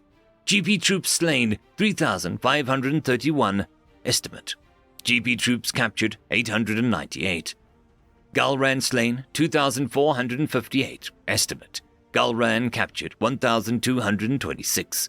Objectives: disable 4 flak batteries on Northern Hemisphere, 3 guns disabled, partial success. Disable 4 flak batteries on Southern Hemisphere, 2 guns disabled, partial success. Capture Complex Rhine, successful. Capture Complex Qualder, successful. Other actions taken: eliminated Galran War Marshal, eliminated Galran Lieutenant War Marshal, eliminated Galran System Secretary. Conclusion: numerical error, investigation initiated. After action report, addendum, investigation results. Numerical error rectified. Add 211 to the galactic power casualty numbers. Add capture of galactic powers Handelbrush. Combat hover platform blueprints to other actions taken. Additional notes: in future exoplanetary operations, recommended get out of the way and let the humans go for a walk. End of story. The Debt Repaid, written by Ruby Spicer. Finglui, Miglaunaf, Cthulhu, Rulya, Wugarnagel, Ftagan. Finglui, Miglaunaf, Cthulhu, Rulya, Wugarnagel, Ftagan. Finglui, Miglaunaf, Cthulhu, Rulya, Wugarnagel, Ftagan. It was the chant that had been heard across the multiverse, or at least the ones familiar with the tentacle-faced being and his skin. They had been so thankful, Panoth and his people, that Cthulhu had not been heard nor seen of for eons. He lived on only in tales, songs, legends. To the current generations, he was little more than a myth, a demon to terrorize their darkest dreams and frighten hatchlings into good behavior, an unreal being to any who lived. Until now. As he and his men walked to what would surely be their deaths, he wondered how his people would take news that Cthulhu existed in living memory again. This was a small planet in a small system, but nearly perfect for all forms of life. And though the Terrans had allies that came to their defense, eventually Panoth's forces broke through those defenses and came to land on Earth itself. A perimeter had been quickly established against ground resistance, and all had looked well. Victory was in their grasp. They needed only reach out and take it to secure this little backwater system. After all, the other planets had little more than exploratory bases. Most of what lay beyond what the puny beings called Jupiter was resource-gathering bases. They had barely colonized the inner planets, and, in fact, most seemed reluctant to leave their system at all. Yes, an easy victory. There were some humans taken prisoner, civilians, but strong-looking. They'd had small weapons on their persons, but each, as least as ones Panoth had taken the trouble to supervise, had surrendered these weapons. He sensed nothing of deception in them, but instead an enduring patience, a hopeful watchfulness. They knew they would suffer, but they were completely assured that they would be saved. But by who? Or what? Their allies had been destroyed, and there was no chance of getting out of message to get more. Perhaps they mean to destroy themselves. Some planets have tried that. An officer suggested it, but Panoth waved it away. If they were going to go that route, they would have done it before now, or we would have seen some sign of it being set up. Perhaps a weapon we've yet to uncover, no. They would have used it all as well, surely. The speculation went on for some time, until the idea of questioning the prisoners came to mind. Sure, with some persuasion, they would tell all that was necessary, and more besides. But they all gave the same answer, in a tongue that reached into Panoth's guts and twisted hard. These were not words, not speech, but rather sounds, guttural, wild, slapped together, and what some deranged child playing at a language construction might consider to be such. Chanted, prayed, screamed, and only one word in the whole mess made any sense. Finglui, Miglaunaf, Cthulhu, Rulya, Wugarnagel, Ftagan. Briefly, very briefly, they could sense connection. As each human spoke those words, it was as if they were connecting mentally to someone or something else, like a spark that quickly went out when you looked at it.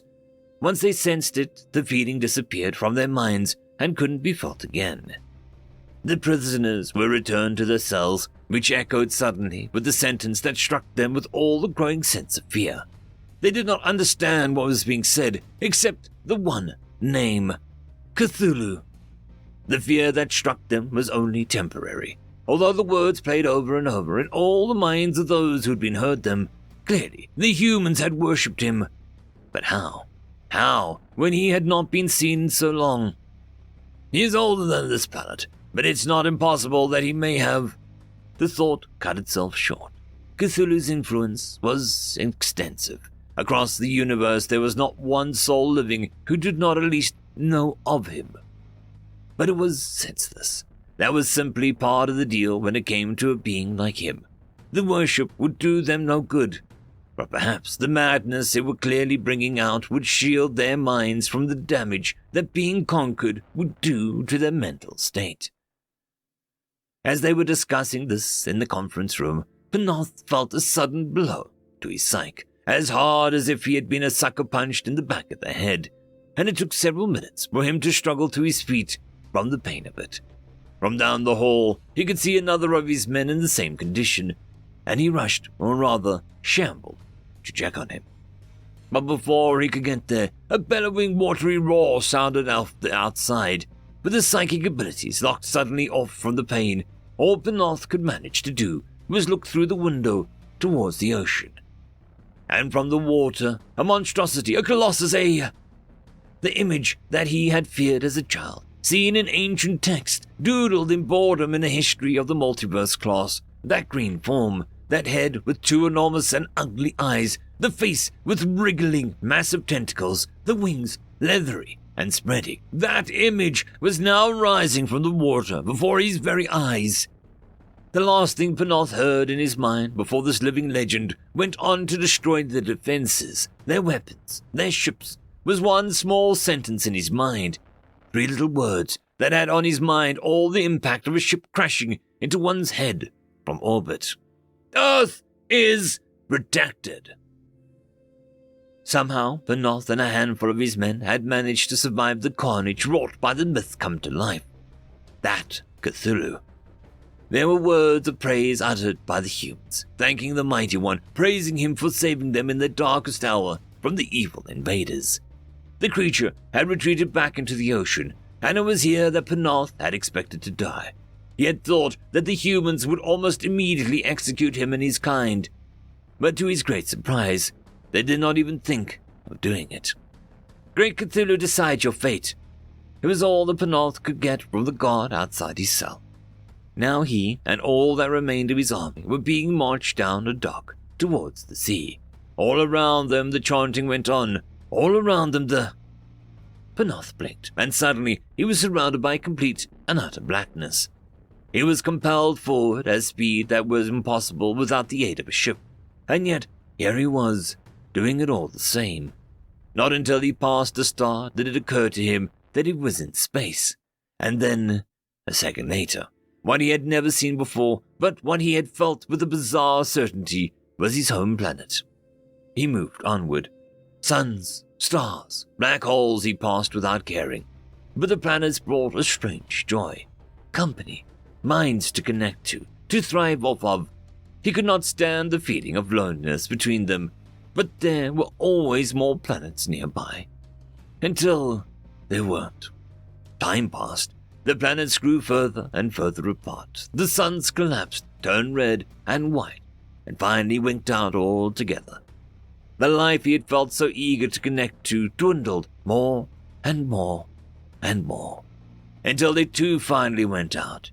There was not a single soul left for him to find company with, not one mind to connect to within many trillions of light years. The black holes were all that remained. Anger, grief, and then madness. He was furious that what had brought so much joy could so thoroughly be erased. He was sorrowful at the loss of that joy. And finally, pounding in his hearing organs, headaches, the likes of which he had never felt before in all the use of his psychic abilities. Whispers, scratches, hallucinations that faded the second he got close to them. Please, please let it be over. I would rather die than go on like this. But go on he did, his plea audible to no one but himself. And he did not die. I could not die. But by this point, the booming sound had no meaning to Panoth. Even the black holes began to explode and fade away. Eventually, first company, and then sanity, and then the light itself had abandoned him. Nothing in the known universe could slay him. No weapon could touch him. No mind could battle his own. Nothing could possibly end his life and save him from this eternal misery. He raged, he screamed, he tore open space, hoping to find a weak point between the walls of space-time. But he kept moving with no success on that head, always hoping that he would meet or see someone or something. But there was no one. Nothing. Except that lost black hole. The first he had seen in who knew how long. He had made for it, feeling the pull of it, seeing the light of the radiation it was burning off, grateful to feel anything after so long alone, with only the freezing dark to keep him company. Trillions on trillions on trillions of times the size of the last sun he had seen was this black hole. And yet it still did not end his existence. Deep into his darkness he fled, hoping still to find relief within it, hoping still that something would be here with him, that someone would connect, even if it were only for a moment. Nothing. Nothing happened. All that lay around him was the eternal swirling, that pulsating nothingness, that poisonous void. He was alone again, and the mote of joy felt from seeing light again was long past. It was almost worse than never having felt a little happiness to begin with. And then there was an explosion. Burning, everything burning, atmosphere. Yes, That was the word. And then air, oxygen-rich, thick greenery everywhere. But above all, there was the bellowing of the scaled beasts. He hit the water and sent up a shower of water and rock and dirt. But even here in the blackness of the deep waters, there was still life. He slept and woke and built and slept and woke and built again. The flow of time he could not sense now, but with life around him, the minds, however dim, he could connect to. The sheer joy of having anyone, anything to speak with at all, even if they could not understand a word that he put into their minds. They had not existed when he first came to this world, but every time he slept, there were more of them. His fall had caused a change, but most of it he did not see. He slept in Rulia, in that palace of stone, and every time he woke, the people, the humans, grew in number. And when he was finally able to speak to a human and receive a reply in return, he wept for sheer joy of it. They reached out, they wanted to speak to him, they were in awe of him. When they began to learn of the loneliness he had suffered for eons beyond count. In his greatest darkness, they rescued him. He would never be alone again, and he owed now a debt that could never be repaid. Penarth drove backwards. He found himself back on a pier again. Wind, waves, humans, birds, sky, water. Then the wood beneath his feet shifted, and he was once more in the darkness. He screamed as he moved forward at a much higher rate than the speed of light. End of story. Monday before Taco Tuesday, written by Svanya Bodson. Stephen J. Stayer III missed his old life. Humanity's ambassador to the Galactic Combine, he had been plucked from his position as a professor of linguistics at Kenyon College, Ohio. He knew he had to follow along to make nice, smile without showing teeth, and accept the award graciously. He also knew that it was undeserved. As the speaker of the Combine read off these heroic deeds, Stephen wanted to curl up in a ball and disappear. He hadn't done anything they said he had. The Honorable Ambassador Stayer from Terra is the true definition of a hero. Stephen felt his stomach lurch. Don't read the whole thing, he bleated in his thoughts. Ambassador Stayer showed great courage and the highest ideals of Combine culture when he stopped a terrorist plot right here in the capital. Not only did he incapacitate and detain all 7 terrorists until the authorities could pick them up, but he did so without any loss of life. In addition, while fighting for his own life and the lives of those other ambassadors, he disarmed their explosive device and contained the biocontaminant they wished to disperse. For his heroic act, Ambassador Stephen James Stayer III is awarded the Star of Luminance, the highest military or civilian honor the Combine can offer. The speaker motioned him forward and laid a long ribbon bearing a diamond star that shone with its own inner light over his shoulders. Stephen gave a slow bow and raised a hand to touch the speaker's manipulated tentacle in the Combine equivalent of a handshake. The ambassadors in the chamber cheered as Stephen let himself be led away from the podium. The ceremony was the only thing on the agenda for the day, so the ambassadors were ready to start filing out. Stephen only noticed once he'd been led there that he was positioned right outside of the main doors with a security detail.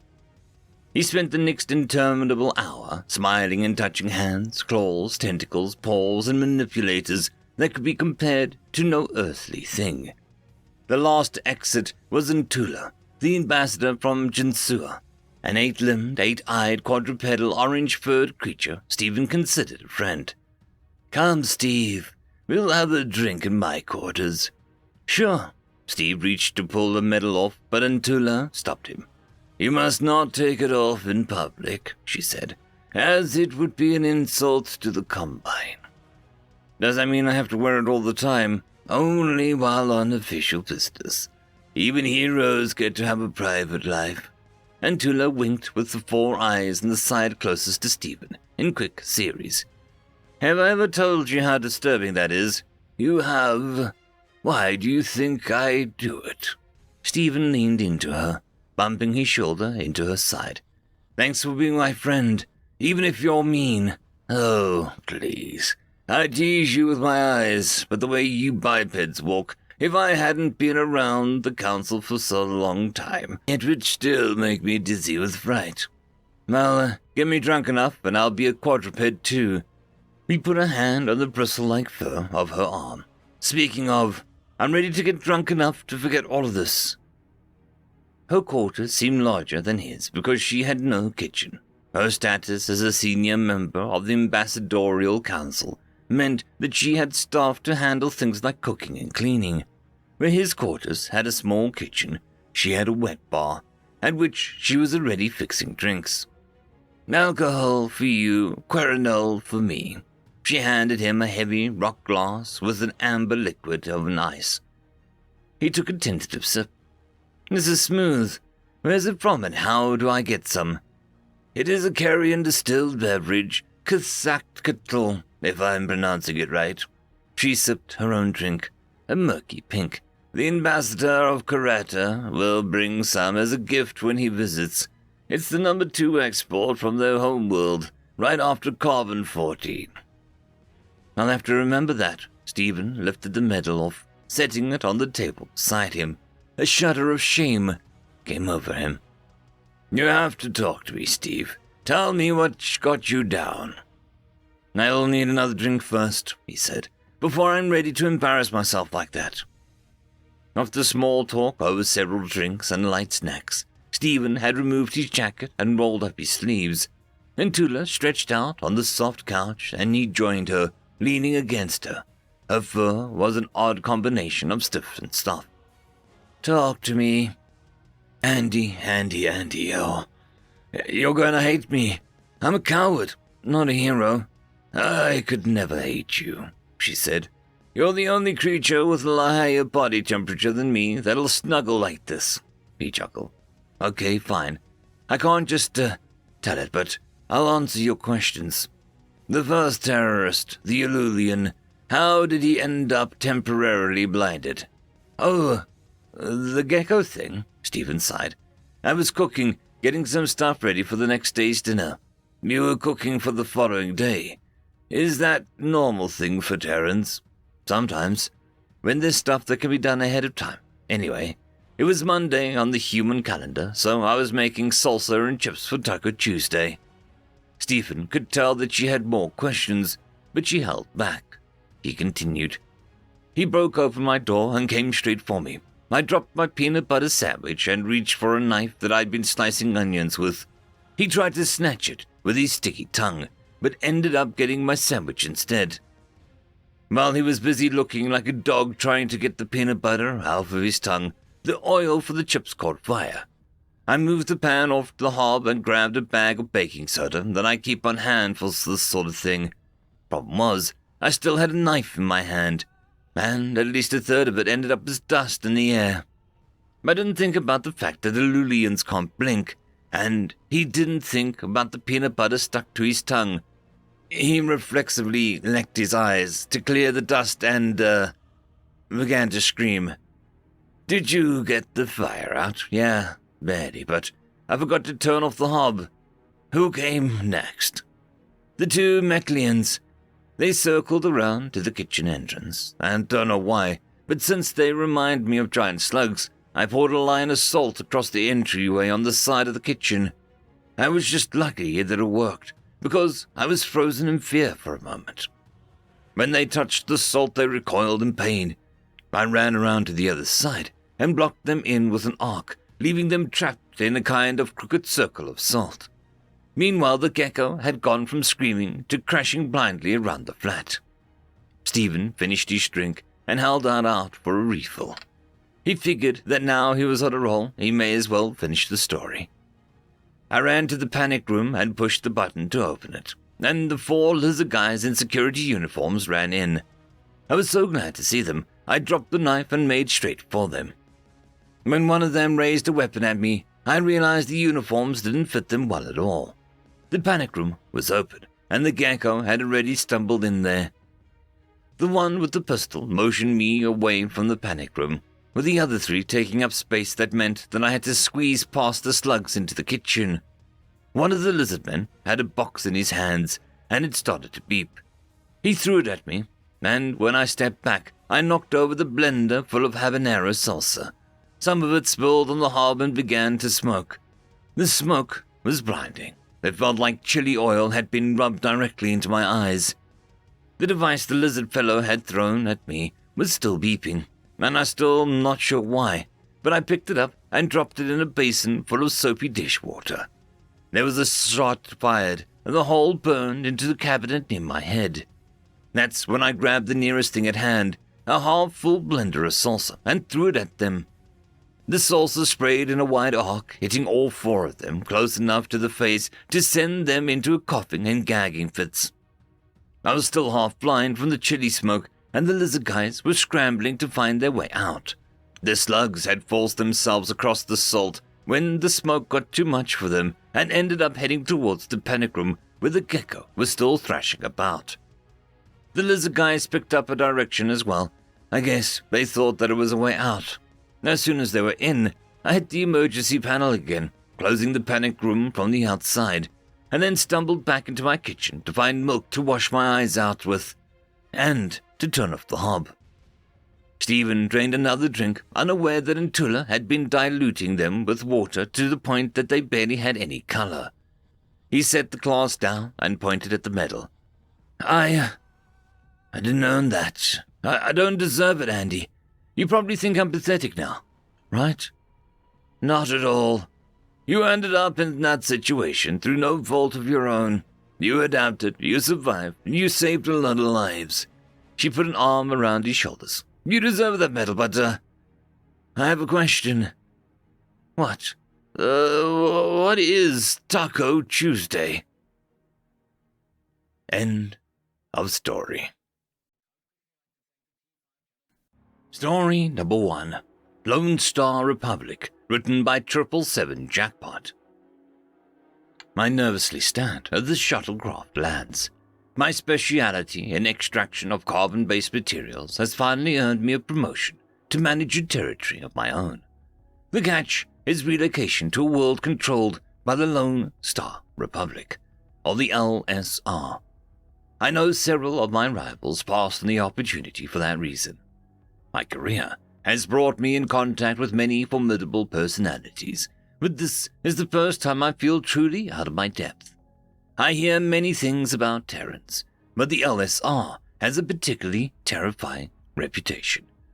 The rest of the galaxy already considers Terrans ultimate warriors prone to overkill, and apparently Terrans feel the same way about the LSR. And that is why the LSR's independence charter includes conditions for a military alliance with the Terrans. I do not quite know what to expect, but I know to stay on my guard. Right as I enter the shuttleport, I cannot help but notice the gigantic sign reading, "Welcome, y'all!" and the flags everywhere. This is not like an embassy flying many different flags as a symbol of diplomacy. All the flags are identical with a single design of 2 stripes and 1 star. Many of the people here dress very differently from other Terrans. Most notably, several have enormous hats and ornate footwear of all different colors. But just about everybody wears blue pants for some reason. Before I can fully take in my surroundings, I see a particularly big human holding a sign with my name on it. Thank the gods, that must be my contact. Time to introduce myself. Hopefully, I'll be able to survive the encounter. Hello, I am Exegel Styrsnock. Are you here for me? Now the big human is baring all of his teeth and moving towards me. Oh no, I must have triggered a predator instinct. He's about to eat me alive. To my astonishment, the big human enthusiastically greets me. Hey! Yeah, I'm here for you. Welcome to Alamo. My name is Jeff Thornton. Right this way, partner. I follow him bewildered, but at least I'm in the right place. Jeff leads me outside to a gigantic vehicle, clearly designed for off-road use. The back portion appears missing, but Jeff clarifies that it is just part of the vehicle's design. As Jeff helps me climb into the passenger seat, I immediately notice the kinetic rifle hanging in the back window. Wait, is this human with the LSR military? This assignment just became a much more complex.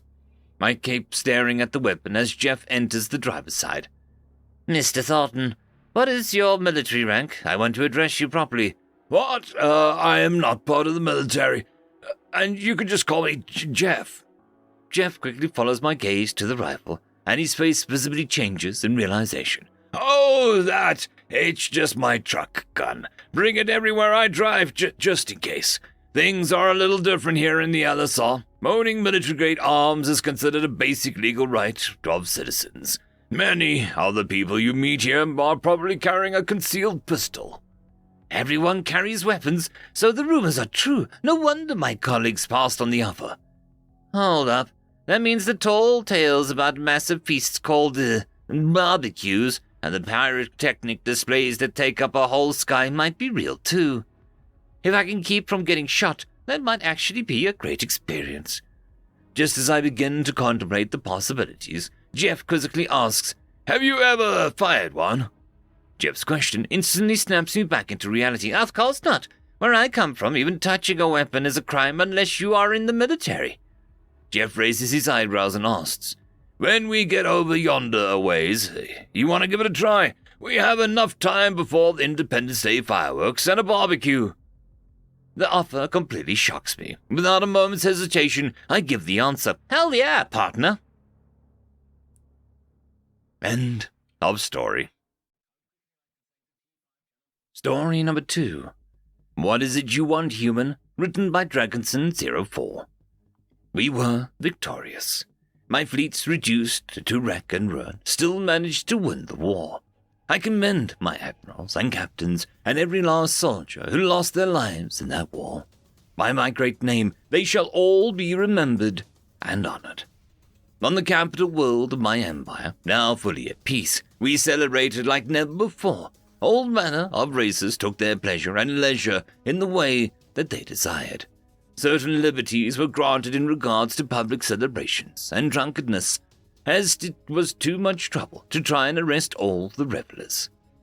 It was just past midday on the 5th day of celebrations, with designs on the least 30 more to come, that I found myself walking along the edge of a great water of the capital world, to try and have a moment to myself.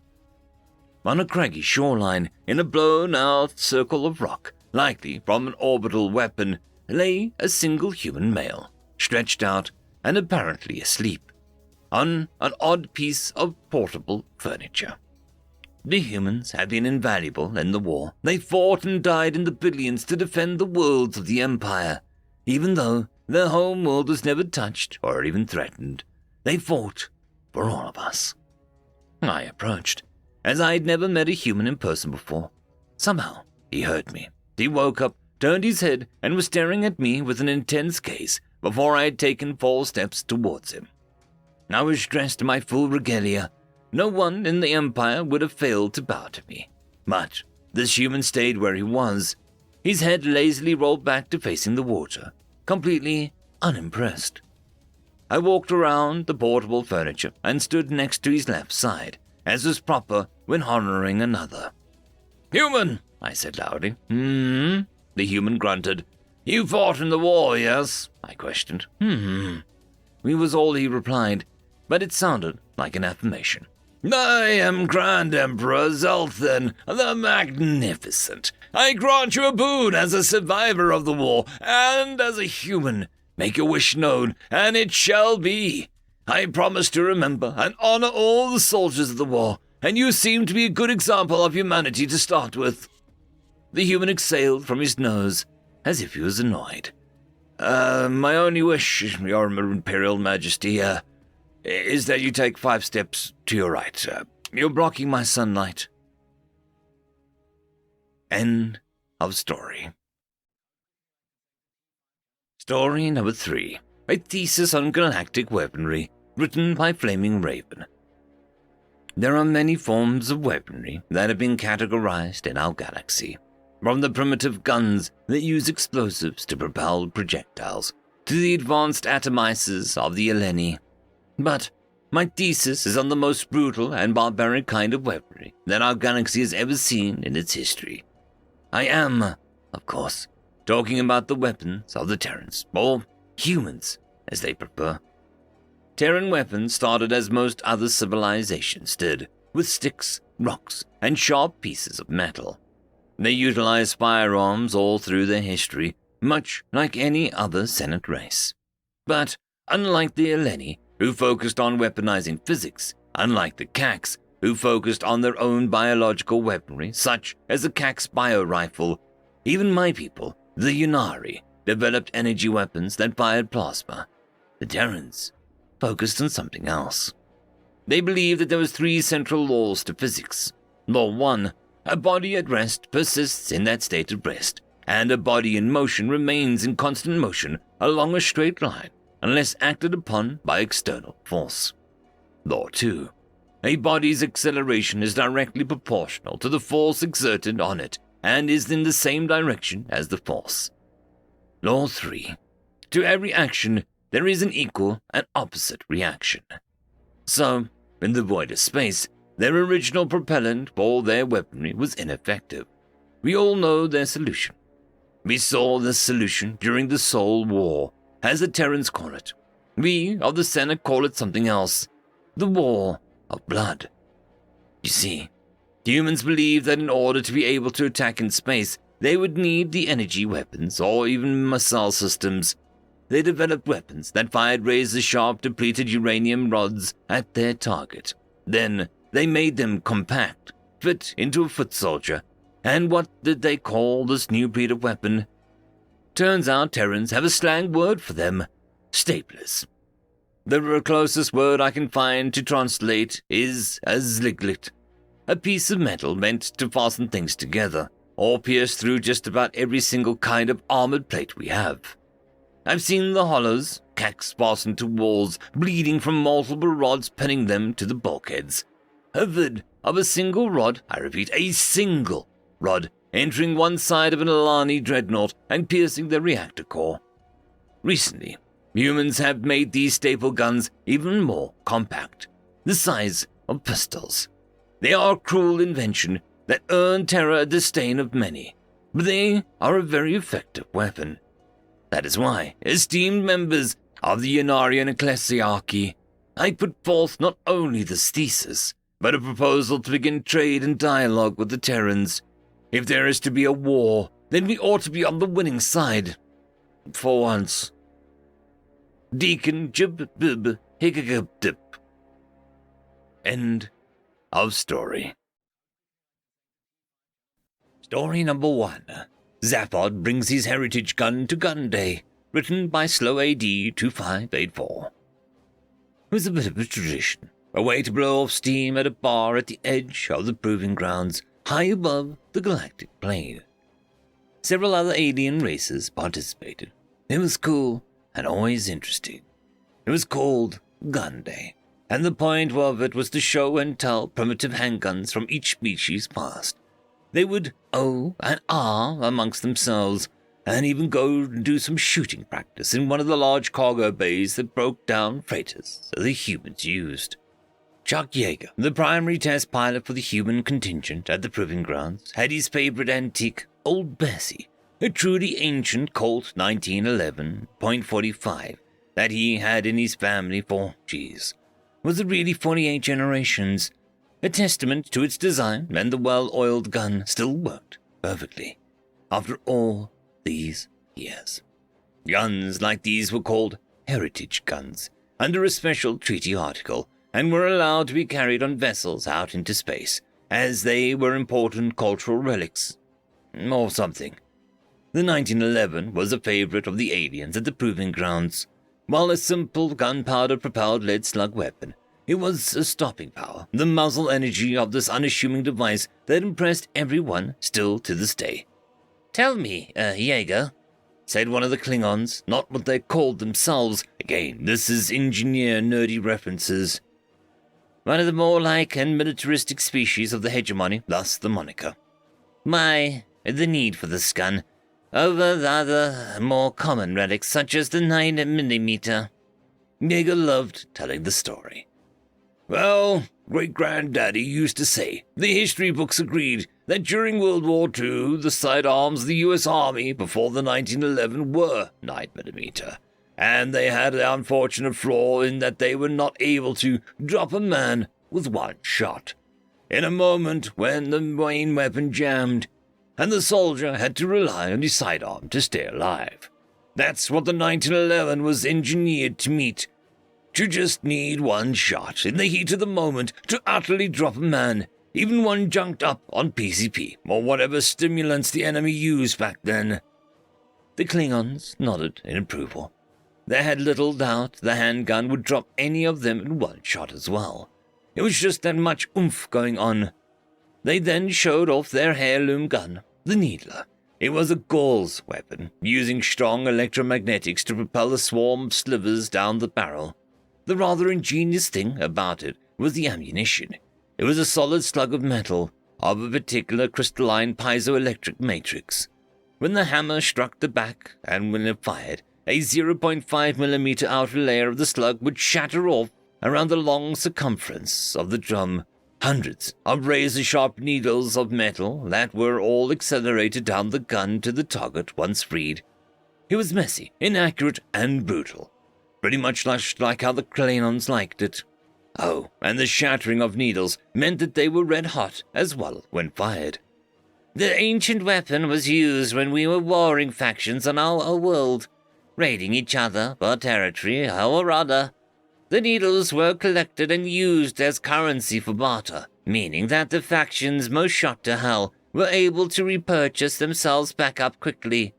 This weapon single-handedly spurred our technological development, they stated proudly. One of the aliens, a spider centaur-looking thing, showed off their gun next. It was a whip-line caster, and it made everyone uneasy. Its bullets were monomolecular filaments, able to cut through anything at a molecular level. The gun looked like a kind of crossbow, but the arcing arms were the gun barrel. When fired, it sent out whip lines as horizontal filaments in rapid-fire twangs, shredding any target downfield. It had the interesting bonus ability, beyond what was more common projectiles and a laser could achieve, the whip part of it. Due to its nature, it could hook around corners, over cover, around door frames and window sills by snagging and whipping around, shredding anything hiding behind. Nowhere to hide.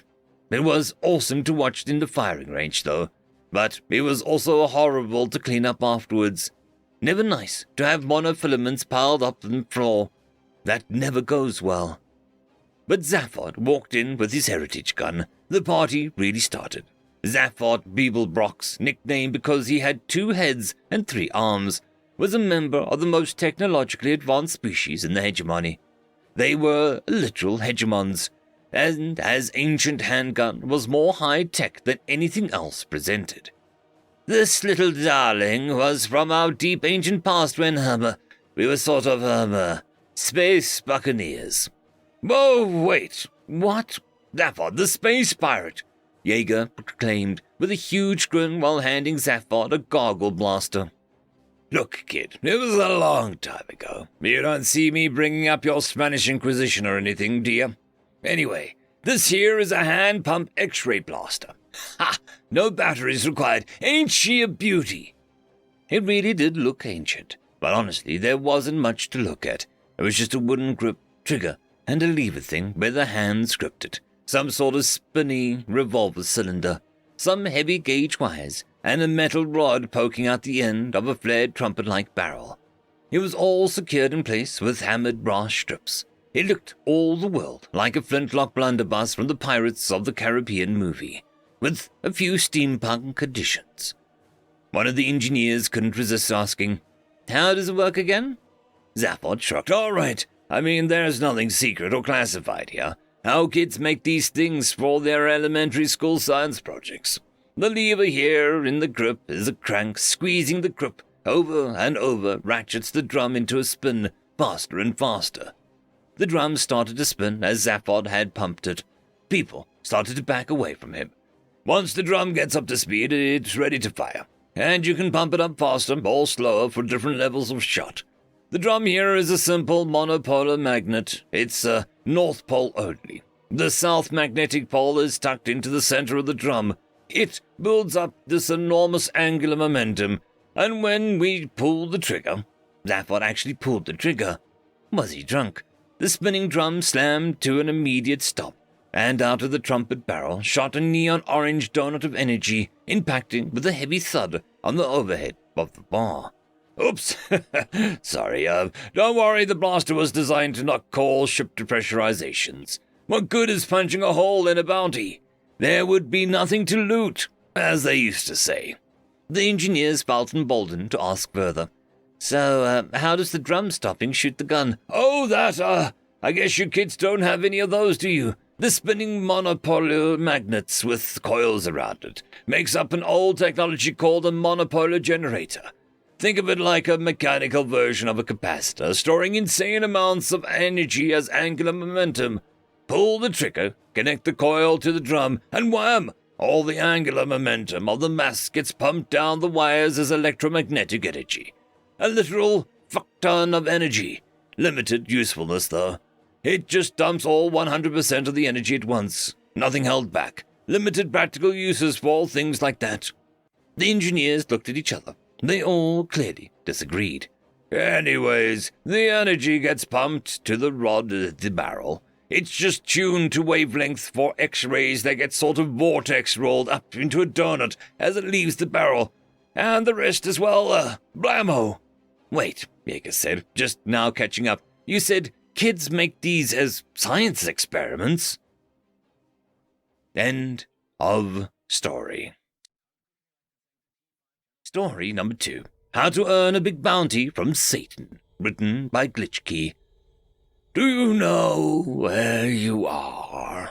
The man asked. His immaculate suit caught the lamping glow of the ember-filled walls and almost seemed suffused with fire all its own. The office he sat in was spacious and well-appointed, the bookcases and paintings lining the walls hardly immune to the flaming companions. The man sitting across from him looked around. His dark eyes flicked from object to object before settling back on the man in the suit, patiently waiting for an answer. I'd imagine, he said, a smile teasing at his lips, that this is hell. Would you happen to be Satan? Yes, I would, Satan acknowledged, steepling his fingers in front of him as he stared at the man across from him, who had given up any pretense of neutrality and was grinning quite broadly.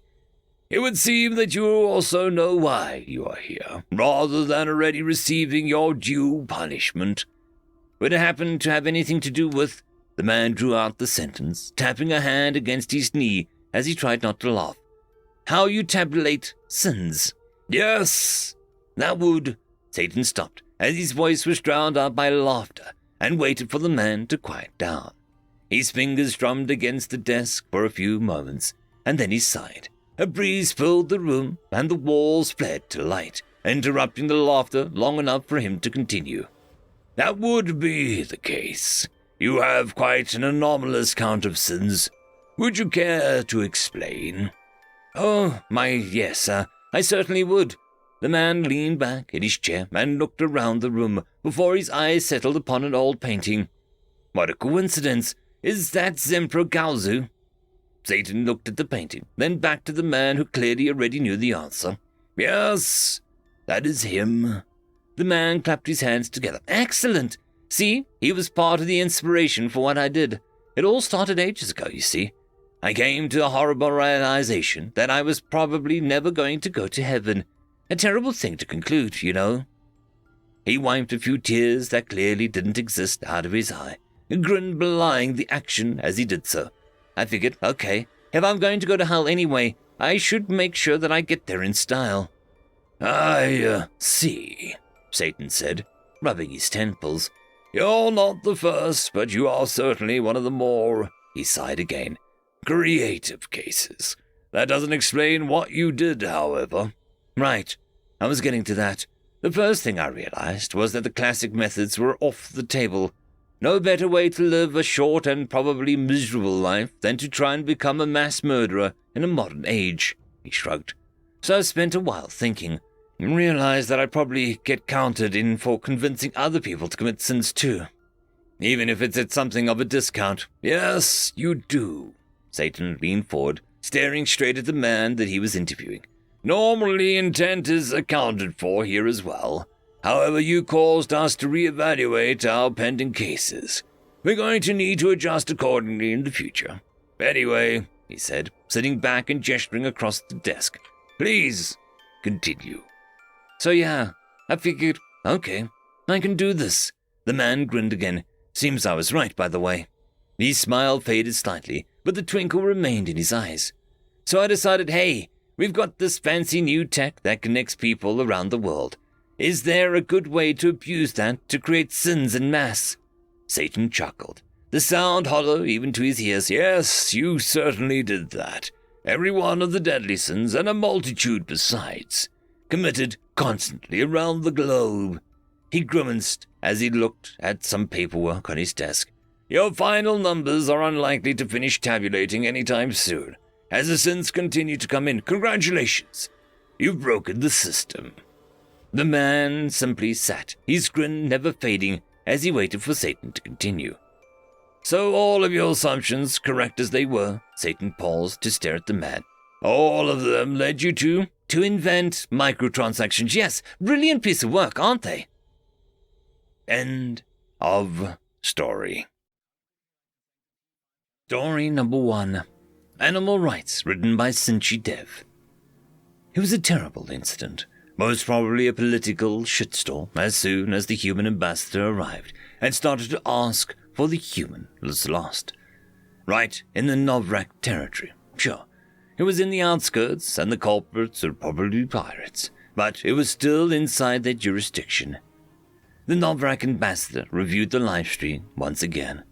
The two battle-scarred Norhunter fighting to the death. These terrible giant creatures made the ground and with it as recording device quake whenever they hit each other. Their giant tusks pierced each other, staining the soil with their blood. One of them falls, its wounds too severe to keep going. The others roar, bleeding, are victorious and turns to the camera. Human voices can be heard, but the roar of the Norhunter covers their voices and the livestream ends. The Novak ambassador couldn't contain the chills, even as he read the report of the Justice Enforcement Team for the 10th time. He felt sorry for the humans. What terrible fate those humans had to endure. Pirates kidnapping them, the live stream to broadcast their deaths, the pirates abandoning them as soon as the Norhunter appeared, and then being killed by the monster at the end. Of course, the pirates never appeared in the broadcast, and neither did the humans. But what other reason could it be for humans to be so close to a monster fight? The guard announces the arrival of the human ambassador. Ambassador Mariah from Terra Prime. The human ambassador was a thin, young female. She looked like the kind of person that cared deeply for others. Exactly the kind of person the Novak ambassador was afraid of in the circumstance. She might even declare war on the basis that the loss of humans was unforgivable. Good cycle, Ambassador Nufa. It must be something very important to call me this urgently.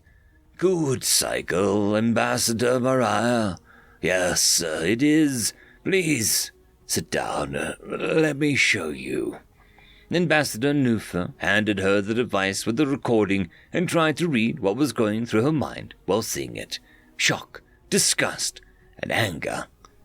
That's it. More with the humans it was. They had a good run. Humans were going to wipe the floor with the Novaks, all because of some stupid pirates. I'm deeply sorry about this, Ambassador. How many laws did they break? Sorry for declaring war. That's a first. As for how many laws the pirates broke, who knew? Hard to say, Ambassador. We can't even see them in the recording. I'd guess protected wildlife trade, blood sports, gambling. Sorry, say what? Animal rights. Animal rights. Like don't torture animals, treat your pet well, don't abandon your animals and such. I don't get it. Ambassador Mariah seems confused too, but continues, Don't worry, we'll find them. There it was, human optimism. Was she thinking that the humans from the recording were still alive? Ambassador Mariah, I have to give you this too. Ambassador Nufa handed her the report of the Justice Enforcement Team. She reads it. She reads it again. She seems ashamed. Ambassador Nufa, is this what you think happened?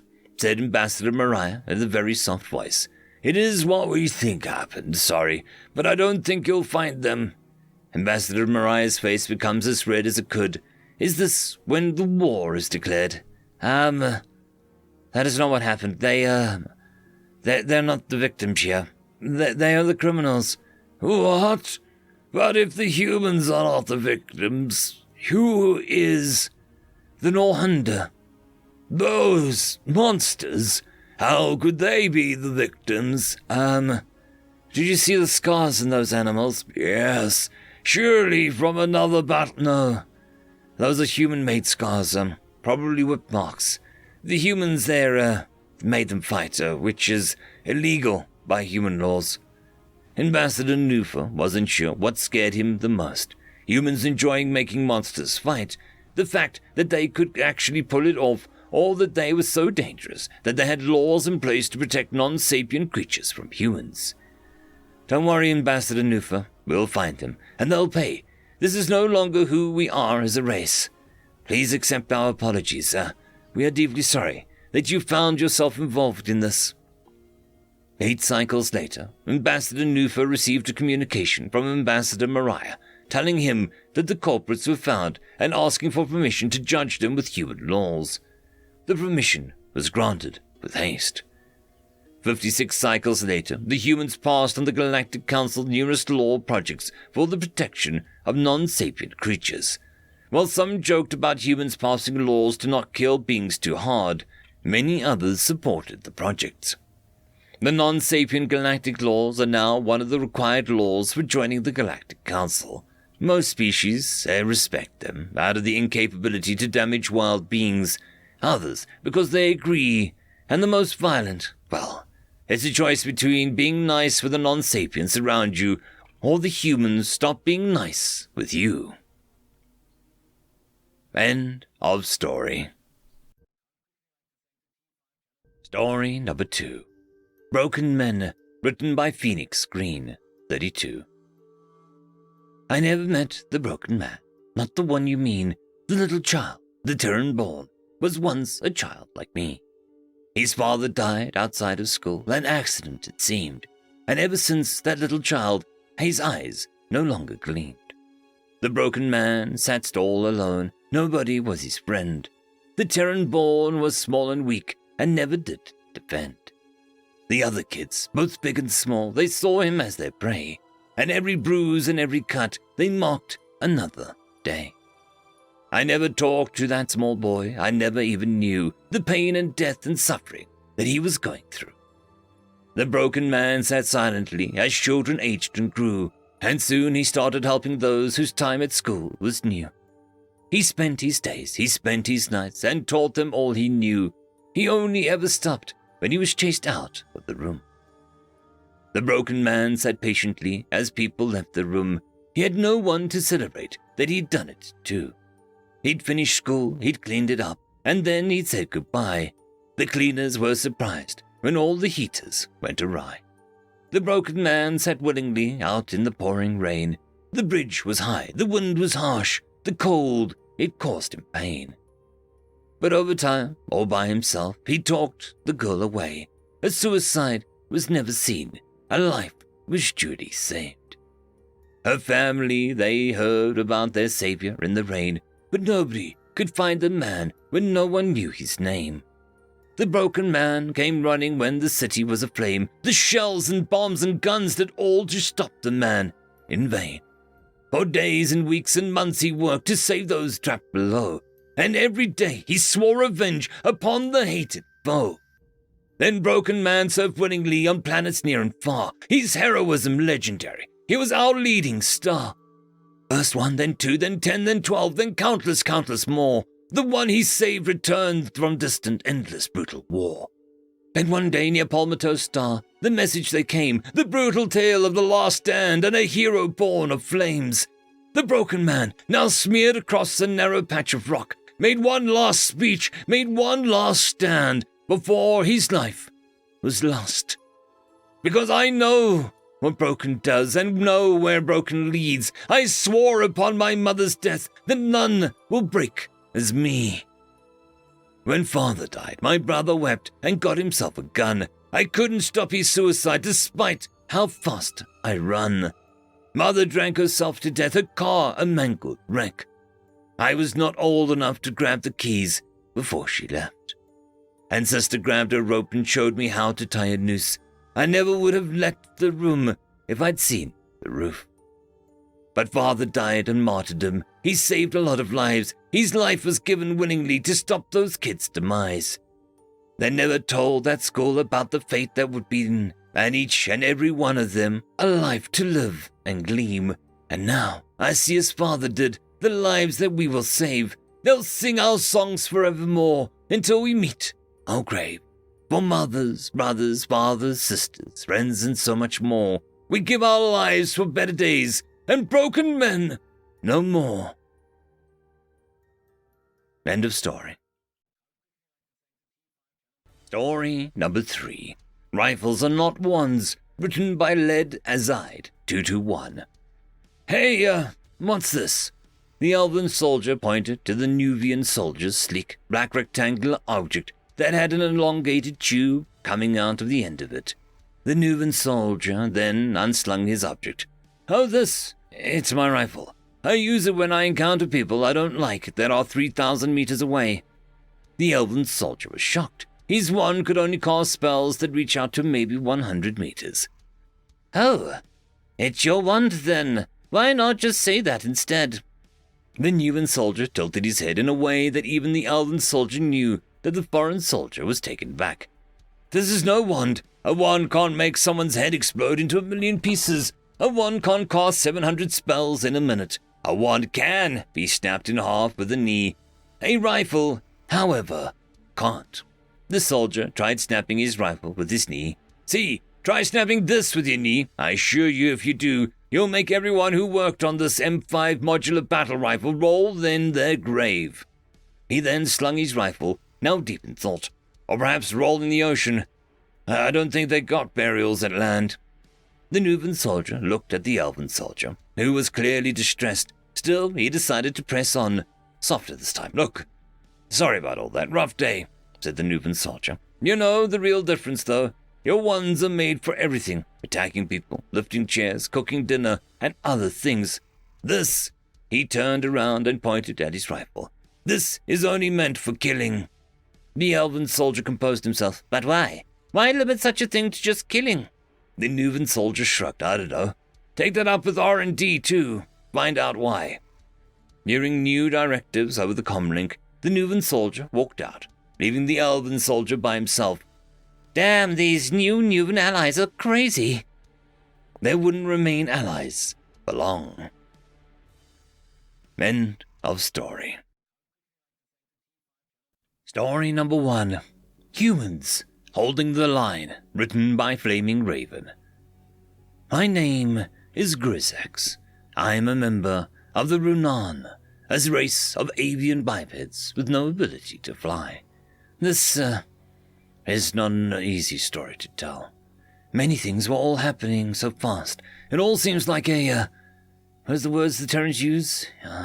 Yes, a fever dream. It was during the Thuga Plague. Yes, it was on the wait, what was that?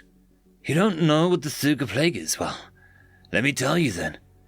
The Thuga Plague, named after the first planet that fell to it, is a form of microbe that can absorb other living cells and replicate perfect copies. We don't know what triggers it, but at some point the host undergoes a horrifying mutation. There appears to be no standard for the mutation.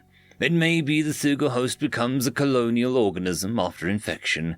Said infection may be carried out on a genetic level. Said infection occurs when the microorganism comes into contact with the victim's blood. Reports have been made about completely new creatures arising from the pools of blood. The only effective weapons against the plague appear to be fire, energy-based weapons, and a recent release of human technology, molecular destabilizers. All right, now that you've been informed of the Thuga Plague, it is time to begin. It was on the Terran planet Thermopylae. In the capital city, Ephialtes, the streets were chaos. Evacuation sites were being abandoned just as fast as they were set up. I was part of the relief effort of the Runan had sent to help the Terrans. We started with 4 million. 1 day later, we were now numbered at 12. I was defending an evacuation site that had stood the longest, Site Epsilon. I was surrounded by charred bodies of what were once people. Honest to God's living, breathing people. I stood alone against the shambling hordes of teeth and claws until I heard it. A familiar whir of Terran destabilizer, a blast of orange light, and the Thuga that was about to spew its stomach acid at me was naught but ash. This bought us time as the Thuga instinctively pulled back, away from the destabilizer. Looking to my left, I saw them, a group of Terrans. They were not soldiers, they were civilians. I looked to the evacuation shuttles to see that they had reached maximum capacity. "Why aren't you trying to leave? Aren't you afraid of dying?" I could not help but ask. The one who had fired the shot began to laugh. He then pointed to the shuttle closest to us, more specifically, to a woman holding what they could only be her daughter. "You see those two? That's my sister. That's my niece. I'm not sure what kind of bonds your people have, but that's my blood right there," he said, stepping up to the barricade. "I don't have anyone, no friends, no kids, hell. I'm still a virgin, so I know I don't have any lovers." He took a rifleman's stance, keeping his knee loose and his shoulders taut.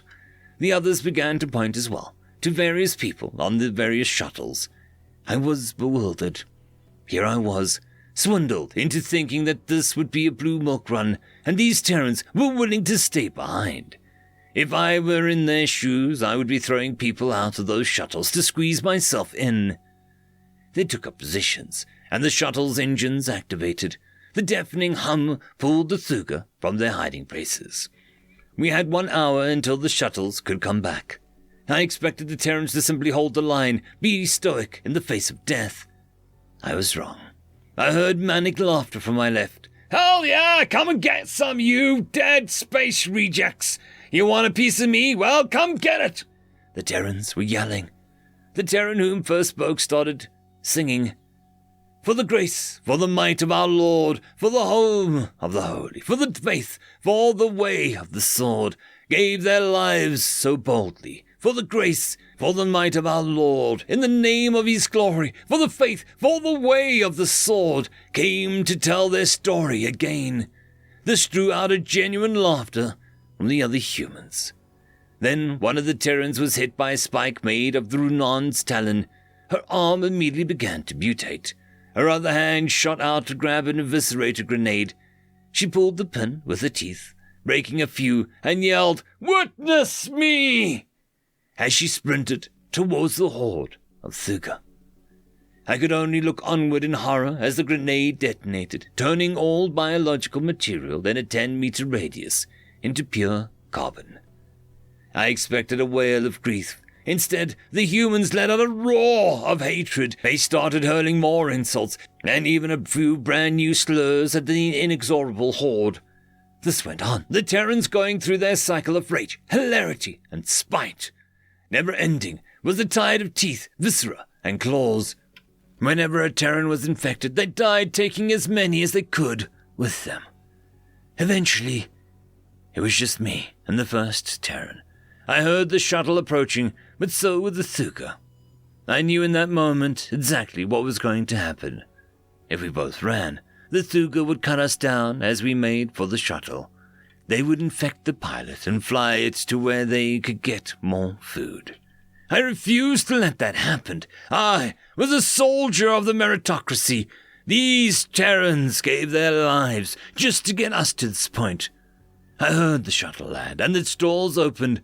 I was about to wave them off when I felt a blunt object slam into the side of my head. Sounds were muffled, my vision blurred, but a few words came through the fog. "Get him out of here," shouted the Terran. "I'll hold them off." "That's not an option. We're getting you both out," another voice shouted back. I heard a distant click of the eviscerator grenade. "I'm already infected." "Just get him out," the Terran shouted again. My vision cleared for about a moment. the Terran was standing upon a pile of eviscerate grenades. "Tell my family I love them," came his voice. For the first time it sounded broken, nothing like the spit and vinegar he had shown previously. Before the shuttle doors closed, I saw the Terran bathed in golden light. To this day, I owe Michael Hackett my life, and what a life it has been. It's been, well, 85 years since that day, and ever since that day, I've been living my life as best I could, trying every day to honor the sacrifices those Terrans made. Caden Bennett, 32. Ishwari Namgala, 40. James Royce, 65. Kimberly Hale, 29. Stephen Garcia, 51. Tavian Freeman, 28. And Michael Hackett, 22. There is a monument to the fallen of Thermopylae. Inscribed below the names of the fallen are 4 words, per aspera ad astra.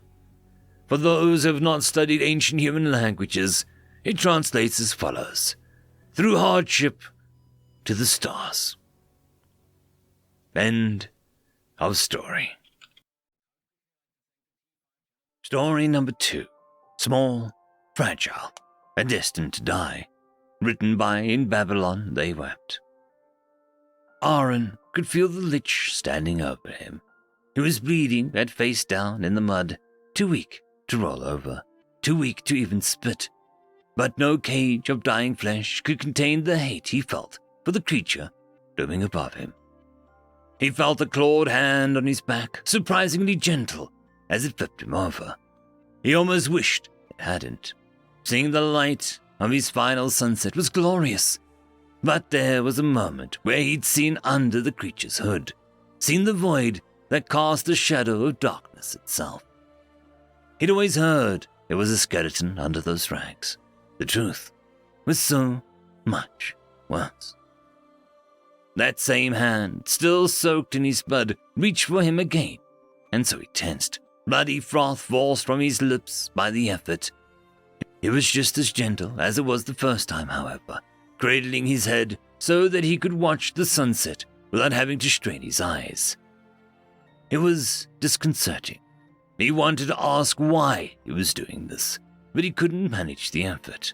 The creature seemed to sense his concerns, and he felt a tendril of its inhuman consciousness brush against his own. "I don't hate you," he reeled. Even at its most gentle, the mind of the horror holding him could crush him by accident. He felt like a field snake next to a leviathan, a stone next to a mountain. He tried to shield his mind from the presence, but its words hammered down implacably. "I pity you. Small, fragile, destined to die. If you were lucky, it would have been in your bed. Instead, it is here. On behalf of a king that will never bother to learn your name. The most you had to look forward to was a life of toil in the fields. You didn't even get a quick end at the hands of my servants. Bleeding out face down in the mud was your lot in life." There was a pause before the creature continued. Its inner voice changed from sympathetic to cold. "You were a mere man sent to stand before an army of monsters. How could I not pity you?" Misery ripped through him. He'd held it in his whole life, bracing himself for the lich's inevitable return. But those final words tore his walls down. He felt like he was drowning in helplessness, choking on his own despair. Then the despair ignited. He spat in the lich's face. The effort of it almost killed him, his vision blackening at the corners, his muscles burning like he'd been set on fire. The lich recoiled, and he could feel the defenses of its ancient consciousness waver. It was the only chance he would ever have, and he took it, ramming his mind into the psychic wall of the lich with all of the force of his soul. He couldn't tell who was more surprised to feel the wall give in, him or the lich. "There has never been a time I didn't fear you, monster. Stories have been passed down through generations about how unstoppable you are, how no grave can hold you, how every time you are defeated, you simply rise again. But I never realized what they truly revealed, how many times you've been stopped. I am a mere man sent to battle an army of monsters. I am a small and fragile thing, destined to die. But it is men like me, small and fragile, that have killed you throughout the ages. You will meet your end, and the plowman's spear, a fisherman's trident, a harvestman's scythe, again and again, as many times as it takes. And when the stars burn to ash, and this world is nothing but ice and ruin, you will find no refuge in heaven or hell, because both will be full of men like me that you sent there, men that you trained to hold the line. You will learn to hate me, creature. I swear it. The Lich sat in stunned silence at the end of Aron's rebuke. Fury dripped from it like a snow melt from a glacier, colder than freezing, colder than death. Its pinprick points of light met Aron's brown eyes, but he still refused to look away. He was closer to death than life, but he still blazed with defiance. The hand that had been gentle, cradling his head, clenched into a fist, crushing Aron's skull like a rotten tomato. With nothing else to do, the Lich stood up, taking a moment to wipe the spit off his face before shaking his hands free of the blood and bone that had once been a human head. Then it stalked back to its war camp. It had planning to do, and for the first time in centuries, it felt strangely unsure. End of story. Story number 1. Invited to a human dinner, written by Mother Melee. I understand you've been invited to a Terran festival. Terrans tend to focus on food for these gatherings. What follows are the do's and don'ts for Terran group gatherings. 1. Terrans are social creatures. They will strive to connect with anything. They have created entire days to come together. They will often have no reason, but still strive to celebrate and connect. Don't question while they are celebrating. It'll only confuse and irritate them. 2. Some food items are considered traditional. Do not question these items, as you will be considered disrespectful for even questioning their presence. For additional information, read Human Holidays. Number 3. Terrans take substantial pride in feeding visitors. In fact, it is considered rude if a Terran does not offer refreshments to a visitor. Not being offered an item, either a beverage or substance, by a Terran who is not in state of manic is a slight. If not offered a beverage or snack in a calm environment, understand that you may not be welcome. Number 4. If offered an item for consumption, even if you are not in the state to consume, accept it. Even if not consumed, a rejected offer of drink or food will be considered a slight for Terrans. Now that you've learned how to navigate the cultural meal rituals for Terrans, understand that there are some regional differences based on the origin of your Terran's tribe. As such, do your due diligence to ensure that you do not offend these primate species.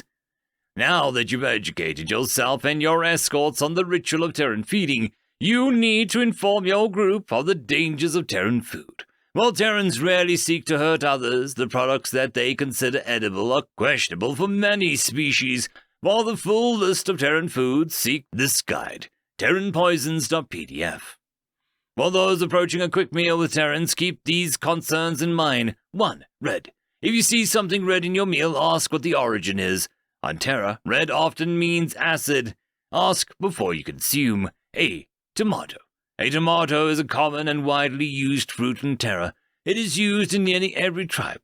It is a Class 2 acid. It is safe for most species, but be sure of tolerance of your crew before consuming. B. Chilies. This product is valued for its capsaicin, a toxic chemical that causes pain. Terrans use this in their weapons, but also, inexplicably, in their food. It causes intense pain and burning. They appear to enjoy this. Number 2. Green. Products of this hue often mean reasonable products. However, it can also be dangerous. Ask before consuming. A. Chilies, see above. B. Mint, a common ingredient in cleaning supplies, including self-care and hygiene products.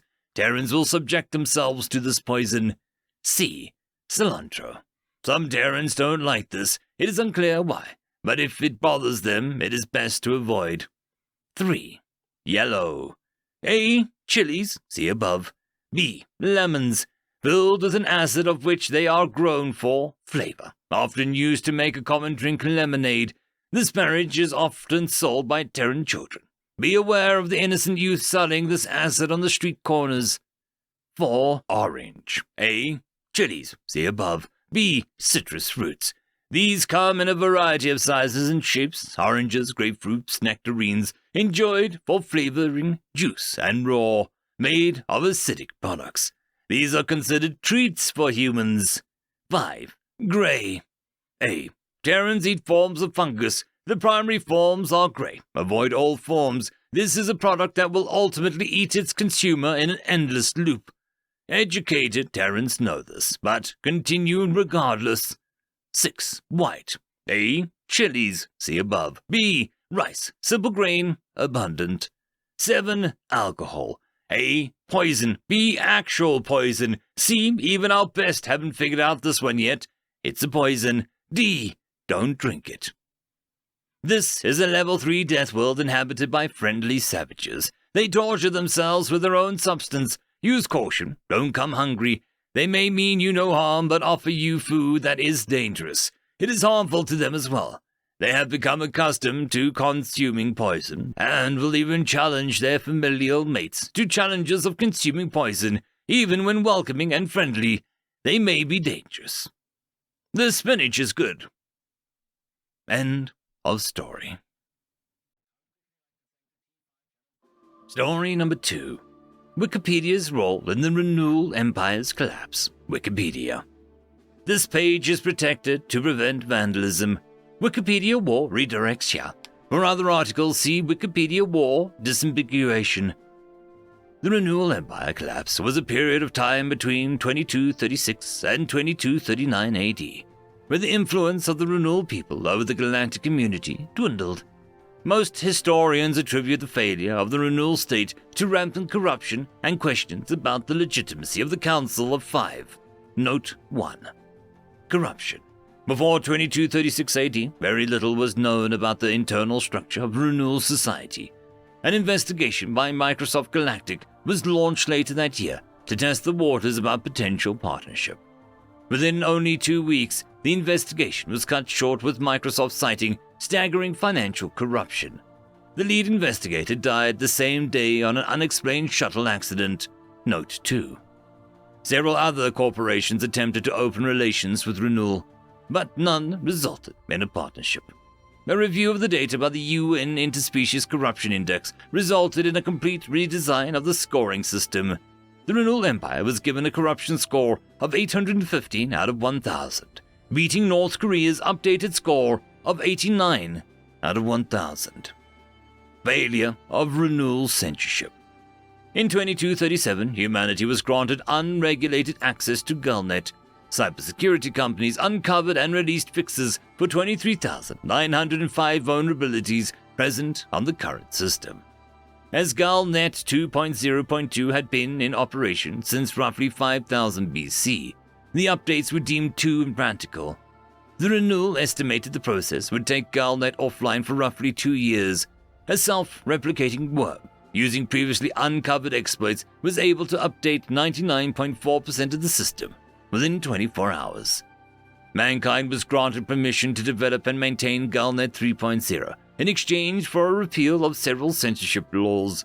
These laws had previously been used extensively by the Renewal. Within 6 weeks, the Renewal Empire/Controversies page grew to over 5 gigabytes in size and was split into 55 separate articles. The Renewal Empire was unsuccessful in deleting these pages despite multiple attempts. State-sponsored attacks on Wikipedia.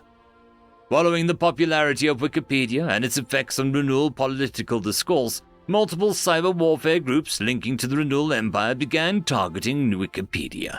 Notable attacks include advanced malware, which failed due to previous security improvements, distributed denial of service attacks resulting in a 15% slowdown of some regions, edits originating within a governance district of Renewal Prime, including deleting the entire controversy section and replacing all instances of corruption with corrupt fun. Due to Wikimedia's tiered caching system, including servers in several star systems, Services was not impacted significantly from users. Note 4. Downfall. The Renewal Empire was ruled by a Council of 5, which could issue state mandates by majority vote. Officially, the council was elected by the people. Any Renewal citizen with an adult fangs could submit a candidate or vote on a candidate's already submitted. However, a cursory investigation by the Interspecies Corruption Index shows that there was no correlation between popularity numbers and who was elected. The Empire did not have the infrastructure in place to collect votes on a planetary scale. The state quietly removed the least popular council members from official record and began referring to the council as a Council of 4. This was easily debunked by searching Wikipedia. Renewal Empire/Corruption was the most viewed article in 2239. Concerns about the legitimacy of the government, alongside growing corruption scandals, led to the Empire officially dissolving in 2239. Renewal Prime was purchased by Microsoft in 2241. References: 1. The Council of Number Pending by J. Anderson. 2. When you're trying to bring back Windows Phone and the alien blows up your ship. Reddit r/programmer humor. 3. Good news, North Korea is now only 9% corrupt. Reddit r/best Korea. 4. Hey, we're Wikipedia administrators. Ask us anything about the recent alien attacks on our servers. Reddit r/IAMA. 5. Microsoft just moved their update service to a different solar system to get around privacy laws. Reddit r/asshole design. End of story.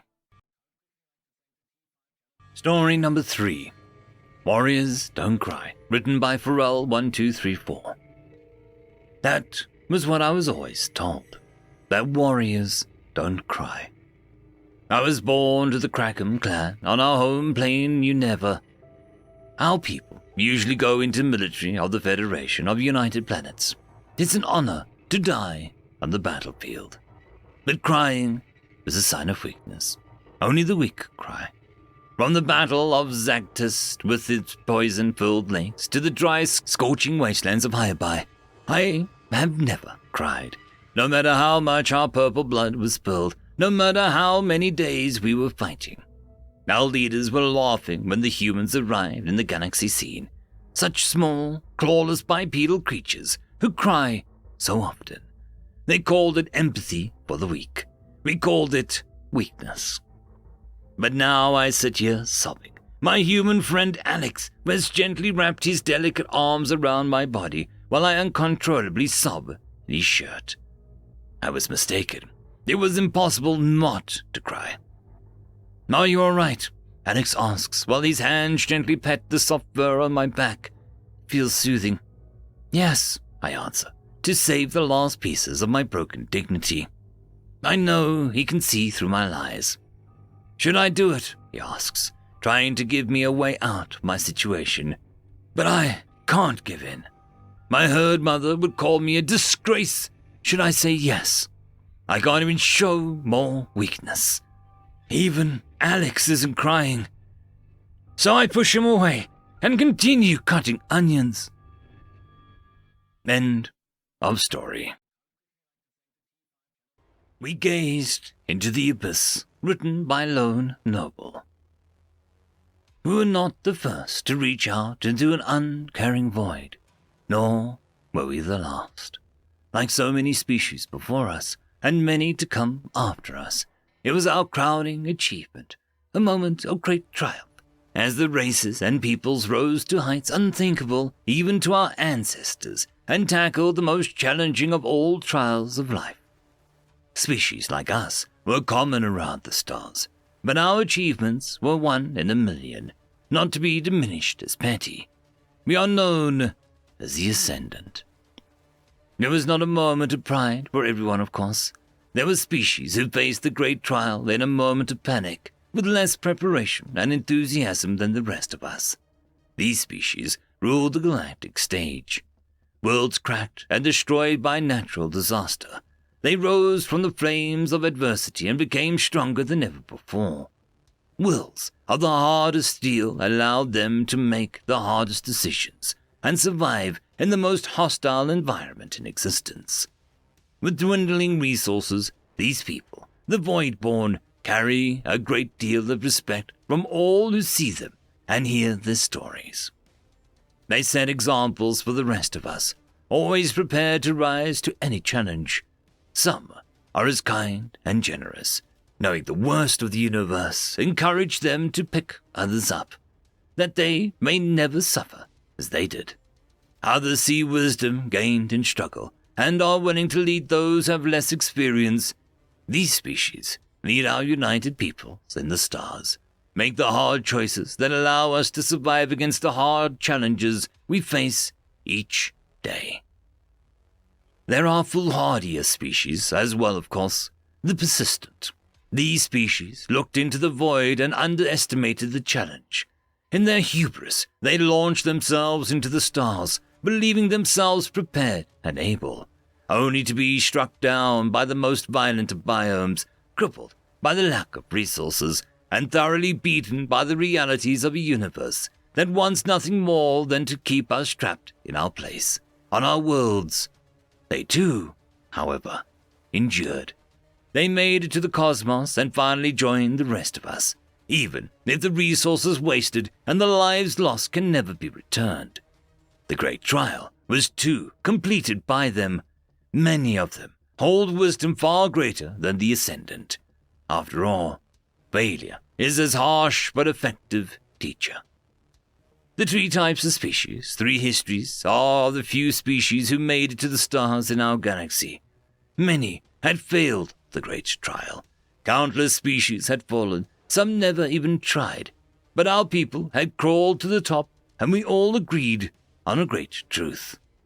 Life is a trial, and there is no greater trial than living in space. Any species that has broken orbit understands this. Merely being in the presence of such unspeakable horror is challenge enough. It'll crush your body, blast your corpse full of radiation, it'll burn you, and it'll freeze you all at once. The cosmos is without mercy, and will erase you without the decency to remember your tale. We were the peoples that saw all the danger, and spat in its face, rose to the great height regardless, as if to prove our worth to all who would bear witness. We would never be underestimated. We 3 together, the Ascendant, the Voidborn, and the Persistent, were the only ones who had the right to the rewards the universe had to offer. For we were the only ones who had fought for it. We believed ourselves chosen, in a way, I suppose. The universe was a great figure, showing us tough love. That we endured made us worthier than others. That our endurance was the greatest of all, the pinnacle of the universe. Some days we can't decide if we're angry or grateful to discover how wrong we were. The edge of our galaxy was visited by a fleet of silver warships, soaring in formation across the mostly empty void, spreading across the galaxy, scanning most hostile worlds, landing forces on the most doomed stellar bodies, and mapping the stars around them. They utterly outclassed us in every way. Our fleets were our pride, made of the metals and spoils of many worlds, but most of our resources went to our colonies and space stations, keeping our people alive and comfortable. Defense from potential threats didn't factor in when we were constantly surrounded by the greatest threat that we'd ever seen. We thought that we were surely doomed. In the end, we were so small they almost passed right by us. It was the Voidborn in the end who decided to contact these unknown entities. They felt together that we could tackle any challenge thrown at us. Perhaps they were wrong. Perhaps they were too emboldened by the past success. Or perhaps they were correct. In the end, no violent encounter came to pass. A diplomat from the Voidborn approached the vast fleet on a small diplomatic craft. They were about to hail them when the ships were pulled by an unknown force into the vessel at the peak of the formation. At home, we all panicked. We had lost connection with these communications and could no longer monitor status. The more rational of us decided to wait for 2 days until we took any action, for we could not know their fate. The rest of us watched with bated breath as the fleet stopped where they had encountered the diplomat. Just as we began to think the next challenge was upon us, the ship returned to us, with our diplomat and a small bipedal alien. It bore technology the likes of which we'd never seen, encased in some kind of armor far superior to the flimsy spacesuits that we'd all been forced to adopt. He introduced the new species as humanity, and we came to understand why they'd approached us alongside the diplomat. We'd never have believed it if he'd told us himself. We still struggle to believe it now. When we gazed into the abyss stared back. We understood, or so we thought. We saw the hungry darkness, the gluttons for all matter around them. We saw balls of fire, prepared to raise anything foolish enough to approach too closely. We saw, most terrifying of all, things completely beyond our ability to comprehend. Unknowns that we had scarcely begun to research. Dangers we could not even begin to understand, let alone counter. Humanity was similar to us in many ways, and yet so very different. They'd been born into this universe like all of us, on a sole planet, but they too refused to contain their greatness on such a small world. They had spread out into an uncaring void, just like us, defeated the challenges that came, just like us. They built stations, just like us, and colonized worlds, just like us. However, their galaxy, the Milky Way, as they called it, was utterly barren of life. Humanity believes that they were the sole life that existed there. The rest of us secretly speculated that they were the only species that was the world to overcome the great trial, all others having fallen long ago. By the time they had utterly conquered that, they had learned the lessons of the persistent, with the enthusiasm of the ascendant, and conquered all challenges with the willpower of any void-born. They spread beyond the galaxy, seeking out other life, and it seemed that they had finally found it. Having heard the tale to the finished, we were naturally inspired. Even if we could not understand how they had reached such heights, the universe is unforgiving and cruel, and they should not have been able to carry themselves further than all of us combined, unassisted. It was then the diplomat they had returned to us, in a shaky voice, explained what we had learned from his time aboard the vessel. They had gazed into the abyss, and the abyss stared back. They understood what they saw. They saw a hungry darkness, gluttons for all around them, and with it, the perfect place for prison stations, inescapable and isolated. They saw balls of fire, prepared to raise anything foolish enough to approach it closely, and with it, a source of endless energy and power to fuel the ever-growing domain. They saw, most terrifyingly of all, things completely beyond their ability to comprehend, unknowns that they had scarcely begun to research, dangers they could not begin to understand, let alone counter. And with those dangers they saw endless potential and discovery, challenges unending and stories yet to be told. Where we saw only danger, humanity eagerly saw potential. Since the beginning of their tale, they gazed into the most hostile place in the universe and wanted to know what lay beyond.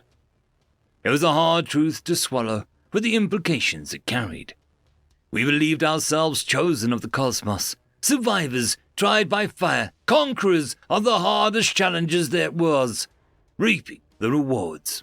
We were survivors indeed, for that was all we had ever done, survived. Humanity had thrived. They never saw the great trial as a final step in a species, never settled for the thing to be the end of their tale, stepped beyond and always looked for the next fight, rose and conquered greater challenges than we had yet to begin to approach. We thought that we were the chosen, but it was they who saw the greatest dangers of the universe and felt called by it.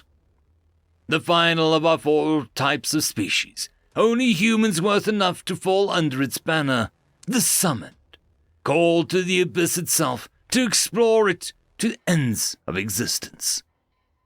The fleet has long since left, though the colonies and space stations they set up remain. The summoned have a quest to explore it all, and it will not wait, even for us. But they taught us something valuable indeed. There is more to the universe than what we have now, and if humanity could do it alone, then we can do far more united.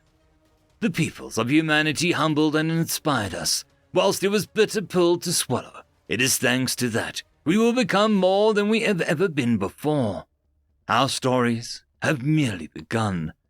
Perhaps one day we will have something to teach them, too. End of story. Story number 1. Personality Matrix, written by Random 3X. Human Victor, which personality matrix will you be installing in this upcoming interaction? Nixos's vocalator asked as he entered his office. Pardon?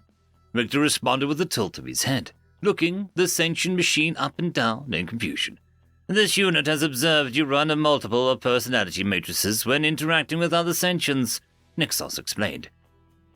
Sorry, still no clue what you're on about. Can you clarify a bit more?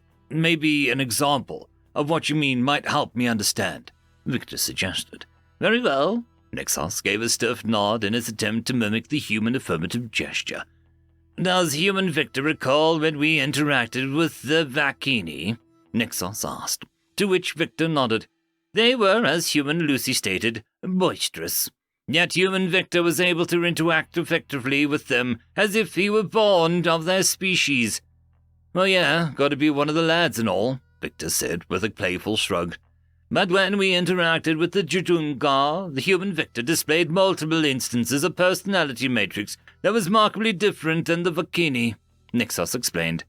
I think I get it now, Victor nodded, stroking his stubbled chin. What you have observed is something near every human can do, Victor began. Please elaborate, human Victor, Nixos said, his multiple photoreceptors starting to shine, indicating that he was recording. Well, you are aware that humans are social species, right? Victor asked. Indeed. This unit has been observed many times with the fluffles, kitties, and puppers, as you refer to the numerous diminutive third species that we have encountered. Nixos nodded, recording humanity's tendency for physical contact with what they deemed cute creatures. They were adorable, Victor said bashfully, rubbing the back of his head. But anyway, part of our social ability is to adapt to our surroundings. Lots of mirror neurons and the like, Victor said, giving a shrug, indicating that he was unsure of the exact science reasons behind it.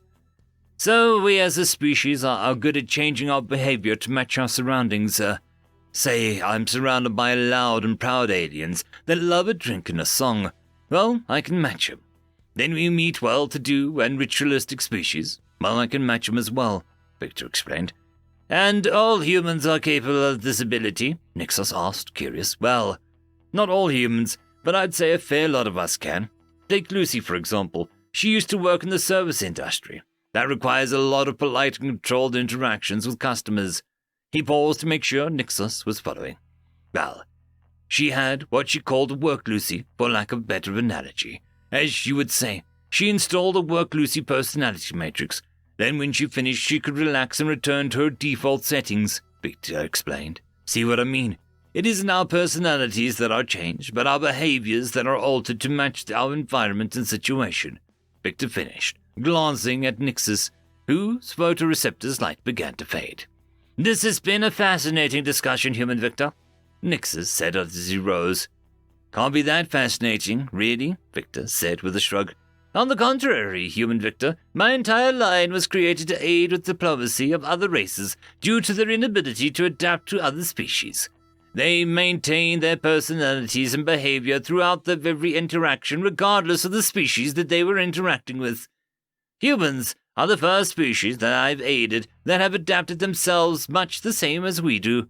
If anything, human Victor, I am confused with the lack of work that I am left to do. Nixos finished before leaving Victor alone in his office. End of story. Story number 2. Galactic Pets, written by Poe Tattoo.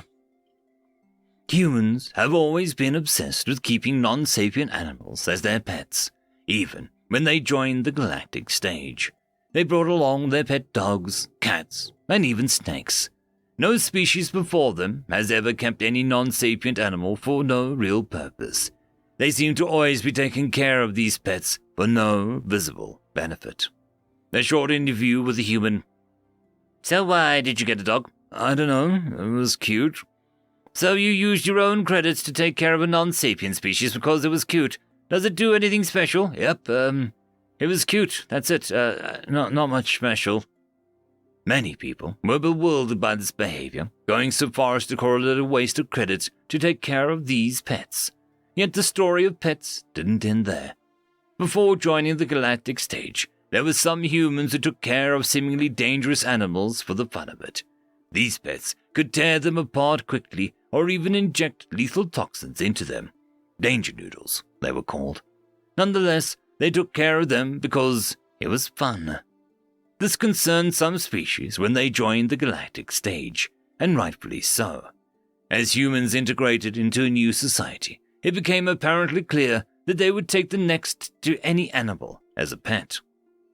Anarchists are a non-sapient Class 4 danger species, capable of wiping out whole villages in the early days of the Karvak civilization, killing thousands standing at around 5 standard meters tall and 5 standard meters long.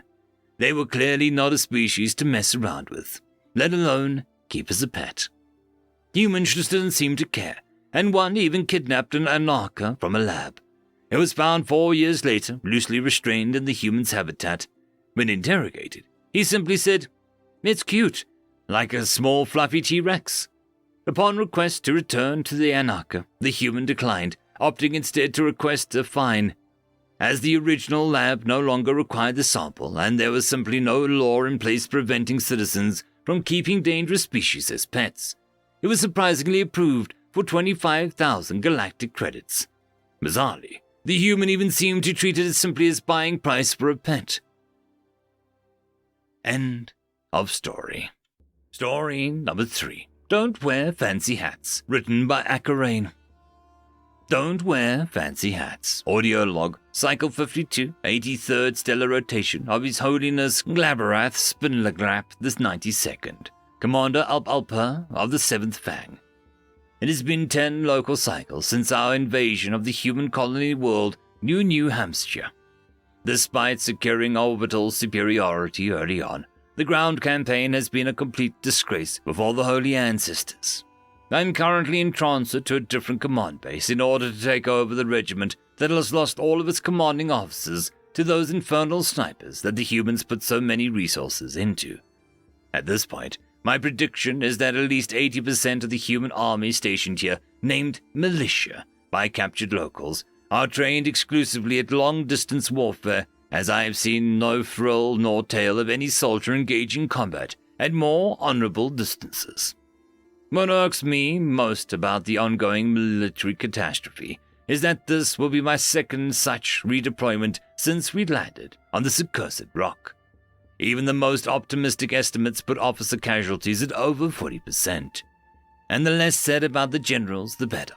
Though at this point, I think everyone can agree that traveling around an occupied and still active war zone in an open plinth carried by slaves was a bad idea, no matter how stylish it might be. In the first few cycles in the invasion, there was a lot of confusion and panic as command tried to figure out how the humans could so accurately target the commanding officers. Then one of the slave soldiers pointed out that all officers, nobles, and priests had their heraldry and rank tattooed on their cranial crests, making them highly visible to snipers. After executing the slave for insubordination, it was agreed on that the crests were the most likely cause of the casualties. Upon hearing of this, in a stroke of tactical genius, I immediately covered my own crest in mud to prevent the vile humans from identifying my rank. In my own valuable opinion, it will be a major boon for the army as a whole to have me continue to be promoted higher into the command structure. My superior intellect, tactical insight, and handsome looks will no doubt be innumerable benefits for the morale and effectiveness of the invasion fleet as a whole, and even onwards of future battlefield. End of audio log. Kill confirmed, Cotharian officer down. Roger that. How many is that now, Stephen? 27. They are getting smarter, though. This one had a bunch of mud on his head frill thingy. Well, crap. How did you know that he was an officer, then? I mean, it's not that great of a disguise if you're the only one with mud on your head, and there are no other visible officers in the whole formation. Good enough for me. How long do you reckon till the UNSF gets their collective shit together, enough to send us some Marines or something? Probably only a few more days, honestly, though. If these guys are having this much trouble dealing with a bunch of farmers armed with hunting rifles, they won't know what the fuck hit them when the real military shows up. End of story.